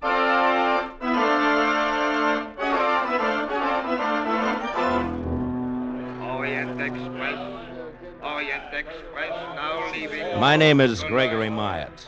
In 1932, I had to go to Istanbul on business, and I decided to take the Orient Express. After an uneventful trip across the Channel, I found myself at the station in Ostend, Belgium, where the Orient Express began.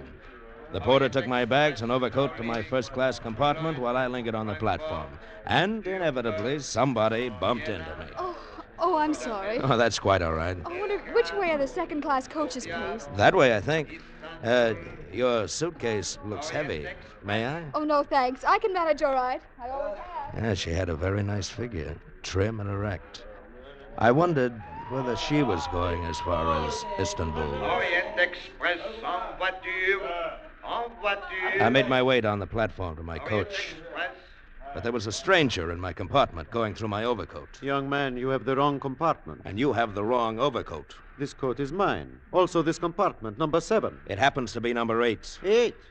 I have made a mistake. 1,000 apologies, sir. Oh, that's all right. Thank you. You are going to Belgrade, perhaps? No, I'm for Istanbul. So, allow me. My name is Richard John. How do you do? My name's Myatt, Gregory Myatt. I am grateful you are a fellow countryman. These little mistakes can be so difficult to explain. Fellow countryman? But I'm American. I also. I am a naturalized American all these many years, but the accent remains. Yes, I suppose it does. Well, we are underway. I will go to my compartment. A most pleasant journey, sir, and again 1,000 apologies.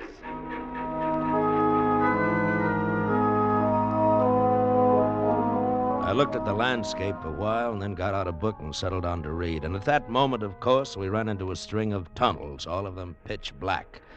I was just about to ring for the guard to ask to have the lights switched on when the train was crashing to a stop.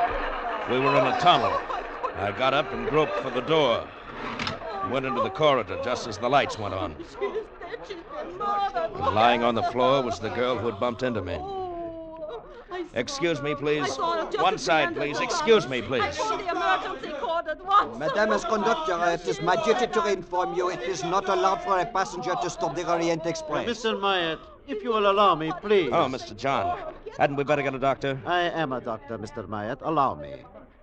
So, there is nothing wrong with this young lady. She has only fainted. Oh, good. Give me a hand, Mr. John. Let's get her into my compartment.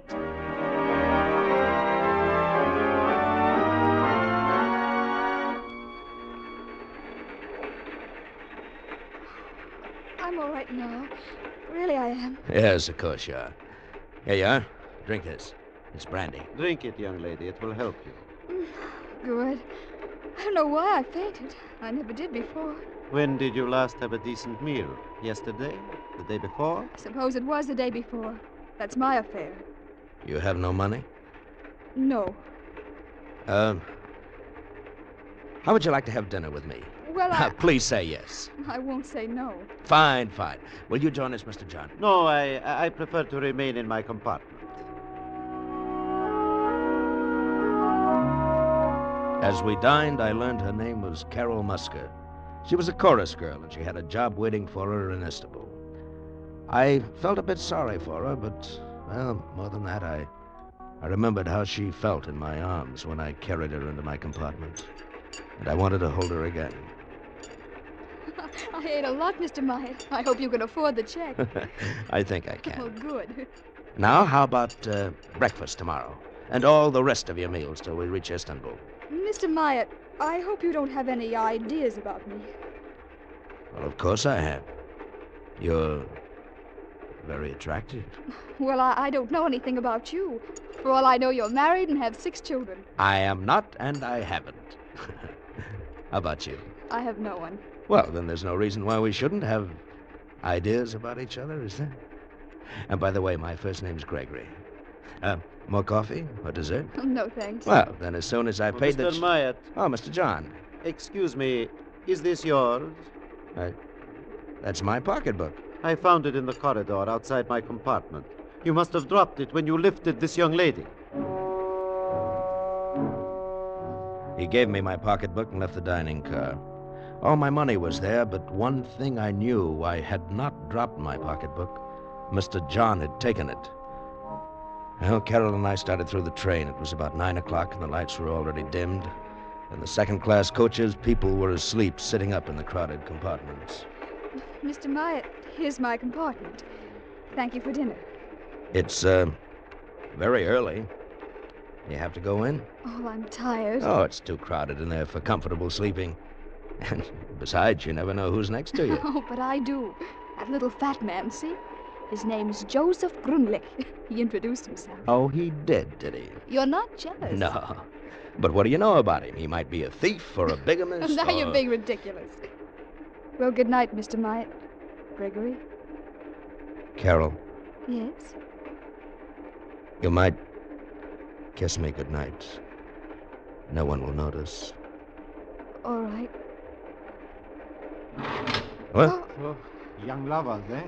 Oh, Mr. Grunlich.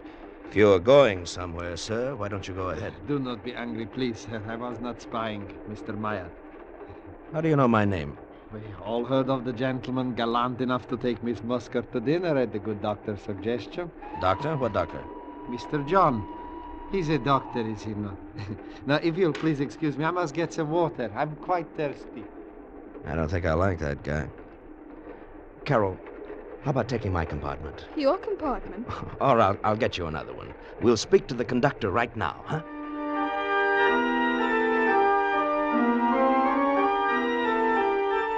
First-class compartment for the young lady, monsieur. You must wait until we arrive at Cologne. No tickets are sold aboard the Orient Express. We arrive in Cologne in, let me see, precisely 15 minutes.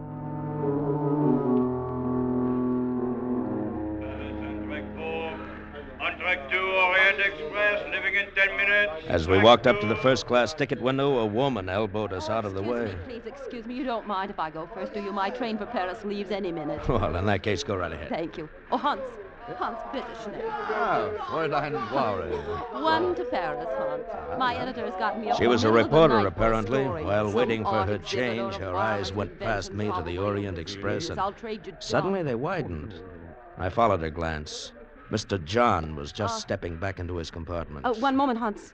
Change this ticket for a sleeper on the Orient Express. Make it Belgrade. Oh, you are lucky, Miss Warren. There is only one accommodation on the Orient Express left. Just a moment there. We were here first. I thought you were going to Paris, Not miss. when I see Dr. Zinner on the Orient Express. Dr. Zinner. The man you were looking at was Richard John. Is that the name he's using now? Oh, Fräulein? thank you, Hans. Just a moment there. I'm taking that ticket. Mein Herr, I regret, but the lady asked for it before you did, and she is an old customer. Here's the ticket, Miss Warren.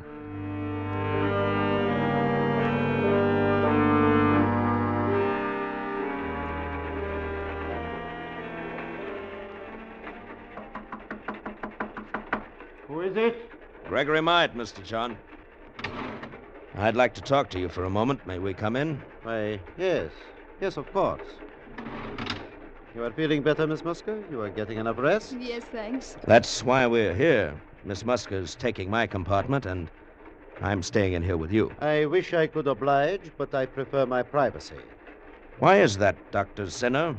My name is Richard John. Where did you hear otherwise? From a newspaper reporter who saw you in the station at Cologne. Oh. I don't know what it's all about, and I don't much care, but Miss Musker is going to have my compartment, and I'm going to move into this one with you. Any objections? No. In fact, both of you shall stay here with me. What the devil? Gently, Mr. Myatt. He has a gun. I am an excellent shot, believe me. Oh, Greg. We shall all stay, I insist. Lock the door, Mr. Myatt. That's fine. Now, just who are you, Mr. Myatt? Who am I? A police spy? Here to keep me from getting to Belgrade? Oh, that's You ridiculous. surely don't expect me to believe your story about some... Mr. John. That sounds like the reporter from Cologne. Tell her she has made a mistake. Tell her, Myatt. Go away. You've got the wrong compartment. My name is Myatt. I'm a reporter. Mabel Warren, London Clarion. Myatt, put your arm around Miss Musker. Open the door part way, just enough for her to see both of you. I shall be behind the door. And remember, I have a gun. Oh, you're not the man I'm after, are you? My name is Myatt. I haven't the slightest idea where you can find your Mr. John. Well, I'll find him. He's on the Orient Express somewhere. Excuse me for interrupting your, Excuse me for interrupting you. Good night, Mr. Myatt. Bolt the door, please. Oh, perhaps you really are only an American businessman, Mr. Myatt. In that case, I owe you an explanation. Sit down.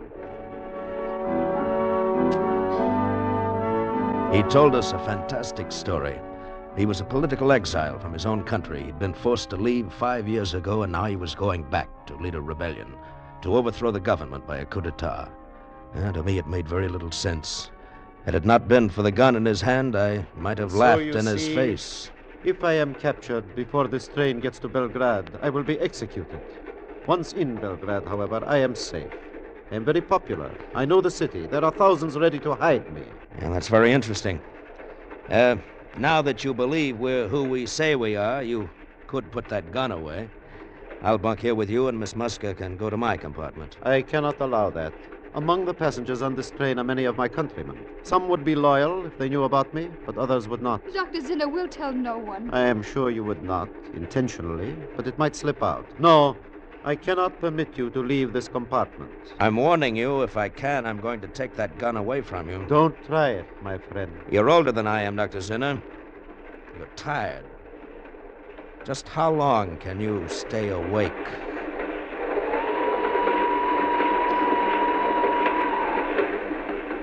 I sat with Carroll on one seat. He was across from us, the revolver in his hand. And it got later and later and later. I'm tired, Greg. Now just close your eyes then, Carroll. Are you sleepy, Dr. Zinner? Not yet, Mr. Meyer. Carroll was asleep on my shoulder. I fought to keep my eyes open, but I dozed off. And then somehow I came awake. I lifted my head. Dr. Zinner was asleep. I reached across and grabbed the gun. Oh! Greg! It's all right, Carroll. I've got it. Well, Dr. Zinner? You are right, sir. I tried to stay awake, but... Stay here, Carroll. I'm going to locate the conductor. I'm going to tell him what's been going on. Oh, no, you must not. I shall never get to Belgrade. Greg, they'll kill him. No, we're still outside his country. He won't be hurt. But if you report me to the conductor, I shall be put off the train. Well, in short, no harm done. I'll be back soon, Carroll. I left the compartment and started down the corridor. I heard a noise behind me, and as I turned, I caught a glimpse of a shadowy figure, one arm raised high above my head. And then the arm swung down, and something hard and heavy crashed against my skull. And I fell into a pool of blackness, and I knew nothing more.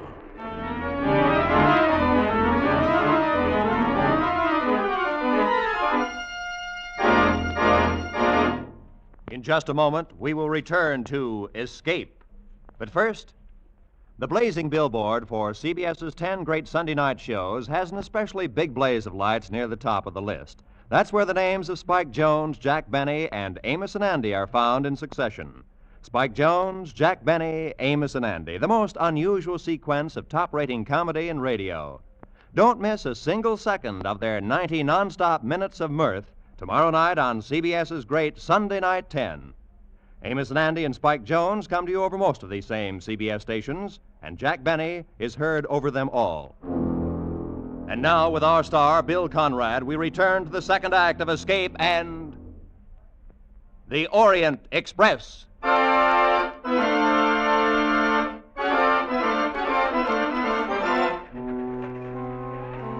How much later it was when I opened my eyes, I don't know.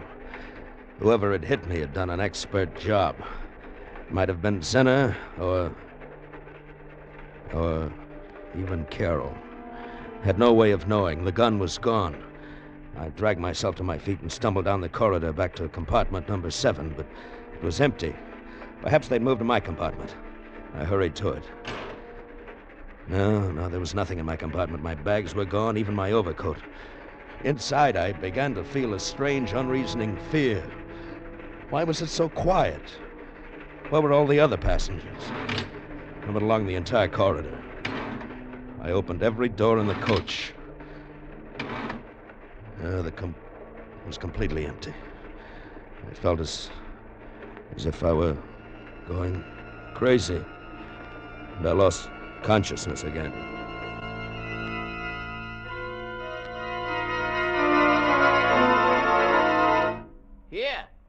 Here, you! What? Mister!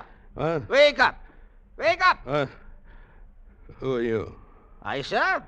I am the brakeman. No. Tell me, what happened to everyone? This coach was full. I got on at Austin. Dozens of people got on at Austin. Oh, no, sir. This coach is empty, and it comes only from Regensburg. Regensburg? No, it's from Austin, I tell you. Look, compartment 8. This was mine. My bags, my overcoat, they were here, and now they've disappeared. What was that? Oh, that is only the switch engine. We're on the yards outside Vienna. This coach is a deadhead. It was put on at the Orient Express at Regensburg, and now we take it off. Deadhead? You mean... No, it's not my coach at all. The regular coaches are... The Orient Express is in front of us, sir. If you do not want it to leave without you, you had better hurry, sir. Don't worry, I'll make it. The Orient Express was just getting underway when I dropped off the front of the Deadhead. I had plenty of time to run up alongside and swing aboard. I made my way through the train to my coach and knocked on the door of Sinner's compartment. Open up in there. Who is it? Gregory Myatt, open the door. Come in, please. Lying on the berth, bound and gagged, was the reporter, Miss Warren. And standing beside her, gun in hand, was not Dr. Zinner, but Joseph Grundlich. You have a very tough skull, Mr. Myatt. I should have hit you a little harder, no? Where is Carol? Where is Dr. Zinner? Why have you tied up this reporter? No, please, not so fast. First, as to Miss Warren. I have tied her to prevent her from interfering with Dr. Zinner. Had I allowed her to file her newspaper story, Dr. Zinner would never get to Belgrade. I happen to be an ardent follower of Dr. Zinner. I was standing watch last night when you dashed into the corridor, Mr. Myatt. You had this very gun in your hand. You had obviously broken away from Dr. Zinner. Fortunately, I had a blackjack. Where is Carol and Dr. Zinner? Do you promise to do nothing to interfere with Dr. Zinner's plan? I promise nothing. No, be reasonable. The Orient Express will soon cross the border into my own country. It makes only one stop at the border for passport identification. After that, you are involved no longer. Why be stubborn? All right, Grundlich. I won't interfere. Mr. Myatt, I thank you. You may go now. Dr. Zinner and Miss Musker are next door in your compartment. Dr. Zinner was seated on one berth dozing, and Carol lay on the opposite berth fast asleep, traces of tears on her cheeks. She shivered. I covered her with my overcoat, and she woke up. Gregory, I didn't know where you were. Go back to sleep. Oh, I searched everywhere. I didn't know what to do. And I came back here. Oh, I was so tired. Dr. Zinner made me go to sleep. Everything's all right. In a few hours, everything will be fine. Now, close your eyes and go back to sleep.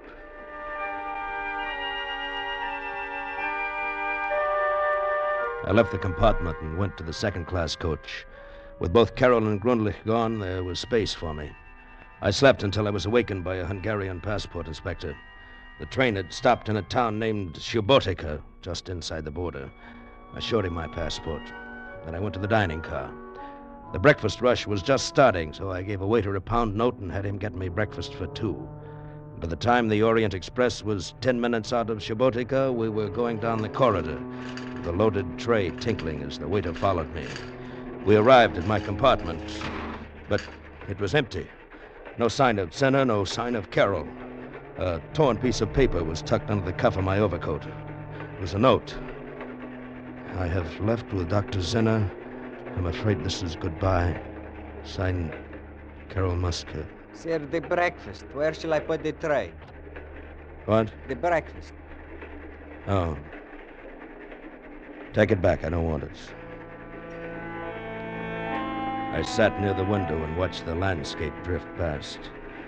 My suspicions had been right all along. Dr. Zinner had played me for a fool, and so had Carol. After a while, I became conscious of a tapping sound on the wall of my compartment. It kept on, and suddenly I realized that it was coming from the compartment next to mine, someone's heel banging against the wall. It took only a minute to get next door. It was Miss Warren, the reporter, all tied and gagged. Oh, thank goodness. I thought you'd never hear me. Where's Grundlich? Where are the others? You mean you don't know what's happened? Zinner's going to be executed. Executed? Well, they took him off the train at Subotica. Grundlich arranged the whole thing. He's a government spy. Well, he can't be. Well, he is. They're probably holding a drumhead court-martial on Dr. Zinner back in Subotica this minute. I see. And Carol Musker's a government spy, too? The girl? No. Yes, she must be. They took her off the train. Well, they had to. They couldn't have any witnesses. Well, what will they do with her? Probably kill her. But Hey, here, what are you doing? You can't jump out. The train's going 60 at least. I'm going back there. To Subotica? You're insane. Look, there's a small town up ahead. I saw it when I leaned out. Some cars are parked at the station. I saw them. I'm going to pull the emergency cord. Take one of those cars. What can you possibly do in Subotica? I don't know, but I'll do something. Go ahead, Mr. Myatt. I'm going with you. I pulled the emergency cord, and in a matter of seconds, the Orient Express was screeching to a halt right at the station. I flung open the door, and with Miss Warren close behind me, I ran toward the parked cars. Here, you! You, come here. Do you speak English? A car, gentlemen, a car very cheap. I want to go to Subotica. It's too far, 50 kilometers. I'll give you 20 pounds. Well, get in, gentlemen, get in. We were at Subotica inside of an hour. I had the driver stop just before we got into the center of town and told him to wait. Miss Warren and I started down the main street. Mr. Myatt, look. In the doorway of a small restaurant, his back to us, talking to a chef, was Joseph Grundlich. Just keep walking. All right. Try to hear what he's saying. Meal for 2 people. Have it sent to railroad. Did you hear what he said? Something about a last meal for 2 people to be taken to the railroad station. Don't turn your head. Just keep walking. Okay. The railroad station platform was empty, so was the ticket office. But through the window, we could see the waiting room, and beyond it was a closed door to a baggage room. There was a large, old-fashioned key in the lock, and standing beside the door was a soldier with a rifle. That's why they must be in the baggage room. You don't have a gun, I suppose? No. Oh, neither do I. The key's in the lock, if I can get to it without the soldiers noticing. We've got to get the soldier away from the door, Miss Warren. How? Look, do you see that telephone over there in the far corner? Yeah. If we could somehow get the soldier over to the telephone, his view of the baggage room door would be cut off. Yeah. Look, that'll be your job, Miss Warren. Mine? Go into the waiting room and up to the telephone booth. Smile at the soldier as you go by. Then pretend you're having some trouble with the phone. Appeal to him for help. Right. When he joins you at the phone booth, keep him occupied while I go in and let him out. But he might look around. Just talk to him. Zinner and Carol and I will try to make the car. You'll have to hurry. Grundlich and that last meal may be here any minute. We'll hurry, all right. Through the grimy window, I watched as Miss Warren crossed the waiting room to the telephone, smiling at the soldier. She left the booth and walked over to him. Couldn't hear what they were saying. She smiled at him again, putting her hand on his arm. They went over to the booth. I took a deep breath and entered the waiting room. I could hear them talking as I started toward the baggage room. Anything about telephones, it's so nice of you to help. Oh, lovely. Yes, I'm glad to. What number you wish? Oh, yes, Carol. that's the number. Oh, here, I have it right here in my... Carol. Gregory. Shh. No noise. Dr. Zinner, Carol, go to the station platform. Now, no noise. Come on. What do you plan? All right, follow me. Oh, no, but I heard about you. I didn't know. We started back toward the open door that led to the station platform. We went out slowly, not making a sound. Miss Warren was still talking to the soldier, and then suddenly their voices stopped. I glanced back. The soldier's gun had fallen to the floor. He was kissing Miss Warren. We got out to the platform, and I shut the door quietly. All right, follow me. The car's 2 blocks away. What about her? She's a reporter. They won't dare touch her. Now, come on. All right. In a few moments, the station was behind us. The car was only a block away now. We turned the corner, and walking toward us, not 10 feet away, was Joseph Grundlich and a waiter from the restaurant. Before he could collect his wits, I ran at him. He crumpled to the ground. Then I hit the waiter. All right, run for it. All right. Grundlich fired a few shots at us, but hit no one. And then we were in the car, and he fired at us no longer.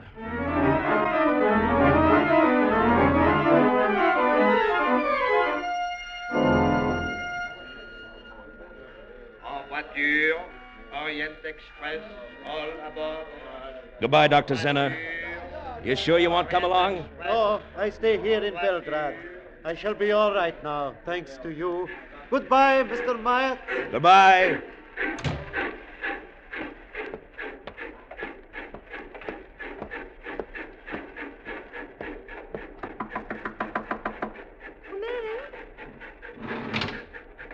Hello. Hello. You, mind if I sit down? No, not at all. Well, we'll be in Istanbul tomorrow. Mm-hmm. A day late. I probably lost that chorus job. Have any idea what you'll do then? Oh, I think so. I have an idea. Yeah. So have I. A very good idea. Come here.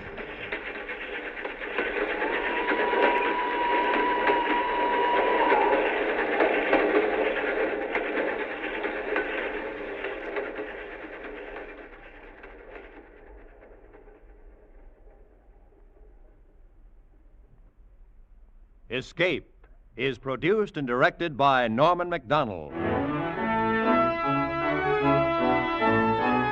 Today we have presented transcribed Orient Express by Graham Greene, adapted for radio by Sheldon Stark and Walter Newman, with editorial supervision by John Dunkel. Starred as Gregory Myatt was Bill Conrad. Featured players were Edgar Barrier, Hans Conried, Gloria Grant, Harry Bartell, Ann Morrison, Jack Crucian, and John Daner. The special music was arranged and played by Ivan Ditmars. Next week. You are alone in the steaming jungle with 3 men. You know that one of them is a desperate criminal, a man you've come here to arrest, but you don't know which one. You'll have to find him before he can save himself by killing you.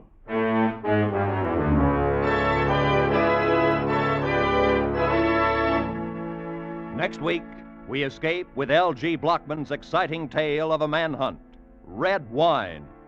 Goodbye, then, until this same time next week, when once again CBS offers you Escape.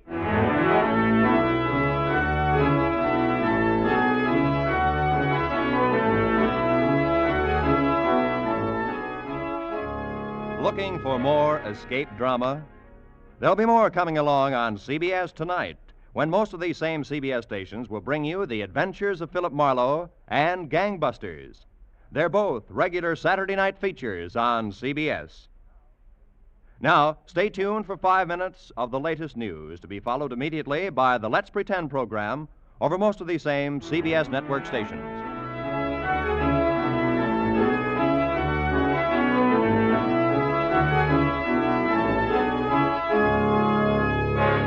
This is Roy Rowan speaking for CBS, the Columbia Broadcasting System.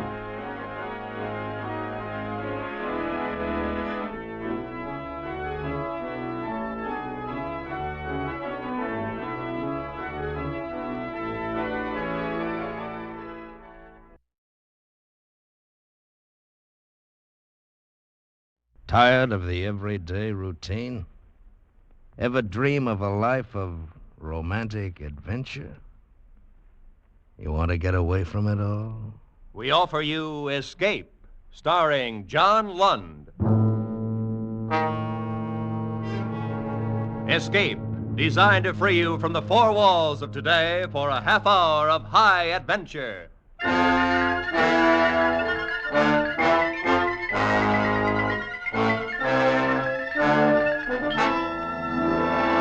You are groping your way slowly through the dark hold of a ship at sea, moving carefully, step by step, searching intently for something you dread to find, because you know that this ship carries a cargo of death. Today, with John Lund in the role of Chris Warner, we escape to a harbor front in Venezuela and a grim voyage which started from there, as told by Martin Storm and his gripping tale, A Shipment of Mute Fate.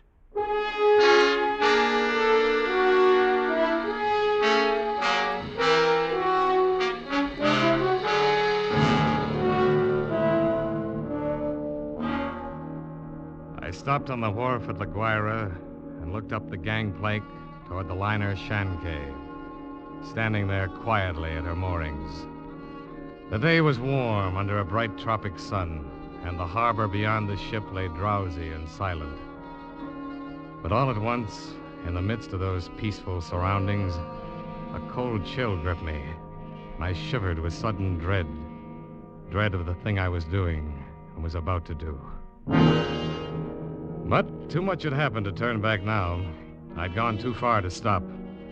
I set the box down on the edge of the wharf, placed it carefully so as to be in plain sight and within gunshot of the captain's bridge.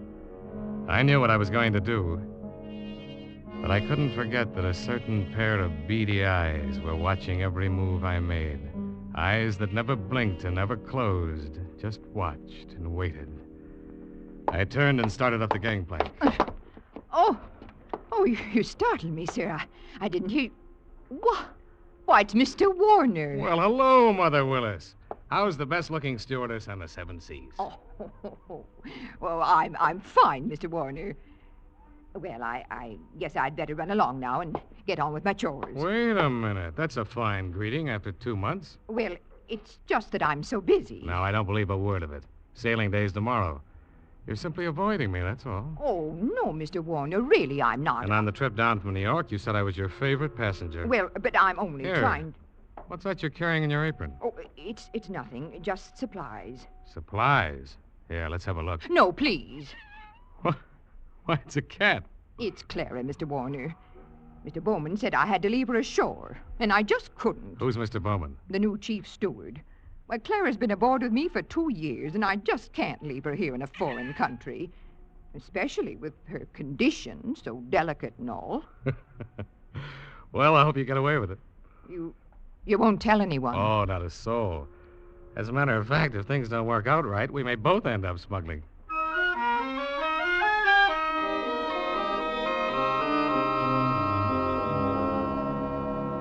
Happy to have had you aboard on the trip down 2 months ago, Christopher, and I'm happy to have you along with us on the run back to New York. Oh, thanks, Captain Wood.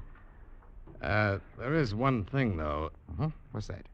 I'm having a little trouble with the customs men here. I wondered if you... I can't do it, Christopher. I cabled your father just this morning. Told him I would have done it for you if I possibly could. He sent a request from New York, you know. Yes, I thought he would. I wired him from upriver last week.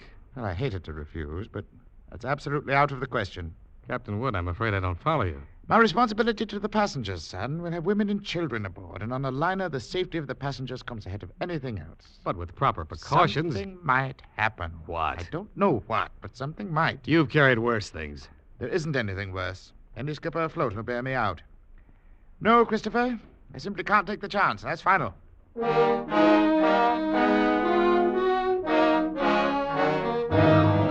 Final. It wasn't final if I could do anything about it. I hadn't come down here to spend 2 months in that stinking back country and then be stopped on the edge of the wharf. 2 months of it. Heat, rain, insects, malaria. I'd gone clear in past the headwaters of the Orinoco. Traveled through country where every step along the jungle trail might be the last one. Oh, Sanchez! Si, Senor Warner. Better start looking for a place to camp. Be dark in a little while. Si, Senor. Very soon we turn to river. Camp on rocks by water. This very bad country. This very bad country. You've been saying that for 10 days now. Very bad country. Si, Senor Warner. This very bad country. Oh, skip it. For all the luck we've had so far, it might as well be Central Park. Central Park? I don't understand. Oh, never mind. We don't... Here, what's the matter? Quiet there, quiet! Sanchez, what's wrong? They're in the path. See! Bushmaster! Bushmaster. The deadliest snake in the world. Bushmaster. Its Latin name was Lachesis muta. Mute fate. It lay there in the center of the path, a 10-foot length of silent death, coiled loosely in an undulant loop, ready to strike violently at the least movement. Here was the one snake that would go after any animal that walked, or any man. It lay there and watched us, not moving, not afraid, ready for anything. The splotch of its colors stood out like some horrible, gaudy floor mat, lying there on the brown background of the jungle, waiting for someone to step on it. Here was what I'd come 2,000 miles for, a bushmaster. It was 3 days later when Sanchez brought me the snake in a rubber bag. He was shaking so hard, I thought for a moment the thing had struck him. One thing you make sure, Senor Warner. No turn him loose in Venezuela. Because he know I the one who catch him. And he know where I live. All right, Sanchez. I'll keep an eye on him. He know you pay me to catch him. All the time he watch and wait. You no forget us, Senor Warner. Because he no forget. Not ever. Well, after going through all that trouble and danger, I wasn't going to let a pig-headed ship's captain stop me at the last minute.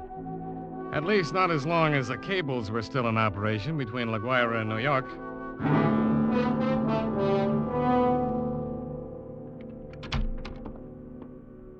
Morning, Captain Wood. Boy at the hotel said you wanted to see me. That's right, Christopher. Do. Sit down. Thank you. Seems you weren't willing to let matters stand the way we left them yesterday. Sorry to go over your head, Captain Wood, but I had to. The museum sent me all the way down here for that snake, and I'm not going to be stopped by red tape. Why, this will be the only live bushmaster ever brought to the United States. If I had my way, Christopher. But orders are orders. I got a cable from the head office this morning. All right, now, suppose we talk about precautions. Well, I'll handle it any way you say. It's got to have a stronger box. That crate's too flimsy. Oh, it's stronger than it looks. That wire screen on top would hold a wildcat. But anyway, I bought a heavy sea chest this morning. We'll put the crate inside it.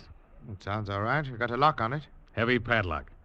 It's fixed so the lid can be propped open a crack without unlocking it. Snake's got to have air. All right. But in dirty weather, that lid stays shut. I'm taking no chances. Fair enough. We'll keep the blasted thing in my inside cabin, where I sleep. I can't have it in the baggage room. And nobody on board's to know about it. Whatever you say, Captain. We won't have any trouble. After all, it's only a snake. Doesn't have any magical powers. I saw a bushmaster in the zoo at Caracas once. Had it in a glass cage with double walls. Never move.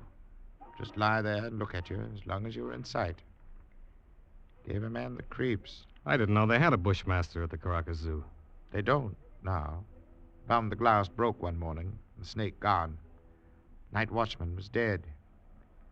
They never found out what happened. Well, the watchman must have broken the glass by accident in some way.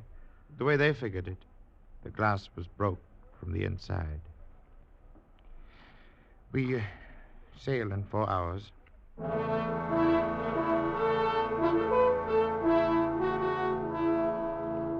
Into the Caribbean, with perfect weather and a sea as smooth as an inland lake. The barometer dropped a little on the third day, but cleared up overnight, left nothing worse than a heavy swell.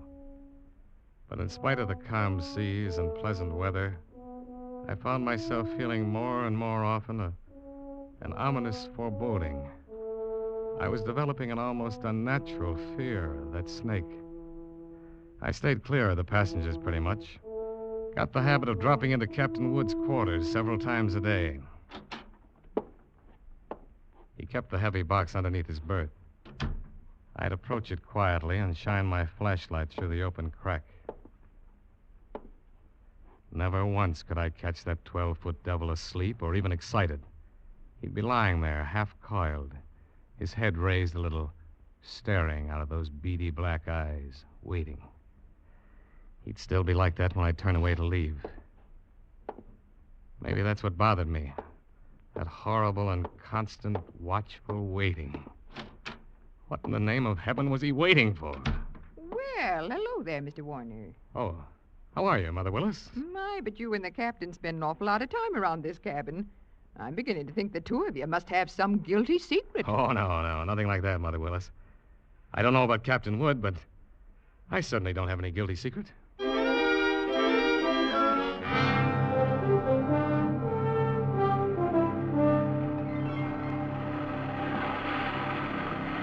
Well, she's running quite a swell out there, Mr. Bowman. Yeah, it's a little heavy, all right, Mr. Warner. Guess the storm passed through to the west of us yesterday when the glass dropped. Think it missed us then, huh? Well, that's where the mate figures.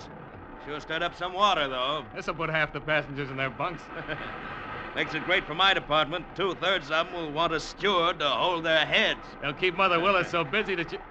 Wait. What? Look at the size of that wave. Great Jehoshaphat. We're going to take it on the port bow. You better hang on.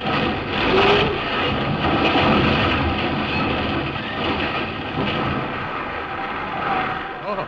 That was a freak if there ever was one.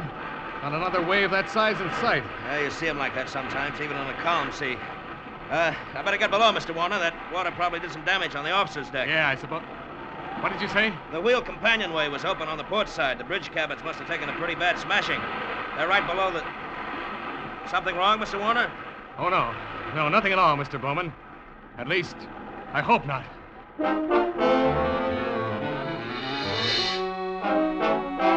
I didn't stop to find Captain Wood. Of course, I knew it was only one chance in 1,000, but the chances against that freak wave were 1 in 1,000, too. I stumbled down the companionway and along the passage to the captain's cabin. Oh, come on in, Mr. Warner. Oh, Mother Willis. My, isn't this cabin a mess? I'm trying to get some of these things out to dry. Yeah. Well, I just wanted to check. Where's that box that was under the captain's bunk? Oh, that? Oh, I just threw it out on the deck. What? With the desk over there slid into it. It was all smashed. But the small box inside of it. What happened to that? Oh, they were both splintered, Mr. Warner. Broke wide open. Oh, no. Why, Mr. Warner, you're white as a sheet. Mother Willis, will you go find Captain Wood? Yes, sir. Tell him to come down here immediately. Well, of course, Mr. Warner. I'll go tell him right away. I can finish up here. I pulled open the top drawer of the bureau beside me and took out the captain's flashlight and a loaded pistol. Mother Willis had left a mop standing by the door. I put my foot on the head of it and snapped off the handle. Every move I made turned into slow motion. I could hear my own heart beating. Slowly, I started to search the cabin. Sodden heaps of clothing were scattered around on the wet black floor. I punched at them one at a time, holding the gun cocked, the flashlight pointing along the stick. Nothing. I worked around the room, throwing the light into the dark corners, back of the desk, under the bunk. Wherever I turned, I could feel those cold, unblinking eyes at my back, watching and waiting. Still nothing. Using the stick, I pushed open the closet door, threw the light inside. Carefully, I poked at the boxes and junk on the floor. The snake was not in the closet. Inch by inch, I covered the entire cabin. And only then the horrible realization began to dawn on me. Captain Wood. Mother Willis just told me. Well, Christopher. So it's happened. That's right. It's happened. I see you found the gun. That's good. We better start by searching the cabin here. Captain Wood, I just finished searching it. Oh. Women, kids. That thing loose on board. 1,000 places for it to hide. Heaven help us, Christopher.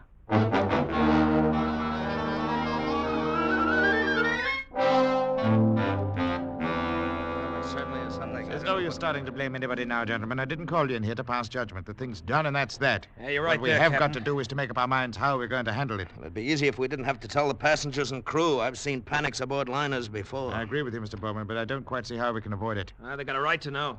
As long as that snake's loose, everybody on board's on the same danger. And they all ought to know about it. Captain Wood, that thing is 12 feet long. It can't simply crawl into a crack. Why don't we make a quick search of the whole ship before we spread any alarm? I thought of that, Christopher. Well, as far as I can see, the only place it couldn't be is in the boilers or on top of the galley stove. It might have crawled overboard. No. We can't count on that. We've got to assume it's on the ship somewhere. Yeah, that could be anywhere. In a coil of rope or in a pile of clothes or under a baby's crib. Or even You've already said it. That Bushmaster could be anywhere. We've got to do something, and we've got to do it fast. All right. I think the best idea is to follow Mr. Warner's suggestion. Make a quick search first. You agree to that? Yes, Then, if we don't find it, we'll have to warn the passengers. We've got to find it.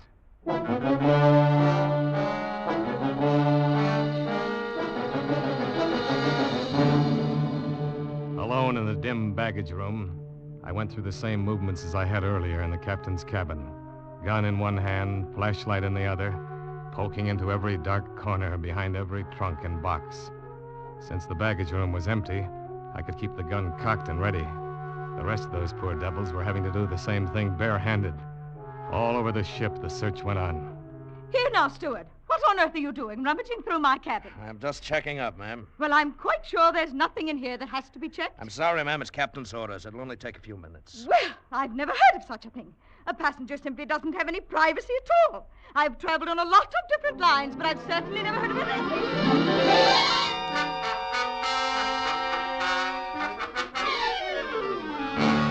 Sorry, sir. I wonder if you'd mind moving over to the other rail. I'd like to look through these lockers. Sure, go ahead. What's the matter? You lost something? No, nothing like that. No, just looking things over. Well, there's nothing in there but life preservers. Yeah, that's right. You must be getting ready to sink the boat, huh? You gotta collect insurance on it, is that it? You're gonna send us all to the bottom, I know.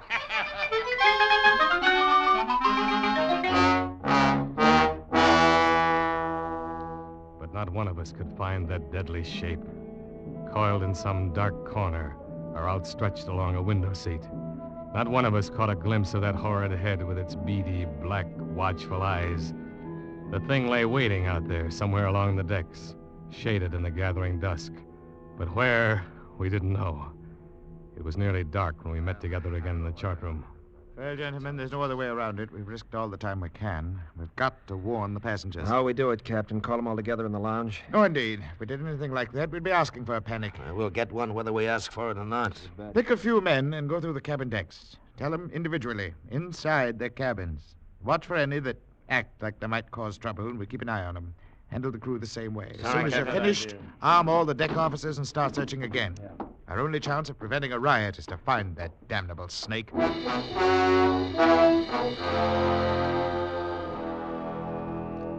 The slow nightmare that followed grew worse by the hour. None of us slept. All the ship's officers not on duty kept on with that endless search. Passengers locked themselves in their cabins or huddled together in the lounges, knowing all the time that no spot on board could be called safe. Fear was a heavy fog in the lungs of all of us, and every light on the vessel burned throughout the night. Morning came and brought no relief. Terror and tension mounted by the hour. There now, Mrs. Crane. Stop getting yourself all worked up and go back to your cabin. The horrid thing's probably crawled overboard anyway. You're just saying that. You're paid to say it. You don't know. Nobody knows. No. Everything's going to be all right. If only we could do something. If all of us could only get off this ship, they could fumigate it. Yes, that's what we've got to do. We've got to get off the ship. No, wait. Mr. Bowman, she's going to jump. Grab her. No, you don't, lady. Nice work, Mr. Bowman. Get her down to her cabin. And whatever you do, don't turn her loose.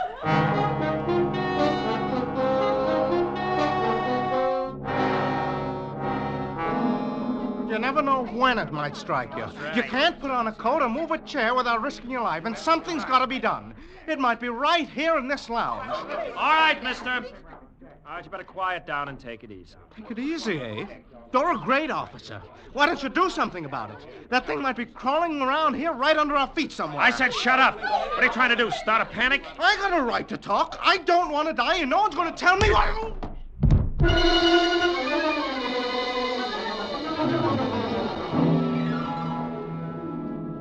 The second night passed, and morning came around again. A gray and rainy day that dragged past, and then night came down. Third night of the terror. Again, every light burned, and the whole ship seized in the throes of incipient panic. Faced by a horror they'd never met on the sea before, crew and officers alike were on the verge of revolt. Passengers sat huddled in a trance-like stupor, ready to scream at the slightest unknown sound. At 7 bells, I made my way forward to the chart room. Found Captain Wood bent over a desk. Oh, hello, Christopher. Come on in, sit down. It's got to be somewhere, Captain Wood. It's got to be. I don't know. You could search this ship for 6 months and never touch all the places aboard. If we can only hold out for 2 more days, we'll be in. What's your home office say? Here's the latest wireless from him. Keep quiet and keep coming. What else can we do? A cigarette, Chris? Oh, thanks. How is it on the decks? Pretty bad.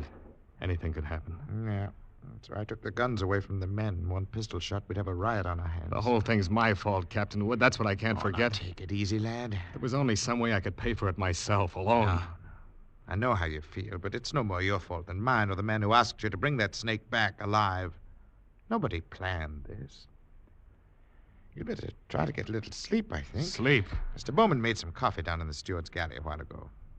Better go on down and get yourself a cup and then rest for a couple of hours. Rest? I can't rest. Christopher, it's not going to help anything if you stumble through a hatch half asleep and break your neck, now is it? Go on, get some coffee. Okay. One way or another, we've got to hold out for 2 more days.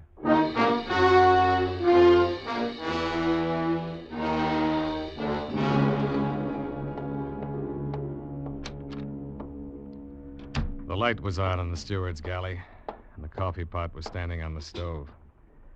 It was still warm, so I didn't bother to heat it. I poured out a cup, carried it over, and set it on the porcelain tabletop in the center of the room. I started to light a cigarette. The door of the pan cupboard beneath the sink was standing slightly ajar, and I happened to glance toward it. I dropped the cigarette and moved slowly backward. I'd found the Bushmaster. As I moved, the snake slid out of the cupboard in a single sinuous glide and drew back into a loose coil on the galley floor, never taking his eyes off me. I moved slowly back, waiting any moment for that deadly, slithering strike. How had he known it was me? He'd stayed quiet when Bowman was here. How had he picked the first time in 5 days that I was without a gun? My hands touched the cold bulkhead behind me, and I stopped. Only then I realized in terror what I'd done. The call button and door were on the far side of the room. I backed into a dead end. I stared at the snake in fascination, expecting any moment the ripping slash of those poisoned fangs. The horrible coils tightened a little, then were still again. 10 million years of evolution to produce this moment. Homo sapiens versus Lachesis muta. Man against mute fate. And all the odds were on fate. I knew then that I was going to die.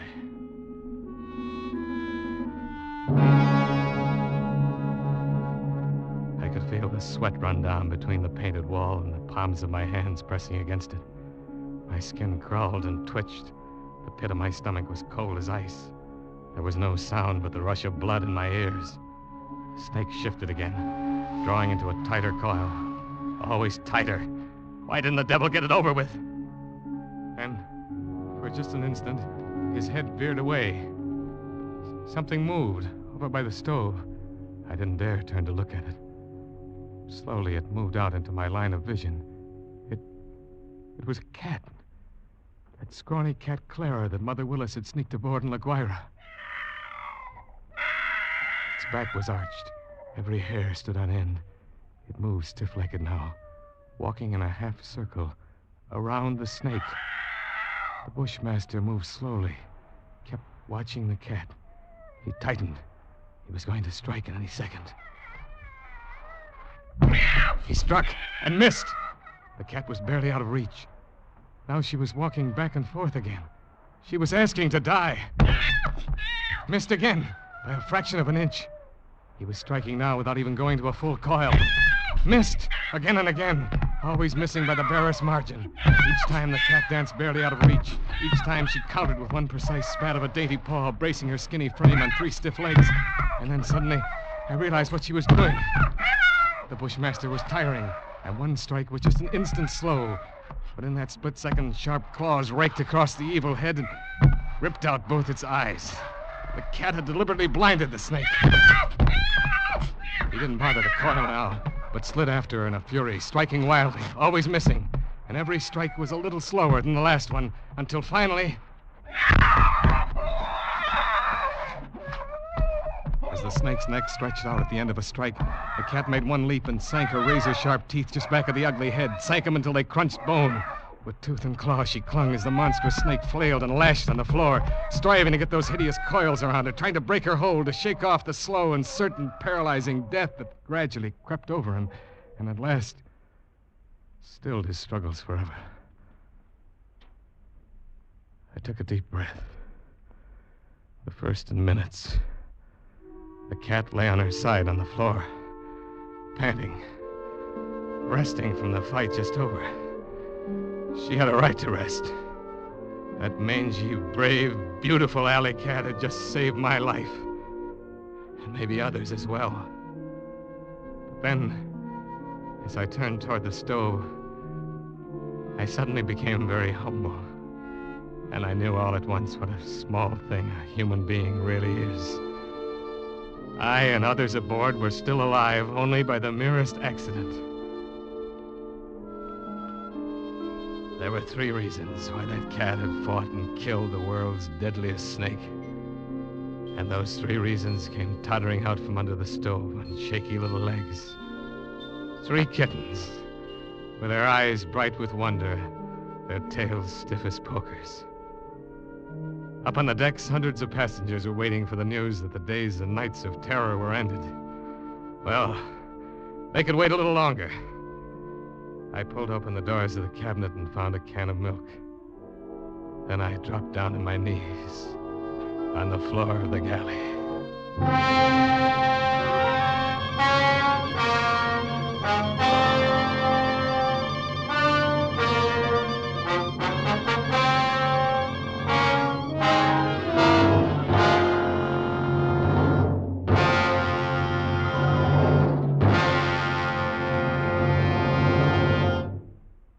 Escape, produced and directed by Norman Macdonnell, has brought you John Lund in A Shipment of Mute Fate by Martin Storm, specially adapted for radio by Les Crutchfield.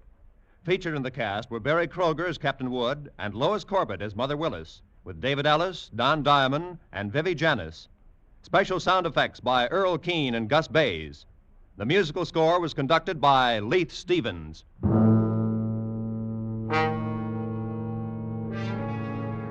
Next week. You are trapped in a remote valley in the Andes, walled in by sheer rock precipices, and surrounding you, closing in on you, is a band of blind men who want your eyes.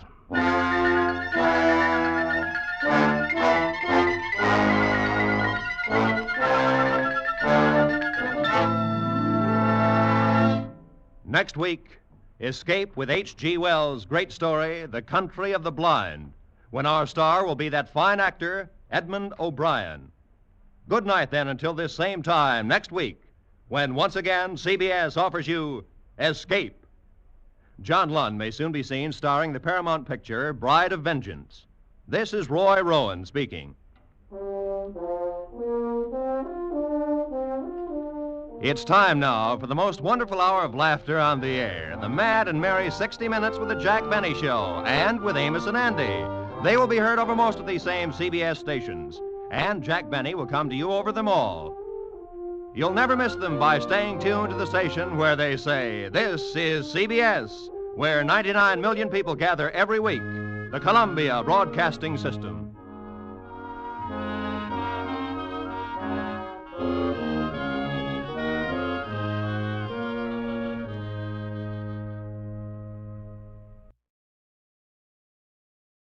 Tired of the everyday routine? Ever dream of a life of romantic adventure? Want to get away from it all? We offer you Escape, starring Edmond O'Brien. Escape, designed to free you from the four walls of today for a half hour of high adventure. You are trapped in a remote valley in the Andes, walled in by sheer rock precipices, and surrounding you, closing in on you, is a band of blind men who want your eyes.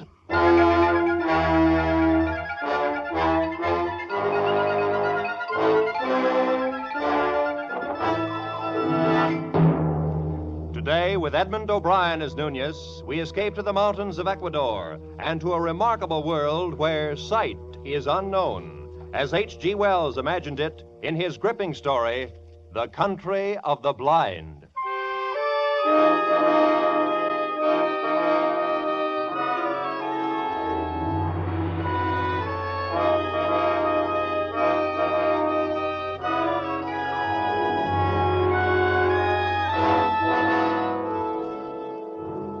My name is Ibarra. I'm a mining engineer in Quito, Ecuador, high in the towering Andes. Up until a year ago, my chief sport was mountain climbing. My last climb was an attempt to scale the remote and forbidding peak of Parascotopetl, a 20,000-foot crag unconquered by man. It is unconquered still. 3,000 feet from the icy summit, we turned back and fled for our lives. All of us escaped except one, a guide named Nunez, who slipped over the frightful precipice and disappeared in the vast chasm yawning 10,000 feet beneath us. The horror of that man's fall has terrorized my dreams for a year. Because of it, I've forsaken mountain climbing for the rest of my life. And that decision still stands, even though today I have seen Nunez. He was sitting on the steps at my shack when I arrived at the mine this morning. At first, I didn't recognize him. He was so much changed. I thought he was some ragged beggar. Is it you, Senor Ibarra? My name is Ibarra, yes. What do you want? You do not know me, senor? Well, no, well, you look like a man I knew once, but He's dead. Dead on the slopes of Parascotapetal? Nunez. Nunez. That is my name, senor. At least, that is the name I remember. But you fell. I saw you fall. Yes. It's impossible that you could have lived. Perhaps the gods of the mountains had some reason to spare me. Nunez, if we'd had any idea that you were alive, but you went down thousands of feet. We couldn't even attempt to find your body. I know. I do not blame you. You could not have reached me. And if you had, I should not have welcomed you. At first. But then, later. What do you mean? Senor, you will not believe what I have to tell. I can hardly believe I'm seeing you and talking to you. Tell me what happened to you. You remember that night? The night I fell? We had been toiling all day, inching our way up a steep ice wall. And as darkness came, we found a narrow ledge, barely 3 feet wide.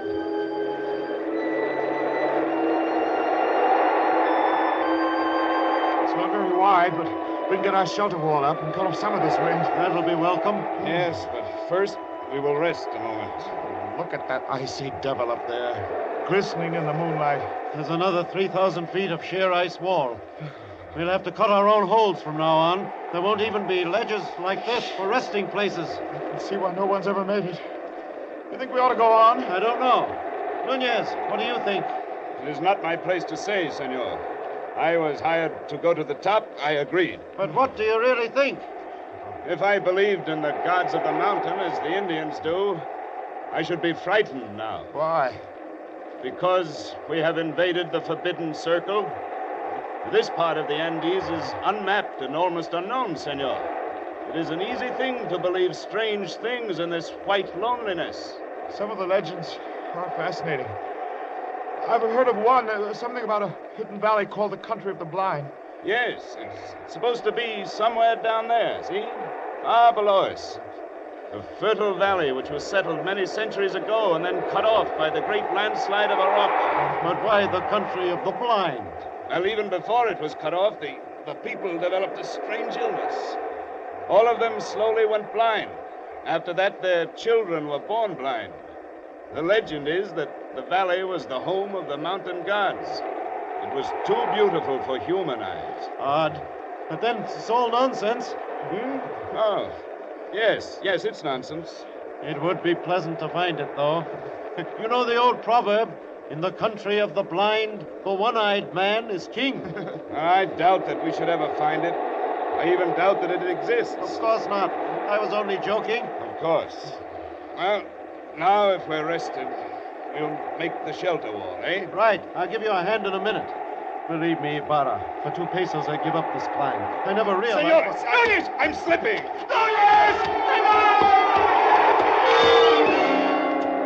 In one horrible instant, my foot slipped on the treacherous ledge and I had gone over. I slid down the icy slope for perhaps 200 yards, digging frantically with my feet, with my hands, for some kind of hold. And then I went off, falling far out into the icy black night, falling down. I fell perhaps 1,000 feet, and then I felt the heavy, stinging impact of snow. I'd fallen onto an almost perpendicular slope, and once again I was sliding down, tumbling over and over. But now, around me, over me, an immense avalanche of snow was rumbling, sliding with me. Suddenly I realized that my own motion had almost stopped, and it was the snow that was moving. I was riding the avalanche. At almost the same moment, I went over the second precipice. It was higher than the first, much higher, perhaps 4,000 feet. I fell with the snow for what seemed minutes, every second, expecting the terrible final impact. But the impact never came. Miracle of miracles, that sheer wall blended almost imperceptibly into another slope. And again I was sliding. gradually, as the arc of the slope curved away, I felt myself slow down. I was whirled along on top of the avalanche, and then, as it subsided, out onto the gentler snow, upon a gentler slope, and finally, I rolled to a stop and lay still.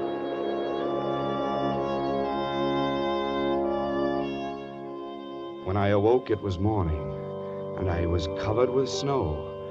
I shook off the cold white blanket, rolled over on my back, and looked up. My heart almost stopped as I saw from where I had fallen. The mountain towering 10,000 feet above me. Carefully, I felt myself. My clothes were torn. I was bruised and bleeding. I ached in every muscle, but I had not broken a single bone. I lay there and offered up a prayer to the gods of the mountain.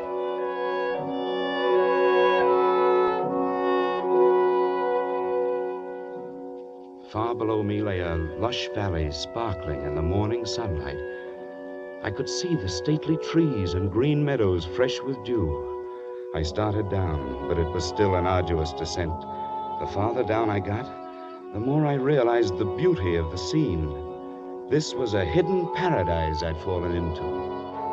And I was the first man ever to see it. So I thought. But I was wrong. I realized that first when I saw the cultivation in the meadows. And then the walks, well-kept stone walks laid in a symmetrical pattern all over the valley. And then I saw them. There were men and women lying under the trees, resting. Nearby, a collection of windowless huts marked the village, and the plastering of the houses was done in a wild variety of colors. I thought to myself, the plasterer who did that must have been blind as a bat. Then I saw two of the men quite close to me. They were standing on a bridge over the little stream. They were dressed in odd, loose clothing, and there was a strange look about their faces. They failed to notice me as I approached until I shouted. Suddenly, they looked up attentively in my direction. I waved wildly at them, but they took no notice. Why, the fools must be blind. Blind? Could it be that I had fallen into the country of the blind? In the country of the blind, the one-eyed man is king. I walked towards the men by the stream, and I spoke to them. Hello! You needn't be afraid. I won't hurt you. I come in peace. It is a man, or a spirit come down from the rocks. I'm a man, all right, just like you, but I've had a miraculous escape, and now I find myself here in your valley. Valley? Come hither. Let me feel of you. Well, certainly. Here. My arm. My face. You see, I'm indeed a man, like yourself. Yes. My lips, they move with speech. And my eyes. Oh! Careful, they're gently on the eyes. Eyes? That is strange. Feel this, Correa. Yes, I feel. Careful. You feel my eyelids flutter? He is but imperfectly formed. Some strange bulge there. Unseemly. No, your eyes are shrunken in, but mine are whole. I can see. See? See? Pedro, he is a strange wild one. Where does he come from?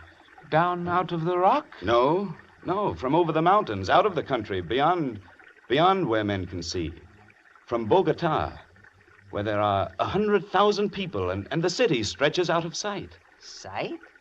What strange words he uses, without meaning.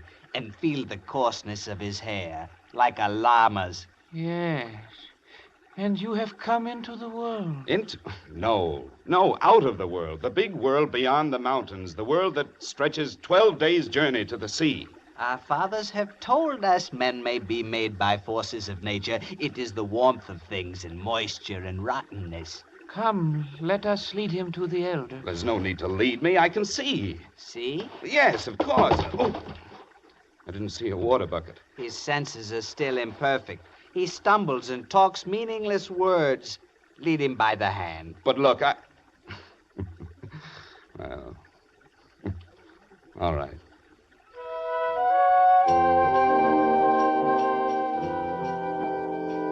These people had been blind for centuries. They had forgotten even the words associated with seeing, and they thought I was an idiot only half-formed, especially when they led me into the pitch blackness of one of their windowless huts, and I stumbled over something. Oh, 1,000 pardons, Medina Sarote. It is nothing. He is a clumsy one. I'm sorry I fell down. I couldn't see in the darkness. Who is this, and what is he saying? He is but newly formed. He has come down from the rocks. He stumbles as he walks and mingles words that mean nothing with his speech. He is a wild man out of the rocks. No, I come from Bogota, over the mountains. You hear? Bogota. He uses wild words. His mind is hardly formed. He has only the beginnings of speech. Bogota? Yes, I come from the great world where men have eyes and see. That must be his name, Bogota. He stumbled twice as we came thither.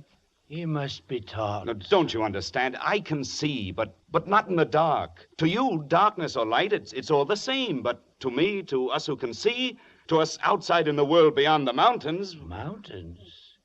What are mountains? Well, very well, then. Beyond the rocks. There is nothing beyond the rocks. That is the end of the world. Oh, but surely you must realize that the sky above covers more than this valley.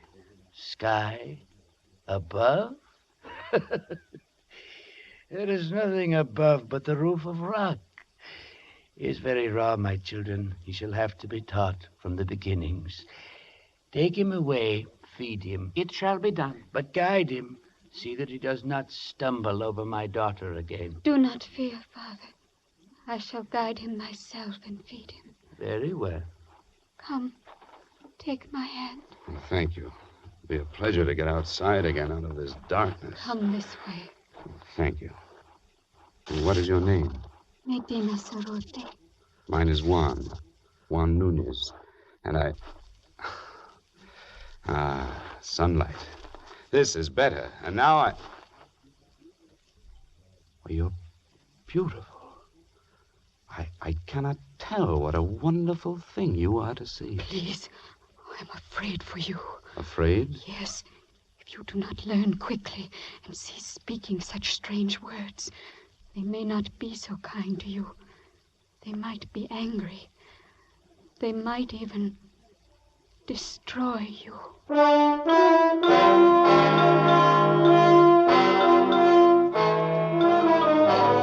This thought had not occurred to me before, and suddenly I had a twinge of fear. Still, the proverb kept running through my mind. In the country of the blind, a one-eyed man is king. But try as I would, I could not make them understand my wonderful gift of sight. They simply could not comprehend it. Worse, they were not impressed. They thought me stupid and untaught, almost an idiot. Day by day, I learned their peaceful ways, but they could not learn mine. It was getting on my nerves, and theirs too, perhaps. Bogota, come hither. Bogota, you move not. No, and I won't, you old beetle. I'll show you. I'll leave the path. Bogota, trample not on the grass. It is not allowed. How did you know I stepped on the grass? I heard, of course. Heard? But I didn't make a sound. Why do you not come when I call you?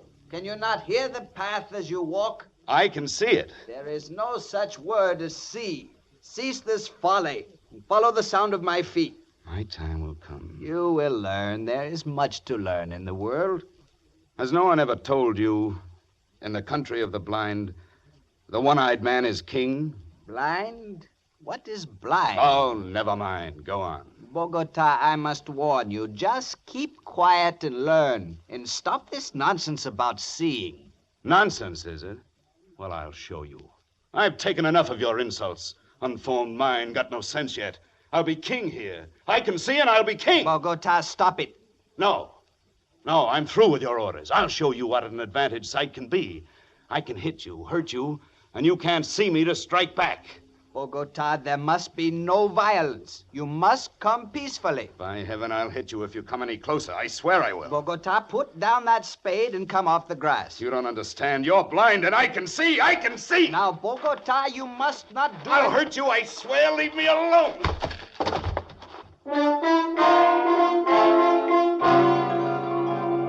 I hit his arm, turned, and ran over the wall, outside their valley, back to the rocks, to the precipitous cliff I'd come down. But when I reached that sheer rock wall, I knew there was no place to go. For 2 days and nights, I stayed outside the valley, hungry and cold. And then I realized the hopelessness of my position. I was trapped. I must spend the rest of my life here. There was no way out.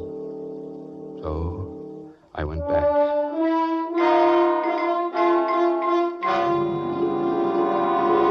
I confess I was mad. I admit I'm only newly made. That is better. And you still think you can see? No, that was folly. The word means nothing, less than nothing. And what is overhead? Rock. There's a roof above the world, a roof of rock and very smooth. Very well. And now... Look, before you ask me any more, give me food or I'll die.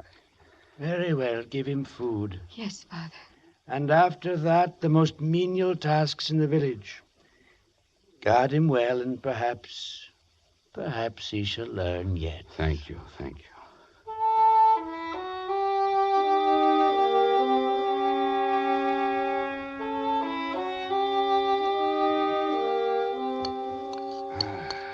That's better. You're kind, Medina Sarota, very kind. I am glad you came back. You are? If they were all like you, I should never have run away. What was that word you said I was? Beautiful. It means something nice. Something very nice. Medina Sarota, why is it you have no husband? I have a disfigurement. These long hairs. Your eyelashes? But they're beautiful. They're considered a disfigurement. Why, you're the loveliest girl in the valley. But they wouldn't know, would they? And so you have no lover? No. Medina Sarota, what do you think of me? Do you think of me as an idiot like all the rest? Oh, no. You have much to learn, but you will learn it, I'm sure. And you are kind and gentle, and your voice is soft. You speak the words that are soft and warm. No one has ever spoken such words to me. I shall speak them often, Medina Sarota. You are the only one in this valley, in this world, I care for.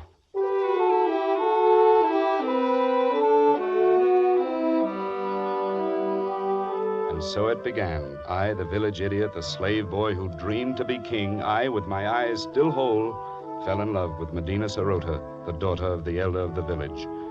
Only to her could I open my heart without fear. Only to her could I speak of the beauty I could see around me.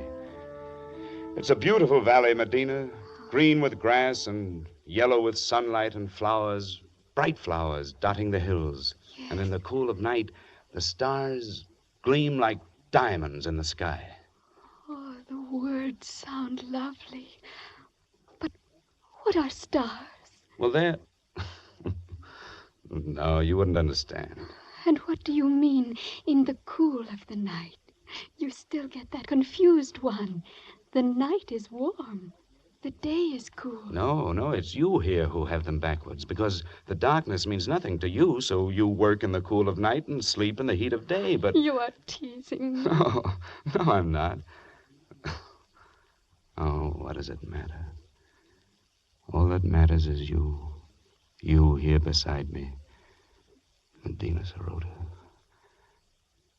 I love you. And I love you. I know they still think me an idiot, but you listen to what I say, and you don't think me an idiot, do you? Oh, I like to hear you speak. Then, will you marry me? I would be very happy.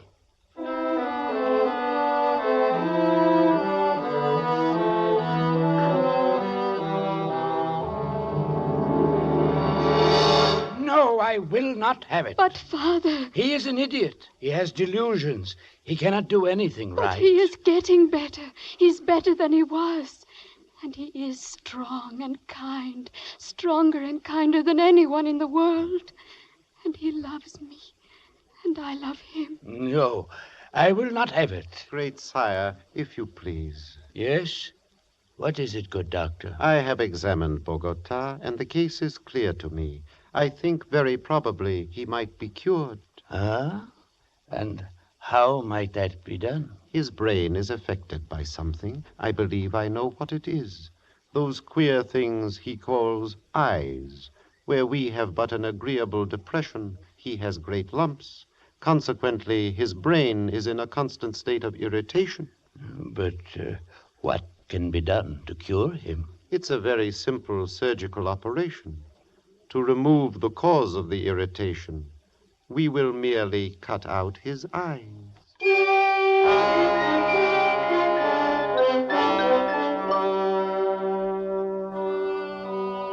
But they say it will make you well. You don't understand, Medina Sarote. My world is sight. You wouldn't want me to lose my most precious possession.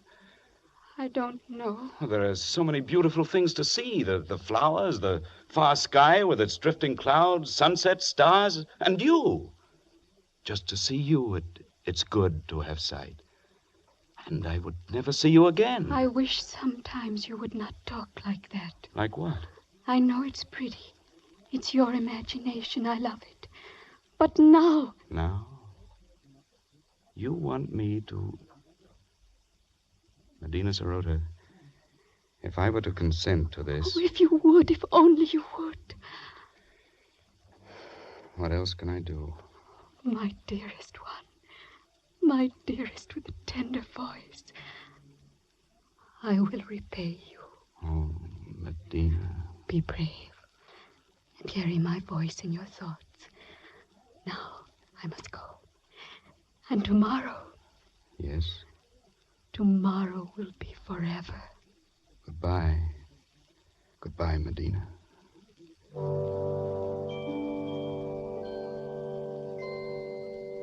I suppose I knew it then when I said that. I only meant to go up on the rocks and look out over the valley, to spend my last day feasting my eyes on the wonderful, beautiful world of light and color. But when I got there, it was too beautiful, too lovely. This valley, this home of the mountain gods. Beautiful and forbidden. I drank it in, the green of the fields, the blue of the gently curving stream, the orange of the lichen and the rocky crevices. Then I climbed higher to see the great snow-capped peaks towering above and away to the distant sky. And higher, as the shadows turned the snow to purple and crimson and deep blue. The valley was far below, and as beautiful as a painting. But like a painting, it looked unreal. Medina Sarote was small and far away, a distant dream, and the world of sight was here, all around, overpowering, wonderful. I turned and began to climb up that sheer rock wall.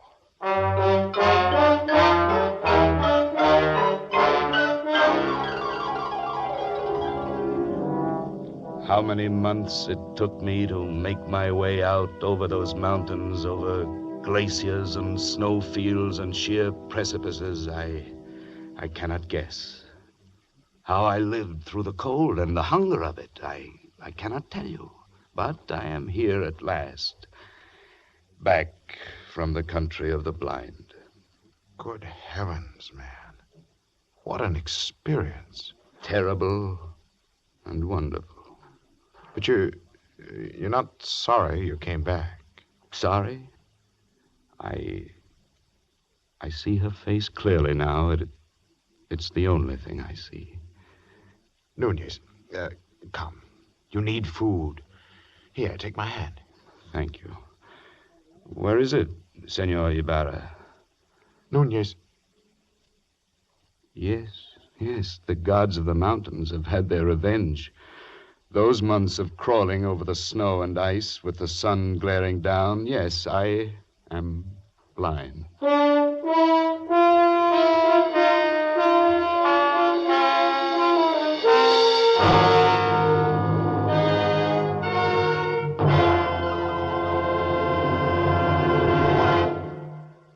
Escape, produced and directed by Norman Macdonnell, has brought you Edmond O'Brien in The Country of the Blind by H.G. Wells. The radio adaptation was by John Dunkel. Featured in the cast were Barry Kroger as Ibarra and Peggy Weber as Medina Sirota, with Harry Bartell, Byron Kane, Edgar Barrier, and Wilms Herbert. The special musical score was conducted by Leith Stevens. Next week. You are prisoner in the magnificent mountain retreat of the richest man in the world, yet in love with his beautiful daughter. While haunting you, terrifying you, is the certain knowledge that the only sure escape would be death.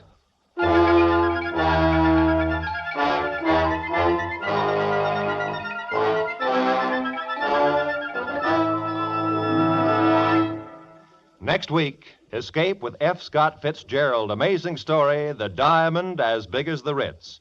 Good night, then, until this same time next week, when once again CBS offers you Escape. Edmond O'Brien appeared through the courtesy of Warner Brothers, producers of the Michael Curtiz Technicolor production, My Dream Is Yours, starring Jack Carson and Doris Day. This is Roy Rowan speaking.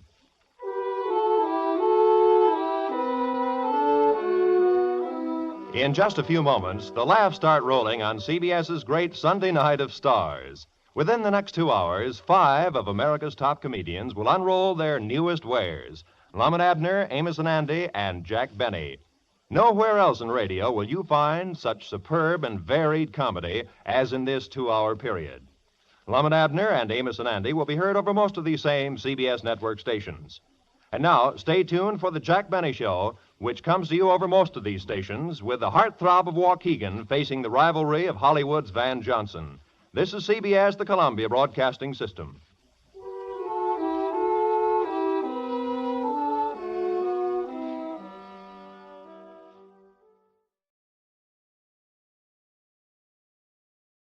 Tired of the everyday routine? Ever dream of a life of romantic adventure? Want to get away from it all? We offer you Escape. Escape, transcribed to free you from the four walls of today for a half hour of high adventure. You are standing outside a room, horror gripping you, while before your eyes, seen through the transom window, the most beautiful girl in the world is about to die because of you.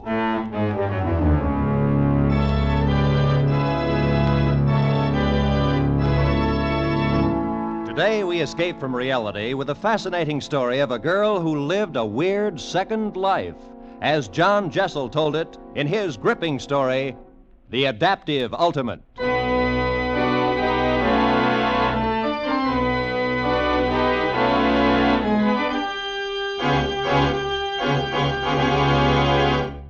No, Daniel, I can't do it.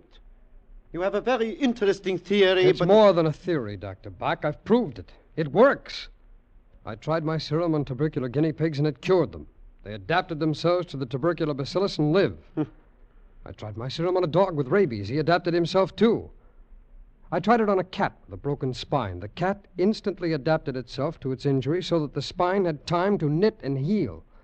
Don't you see what a tremendous discovery this is? Yes, perhaps. Well, think what that would mean in accident cases. There'd be no further need for emergency surgery. Don't you see that? No matter what the condition, the injury to the body, a mere injection of my serum would permit the patient instantly to adapt himself to his condition and live. No matter what his injury. Exactly. A serum made from insects. From a common fruit fly, the most adaptable of living organisms. Tear off a wing and it grows a new one. Tear off its head even. Stick on a new head and that too will adhere in time. Think of imparting that same adaptability to human beings. To grow new heads, it has merit. Oh, now, please, Dr. Bach. All right, all right. No, seriously. I know this may be a great thing, but to permit you to experiment on a human being, no. The most I hopeless case you can find, Dr. Bach.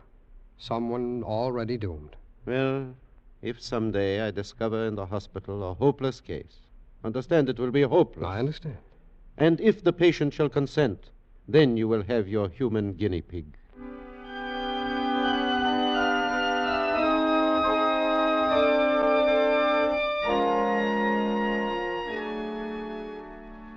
Well, Dr. Scott, you requisitioned for yourself a hopeless case? Permit me. Here is your guinea pig. What is it, Dr. Bach? TB? Yeah, final stage. A matter of hours at most. She might have been attractive once, but now, hair like string, skinny like a skeleton, and flesh like wax. Dr. Bach, you call this a fair test? I said hopeless, but I didn't say a corpse.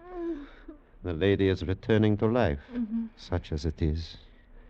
Well, Dr. Scott, I regret I have not a more palatable subject for your experiment, but this is what I promised, a hopeless case. It's all right, I'll try it.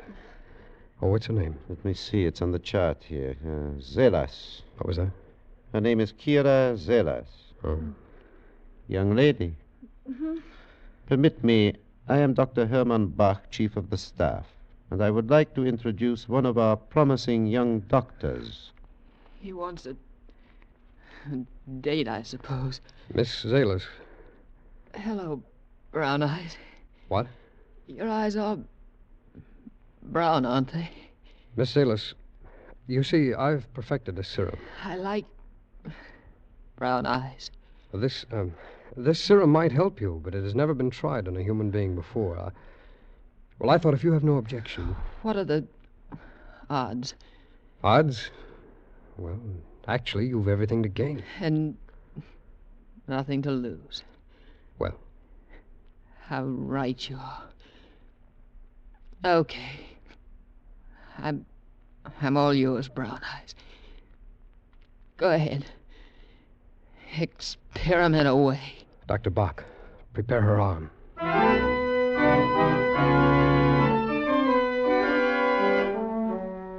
24 hours and she is yet alive. I would have said yesterday it would be impossible she should survive the night.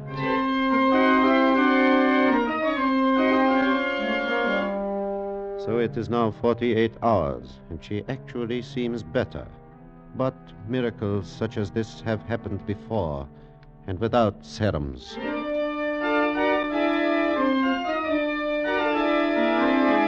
A week, and she still lives. Each day she becomes better. It is miraculous. The spots on her lungs are disappearing. Her coughing is stopped. There is no sign of bacillus in the culture.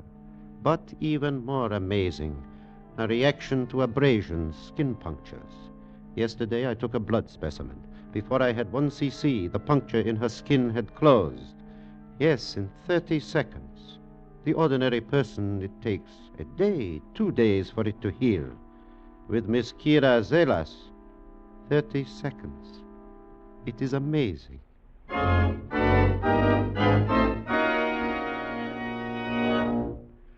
Then I will not dispute it. Your serum has worked a miracle. She is cured. And now I must just discharge her from the hospital. Oh, Dr. Bach, You had forgotten that time must come sometime, But you see, I must. She is cured, and we need the room. Well, yes, I know, but... Well, she should be under observation. We don't know what effects will show up. I think, Daniel, you have an extraordinary interest in Miss Zelas. So I have asked her to come here. She is outside. Shall we invite her in? Why, yes, of course. Send in Miss Zelas, please. Now, observe well your miracle. Miss Zelas, come in, sit down. Thanks. Oh, hello, Brown Eyes. Hello, Kira. I have sent for you, Miss Zelas, because I have good news. Today I am discharging you from the hospital. Oh? Yeah? Today you are free to go. That pleases you? Madly. Kira, you have people, perhaps? A family? Aren't we all brothers and sisters under the skin? Miss Zelas, I will come to the point. I wish to make you a proposition. I mean purely a scientific... Yes, I know. An experiment. Precisely. We are interested, Dr. Scott and I, to observe the further effects of the serum he gave you. Yes. I will pay you board and room and $30 a week. You will live at my house. I have a housekeeper, Mrs. Getz. She will look after you. Is that satisfactory? Wouldn't I be a fool to say no? Excellent, excellent. Does, Brown Eyes live there, too? No, but Dr. Scott will continue to have a clinical interest in the experiment. Miss Zelas, have no fear. Good. Yes. Well, it is now almost time for dinner. I will take you, Miss Zelas. You will join us, Dr. Scott? Why, yes, fine, Dr. Bach. Very well. We shall meet outside in, 10 minutes? That'll do me nicely. Miss Zelas, you wish to wait here or maybe outside? A little fresh air? I think I could use a little air. Good. There is a little park across the street. You will find benches there to rest. We will meet at the front entrance in 10 minutes.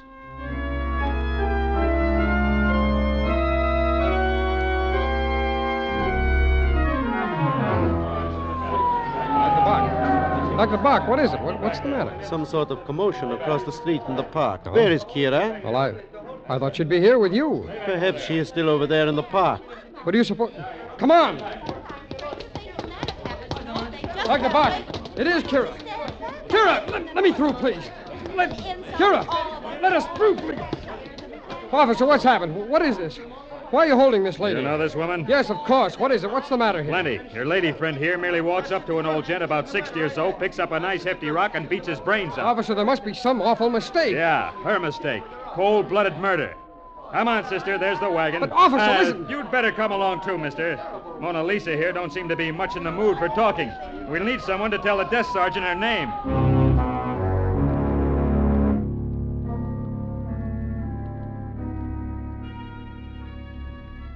Kira, this is terrible, seeing you here like this. I've got to get you out of here. I've got to help you. She is not so bad when you're here. Well, listen, this is all a terrible mistake. If you'll tell me what... Mistake? Why, yes, of course. Kira, you didn't kill that man. If I said yes, what would you do? Why, I'd tell him you weren't responsible. I'd tell him about the serum. I'd tell him it was my fault, that somehow the serum I gave you caused your mind to snap, something that... Well, that would be the only explanation. You'd do this? Ruin your career, no doubt? Just to save me? Oh, yes, of course I would. And what would they do to me? I don't know exactly. Put you away, under observation, something. Kira, Then my answer's no. I did not kill the man. Oh, don't worry. I won't be convicted. I'll take care of myself very well.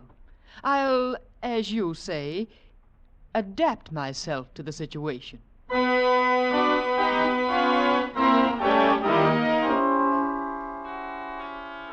All right, now, Mr. Salvatore, continue. Tell the court in your own words precisely what happened. This old man, you see, is buy circus peanuts from me every day. For months, every day.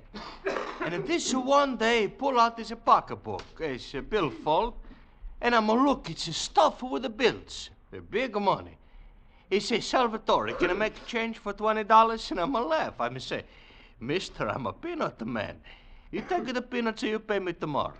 He said, thank you very much. He turn around, and then here's this dame, she pick up, it's a great big stone, and it conks him. It's a murder. I object, Your Honor. Objection sustained. Continue, Mr. Salvatore. Oh, she nothing more to say. This dame, she bend over and she reach in his pocket to take the money. I'm a grabber, people come, police come, and Mr. Salvatore, can you describe this young lady to us? Oh, see, I remember her very well. She's skinny. She's ain't no beauty, you know. Got the black suit, the brown hair, eyes, don't know, dark, you know, maybe brown or blue. Thank you, Mr. Salvatore. Your witness. Mr. Salvatore, you say that the young lady, the assailant, had brown hair and dark eyes? Si. Brown hair, dark blue eyes. And do you see the young lady in the courtroom? Oh, si. She's a sit right to... What's the matter, Mr. Salvatore? Are you pointing at Miss Zalis? Si. May I ask the defendant to rise, please?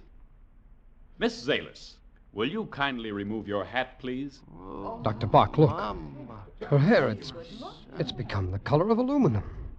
Your Honor, I submit that this defendant does not possess dark hair, nor, if you will observe, dark eyes.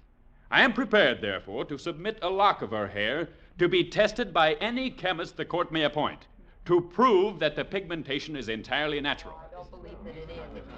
Now, Mr. Salvatore, do you still say that this is the young lady you saw in the park? I'm think she's... Is she? Mamma mia, no!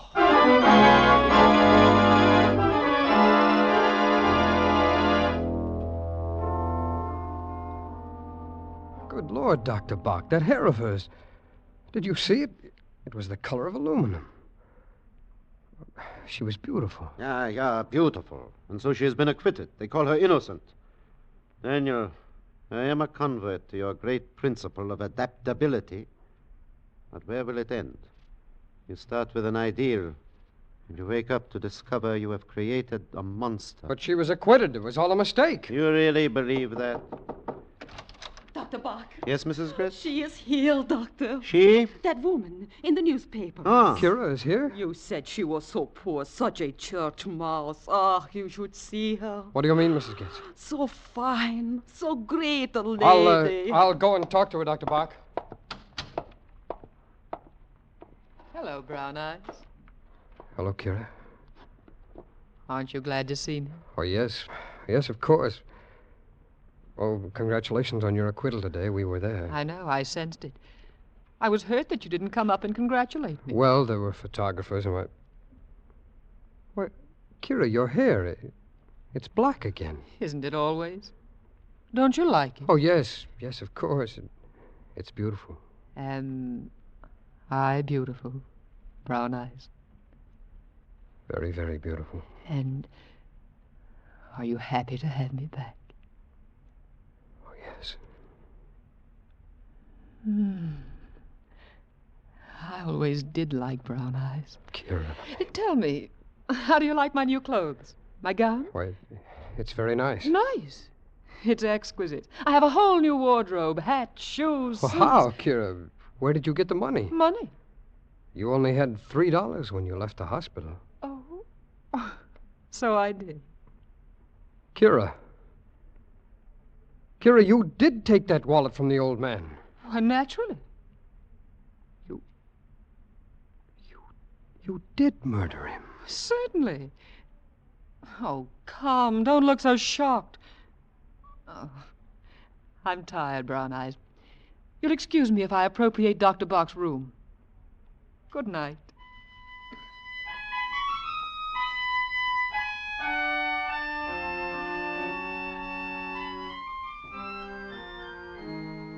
Dr. Bach, we've got to do something. Yes, Daniel, we do. I haven't slept a wink all night trying to think of what we can do. I've been here in the laboratory all night. I think I know. What? This serum of yours, it has accomplished a miracle, yeah. It is the adaptive ultimate. Changes that take the ordinary person days or months, she accomplishes instantly. She walks into the sunlight, she is tan. She walks out, she is pale again. When she is in danger, she adapts. She could survive the electric chair, the hangman's noose. She was in danger in the courtroom. She adapted. She changed her whole appearance at will, so she could not be identified. Yes, I know. Oh, you must not blame yourself. You could not know what you were creating. Now, this morning, I operated on one of your guinea pigs. I found this. The pineal gland hypertrophied. That is what causes it. Well, then we could operate and maybe change her back. Yeah, but she can adapt to anything, anesthesia included. How can we operate? Unless we get her consent. Well, perhaps. Oh, you are dreaming, Daniel. Do you really think she will consent now? Now that she has power? Perhaps more power than any human being ever possessed before. Power for evil. And she has already killed one man, remember. But if we watched her, Doctor, kept her under guard... Yeah, again, Pygmalion falls in love with his Galatea. No, Daniel, no. She must be destroyed. We must perform surgery at once. Well, she'll die. She will go back to what she was, with but a few hours to live. It is best, Daniel. Yes, I suppose so. Yes? Yes, Mrs. Getz? Hmm? Danke. What is it, Dr. Bach? And so perhaps she is also telepathic. She sensed what we were about to do, and now it is too late. What do you mean? Miss Zelas is gone. Disappeared.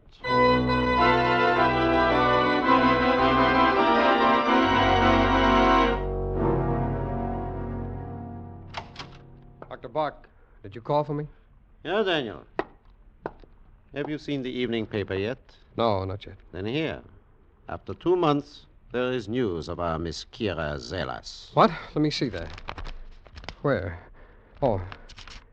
The surprise of the evening was the appearance of John Callan, ambassador at large, diplomat extraordinary, the man slated to head the forthcoming World Atomic Energy Control Commission.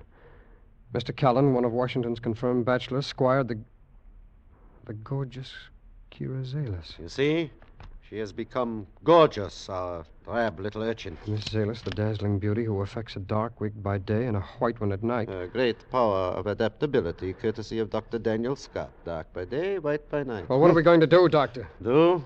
The World Atomic Energy Control, the one real hope of world peace. Kira isn't interested in peace. What can we do? Surgery, I know. But politics? We must wait and see. We must wait and see how far your mad woman will go.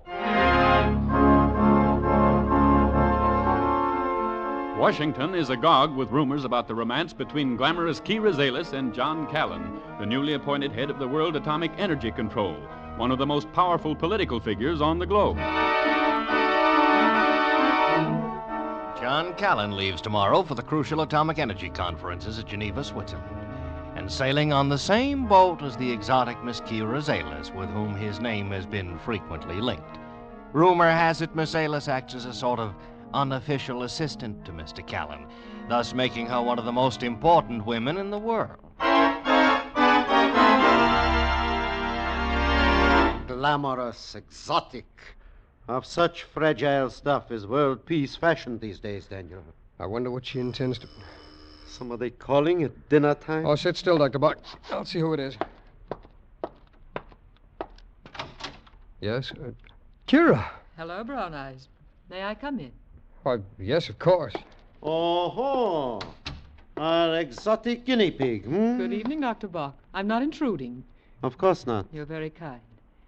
John and I, you've read about Mr. Callan? Oh, yes, yes. We're leaving for Europe tomorrow for the conferences in Switzerland. Yes. He had a series of meetings to attend tonight, so I told him I would stay here. You're staying here? I took the liberty of saying you were my uncle, Dr. Bach. Oh. John will call for me in the morning on his way to the airport. We're leaving at 8. I do hope I'm not too late for dinner. Not at all. In fact, we're very happy to have you here. Aren't we, Dr. Scott?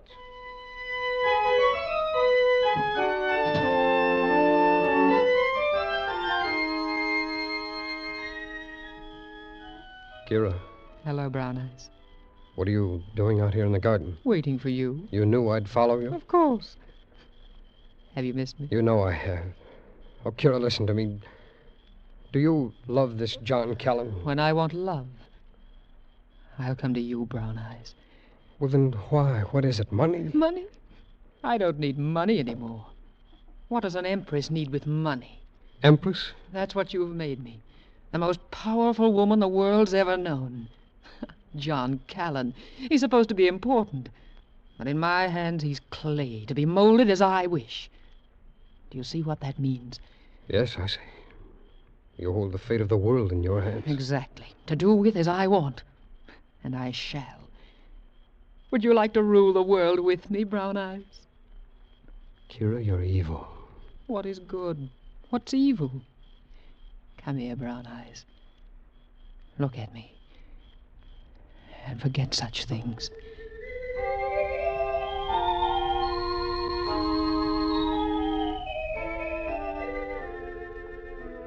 Are you asleep, Dr. Bach? Sleep? Who can sleep? Kira's insane, Doctor. Do you know what she's planning to do? I heard. Oh. Maybe we could get to this Callan. Yeah, and then what? Well, if we could talk to him, tell him... Tell him what? Didn't I talk to you? Would you listen? Where is she? Oh, she's gone to sleep. I tell you, there's only one remedy, surgery. It is the only hope. But she'll never consent to surgery, Dr. Bach, and she's probably immune to anesthesia. Maybe not all anesthesia. What? Downstairs in my laboratory, I have a tank of ethyl chloride. You mean operate here tonight? Yeah, tonight. Right here, where she sleeps. All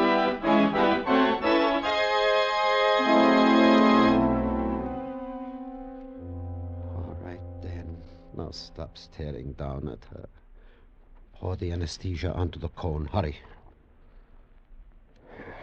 That ought to be enough to anesthetize an elephant. Onto the face, quickly. All right.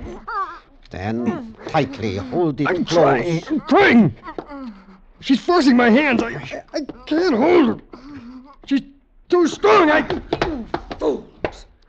Did you think you could make me unconscious? You were going to operate on me. Is that what you were planning? Or were you going to slit my throat with that scalpel? Look! Kira, don't! There! You see? I plunge your knife into my heart. I withdraw it. And the wound is healed. Now, go away, both of you. I want to sleep. John will be calling for me at 8.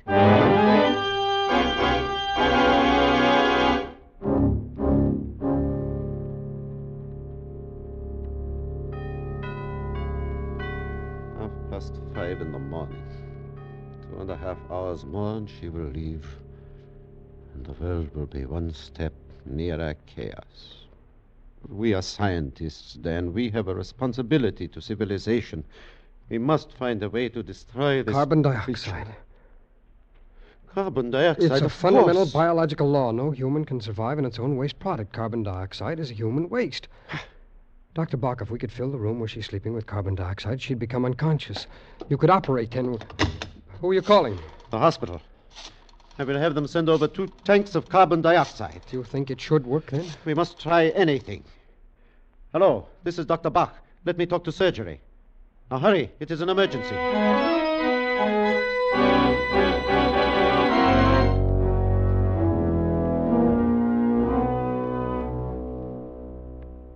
The tube is ready.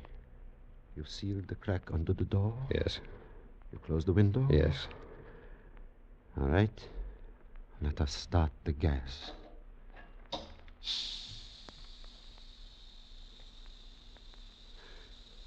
Oh, then, through the transom above the bedroom door, you will be able to observe her reactions.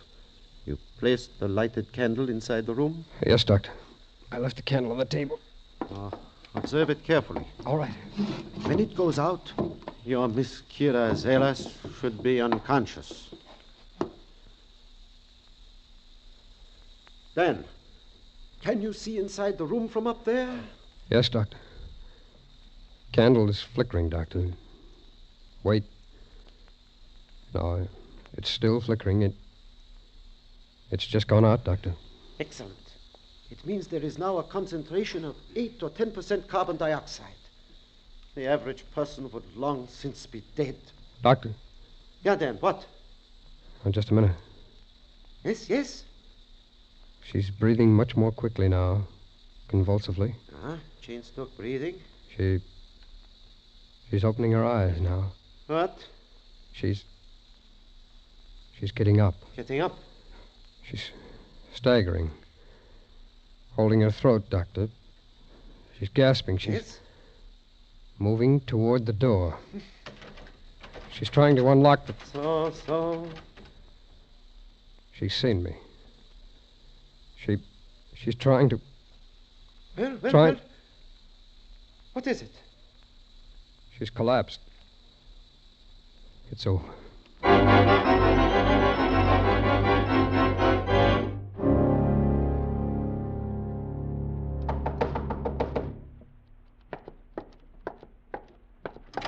Yes? How do you do, Dr. Bach? I'm John Callan. Why, yes, of course. Come in. I haven't taken you away from anything. Oh, no. We were performing some surgery, my associate and I. I have a miniature surgery here for emergencies, and we have just finished. Is that the patient on the table? Yes. Is she... Yes, she is dead. Too bad. Seedy-looking creature, wasn't she? She was a charity case. Well, I won't keep you. Is Kira here? No, she changed her plans. She said there were some things she wished to do, and she would meet you at the airport. Well, that's a woman's prerogative, isn't it, changing plans? Yes. I'd better get a move on, then. Nice to see you, Doctor. I hope we'll meet again when I return from Europe. Yes, that will be nice, Mr. Callan, and good luck on your mission. Thank you, sir. Goodbye. Yeah, goodbye. Well, Daniel, maybe we will get some sleep now. Dan? Huh? Oh, I'm sorry, Doctor. I was daydreaming. She's lovely, isn't she? Lovely. Yeah, Dan, lovely. May she always be in your memory.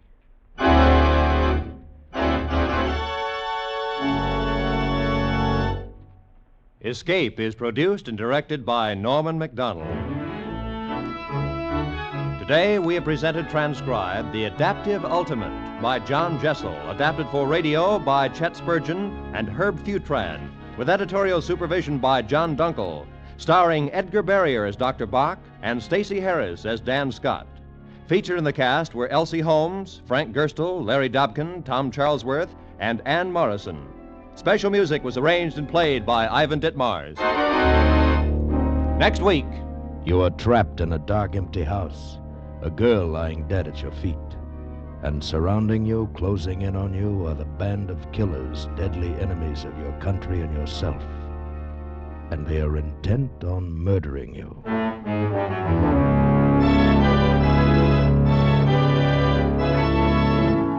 Next week, we escape with the famous story Confidential Agent by Graham Greene.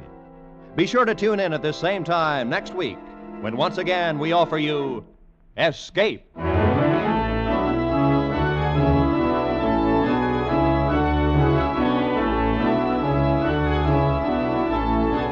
This is Roy Rowan speaking for CBS, the Columbia Broadcasting System.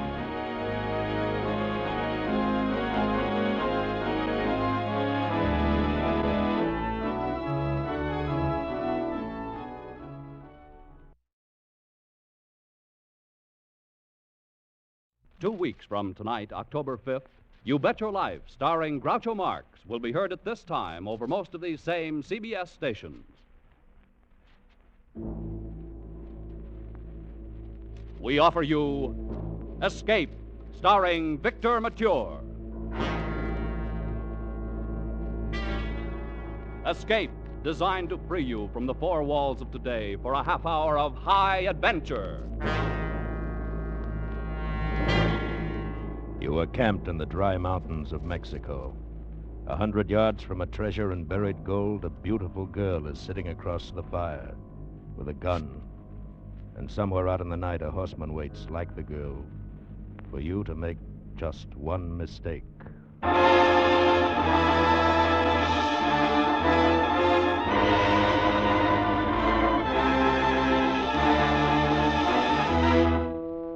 Tonight, with Victor Mature as Toby Manning, we escape to Mexico with a story of conflict between love and a lust for gold, as Jeffrey Household told it in The Fortune of Vargas from his exciting novel, The Third Hour.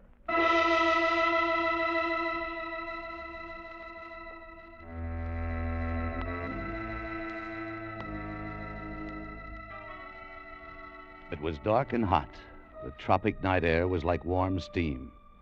Night sounds drifted over from the docks, and from the native quarter of Panama City, I stood outside the hotel entrance and looked up at the lighted window on the third floor where Bately was waiting. After tonight, I hoped I'd never see his ugly face again. Somewhere, somehow, I had to make the break. Okay, you can have your 3 weeks off. But you'll never do it. You haven't got the guts to break away. Bately, it doesn't take guts to break away from a lousy job peddling mining machinery in Latin America. Now, look, Toby. You could be South American manager in 10 years if you'd settle down and work at it and stop beating your head against the wall. Yeah. Maybe in 25 years I could retire and drop dead. Look, all I need is one right break, and I'll take it from there. Any kind of a break. You need more than a break, Toby. If one fell right in your lap, you'd play it just so far, and then you'd start doubting yourself. Or somebody else. And that's what would beat you. Maybe so. But I've got the next 3 weeks. Now look, every time I come to Panama, you say you're going to quit. Every time you tell me a big chance for real money is just around the corner. Why don't you get wise to yourself? All right. Lay off of me, will you, Bakley? Report to me in New York on the 29th. I'll lay out your new schedule for you. Don't count on it. You'll be there, all right. I'll give you odds on it. I'll bet you don't do a thing except sit in the sun for the next 3 weeks.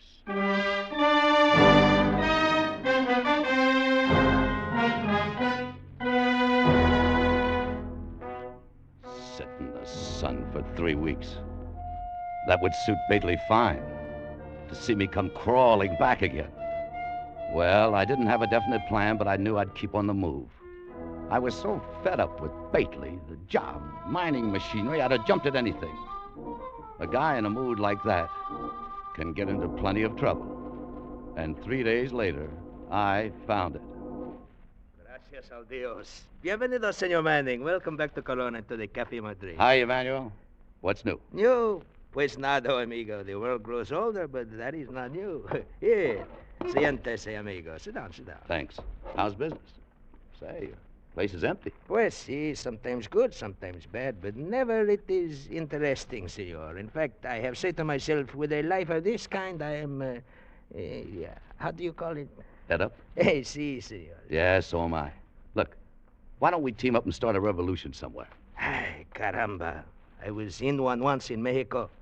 I was a capitan with General Lara. No, we were defeated. Lara was ambushed somewhere around Torreon, wasn't he? Sí, amigo. We were outnumbered and he was killed.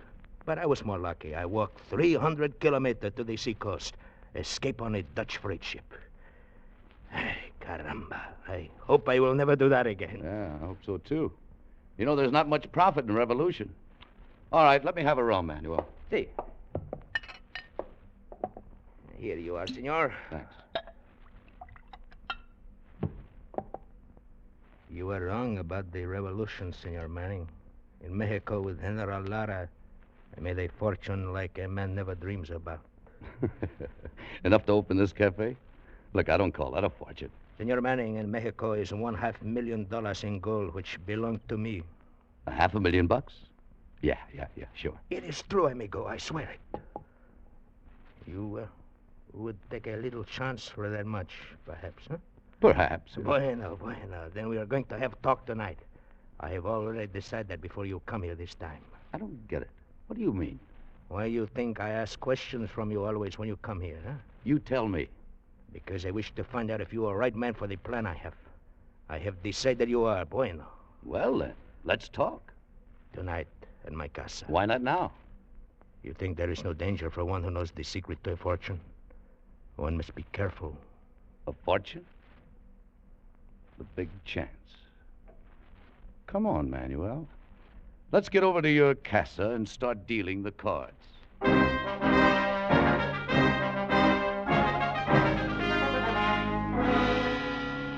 So as I tell you, Senor Manning, everything works according to the plan which General Lara has made.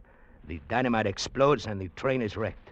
Our men break open the freight cars and load the pack horses and ride for the rendezvous at Torreon. Everybody except you and General Lara. Was that it? Si, senor. Yeah. We are the only ones who know of the shipment of gold which is secretly on board.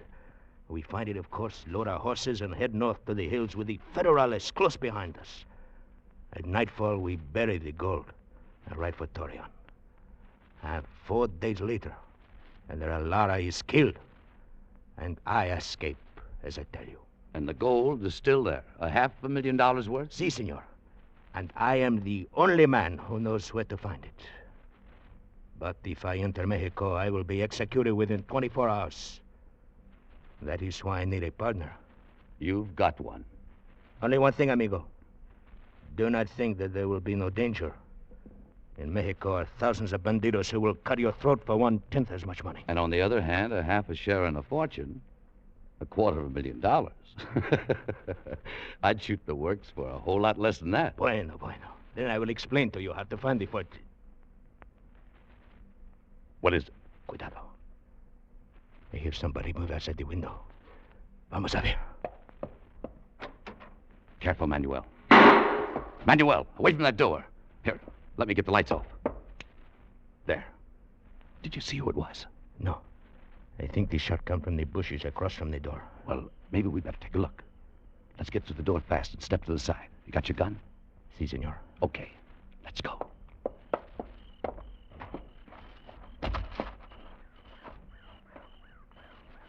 I do not hear anything, senor. No, and it's as black as a hat. I'm going across, Manuel. Keep me covered. Bueno.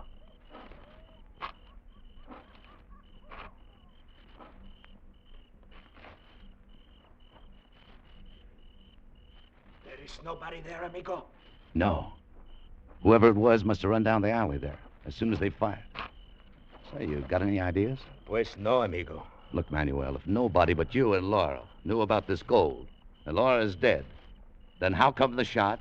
And why have you been packing a gun? Senor Manning, when there is a treasure so big as this, it is possible that even the coyotes can smell it. You still wish to go on?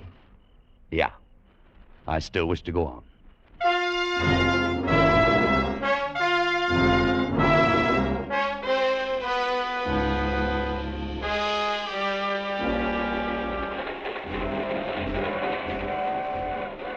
3 days later, on the train between Mexico City and Durango, I got a few of the answers, or thought I did. The coach had been empty most of the way except for a couple of soldiers up ahead and a few Indians near the back. I was busy watching for some of the landmarks Vargas had given me, so I didn't pay much attention to the Mexican girl who came in and sat down in the seat opposite. That is, not until she spoke. Senor, you're wasting your time. It's 3 kilometers farther yet. What? The place where the train was wrecked. I said we're not there yet. Honey, I don't think I know what you're talking about. Oh, you're lying. You know well enough. And do not call me honey, senor. My name is Consuela. Consuela? That's a pretty name, honey. Do not play the fool with me.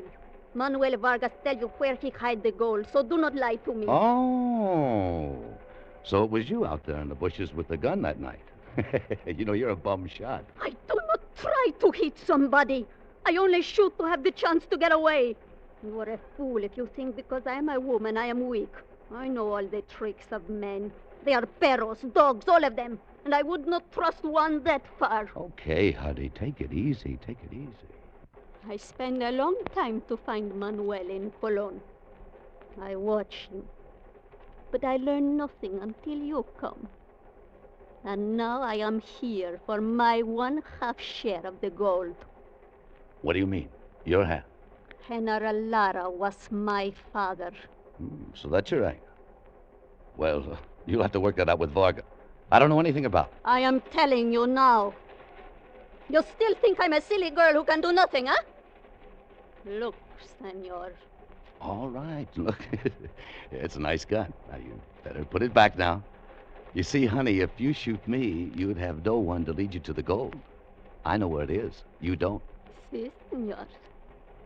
So you lead me to it. And don't forget, I'm very good at shooting. Okay, honey. For the time being, count yourself in. Gracias. But have no mistake, senor. I shall take my share of this gold, even if I must kill you to get it. You understand? Sure, I understand. We'll argue about that later. And something else, senor. Yes? Do not call me honey.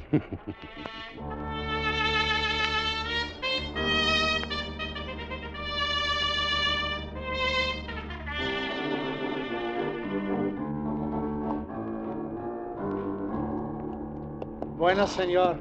Todo está listo. Yeah, I guess we're ready to pull out. How about it, Consuelo? Si, senor, whenever you wish. Well, thanks a lot for your trouble, Senor Pascuales. Say, you know, it looks like you've rented us 5 of the best horses in Durango. Es nada. It's very bad country where you are going, senor. Perhaps you would like to hire a guide. Huh? No, thanks. I know that country pretty well. But of course, seguro. And you are going to call at the mine, you and the senorita, and sell machinery, verdad? Yeah, that's right. I think you need a guide, senor. Some of the mines are very hard to find, especially the gold mines. Gold mines? Oh, Well, as far as I know, it's all lead and silver country up there. Pues sí, mostly it is, but there is an old saying, gold is where you find it, ¿verdad? Vámonos, senor. We're wasting time. This man would be of no help to us. How do you know? Ever seen him before? Of course not. Why you ask? Just wondered. I've never seen him before. Vámonos, senor. Come on. Okay, honey. Adios, senor. Vámonos. Goodbye, my children. Oija, Panchito, have my horse ready to leave at once. I'm going to take a little trip.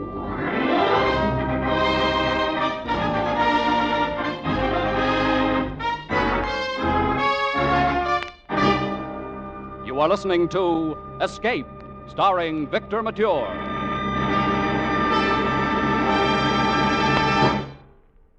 Tonight's a big night on CBS, for the welcome mat is out for two of radio's greatest shows, The Bing Crosby Show and The Return of Burns and Allen. In just a little while, over many of these same stations, Der Bingle will be on hand with his songs, his humor, and his guests, comedian Abe Burrows and Peggy Lee. Right after Bing's housewarming, George and Gracie will keep the celebration going with the first of their new series. So stay with us tonight for Bing Crosby and for Burns and Allen in their opening shows on CBS, where this fall you hear them all.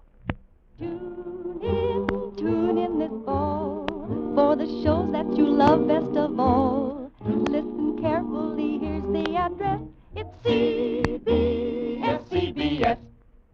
And now back to Escape, starring Victor Mature.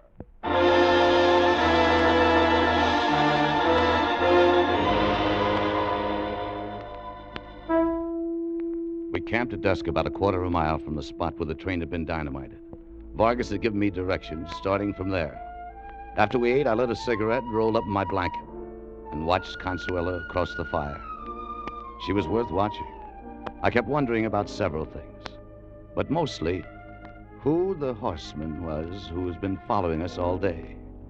I'd seen the dust cloud hanging back a mile or so behind us ever since we left Durango. I didn't say anything about it to Consuela.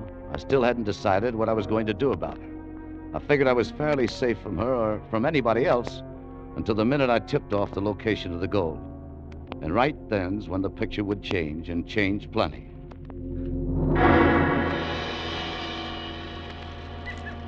Senor Manny, why you stare at me like this? Just wondering some things. Things? What things? If a girl like you would really kill me just for gold. I do not trust anybody, senor. All right. But let's drop the senor. Make it Toby, huh? You wish. It's of no matter to me. Toby. Look, suppose I made a deal with you. String along and don't start any trouble until I get the gold to New York. Then if you're really Laura's daughter, I'll try to get Vargas to agree on a three-way split. 1/3 for each of us. What do you say? I think I do not like it. In New York, I will be in strange place. Here I'm at home. Here, too, I have gun. ¿Quién sabe? Well, think it over anyway. It's your best bet. I'm going to turn in now. We'll start early in the morning. Pues, see, I will think it over. But, senor, Toby, Yeah? I wish you to know that I do not trust you either. Okay, honey. I do not trust anybody. You understand that? Sure, I understand. Good night, Consuela.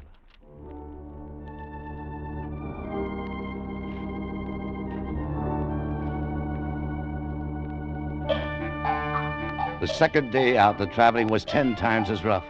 And all day long, that same dust cloud stayed with us, following a mile or so behind. I knew there'd have to be a showdown sooner or later, but not yet. When we finally made camp at nightfall, I was dripping with sweat and dog-tired, and Consuela was slumped in her saddle. All of Manuel's landmarks had checked out during the day, and although she didn't know it, the gold was supposed to be buried within 100 yards of our camp. This was the night to trim the cat's claws.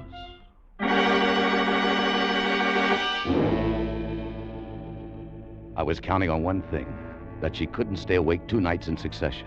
And I was right. By 2 hours after dark, with the full moon barely above the horizon, Consuelo was sound asleep.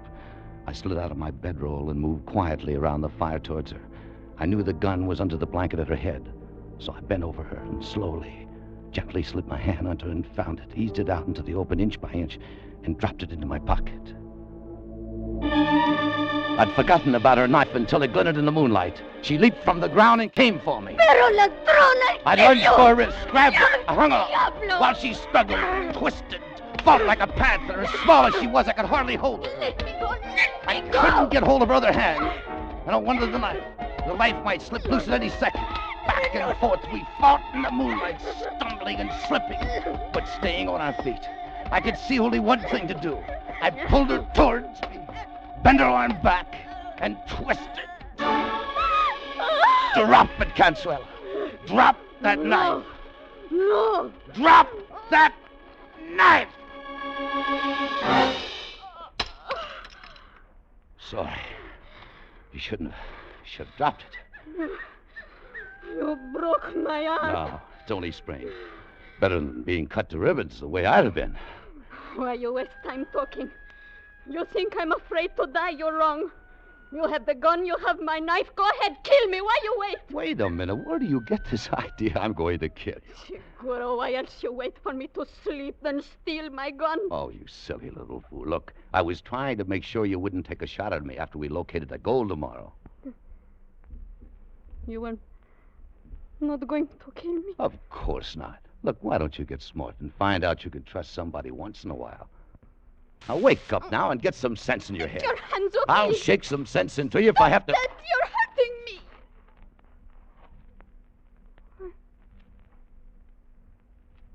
Why you look like that? You little devil. No comprendo.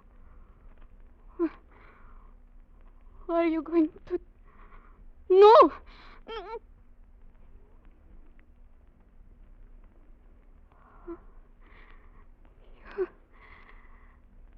You kiss me. Yeah. Why? I don't know. I think you're going to kill me, then you kiss me. Yeah. Here. Here's your knife. But just now you take it away from me. I know. But look, you better keep it for protection. I do not understand. Never mind. Just take it. Oh. Gracias, senor. Yeah. Well, I'm going to turn in now, and look, you'd better get some sleep, too. We got a tough day tomorrow. And, honey, if you decide to cut my throat during the night, make a clean job of it.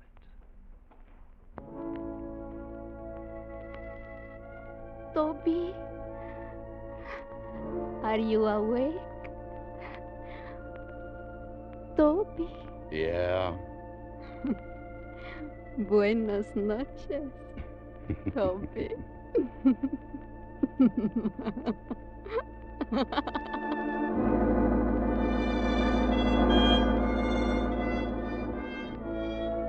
Maybe I was a fool to give her back the knife.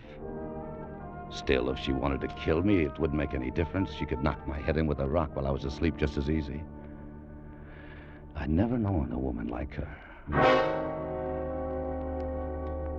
At 10 o'clock the next morning, we found the gold.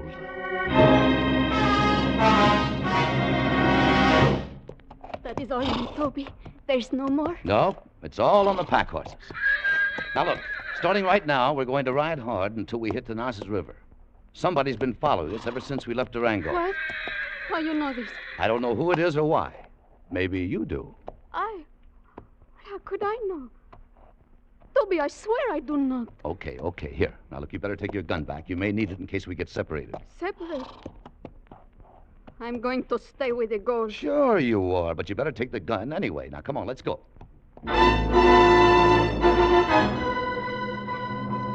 Mile after mile, we pushed our horses on the trail to the north, riding most of the day over broken basalt rock to hide our trail. There was no dust cloud to show whether anyone followed, but I was sure somebody did. I was hoping to reach the Narcissus River before the showdown came. I knew there was only a rope bridge over the narrow gorge, and once across, I would cut the ropes and close off any further chance of being followed. So we pushed the horses and rode, hour after hour. By late afternoon, Consuelo complained more and more, being tired, wanted to stop and rest, and I couldn't be sure she wasn't trying to slow us down.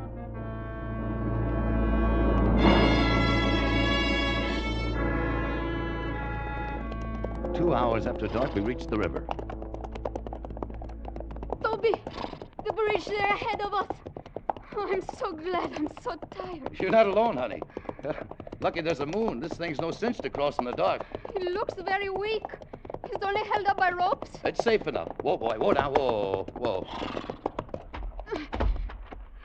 Here. Hold my horse. I'll lead the pack animals across on foot. Toby, be careful. Are you worried about me? Or the gold? Hurry, please. Take them across.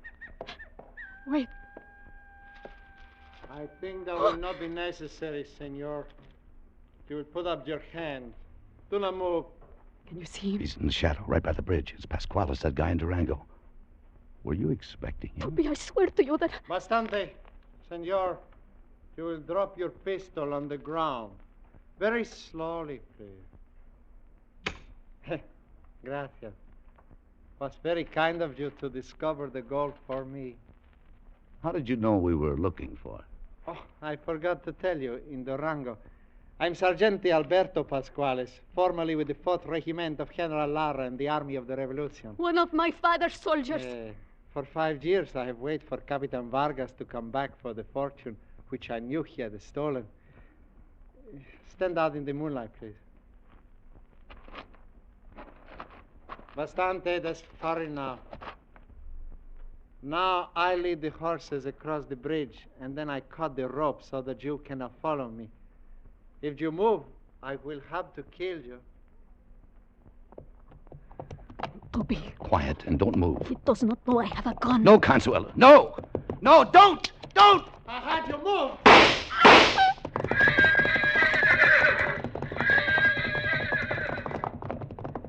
The pack horses reared at the shots. I lunged to stop them, stumbled into Consuelo, grabbed her, and held on her to keep her from falling. The half-mad animals carried Pasquales out onto the bridge and drove him along in front of their pounding hooves. I heard the rope supports creak and groan, and then snap with a loud crack, and like slow motion, the whole end of the bridge gave way.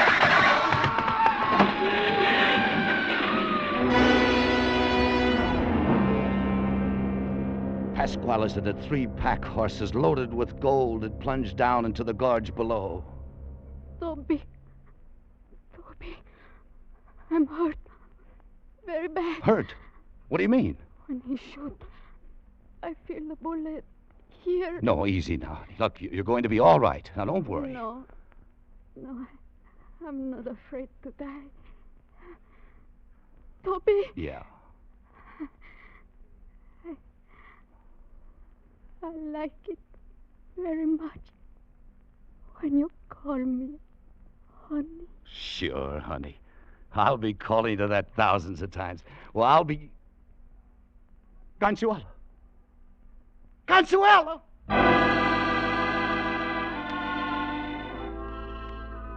I knelt there in the moonlight, holding her in my arms, with the bare brown hills of Mexico around me, and cursed myself for a fool. The gold was gone, lost in the torrent at the bottom of the gorge. But it didn't seem to matter very much. I'd found a greater treasure. And because I had too little faith, that treasure lay dead in my arms. I lowered her gently and sat there for a long time. Then I picked up the gun she died trying to use.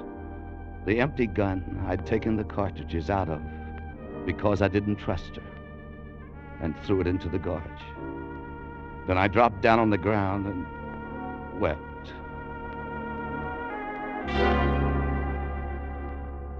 I remembered Bately's words.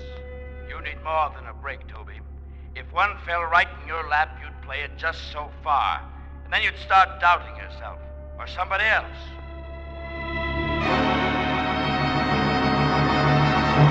I told you you'd show up, Toby. You even got here a day early. Yeah, I know, Bately. Well, let's settle up my schedule. You must have had yourself quite a vacation. You didn't find the big chance, did you? No, I didn't find it. Well, what'd you do? Just sit around in the sun for 3 weeks? Come on, tell me about it. Didn't anything happen? That's right, Bailey. You hit it square on the head. Nothing happened. Not a thing.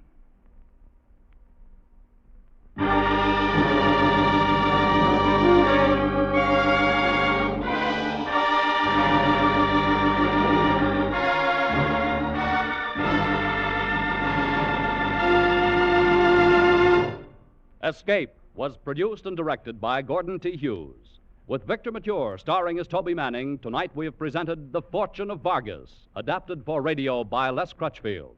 Victor Mature will soon be seen in the 20th Century Fox Technicolor production, Wabash Avenue.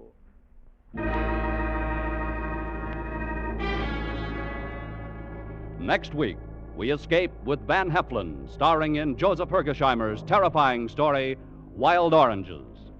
Good night, then, until this same time next week, when once again we offer you Escape, starring Van Heflin.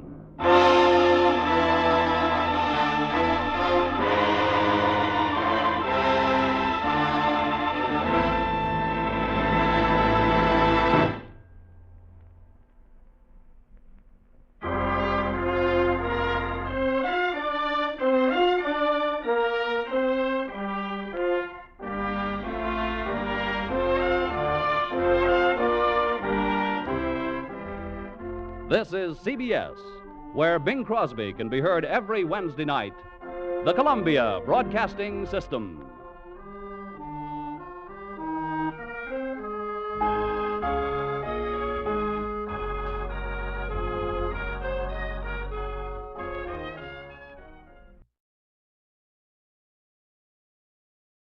Tired of the everyday routine? Ever dream of a life of romantic adventure? Want to get away from it all? We offer you Escape.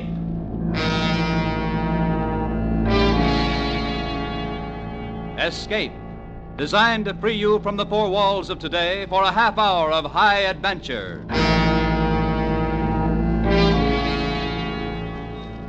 Tonight, we escape to the English Channel in wartime and to a harrowing night, crossing those gray, cold waters in a small boat with the threat of instant death in command, as David Devine tells it in his exciting story, Flood on the Goodwins.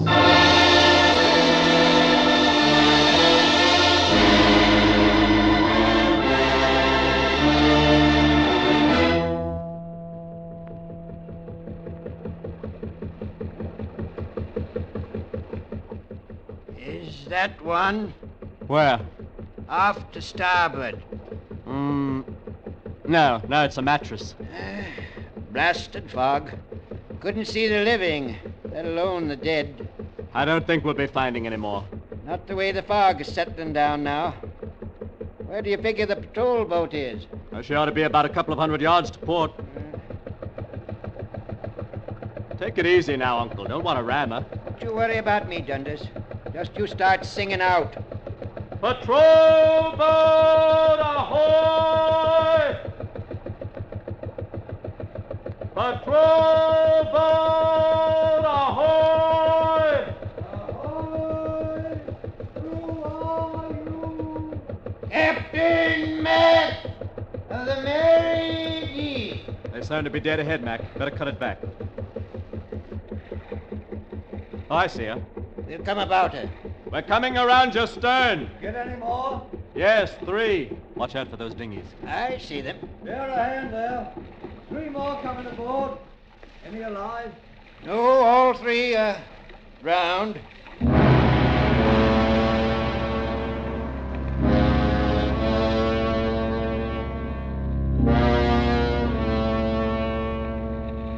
Come on, Mac. Let's get them up there. Don't you bother, Dundas. Hey there! You send down a couple of men. Sure. My mate here, he's only got 1 flipper. Oh, now, look, Mac, that doesn't make any difference. What's the matter? You ashamed of it? Well, no, but... Forward there, men. Forward, right. I can swing my load like any man. Be sure I get my top back. Right. That's don't let it get you, boy. There's lots of amputees working these days. Amputee? Look, must you use that expression? Amputee is what you call a one-armed man. Amputee. What's wrong with it?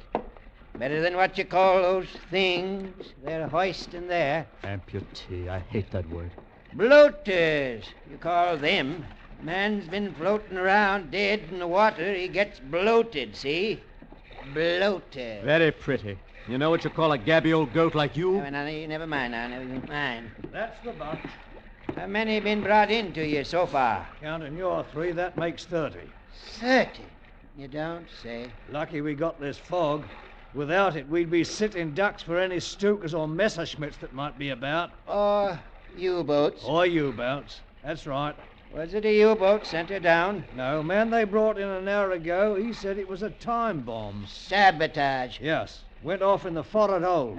Boom, bubble, bubble, bubble. Boom, bubble, bubble. Yeah, that Dundas? I heard. My nephew lost his flipper in the RAF. Taking it real hard. You shouldn't take it hard. No, who says I shouldn't? No, don't get sore, laddie. I'm just trying to cheer you, don't you know? Yes, well, cheer me by getting your feet off this boat so we can shove off. Sure, laddie, sure. Casting off. Going back to Dover? Might as well. Fog's in for the night. We'll just make it by dark. Righto. Cheerio. Cheerio. You didn't have to bite his head off. Lay off me, Mac. He didn't mean any harm. I said lay off, Mac, lay off. All right. 30 of them.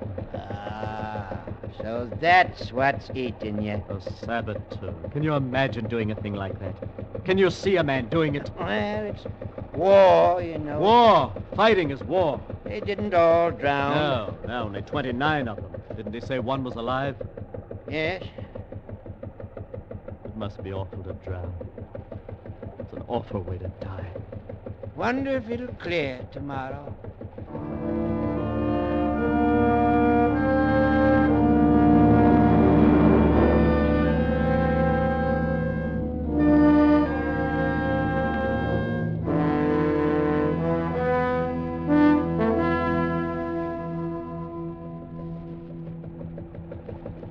Wharf up ahead. Yes. Good navigating, Dundas. Ought to be right ahead of us. Mary? We're coming in, dear. Dead ahead, Mac. Right. There, I'll jump it. Hello, you two. Hello, Mary. Hello. How was it, Uncle Mac? Terrible, dear. Just terrible. Were there many? 30. Oh, dear. That's it. Mac, how's the fuel? Ample. We didn't use a quarter of it. Are you going to fish tonight? Ask Mac. It's his boat. Fishing tonight, Uncle Mac? In this fog? I should say not. Dundas can navigate for you in the water. They say it's as calm as a bathtub. Well, I don't know. I brought you food in case you're going out again. I don't know. I think that husband of yours needs some sleep. Are you going to start again? What's wrong? All day long he's complaining like an old woman. Just because he's had the bad luck to lose his fin. Fin flipper. Why can't you say arm? See what I mean? Well, do you know you are a little rough about it, Uncle Mac? Well, what ought I do? Help him feel sorry for himself? Oh, cut it, both of you. There was a man to see you, Uncle Mac. Who? We didn't say. He said he'd drop back. Well, what did he look like? Well, very tall, distinguished looking. Who's that, Mac? Got me. Tall, you say? Mm-hmm. And carrying a little briefcase. Come for the payments on the boat, Mac. No. Would this be him? Oh, yes. You're back. Just in time to catch them. Good, very good. You were looking for me? Yes. Yes, you're Captain Mac. That's right. And who is this? Mr. Dundas, my nephew. The husband of this lady. Look, mister, who are you and what do you want? It's very simple. You must forgive my questioning. When one is engaged in my work, one can't be too careful. Your work? Intelligence. Ooh. What's that got to do with us? I want to charter your boat for a trip. Oh, government work, eh? Yes. A secret mission. Well, where is it you want to go? To Ostend, tonight. Belgium. That's a fair haul. And there's the U-boats. The fog will cover you. What'll you pay? The Crown provides handsomely in these cases. £100. You're on. Oh, wait a minute, Mac. Huh? Mind showing us your credentials, mister? I shouldn't mind at all, fellow. Fact is, I'm not carrying any. You're not, huh? This isn't what you'd call a casual visit, you know. Oh, use your head, Dundas. He's going where the Nazis are. No credentials. And would you mind explaining why you're sniffing around a little fishing boat like this when you could cross on one of those big, fast torpedo boats they got over at the yard? I find this man insufferable, Captain. Now, what do you say? Time's growing short. Why don't you take the torpedo boat? Or the sweeper. They got sweepers there, too, you know. As a matter of fact, and you should be able to understand, those are government boats. Might be seen by one of the enemy shore stations. In this fog? You're a liar, mister. And you are a very astute fellow. Into the boats, all of you. A gun! Yes, my ticket to Ostend. Put that thing down. Look out, Mac. He's serious. Indeed I am. Now, in. Dundas. Do what he says, Mary. Start your motor. Make me. Shall I? Start it, Mac. This is crazy. You, untie the ropes. And you, miss, sit up there. You don't stand a chance. We shall see. I'll sit up front with the lady. Front? You don't know much about boats, do you? No, and I shan't pretend to. Uh-huh. Listen, mister. The harbor entrance is closed up. They got the submarine nets in there. I happen to know they're open until 8. I'd better warn you, no tricks. I'm very good with a gun. You are, eh? Dundas. He says he's very good. Shut up and let's go.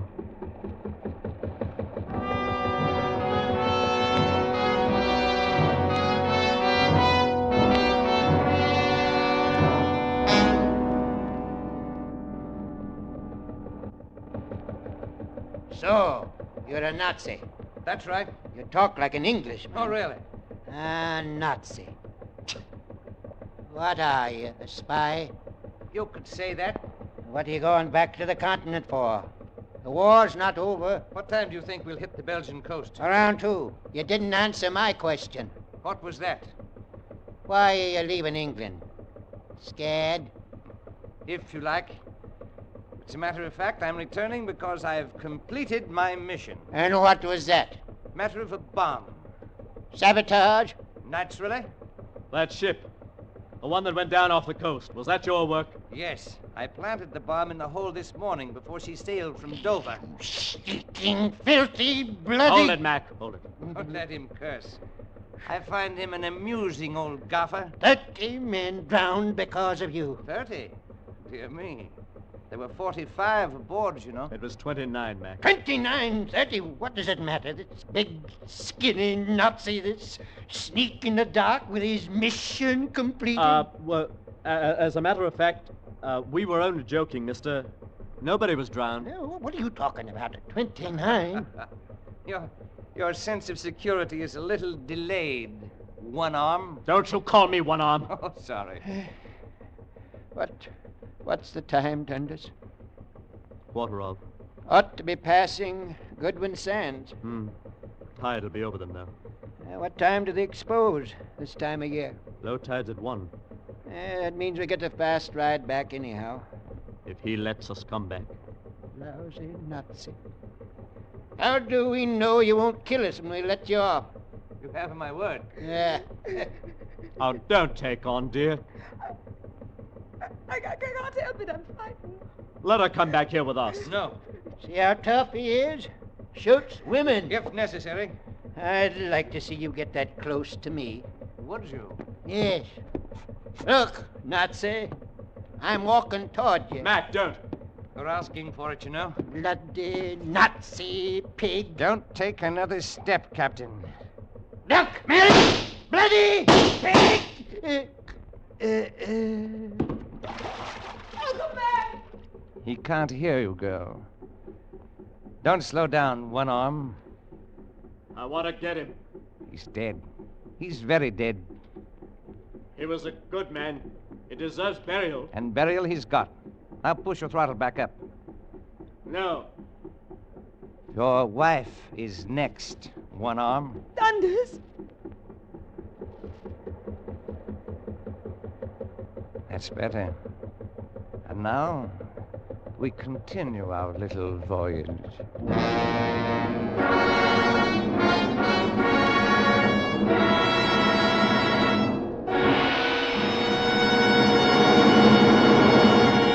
In just a moment, we will return to Escape. But first, a show that brings laughter to millions week after week. That's something to be proud of. A show that wins a top award in critical competition. That's something to be proud of, too. And when a show comes along that does both, CBS proudly passes it along to you. You hear it exclusively now on most of these same CBS stations. You Bet Your Life, starring Groucho Marx. And there's the Bing Crosby Show, Burns and Allen, Lum and Abner. There's the unbeatable lineup CBS has for you every Wednesday night. This fall, you hear them all on CBS. And now back to Escape and the second act of Blood on the Goodwins.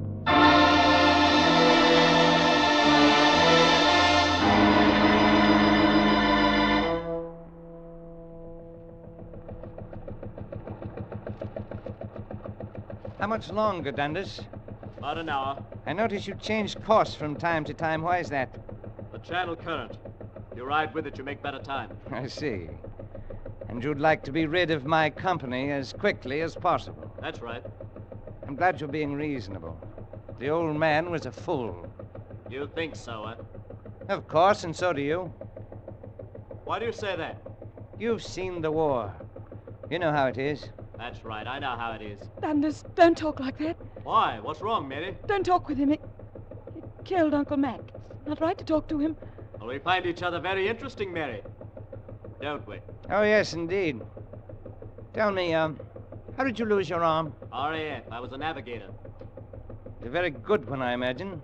Yes. Did it, happen over England? No, Bremen. Bremen. I see. You chaps did a very thorough job at Bremen. Yes. You ought to be complimented. Thank you. Dundas! Relax, Mary, relax. Oh, You must understand, Mary. What? May I call you Mary? You must understand it's a very extraordinary thing for the soldiers of warring nations to get together for a chat like this. Take a nap, Mary. Take a nap? Yes, why don't you? Here. You can pull this tarpaulin over. No, not that. What? It's got blood on it, that tarpaulin. Blood? But really, the old man was over there, and Not from him. Oh? We spent the day picking up after you. I see. And you used the tarpaulin for the bodies? Yes. Well, then, Mary. Of course, we mustn't use that. Please. Please, may I go back to where my husband is? No, you may not. Why? Why can't I'll tell you why you may not. You two are desperate, despite your husband's conversational manner. I should like to avoid the possibility of your rushing me. You see how it is, Mary? I'm sure she understands. Just be very quiet, Mary. Everything will be all right. Of course, a lot depends on you, Dundas. Why do you say that? Don't you know what I'm talking about? Why, no. That wrench you picked up about 15 minutes ago. It's right behind you on the ledge. Thwart. Thwart, then. It's right behind you on the thwart. Do you mind dropping it overboard like a good fellow? Oh, that'd be a foolish waste. Wartime, you know. Wrenches are hard to come by. Yes, I'm sure. Then why not slide it over here? All right. Huh? Slide it. Even if you could hit me accurately enough to disable me, the gun would go off and... You know? I know. Here. Thank you, Dundas. Now then, where were we? Soldiers from warring nations. Oh, yes. Remarkable meeting. Gives us a chance to refresh ourselves on what it is we're fighting about. Dundas is fighting men who sabotage ships. Was, you mean, don't you? Well, Was. Now I fight nothing. I envy you. Unfortunately, I am still able. So, must carry on. And I find it a little difficult to... Oh, excuse me. What's wrong? Navigation. I have to check my course. Oh, by all means. What course are you steering? Why don't you come and look? No, I don't think I'd better. Why not? You might have another wrench there. Or perhaps you'll try to take my gun. Which case I'd have to shoot. Have to kill you. Then where would I be? I might steer all the way back to Dover without knowing it. That's so. And then I should have to kill your wife so she wouldn't inform. You see how it is. How do you know I'm not tricking you? Oh, I'm sure you're not. If we don't arrive by 3, I'm going to kill her anyway. Then, if you should continue to be stubborn, there are ways of forcing you. You mean torture? Ordinarily, it's very difficult to do alone. But in your case, one-armed, it should be comparatively simple. Well, let's not waste words on all that. I'm taking you where you want to go. And I'm counting on you to keep your word to allow a safe departure. Well, of course. I don't believe him, Dundas. But why? Why not? Because you're what you are. And because Dundas might know something your people want to find out. Dundas, don't you see that they'll torture you? He's lying, Dundas. Please, Mary, please, don't worry. You have my word. My sacred words. On my honor. As a gentleman. You see, Mary? We have nothing to worry about.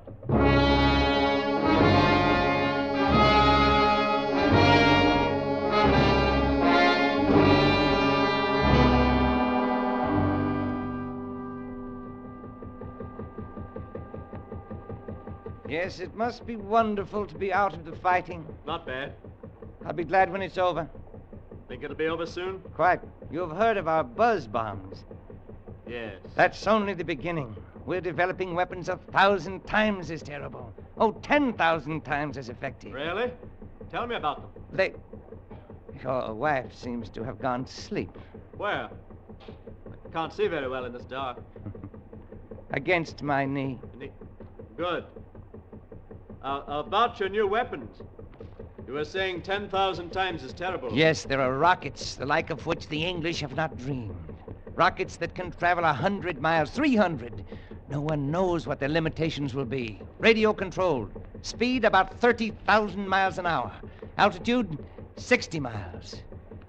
And what they will carry, I leave to your imagination. Why leave it to my imagination? What? You wouldn't tell me all this highly secret business if it were your intention to allow us safe departure, now would you? I'm sure your agents know this by now. I don't know. But something tells me you've come to a decision about us. How much longer until we hit shore? Not long now. I'm bringing her into a deserted beach a few miles outside of Ostend. I see. If you look ahead, you may see the shoreline soon. Straight ahead? Yes. It's impossible. This fog is too much to... What? I've got it, Dundas! Give me that gun, you... Here, Dundas. Good work, Mary. Stand back, fellow. That's it. Now raise them good and high. Oh, Dundas, I thought he'd never drop his wrist. I waited and waited. Here, Mary, take the wheel. Hold that course. Yes, Dundas. Well. It's a remarkable woman, your wife. Yes, indeed. Unfortunately, there's no cartridge in the chamber. Well, it's pointed at your gut. Why don't I pull the trigger and see if you're telling the truth? Perhaps you'd better not. I don't see why not, if it's empty. No, it's loaded. Huh? You, I wonder if you're the type who can kill the man he's facing. I don't know. I've never done it. It's very difficult, you know. Just think of me as a fellow human being, flesh and blood like yourself. Think of the infinite genius that went into making this body of mine. The skin, muscles, arteries, veins, organs, vessels in the blood. The blood. Murder is a very difficult thing when you're face to face with the murdered. I know. I don't feel as though I could kill you right at this minute. But suppose I try. All I have to do is squeeze the trigger ever so little. Wait. No, don't. Why not? My life is worth a lot to me. More, believe it or not, than my pride, my honor, my love of Germany. Oh, much, much more than that. All right, have you a proposition? Dundas. Be still, Mary. I know what I'm doing. Yes, you keep out of this. What's your proposition? Money. You're going to need money, aren't you? A one-arm has a tough time of it, and peacetime jobs are hard to get. Go on. I have several accounts in London banks. Big accounts. I can write you a check. You can cash it tomorrow. How much? £1,000. I can't hear you. Dundas, don't do this. 2,000. 3. 5 then, and that's all the money I have in the world. What about on you? Yes, in the briefcase. 150 pounds. I'll Don't get it. move. But the briefcase... I'll take care of that after you leave. Write the check for 5,000 pounds. Oh, Dundas, please. Please don't do it. Your wife doesn't understand these things. No. This is the way of the world, dear. Dundas. And for this, I let you off at the beach. Of course, I want to warn you against mentioning my name. But of course. Here's your check. Thank you.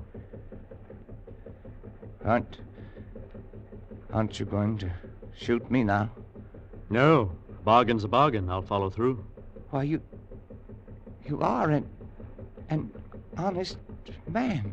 Deal's a deal. Yes, that's right. I'd better take the wheel. Shall I take the gun, Dundas? No.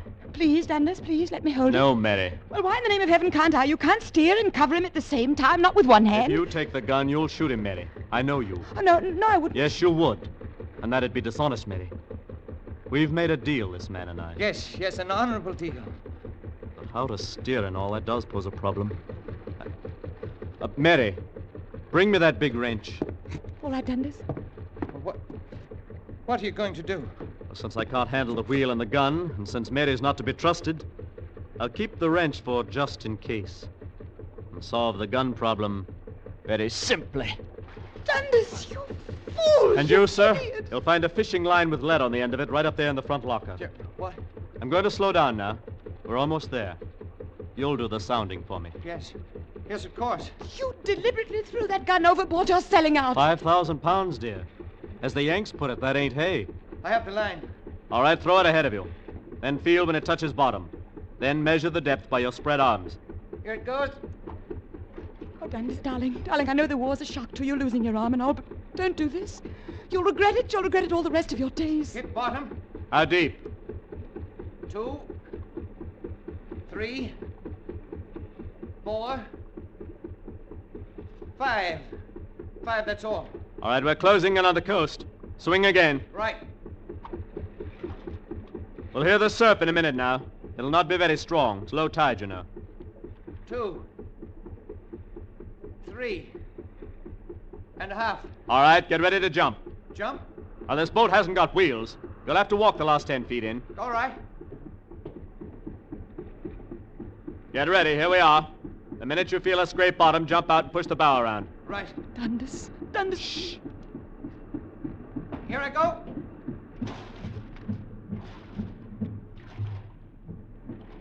Good night. Good night, sucker. Why, sucker? That check. The bank is short of funds to the name I signed. Oh, really? Found the beach? Yes, I'm on it. Take a few steps. Why? You'll see. It stops. There's water beyond. The bank is short of funds. That beach is short of sand. Where am I?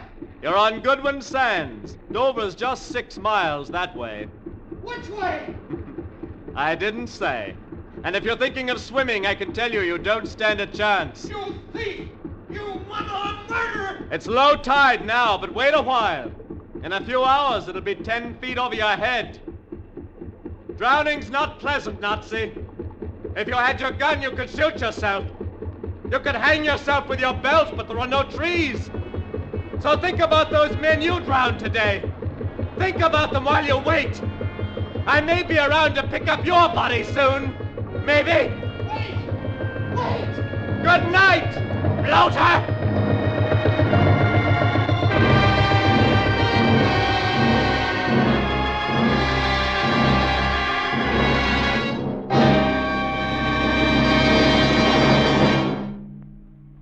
Escape is produced and directed by William N. Robeson. Tonight we have presented Blood on the Goodwins by David Devine, adapted for radio by James Poe.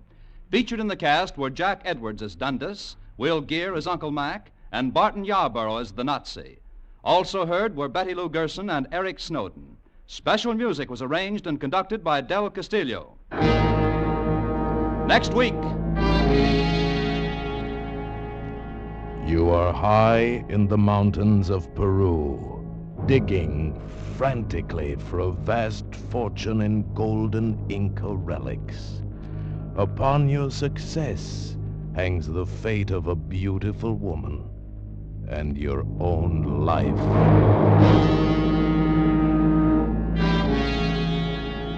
Next week, we escape with a thrilling tale of one of the most murderous treasure hunts ever made, as David Dodge tells it in his exciting story, Plunder of the Sun. Goodbye, then, until this same time next week, when once again we offer you Escape. A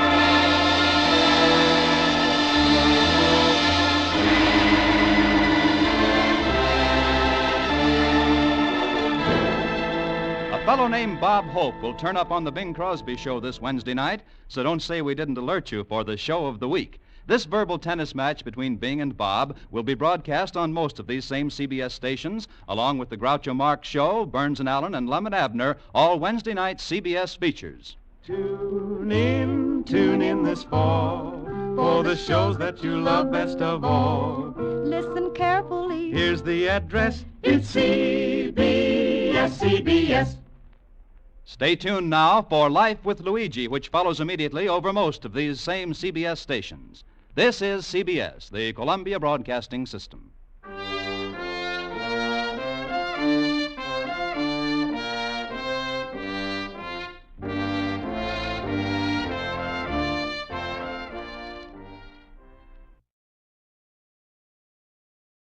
Tired of the everyday routine?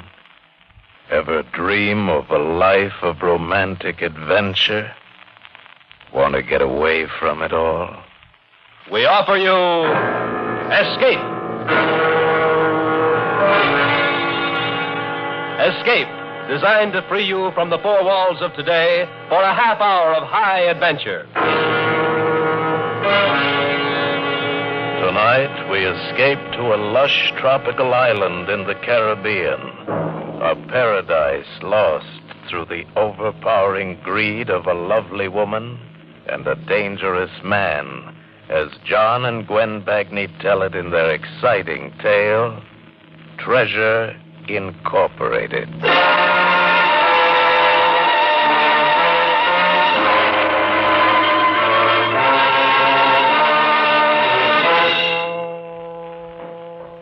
Well, are you coming? Huh? You're coming with me, or aren't you? What for? I feel lucky. Got a feeling today is going to be the day. You said that for months. Why don't you leave me alone? She turned away and stared out the window at the jungle. Her face was a dissatisfied mask. She had on that old faded red beach dress. She wore it all the time now. And a sloppy pair of slippers. Her hair was pulled back off her neck with a piece of string, matted. And that wry, crisp figure she'd once had was going fast. He's up there. Sure, he's up there. He's always up there. I'm not going with you. All right. Stay. Stay, I don't care. You're no help to me anymore. And it won't do you any good to go either. Burn yourself up in this tropic sun, and for what? Not while he's up there watching. Always watching. Who are you trying to kid? You know you'll sneak up there to see him the minute I'm gone. And he'll just kick you out again. Shut up. Look at yourself. Not even good enough for that beachcomber. Shut up. Shut up! That was Amanda. And I'd once thought her beautiful. And I'd thought this island was beautiful. A paradise. It seemed a million years ago when I first told Brewer about it. All right, Eddie. So you found a pretty island in the West Indies. Now what? Oh, you should see the island, Brewer. More than a square mile of tropical paradise, just as nature made it. Complete with native village and volcano. With enough money, I can get a 25-year lease. I've got it all figured out, Brewer. I can make it the best-paying resort in the Caribbean. Oh, I don't know, Eddie. There's so many resorts. What do you think, Amanda? Sounds intriguing. Why not, Paul? Believe me, it's surefire with a gimmick like mine. Gimmick? Buried pirate treasure. How do you like that for tourist bait? Eddie, I'm afraid you're dreaming. There's never any treasure in those places. Oh, I know that. That's what makes my gimmick so good. I'm going to bury the treasure myself. You are? Oh, sure, nothing too valuable. Just bait, you understand? You know, old Spanish coins, pieces of 8, daggers, bits of old sea chests. Can you get that sort of thing? Oh, I can get it. I know a guy who handles antiques. He can get it for me. Well, what do you think of it? Is that a gimmick or is that a gimmick? Eddie, you're a genius. You like it, Brewer? Well, it sounds good, but I'd have to think about it. How about a drink?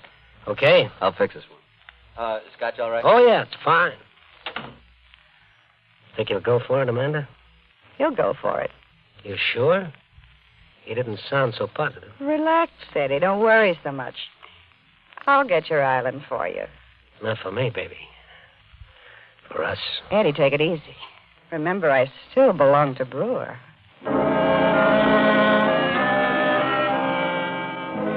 That's Amanda, the kind of a woman that always gets what she wants. She got me my island. I started planning the resort. Brewer was to supply the money, and I was to be the front man. It was a great plan. It couldn't miss. But I'd figured without Clive. I'll never forget the first time I saw Clive, the only white man on the island. He was bald, but he was young. He had a blonde beard. He was sitting in a tangle of jungle wearing nothing but a pair of white ducks ripped off at the knee and some binoculars slung about his neck with a length of vine. He was painting a seascape. Hiya, Gillespie's the name, Eddie Gillespie. I've been looking over the island. I know. I've been watching you. Terrific place. Say, that volcano, any chance of it erupting? No, it's dead. Dead many years. Well, that's a relief. Say, I'm sure surprised to find a white man here. You are? Why? Well, so far away from civilization, nothing to do. And then what are you doing here? Me? You know what I'm going to do? I'm going to put this island on the map. Really? Yep. See that beat-up building down there by the beach? That once was a fine old plantation house. Yeah. Well, I'm going to turn it into a swanky hotel. Hotel? Sure. Perfect spot for it with all those palm trees around it. And a golf course sweeping up over that hill. Of course, we'll have to clean all those dirty vines out. That dock is a pretty sick-looking thing, but the harbors are natural. What are you looking at through the binoculars? Devil's Cove. Why? What's going on down there? Nothing. I'm painting it. Through binoculars? Why don't you walk down there if you want to paint it? I prefer it this way. That's the tropics for you. How lazy can you get? Mr. Gillespie, after you've been here a while, you'll learn to go with the island, not try to change it. No, you just wait and see. When I get through with this place, I'll make Nassau and Jamaica look like Rockaway Beach. Incidentally, those natives, they dress that way all the time in those faded old rags. You don't like it? Well, you got to keep it quaint, you know, as advertised. Got to give the tourists dollar value. We'll fix up the natives with bandanas and bright sashes, necklaces of coral, big earrings, baskets of fruit on their heads. Of course, they'll have to quit wearing those shoes. How about rings through their noses and a bone in their hair? You know, I get the feeling you're not going to be very cooperative. It took me years to find a place that was remote from the world, and now that I have, I don't want it destroyed. Destroyed? Why, man, you're crazy. I'm going to do things for this island. I'll have this place humming in no time, and I'll... What's the matter? Don't you think I can do it? No, I don't, and I'll tell you why.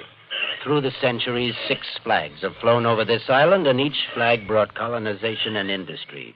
Sugar, rum, the leaves of the bay tree, but not one of them could survive. Not one of them could hold back nature, the winds, the damp rot, the jungle, the vines that creep constantly day and night ensnaring everything they touch. They couldn't do it, Mr. Gillespie, and neither can you or your hotel. No. You just watch me. I will. But if I thought you had 1 chance in a million to succeed, do you know what I'd do? What? I'd kill you.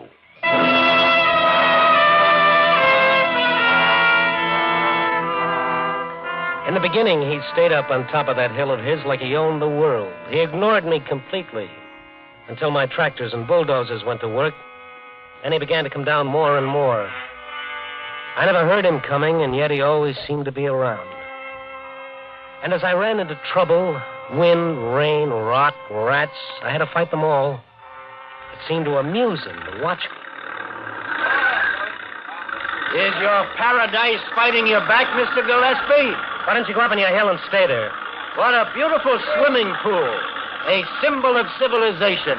Do you expect it to last? Why, of course it'll last. Why don't you leave me alone? Be careful. It's bad to lose one's temper. The heat, you know. Yes, heat. Always heat. But I wouldn't give in to it. I drove myself. I drove everybody who worked for me. Come on, boys. We got 2 more hours of daylight. Get those vines out. They do grow, don't they? What do you want? I like to watch you fight them. It's such a useless task. They'll grow over you in the end, you know. Yeah? Well, I'll civilize this island. I'll show you. Go on and laugh all you want, but you'll see. When Eddie Gillespie starts something, he finishes it. Before the summer was over, we cleaned away all the vines and seeded the golf course. We dynamited the harbor, rebuilt the docks, working 18 hours a day. And then one afternoon, just before the hotel was finished, she arrived. I just knocked off for the day, and I was sprawling in my hammock in front of my hut. Hello, Eddie. Amanda! What are you doing here? You weren't supposed to come until the hotel was open. Aren't you glad to see me? Where's Brewer? How did you get here? In a launch. All the way from New York? Of course not. We've been anchored at Charlotte, Amelia for a week. You didn't break with Brewer, did you? I told you not to break with him until after the hotel was finished. Don't get excited, Eddie. Brewer doesn't even know I'm here. He left this morning for Puerto Rico on a big deal. Oh. I haven't said you're glad to see me. I've forgotten. It's been so long, I've forgotten how beautiful you are. Eddie? Look, Amanda, you better go back if Brewer finds out that you've been What's here. the matter, Eddie? Are you afraid of Brewer? Of course I'm not afraid, but use your head. He financed my island. I'm going to take his girl away from him. Until I get on my feet here, let's keep everything on the up and up. What's so funny? You and Brewer. What about Brewer? I was thinking of Brewer keeping everything on the up and up on his side. Look, Eddie, why do you think he set you up on this island? Because he wanted to own a hotel? A resort? What do you mean? It was an investment. I'll say it was. Well, if you've got a point, Amanda, get to it. I will. Treasure. That's the point. $1 million worth of buried treasure. $1 million? You're crazy. That stuff isn't worth anything. I'm talking about a real treasure. The diamonds and emeralds and the pearls. The treasure Brewer's going to dig up. You mean there's $1 million worth of stuff buried on this island? Not yet. But there will be after Brewer buries it. That doesn't make sense. Why would he do a thing like that? Oh, it makes sense. Brewer always makes sense. You know what he did? He bought a huge lot of stolen jewelry from an international fence. The pieces were so identifiable and so hot he was able to buy it for a song. But he couldn't get rid of it. Then you came along. Eddie Gillespie with his little island and his buried treasure gimmick. Wait a minute. He told you this? I was with him. We were on the yacht not far off the Azores when we made rendezvous with another boat and took the jewels aboard. And now Brewer's in Puerto Rico having the stones taken out of their settings. And when the time comes, he's going to dig them up out of your island in a moldy old sea chest in front of witnesses. Got every angle covered. All legitimate. So what? Aren't you interested? Well, if that's what he wants to do, that's his business.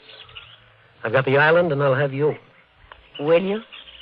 Amanda, what's the matter with you? What's eating you? $1 million. I want it, Eddie. If you really want me to break with Brewer, you'll get it. What kind of talk is that? I thought you loved me. I do, Eddie. That's the point.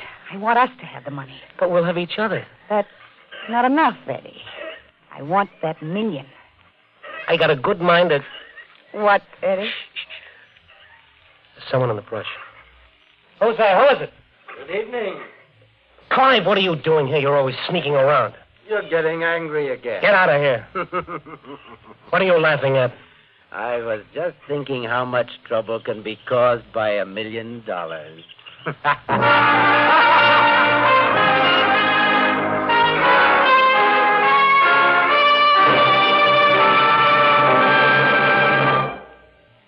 In just a moment, we will return to Escape. Now we return you to the second act of Escape.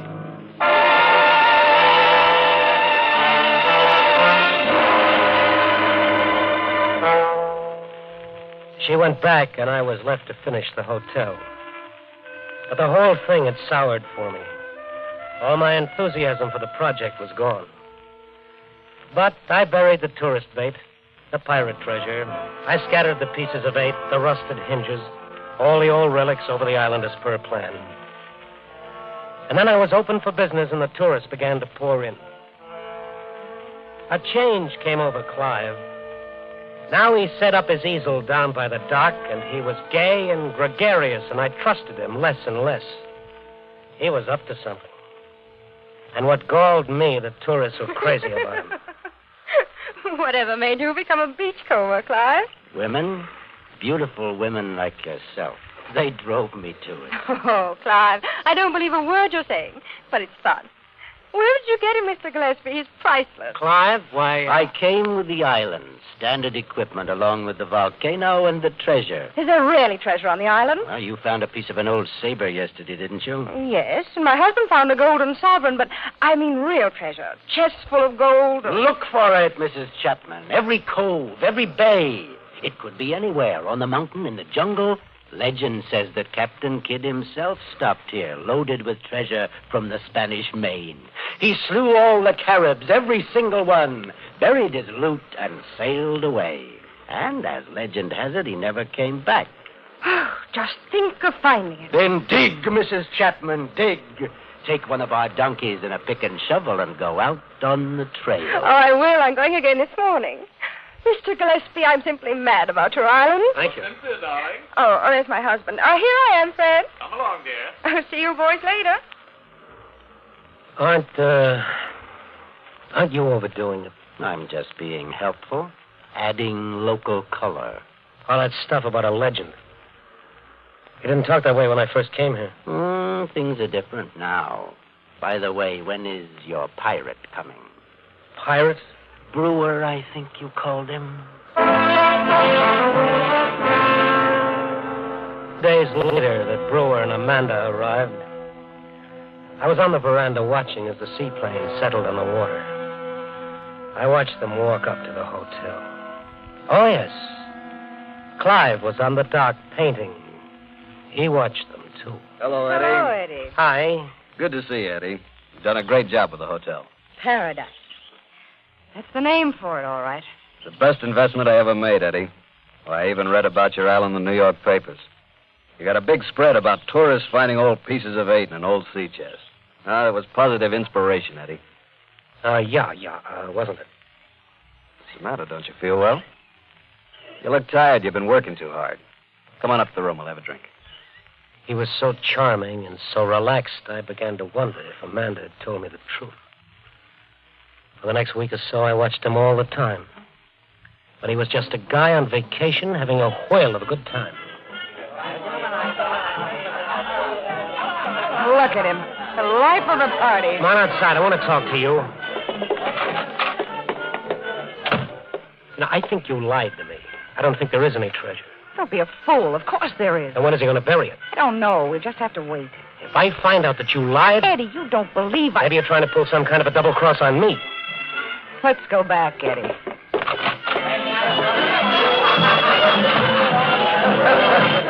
Oh, this is the hard way to get exercise. I think you sound beautiful. Well, if you want exercise, why don't you come out and dig with us, Brewer? I will one of these days. Oh, that's what you've been saying all week.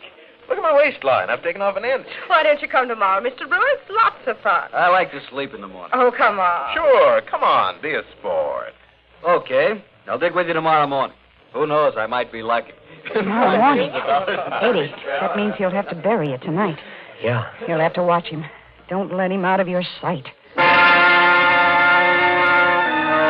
I waited outside until every window was dark, until the hotel was quiet.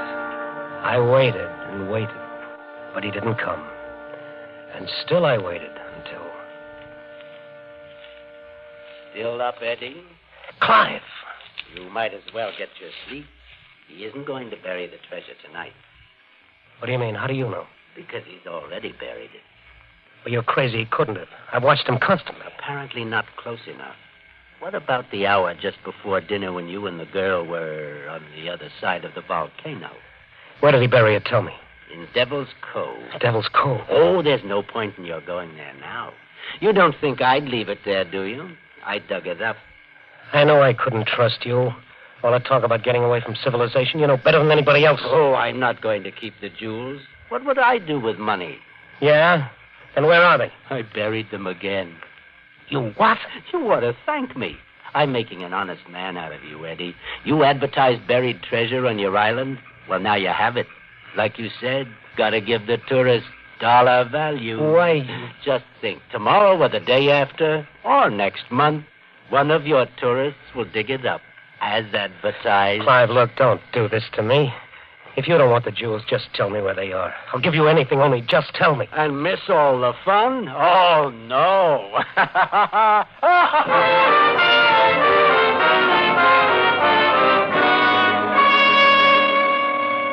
Morning, Eddie. Good morning. Great day, isn't it?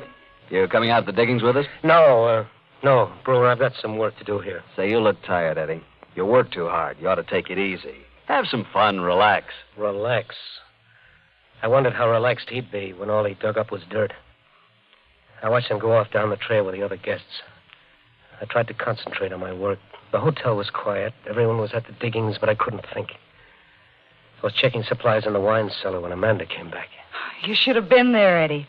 Oh, you should have seen his face when he found it was gone. Where'd you put it, Eddie? I haven't got it. Of course you have. I told you I don't have it. What are you trying to do? Double-cross me? Brewer!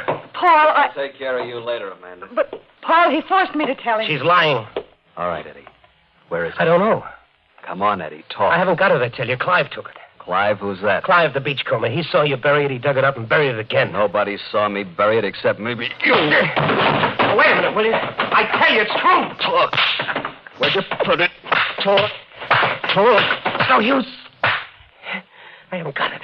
You'll tell me the truth if I have to beat you. Amanda. I had to do it. He killed it. Don't worry, everyone's at the diggings. No one could have heard it.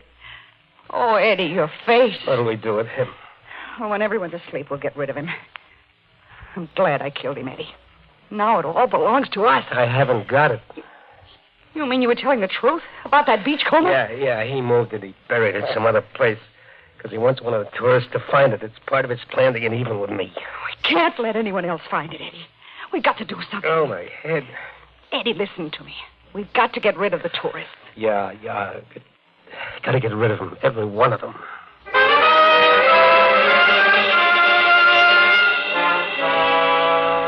We waited until siesta, when all the guests would be asleep in their rooms. Then we went to the construction shed for the dynamite that was left over from blasting the harbor. We loaded it and Brewer onto a donkey and went up the back trail to the volcano crater. I pushed Brewer into the crater, planted the dynamite inside the top edge. Amanda strung the wire down the slope to a cave on the east side of the island. I went down to the cave. My island was asleep. I had my hand on the plunger. I was ready to throw it, and then I realized fully what I was about to do. With one gesture, I'd be destroying everything I'd worked so hard for. Eddie, what's the matter? I can't do it. Give it to me. No, Amanda, no!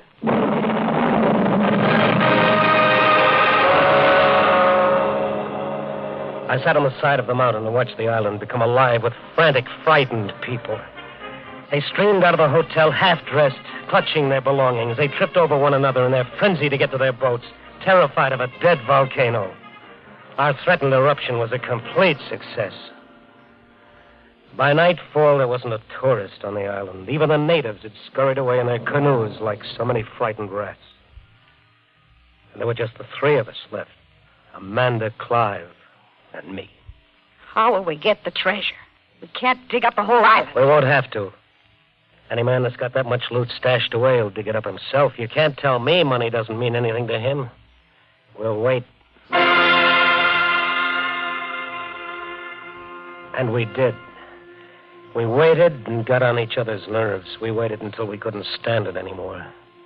But Clive didn't make a move to dig it up. It was clear he'd never go near it as long as we were there. Our only escape was to dig. We started in systematically on the east side of the island, then the north. In the rain, in the wind, in the boiling sun. This heat, I can't take it anymore, Eddie. I'm tired. I never thought I'd hear you say that. This was all your idea, don't forget. I don't care, Eddie. Why don't you give it up? Get away from here. What? Go and let him have it? Oh, no. So that's what you want, is it? It's Clive now, huh? You and Clive. Well, you won't get your treasure that way. I'm staying, and I'm going to dig without you. I'm going to dig until I drop. It was hot. It was always hot. My eyes ached from the glare of the sun, but I forced myself to keep going. For days I'd been digging near the old sugar mill. But today I had a feeling I'd be lucky. My pick hit something hard. I dropped to my knees and furiously began to claw the dirt with my hands. But it was only rock, a big rock. I moved it aside, and there it was. A pearl. One single pearl framed by the fresh imprint of a sea chest. And then I heard him from a long way off. Clive, and he was laughing at me. He was watching me through those binoculars of his, and he was laughing at me.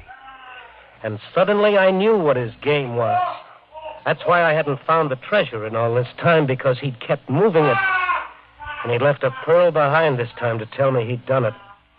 I knew then what I had to do. I had to kill him.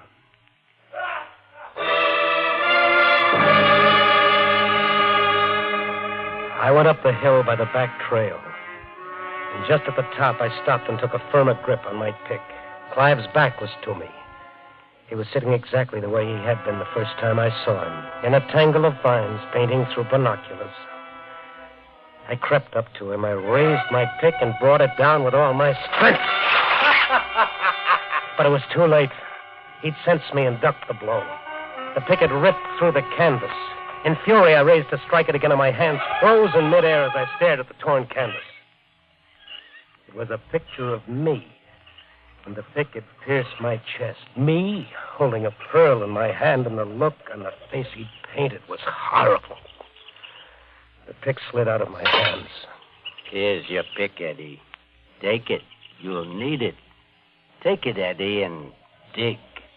And by the way, I had to kick Amanda out again today. Keep her home, will you?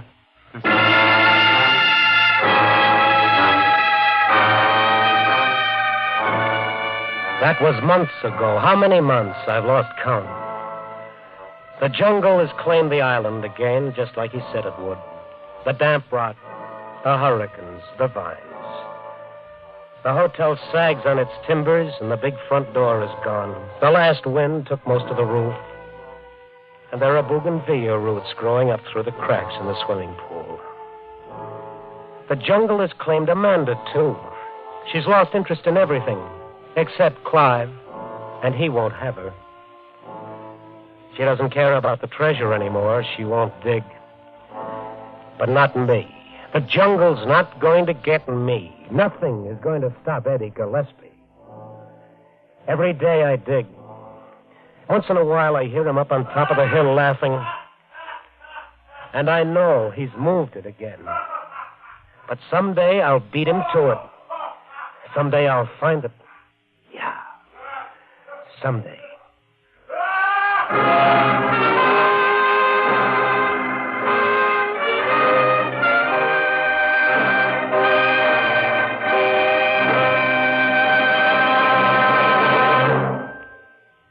Escape is produced and directed by William N. Robeson.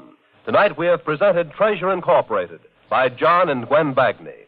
Featured in the cast were Frank Lovejoy as Eddie, John Hoyt as Clive, Mary Lansing as Amanda, and Harry Bartell as Brewer. Also heard were Eileen Prince and Paul Frees. Special music was arranged and conducted by Del Castillo. Next week. You are sitting in a cheerless gray cell, staring at the rain through the small barred window above your head, and struggling desperately to keep your sanity. For in 12 hours, you must die or escape. Next week, we escape with James Poe's seething tale of blasphemous terror and violent death, present tense, starring Vincent Price. Goodbye, then, until this same time next week, when once again we offer you Escape.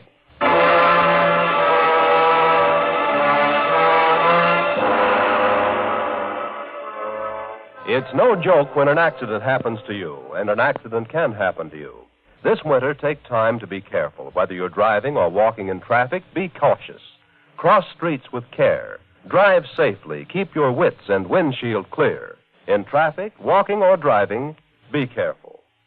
Be sure to join us at this same time next week when we offer you Escape, starring Vincent Price. And now stay tuned for Pursuit, which follows immediately over most of these same CBS stations. This is CBS, the Columbia Broadcasting System. 10 p.m. BULOVA Boulevard Watch time. Here's great new Boulevard Watch value. The Boulevard Director, only $33.75. High toothpaste does both. No other toothpaste has been proved more effective for fighting tooth decay than Ipana. WCBS AM and FM, New York. Tired of the everyday routine? Ever dream of a life of romantic adventure? Want to get away from it all? We offer you Escape. Escape, designed to free you from the four walls of today for a half hour of high adventure. Tonight we escape to the interior of China and the story of a gentleman gambler from Virginia matching wits with a murderous warlord whose word can mean life or death. As Ahmed Abdullah tells it in his famous story, The Ambassador of Poker.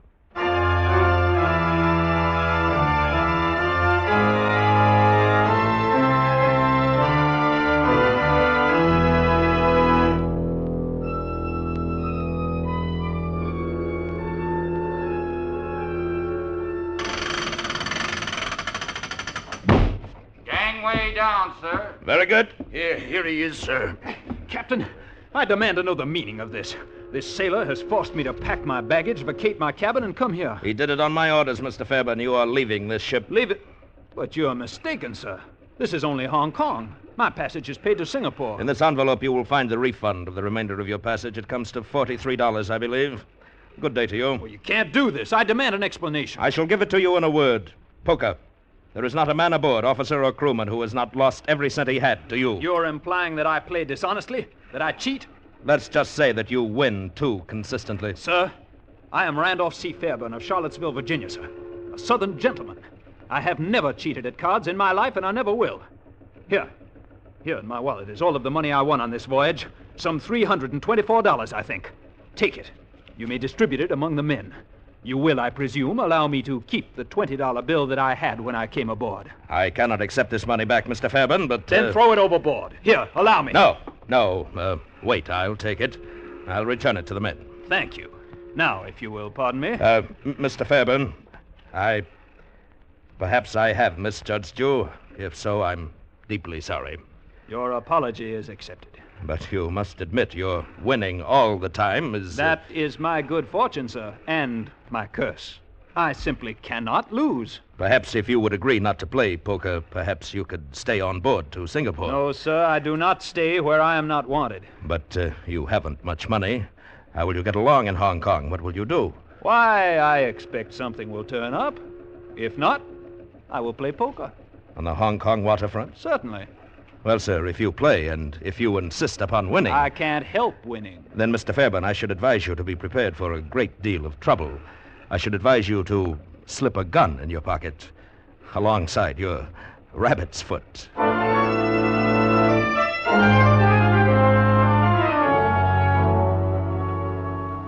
Mr. Fairbairn, are you staying on another week? Why, yes, I believe I will. Oh, well then, sir, we shall have to have payment for the room in advance.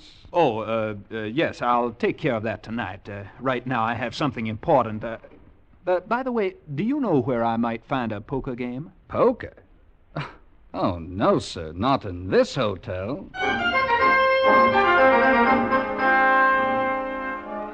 Poker? Yes, sir. If you don't value your life too highly. On the waterfront, Pearl Dock Street, down the alley of the Heavenly Fish, the Black Dragon in the back room.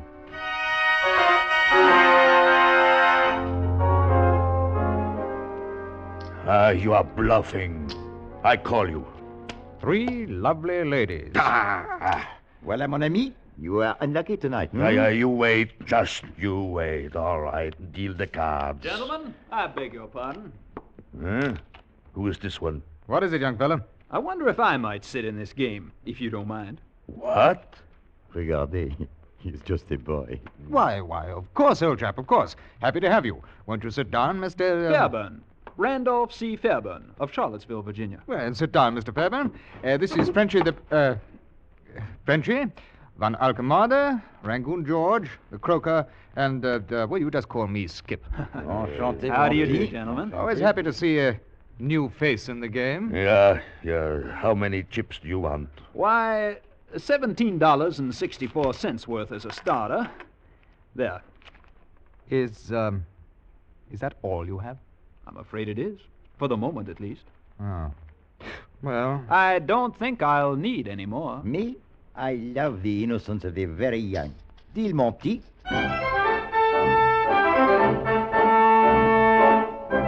Raise you 5. Very well. Call. 3 aces. Sorry. Full house. 9s over 4s. I'll play these, gentlemen. Mon Dieu. Another pattern. Check to you. No, not to me, old fellow. I'm out. Moi aussi. It's all yours, monsieur. Unless... Thank you, gentlemen. Hey, wait a minute. You get out. I beg your pardon? I said get out. This joke has gone far enough. Joke? I don't understand. Get out. Don't worry, sir. I don't care to stay where people don't want me. Here, cash my chips, and I'll move along, gentlemen. What? Cash your blinking chips, did you say, young fella? Why, yes, sir. To the devil with you. Beat it while you can still walk. Gentlemen, I must insist upon my money. You what? I am an extremely nervous man. I do not like to fight, but... Out! Get out before I... I'm sorry, sir, but I warned you. Though I don't like fighting, my mother insisted that I study boxing. Let me at him. I'll kill him. I'll kill him. I'm sorry, gentlemen. I dislike using the gun, but I had no choice. You may get up, sir. You are uninjured. I merely shot into the ceiling.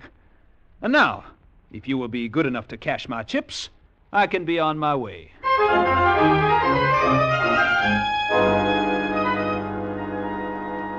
84, 85, and 20 cents. That's it to the penny. Thank you, gentlemen.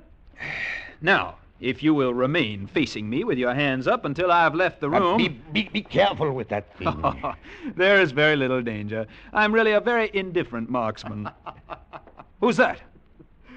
There is no need to fear this humble one, sir. Good evening. I watched the little scene you enacted just now, Mr... Fairburn, sir. Randolph C. Fairburn of Charlottesville, Virginia, sir. Of course. The Virginian. All of you, go. Well, you certainly have that pack of rats under your thumb. A wave of your hand, and they are gone like magic. Not magic, my friend. The power of money. That is more practical. Besides, I own this place. Ah. So, you are Virginian? Yes, sir, an unworthy son of that great and noble Commonwealth. Oh, I am delighted. My late partner was Virginian. I am Shangpao of Jones and Shangpao Importers. Pardon inquisitiveness, but would you care to go to work? Well, I am not a businessman, and I don't speak Chinese. No matter. You are gentleman and fighting man. Oh, not a fighting man. No, you're mistaken. No matter. I need man like you, and it will be worth a great deal of money to you. How much? $5,000. But for what? What is the job? To recover for me a fortune from the interior of China, an object no bigger than your hand, weighing less than 4 ounces. The British Museum has offered £10,000. Your own Metropolitan Museum will gladly pay $50,000. Private collectors, more, much more. Well, why? What is it? Is thin gold wafer, on which is impressed only imprint known of Great Seal of Yin Dynasty, 3,000 years ago, is priceless relic. And it was, and legally still is, property of Jones and Shangpao. It will be your job to return it to me by whatever means you are able. But from where? Who has it now? You have heard of General Kung? No. Notorious bandit, now puppet ruler of Namyung? On some pretext, he confiscated seal from my partner. Jones died while trying to recover it of typhus, so it was said. Too bad. Well, how am I to get the seal from him? Perhaps way will suggest itself when I tell you that General Kung also liked to play poker. Aha. So that's why you picked me. Perhaps. You will do it? Well, I'll go a long way for a game of poker. Excellent. I shall arrange for you forged document, safe contact pass. Also reliable Chinese guide. You must be careful. Watch out for a beautiful young lady with red hair like sun. She is perhaps after seal also. Huh? Who is she? I do not know. But I do know she is dangerous. Also, young Mr. Fairbairn, let me say this to you. Though you do not like fighting, this is China, not Virginia. If you get chance to slit throat of General Kung, do so promptly before he does same to you.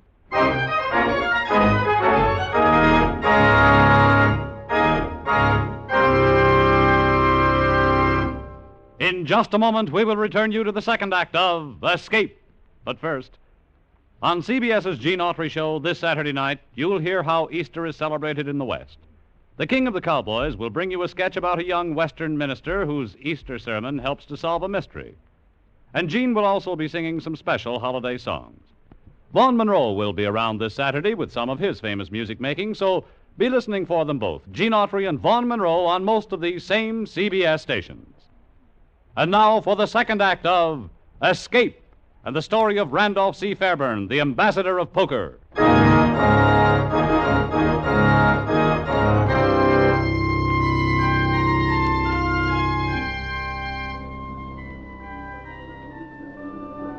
Is this the place, Mao Tzu? Hello, General Chung. Take hotel, chase people away. Oh, he confiscated that, too. All right, let's go. What's this? God say we no can go inside. Tell him I want to see the general, Mao Tzu. 呢個人想見將軍。將軍現在唔得閒，你哋走去啦。What did he say? He say no like American here. Tell him I'm an ambassador from Virginia. 佢係美國大使 Virginia。無論佢喺邊處嚟都好啊，佢現在非常之唔得閒啊！你哋快脆啲走去啦，唔係我拉入你去啊！ What did he say? He say no. Tell him I'm an ambassador of poker. Tell him to tell the general that.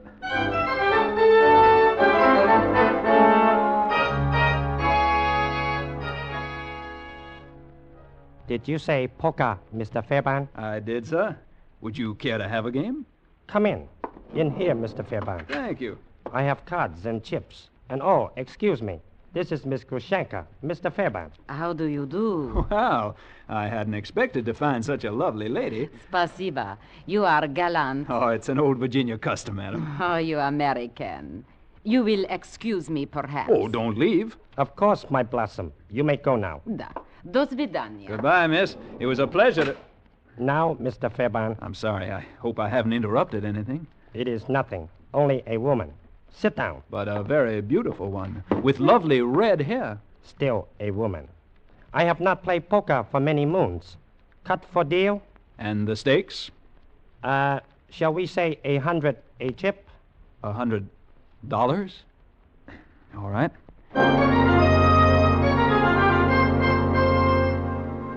Three aces. Enough? Deal. Full house. Enough? Deal again. King high straight. Enough? Another. Heart flush. All right. That is enough. You play poker very well, Mr. Fairbairn. I can usually win when I want to. You put me in embarrassing position. You have wiped out treasury. Now I must collect another tax. And last one was only last week. That won't be necessary, General. I think we can make a deal. What kind of deal? Instead of the money, I'll take the yin seal for payment. So, now I understand. You cannot be that naive, Mr. Fairbairn. I played the game in good faith, sir. I demand that You demand nothing, American pig. You will think over your stupidity in my prison. 拉佢落個樓下鎖住佢，唔好俾人見佢。得咯，得咯。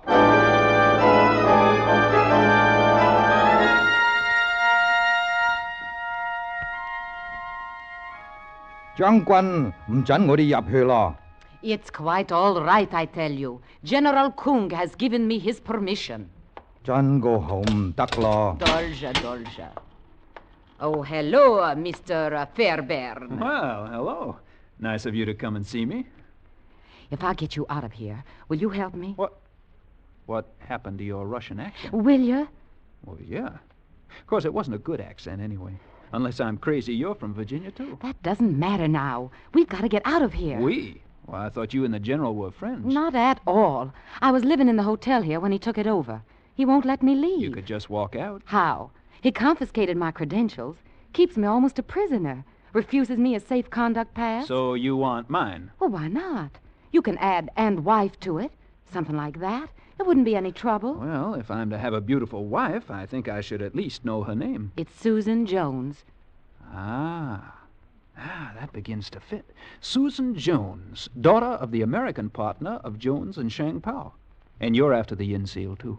How did you know? Never mind. But why did Shang Pao say that you were dangerous? Because he's after the seal for himself. And it belongs to me. It was my father's, not the company's. He's trying to steal it from me. Or you from him. Honestly, Mr. Fairbairn. Never mind. Where is the seal? Can we get it? Easily. He keeps it in a strong box in his hotel room. He showed it to me. Oh, I could have got it long ago, but I couldn't have gotten away. All right, now how do we get out of here? Would this help? What? My gun. Definitely. Now... If I were to call the guard in... And I were to... Yes, you're a very practical girl. Are you ready? Yeah. Bing Jai! Bing Jai! 嚟咯，嚟咯！乜嘢事幹啊？快啲！乜嘢事幹啊？你叫我做乜啊？你問我。Sorry, old boy. All right, Miss Jones. Lead the way.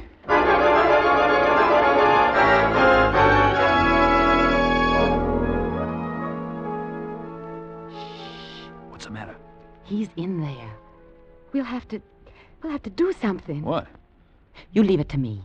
You be ready when his back is turned. Miss Jones, I don't think I should let you, a young lady from Virginia. Shh. Piñacoa. Is Grushenka. Ah, my blossom. Come in. So, at last, you come to me, my sweet one. Da, daragoy. Come to my... Aya! Good heavens, what did you do to him? Simple. A judo trick. My father insisted I learn judo. Did you kill him? No. But he'll be asleep for a couple of hours. Long enough for us to get the seal and get out of here.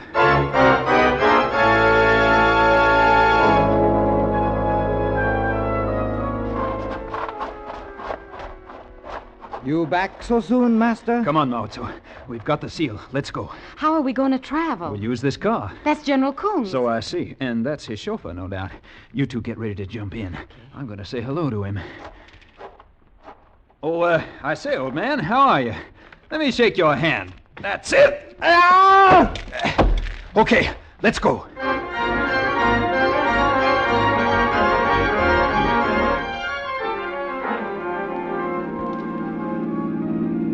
We're going to have to get rid of this car soon. Mao-Tzu, what's this village up ahead?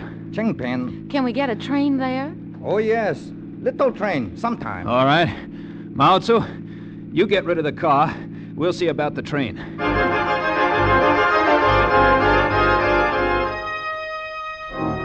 Bad luck. No trains until morning. We'll have to stay here overnight.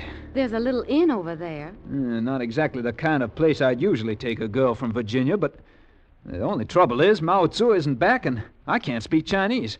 How do you say 2 single rooms? I can speak enough for that. Come on.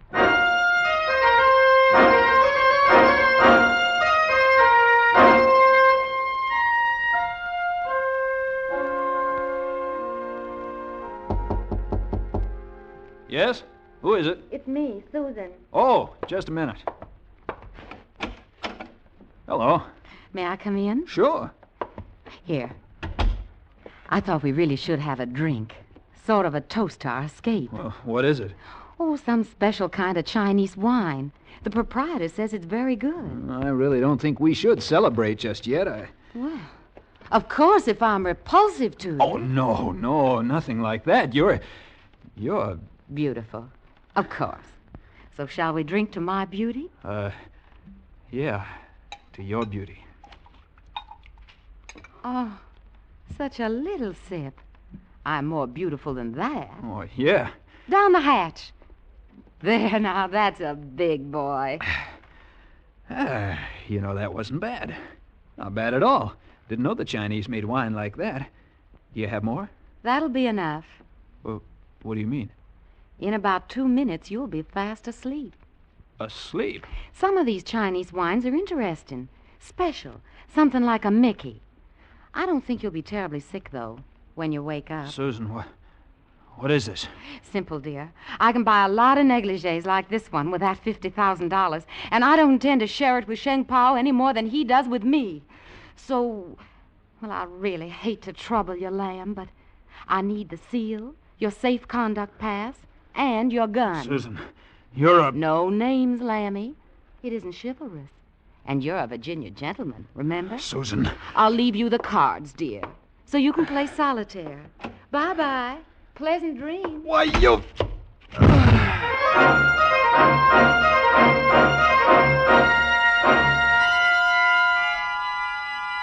Oh, my head. How long has she been gone, Mao Tzu? For 5 hours. That's enough. We can't catch her now. I think maybe yes. How? She take first train. Is slow train. We take next train. Is fast train. We catch her before she get to Hong Kong. Good boy, Mao Tzu. Let's go.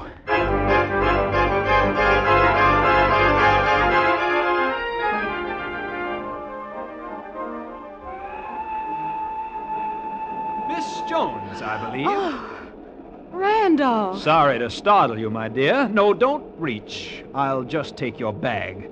I suppose the seal and my gun and my safe conduct pass are inside. Thank you. Oh, Randolph, honestly, I'm so glad to see you. I've been hating myself for what I did to you. You have? Oh, yes. I really like you, Randolph.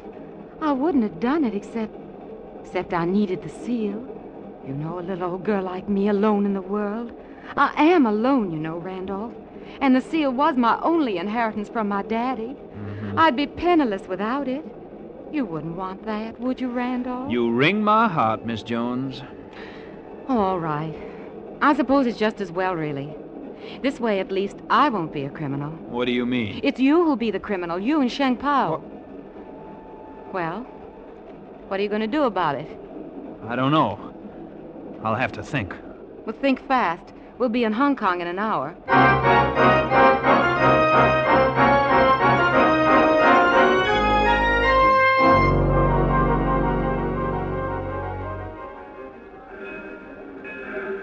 Well, Randolph, what are you going to do? Come on.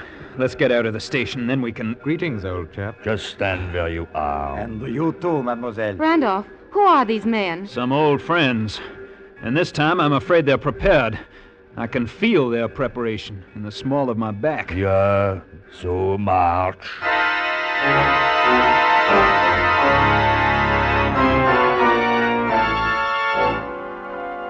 I'll bet you could have found a dirtier, smellier back room to bring us to. Shut up. They haven't got it. They must have. I tell you, I've searched. They haven't got it. Come on. Tell us, where is it? Who are you working for, General Kung? Where did you put it? Put what, gentlemen? You know all right. The seal. I don't know. Maybe I lost it. Ah, you... Wait. Save it until the boss gets here. He'll know how to make them talk. Trust the Chinese. Yeah, but it may be ours. Well, there is cards. Why not play while we are waiting? Well, that's an idea. Why not? Your deal, Frenchy. Randolph, darling, if General Kung... Don't worry. I'll think of something. I know you will. You're wonderful. But just in case, I want you to know I am sorry for what I did. Hey, you kissed me. Yes. Did you like it? Yes, only down it my hands are tied. But I've got an idea. Just a minute. All right, deal him out, Frenchy. What's the matter? Afraid to let me play with you? Afraid I'll beat you again? Well, what do you say, chaps? Why not? Yes, money, our money. I'll untie him.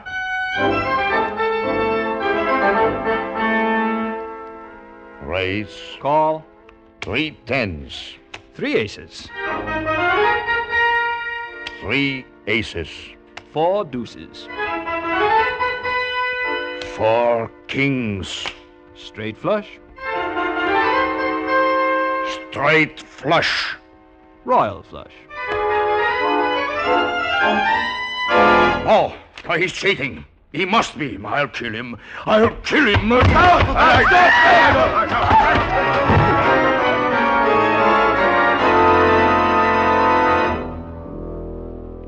Darling, you knocked them all out. Uh-huh.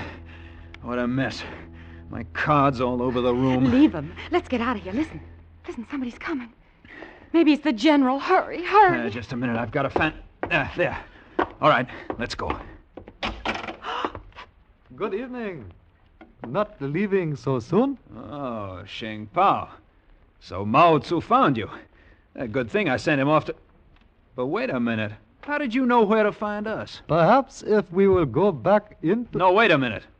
We want to talk to you. There is no need for me to talk to Miss Jones or to you. You are through. Just hand over the yin seal. Randolph, he's got a gun. So you are a double-crosser. Randolph!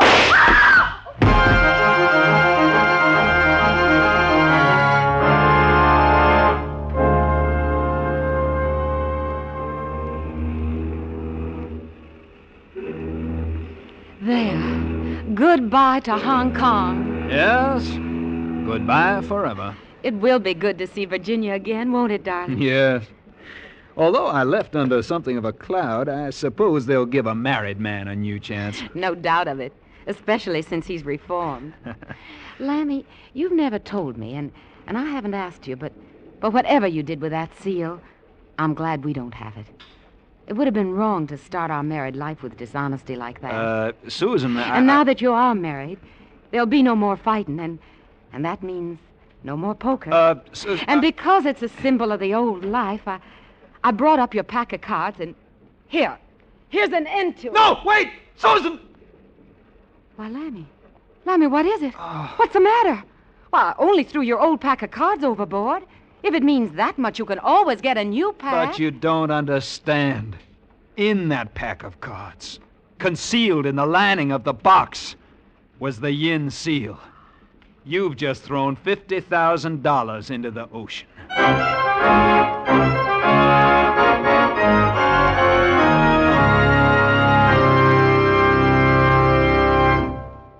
Escape is produced and directed by William N. Robeson. Tonight we have presented The Ambassador of Poker by Ahmed Abdullah, adapted for radio by John Dunkel. Featured in the cast were Elliot Reed as Randolph C. Fairburn, Lucille Meredith as Susan Jones, Ben Wright as Sheng Pao, Benson Fong as General Kung, and Richard Liu as Mao Tzu. Also heard were John Daner, Ramsey Hill, Bill Conrad, and Rick Vallon. Special music was arranged and played by Ivan Ditmars. Next week... You are standing on an ancient pyramid hidden in the depths of Yucatan. Somewhere beneath your feet lies a sacred shrine with millions in jewels and gold. But from the impenetrable jungle and the fanatic high priests of the Mayas, there can be no escape.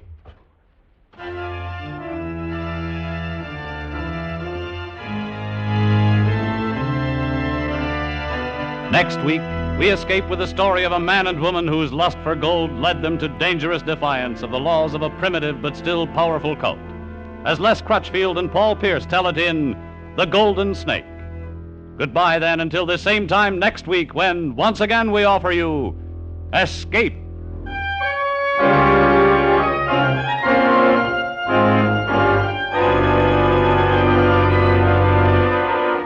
Everyone wants to give a helping hand to America's crippled children. That's why everyone is buying Easter seals.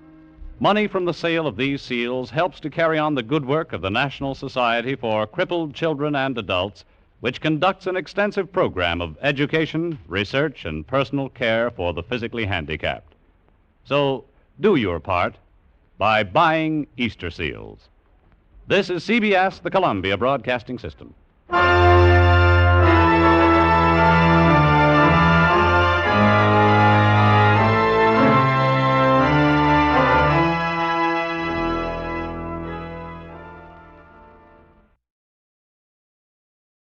Tired of the everyday routine?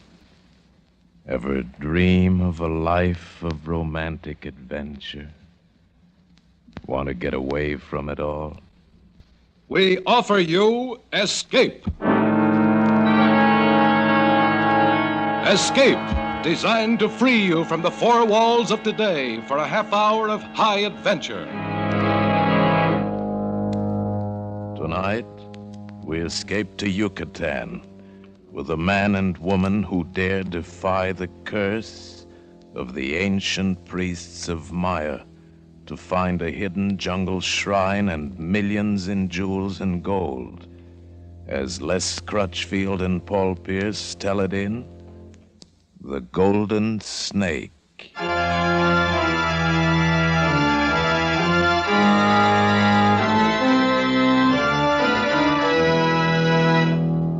It was mid-morning of the fourth day south from New Orleans when the rusty little freighter Carib Lady dropped a hook a mile off the port of Progreso and the broad-beam tender warped alongside. The port itself and the jungle peninsula of Yucatan beyond lay in steamy lethargy beneath an early blazing tropic sun. I was in a hurry. I wanted customs clearance as quickly as possible for myself and the helicopter I brought with me. Then I wanted a few bottles of that subtly bitter beer that they brew in Monterey. My mysterious employer, Dr. Conrad, was waiting at the Itza Hotel in Merida, 24 miles inland. But in heat like this, he could wait a few hours longer. I beg your pardon. Well. I presume you're Stephen Lane. Yeah, good presumption, you're right. Well, I'm Gail Barry. Hello, Gail. I'm Dr. Conrad's secretary. Oh. I begin to see how the jungle might have certain compensations. Oh, you better slow down, Mr. Lane. You're going pretty fast, even for a pilot. Helicopter pilot. Not so much on speed, but I do a lot of hovering, especially around green-eyed girls and cold bottles of beer. Would the former like to join me over the ladder? I hope you can hang on to that sense of humor. You'll need it before this is over. Before what's over? A little late for curiosity, isn't it? You've already taken the job. Yeah, sure. I was flat broke. When that $1,500 check of Conrad's went through the Miami bank like greased lightning, I pulled out my curiosity and cut its throat. But now it's beginning to revive. Is that it? I'm sorry, baby. I didn't know this was a state secret. It isn't. You were hired to fly Dr. Conrad from Merida to a destination within a 200-mile radius and return for a fee of $5,000. What's secret about it? Purpose of this trip, for one thing. To visit ancient Mayan ruins buried in the jungle and only accessible by helicopter. Dr. Conrad is an archaeologist. Must be a fairly profitable racket. No, there's no profit in it at all. No? But, Steve, you said you were broke. Would a lot of money interest you? A lot more than $5,000? How much more? 100 times that much. Yeah? Yeah, I'd be interested. So? Check through customs. And let's have that bottle of beer. We had the beer, all right. But we didn't have any more conversation about money. Gail was beautiful, vivacious, and talkative, but on that subject, she clammed up tight. But at certain times and with certain people, money isn't everything. It was 5 o'clock in the afternoon before we took off in the helicopter and flew south to Merida and Dr. Conrad.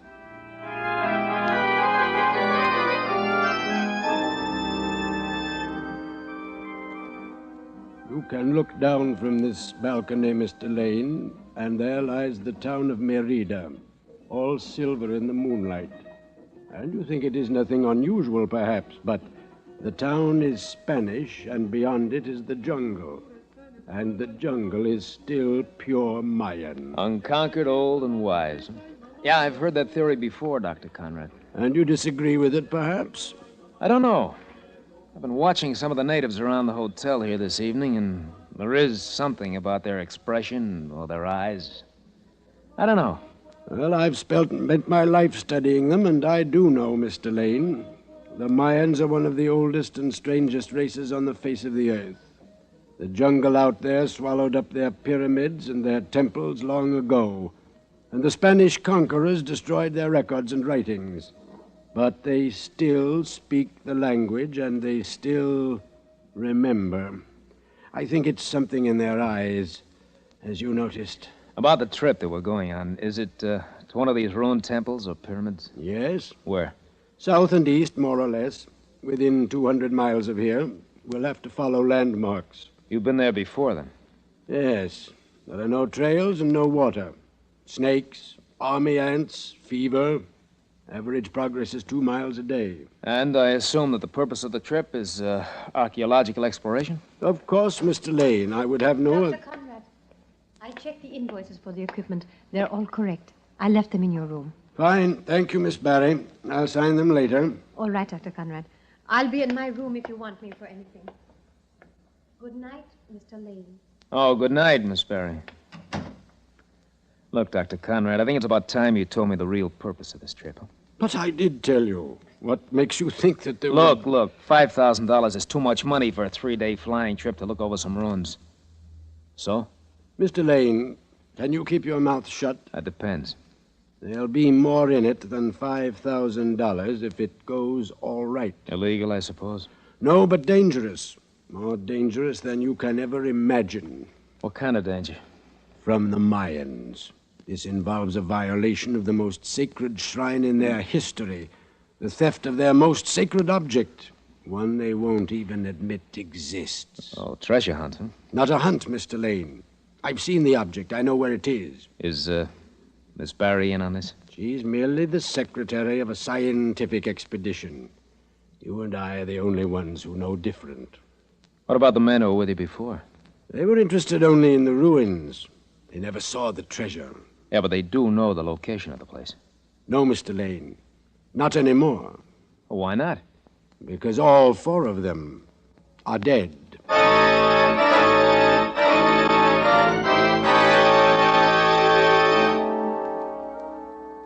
Yes, I can also tell you why Dr. Conrad didn't want to talk about it, Steve.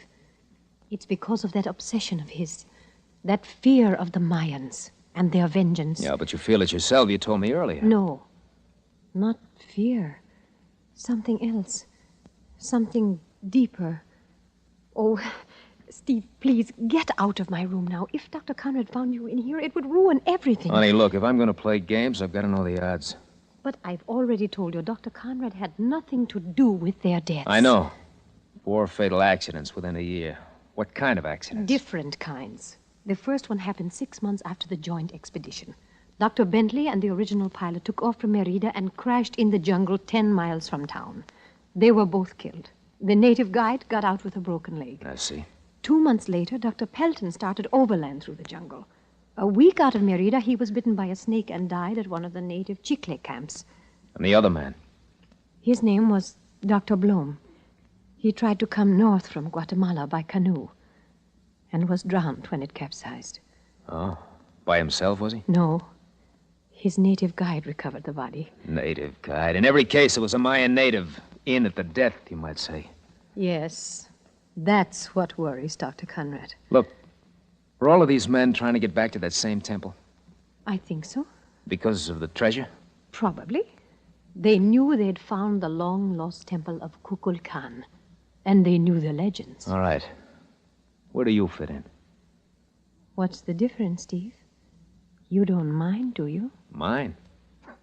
I like it. I also like to know the score. I'll do better by you than Conrad would. Much better. All right, baby. I'll buy that. Only there's one thing. Conrad hasn't told this to anybody before. How did you find out? From my father, Steve. before he was drowned in a river in Guatemala. My real name is Blom. Yeah, I'd figured. Even though she'd never been to Yucatan before, she'd learned enough Mayan history and legend from her father to worm her way into Conrad's employ. The treasure, whatever it was, belonged to her as much as to Conrad. And given halfway even odds, I'd rather play Gale's game any day in the week, and twice on Sundays.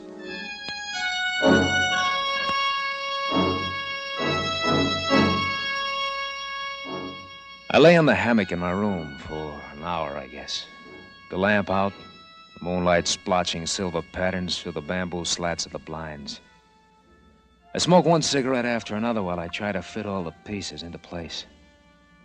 I was tired, but I'd had several drinks of Johnny Walker that I'd brought along, and I wasn't asleep, that's for sure.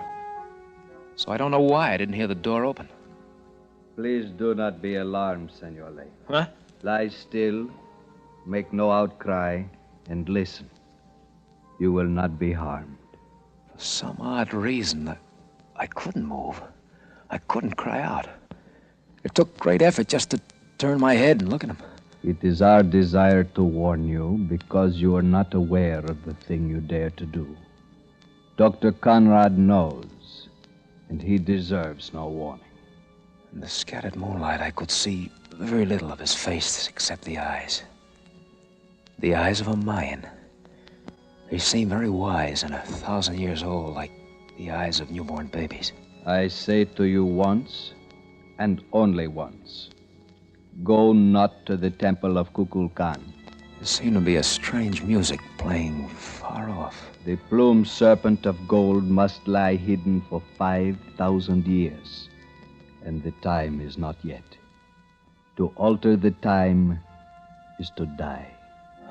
For just an instant, the moonlight shifted, and I saw the golden band around his forehead, raised in the front and fashioned into the feathered head of a snake. You have been warned, Senor Lane. I go.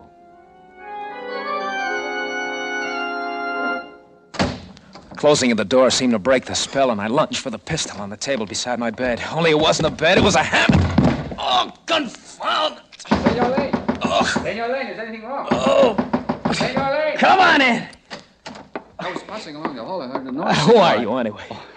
Rodolfo Moreno. I am the night clerk. Look, did you see the man who came out of my door just before the noise? What, senor? No one came out. What? Well, I was only a few feet away. The hall is well lighted. But there was someone in here. I saw him. I heard him talking. He was a Mayan. Senor Lane, sometimes one from the north requires a day or two for becoming accustomed to the tropics. And I must tell you, the beer in Mexico is a little more strong than you may think. No, wait a minute. So you sleep now, we talk about it mañana, eh? Buenas noches, senor. Buenas noches. There wasn't much point in doing anything but follow the night clerk's advice. I couldn't very well go to Conrad and tell him a mysterious Mayan had come to my room to warn me. When the clerk had sworn he'd seen no one. I didn't see how Gale could help much. I didn't want to worry her without some definite reason. So, after a long time, I grew drowsy and fell asleep.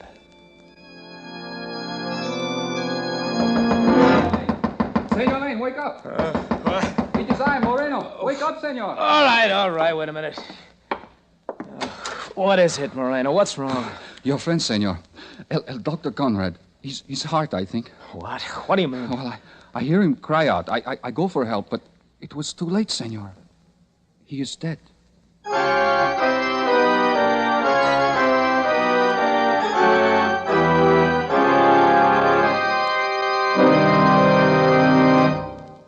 In just a moment, we will return you to the second act of Escape. But first, Molly Goldberg's warm-hearted approach to life has gotten her into mix-ups over and over. But this Saturday night, Molly really shoots the works.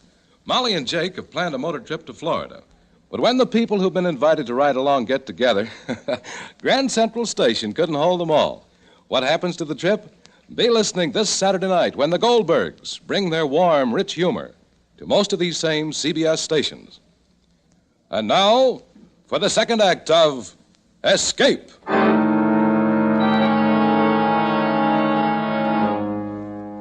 I went with the night clerk to Dr. Conrad's room.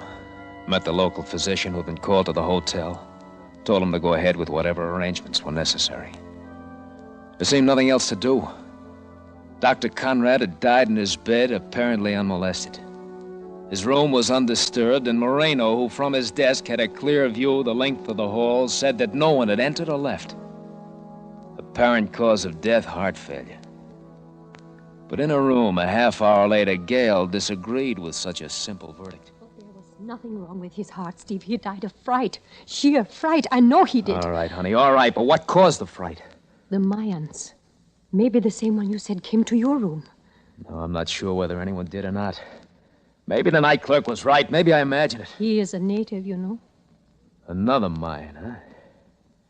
Well, I could have been dreaming, or drunk. I don't know. It won't work, Steve. How could you have dreamed up the gold band he wore on his head?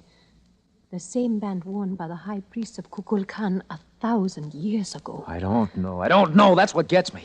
Had you even heard of the plumed serpent of gold before? No. Or the 5,000 years of hiding? No, of course not. They're all a part of Mayan legend, Steve. You had to learn them somewhere. Gail, you said Conrad had an obsession. What about you? I don't know. Before I came to Yucatan, I had only one idea. To get my share of that treasure one way or another. Mayan legends were nothing more than that. But down here, it's different. Things touch you somehow. Inside. You mean you're scared, isn't that it? Not exactly. It's something deeper. I don't know. And against that something deeper, there are how many dollars? Around 2 million, I think, from things Dr. Conrad let slip. How did he plan to dispose of the thing? Oh, there's a buyer in Mexico City. No questions asked. Conrad wanted his name kept out of it. Native vengeance again, huh? Yes. Look, would this buyer deal with us? Of course. Why should he care who brings it? Do you know the landmarks of the pyramid? This temple of Kukulkan? Yes, but... Steve, I am not sure, but... Look, honey, look. I've got a helicopter out there at the edge of town. Within 200 miles is a fortune for the taking.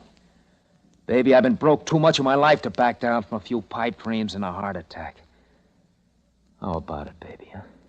Oh, it's no fun to be broke. Yeah, but it might be a lot of fun if we weren't. You're awfully hard to resist. Oh, I hope so, baby. Because I've got some other ideas, too, you know. What do you say? Oh, if I said no, I'd be a fool, I suppose. Well, then don't say it. We'll both be over the jitters by morning. And one thing, we won't have to worry about accidents.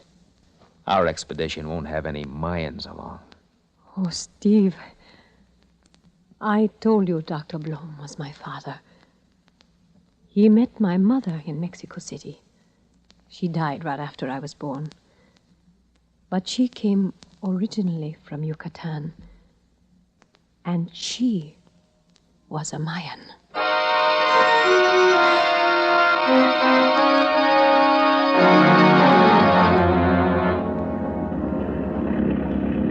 Can you tell now, Gail?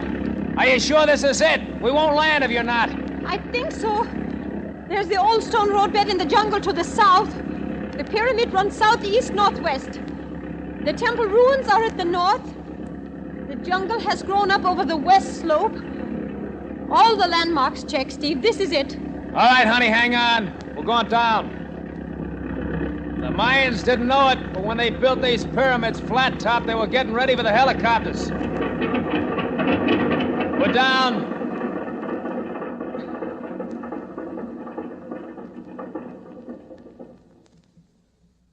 It's terribly quiet, isn't it, Steve? Yeah, especially after hearing that egg beater for the last 3 hours. Well, may as well have a look. Come on, jump, baby. I'll give you a hand. Thanks. Oh. Well, I've certainly let the old place run down. It's lain here like this for more than 1,000 years, Steve.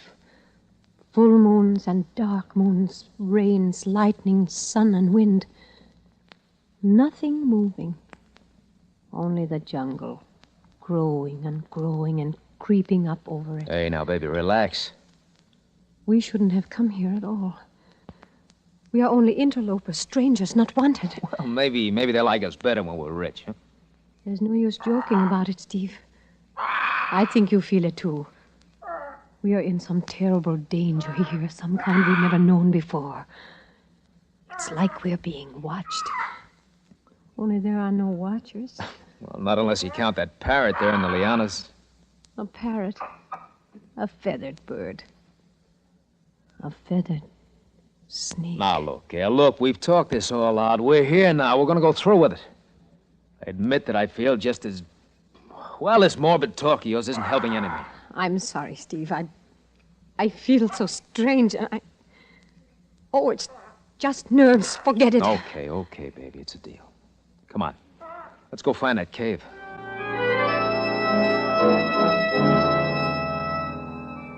Gail had learned from Dr. Conrad that the treasure lay in a chamber inside the pyramid, reached by a tunnel which opened somewhere along the west face.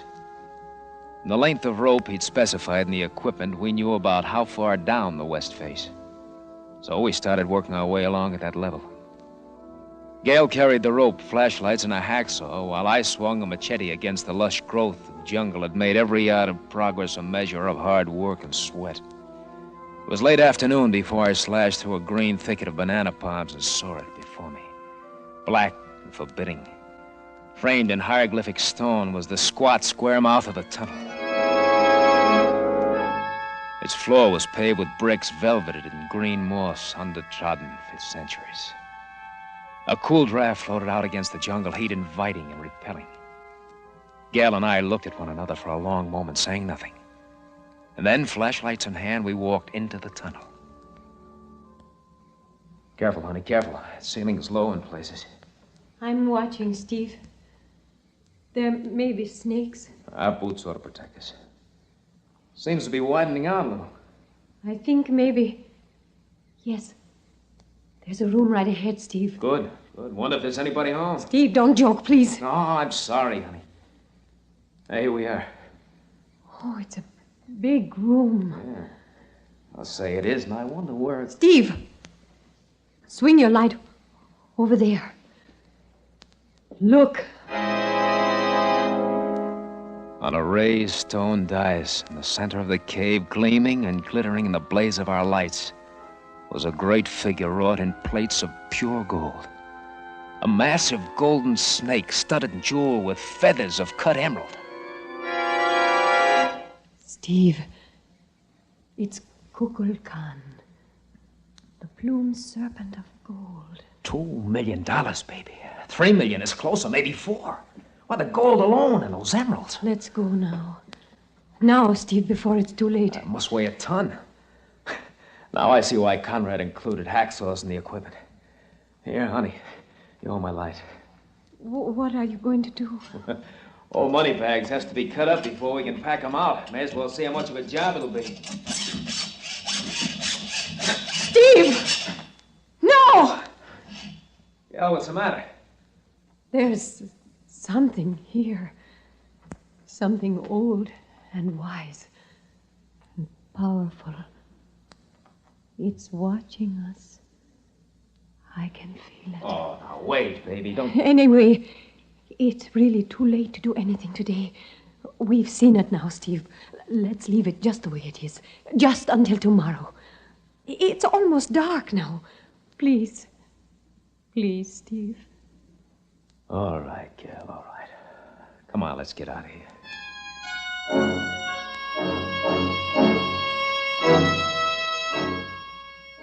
I pitched our camp on the level top of the pyramid, not far from the helicopter.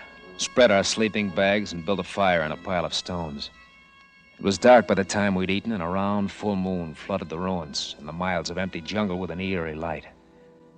I lay back and I watched Gail sitting across the fire from me, staring into the strange night, lost in her own thoughts. An odd thing had happened while I was gathering rocks for the fireplace. I'd lifted a large flat stone and found under it a golden band like the one worn by the Mayan who'd come to my room. Gail had put it on her head without a word, and it fit perfectly. She still wore it, and now and then the polished gold caught flashes of light from the fire and from the moon. It was very late when I drifted off to sleep. It must have been a sound that woke me. But I think it was the odor that seeped into my sleep. That was it, the odor. Pungent, aromatic, and for a moment, unidentifiable. And then I came suddenly awake, saw by the fire's embers that Gale's sleeping bag was empty. I sprang to my feet. At the moment, I recognized the odor of raw gasoline. Saw the dark surface of the helicopter glistening and wet in the moonlight, and saw Gale walking toward it with a flaming stalk of dry thatch in her hand. Gale! Gale, what are you doing? No, stop it! She paid no attention, stood like a sleepwalker watching the burning plane she'd set afire, the golden band gleaming on her forehead. Then I was running, stumbling headlong toward her. Gale! Gale, come back, Gale! She didn't hear me. She moved slowly away, looking towards something that I couldn't see beyond the fire. Nor did I see the vine that caught my foot and sent me crashing onto the sharp rock. I lay there on the ground, unable to move, half blinded by concussion. By the blood that ran into my eyes, I tried to call out again and could make no sound. I could see Gale moving away past the burning plane, swaying as she walked, trance-like and alien. I seemed to hear again the weird music of Merida far off somewhere in the night. And then, in truth or in delirium, in the shadows, past the fire, I saw them. Saw them waiting for Gale. They were clothed in white, and their eyes were Mayan, wise and old and powerful. And on each forehead gleamed a golden band, the high priests of Kukulkan.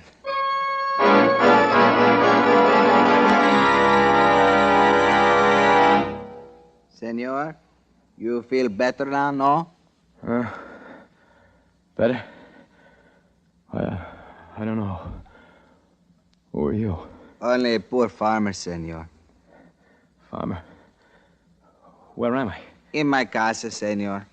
You have been very ill from a bad wound to the head. But how did I get here? 3 days ago, you come from the jungle, fell at my door. I take care of you. Oh, thank you. Thank you very much. Sometimes you fight with me, say crazy words. But I know it is only the head is broken. I was running. I fell against a rock. I just can't remember much after that. No matter, senor. Tomorrow I take you to Merida. To Merida? But how can you? But so simple. In my cart with the burro. It is only 7 miles. 7 miles? But I was 200 miles from here. Quien sabe, senor. 3 days ago you come out from the jungle. Tell me something. Are you a Mexican? Pues, senor, I am a citizen of Mexico, but by birth, I am Mayan.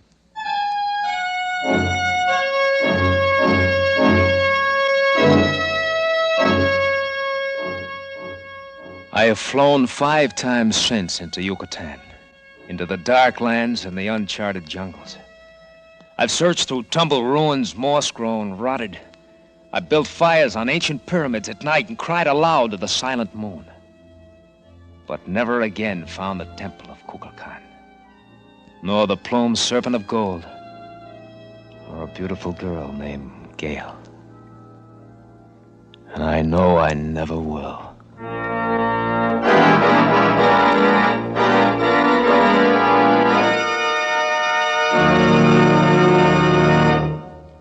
Escape is produced and directed by William N. Robeson.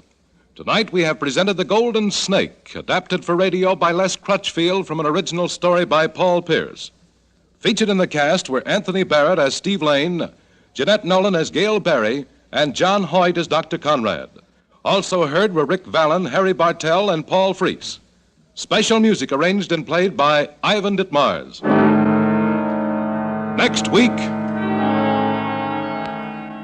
You are stranded on the Yangtze River, 1,500 miles from Shanghai, and in the midst of all the displaced humanity of China, somehow you have been marked for destruction from which there is no escape. Next week, we escape with an exciting tale of fear, intrigue, and danger on one of the most colorful rivers of the world, as John and Gwen Bagni tell it in The Shanghai Document. CBS famous anti-crime series Gangbusters presents a real-life police story, The Case of the Wise Young Owl, this Saturday night. Remember to be tuned in to CBS, where Arthur Godfrey's digest of wit and humor is heard every Saturday night, the Columbia Broadcasting System.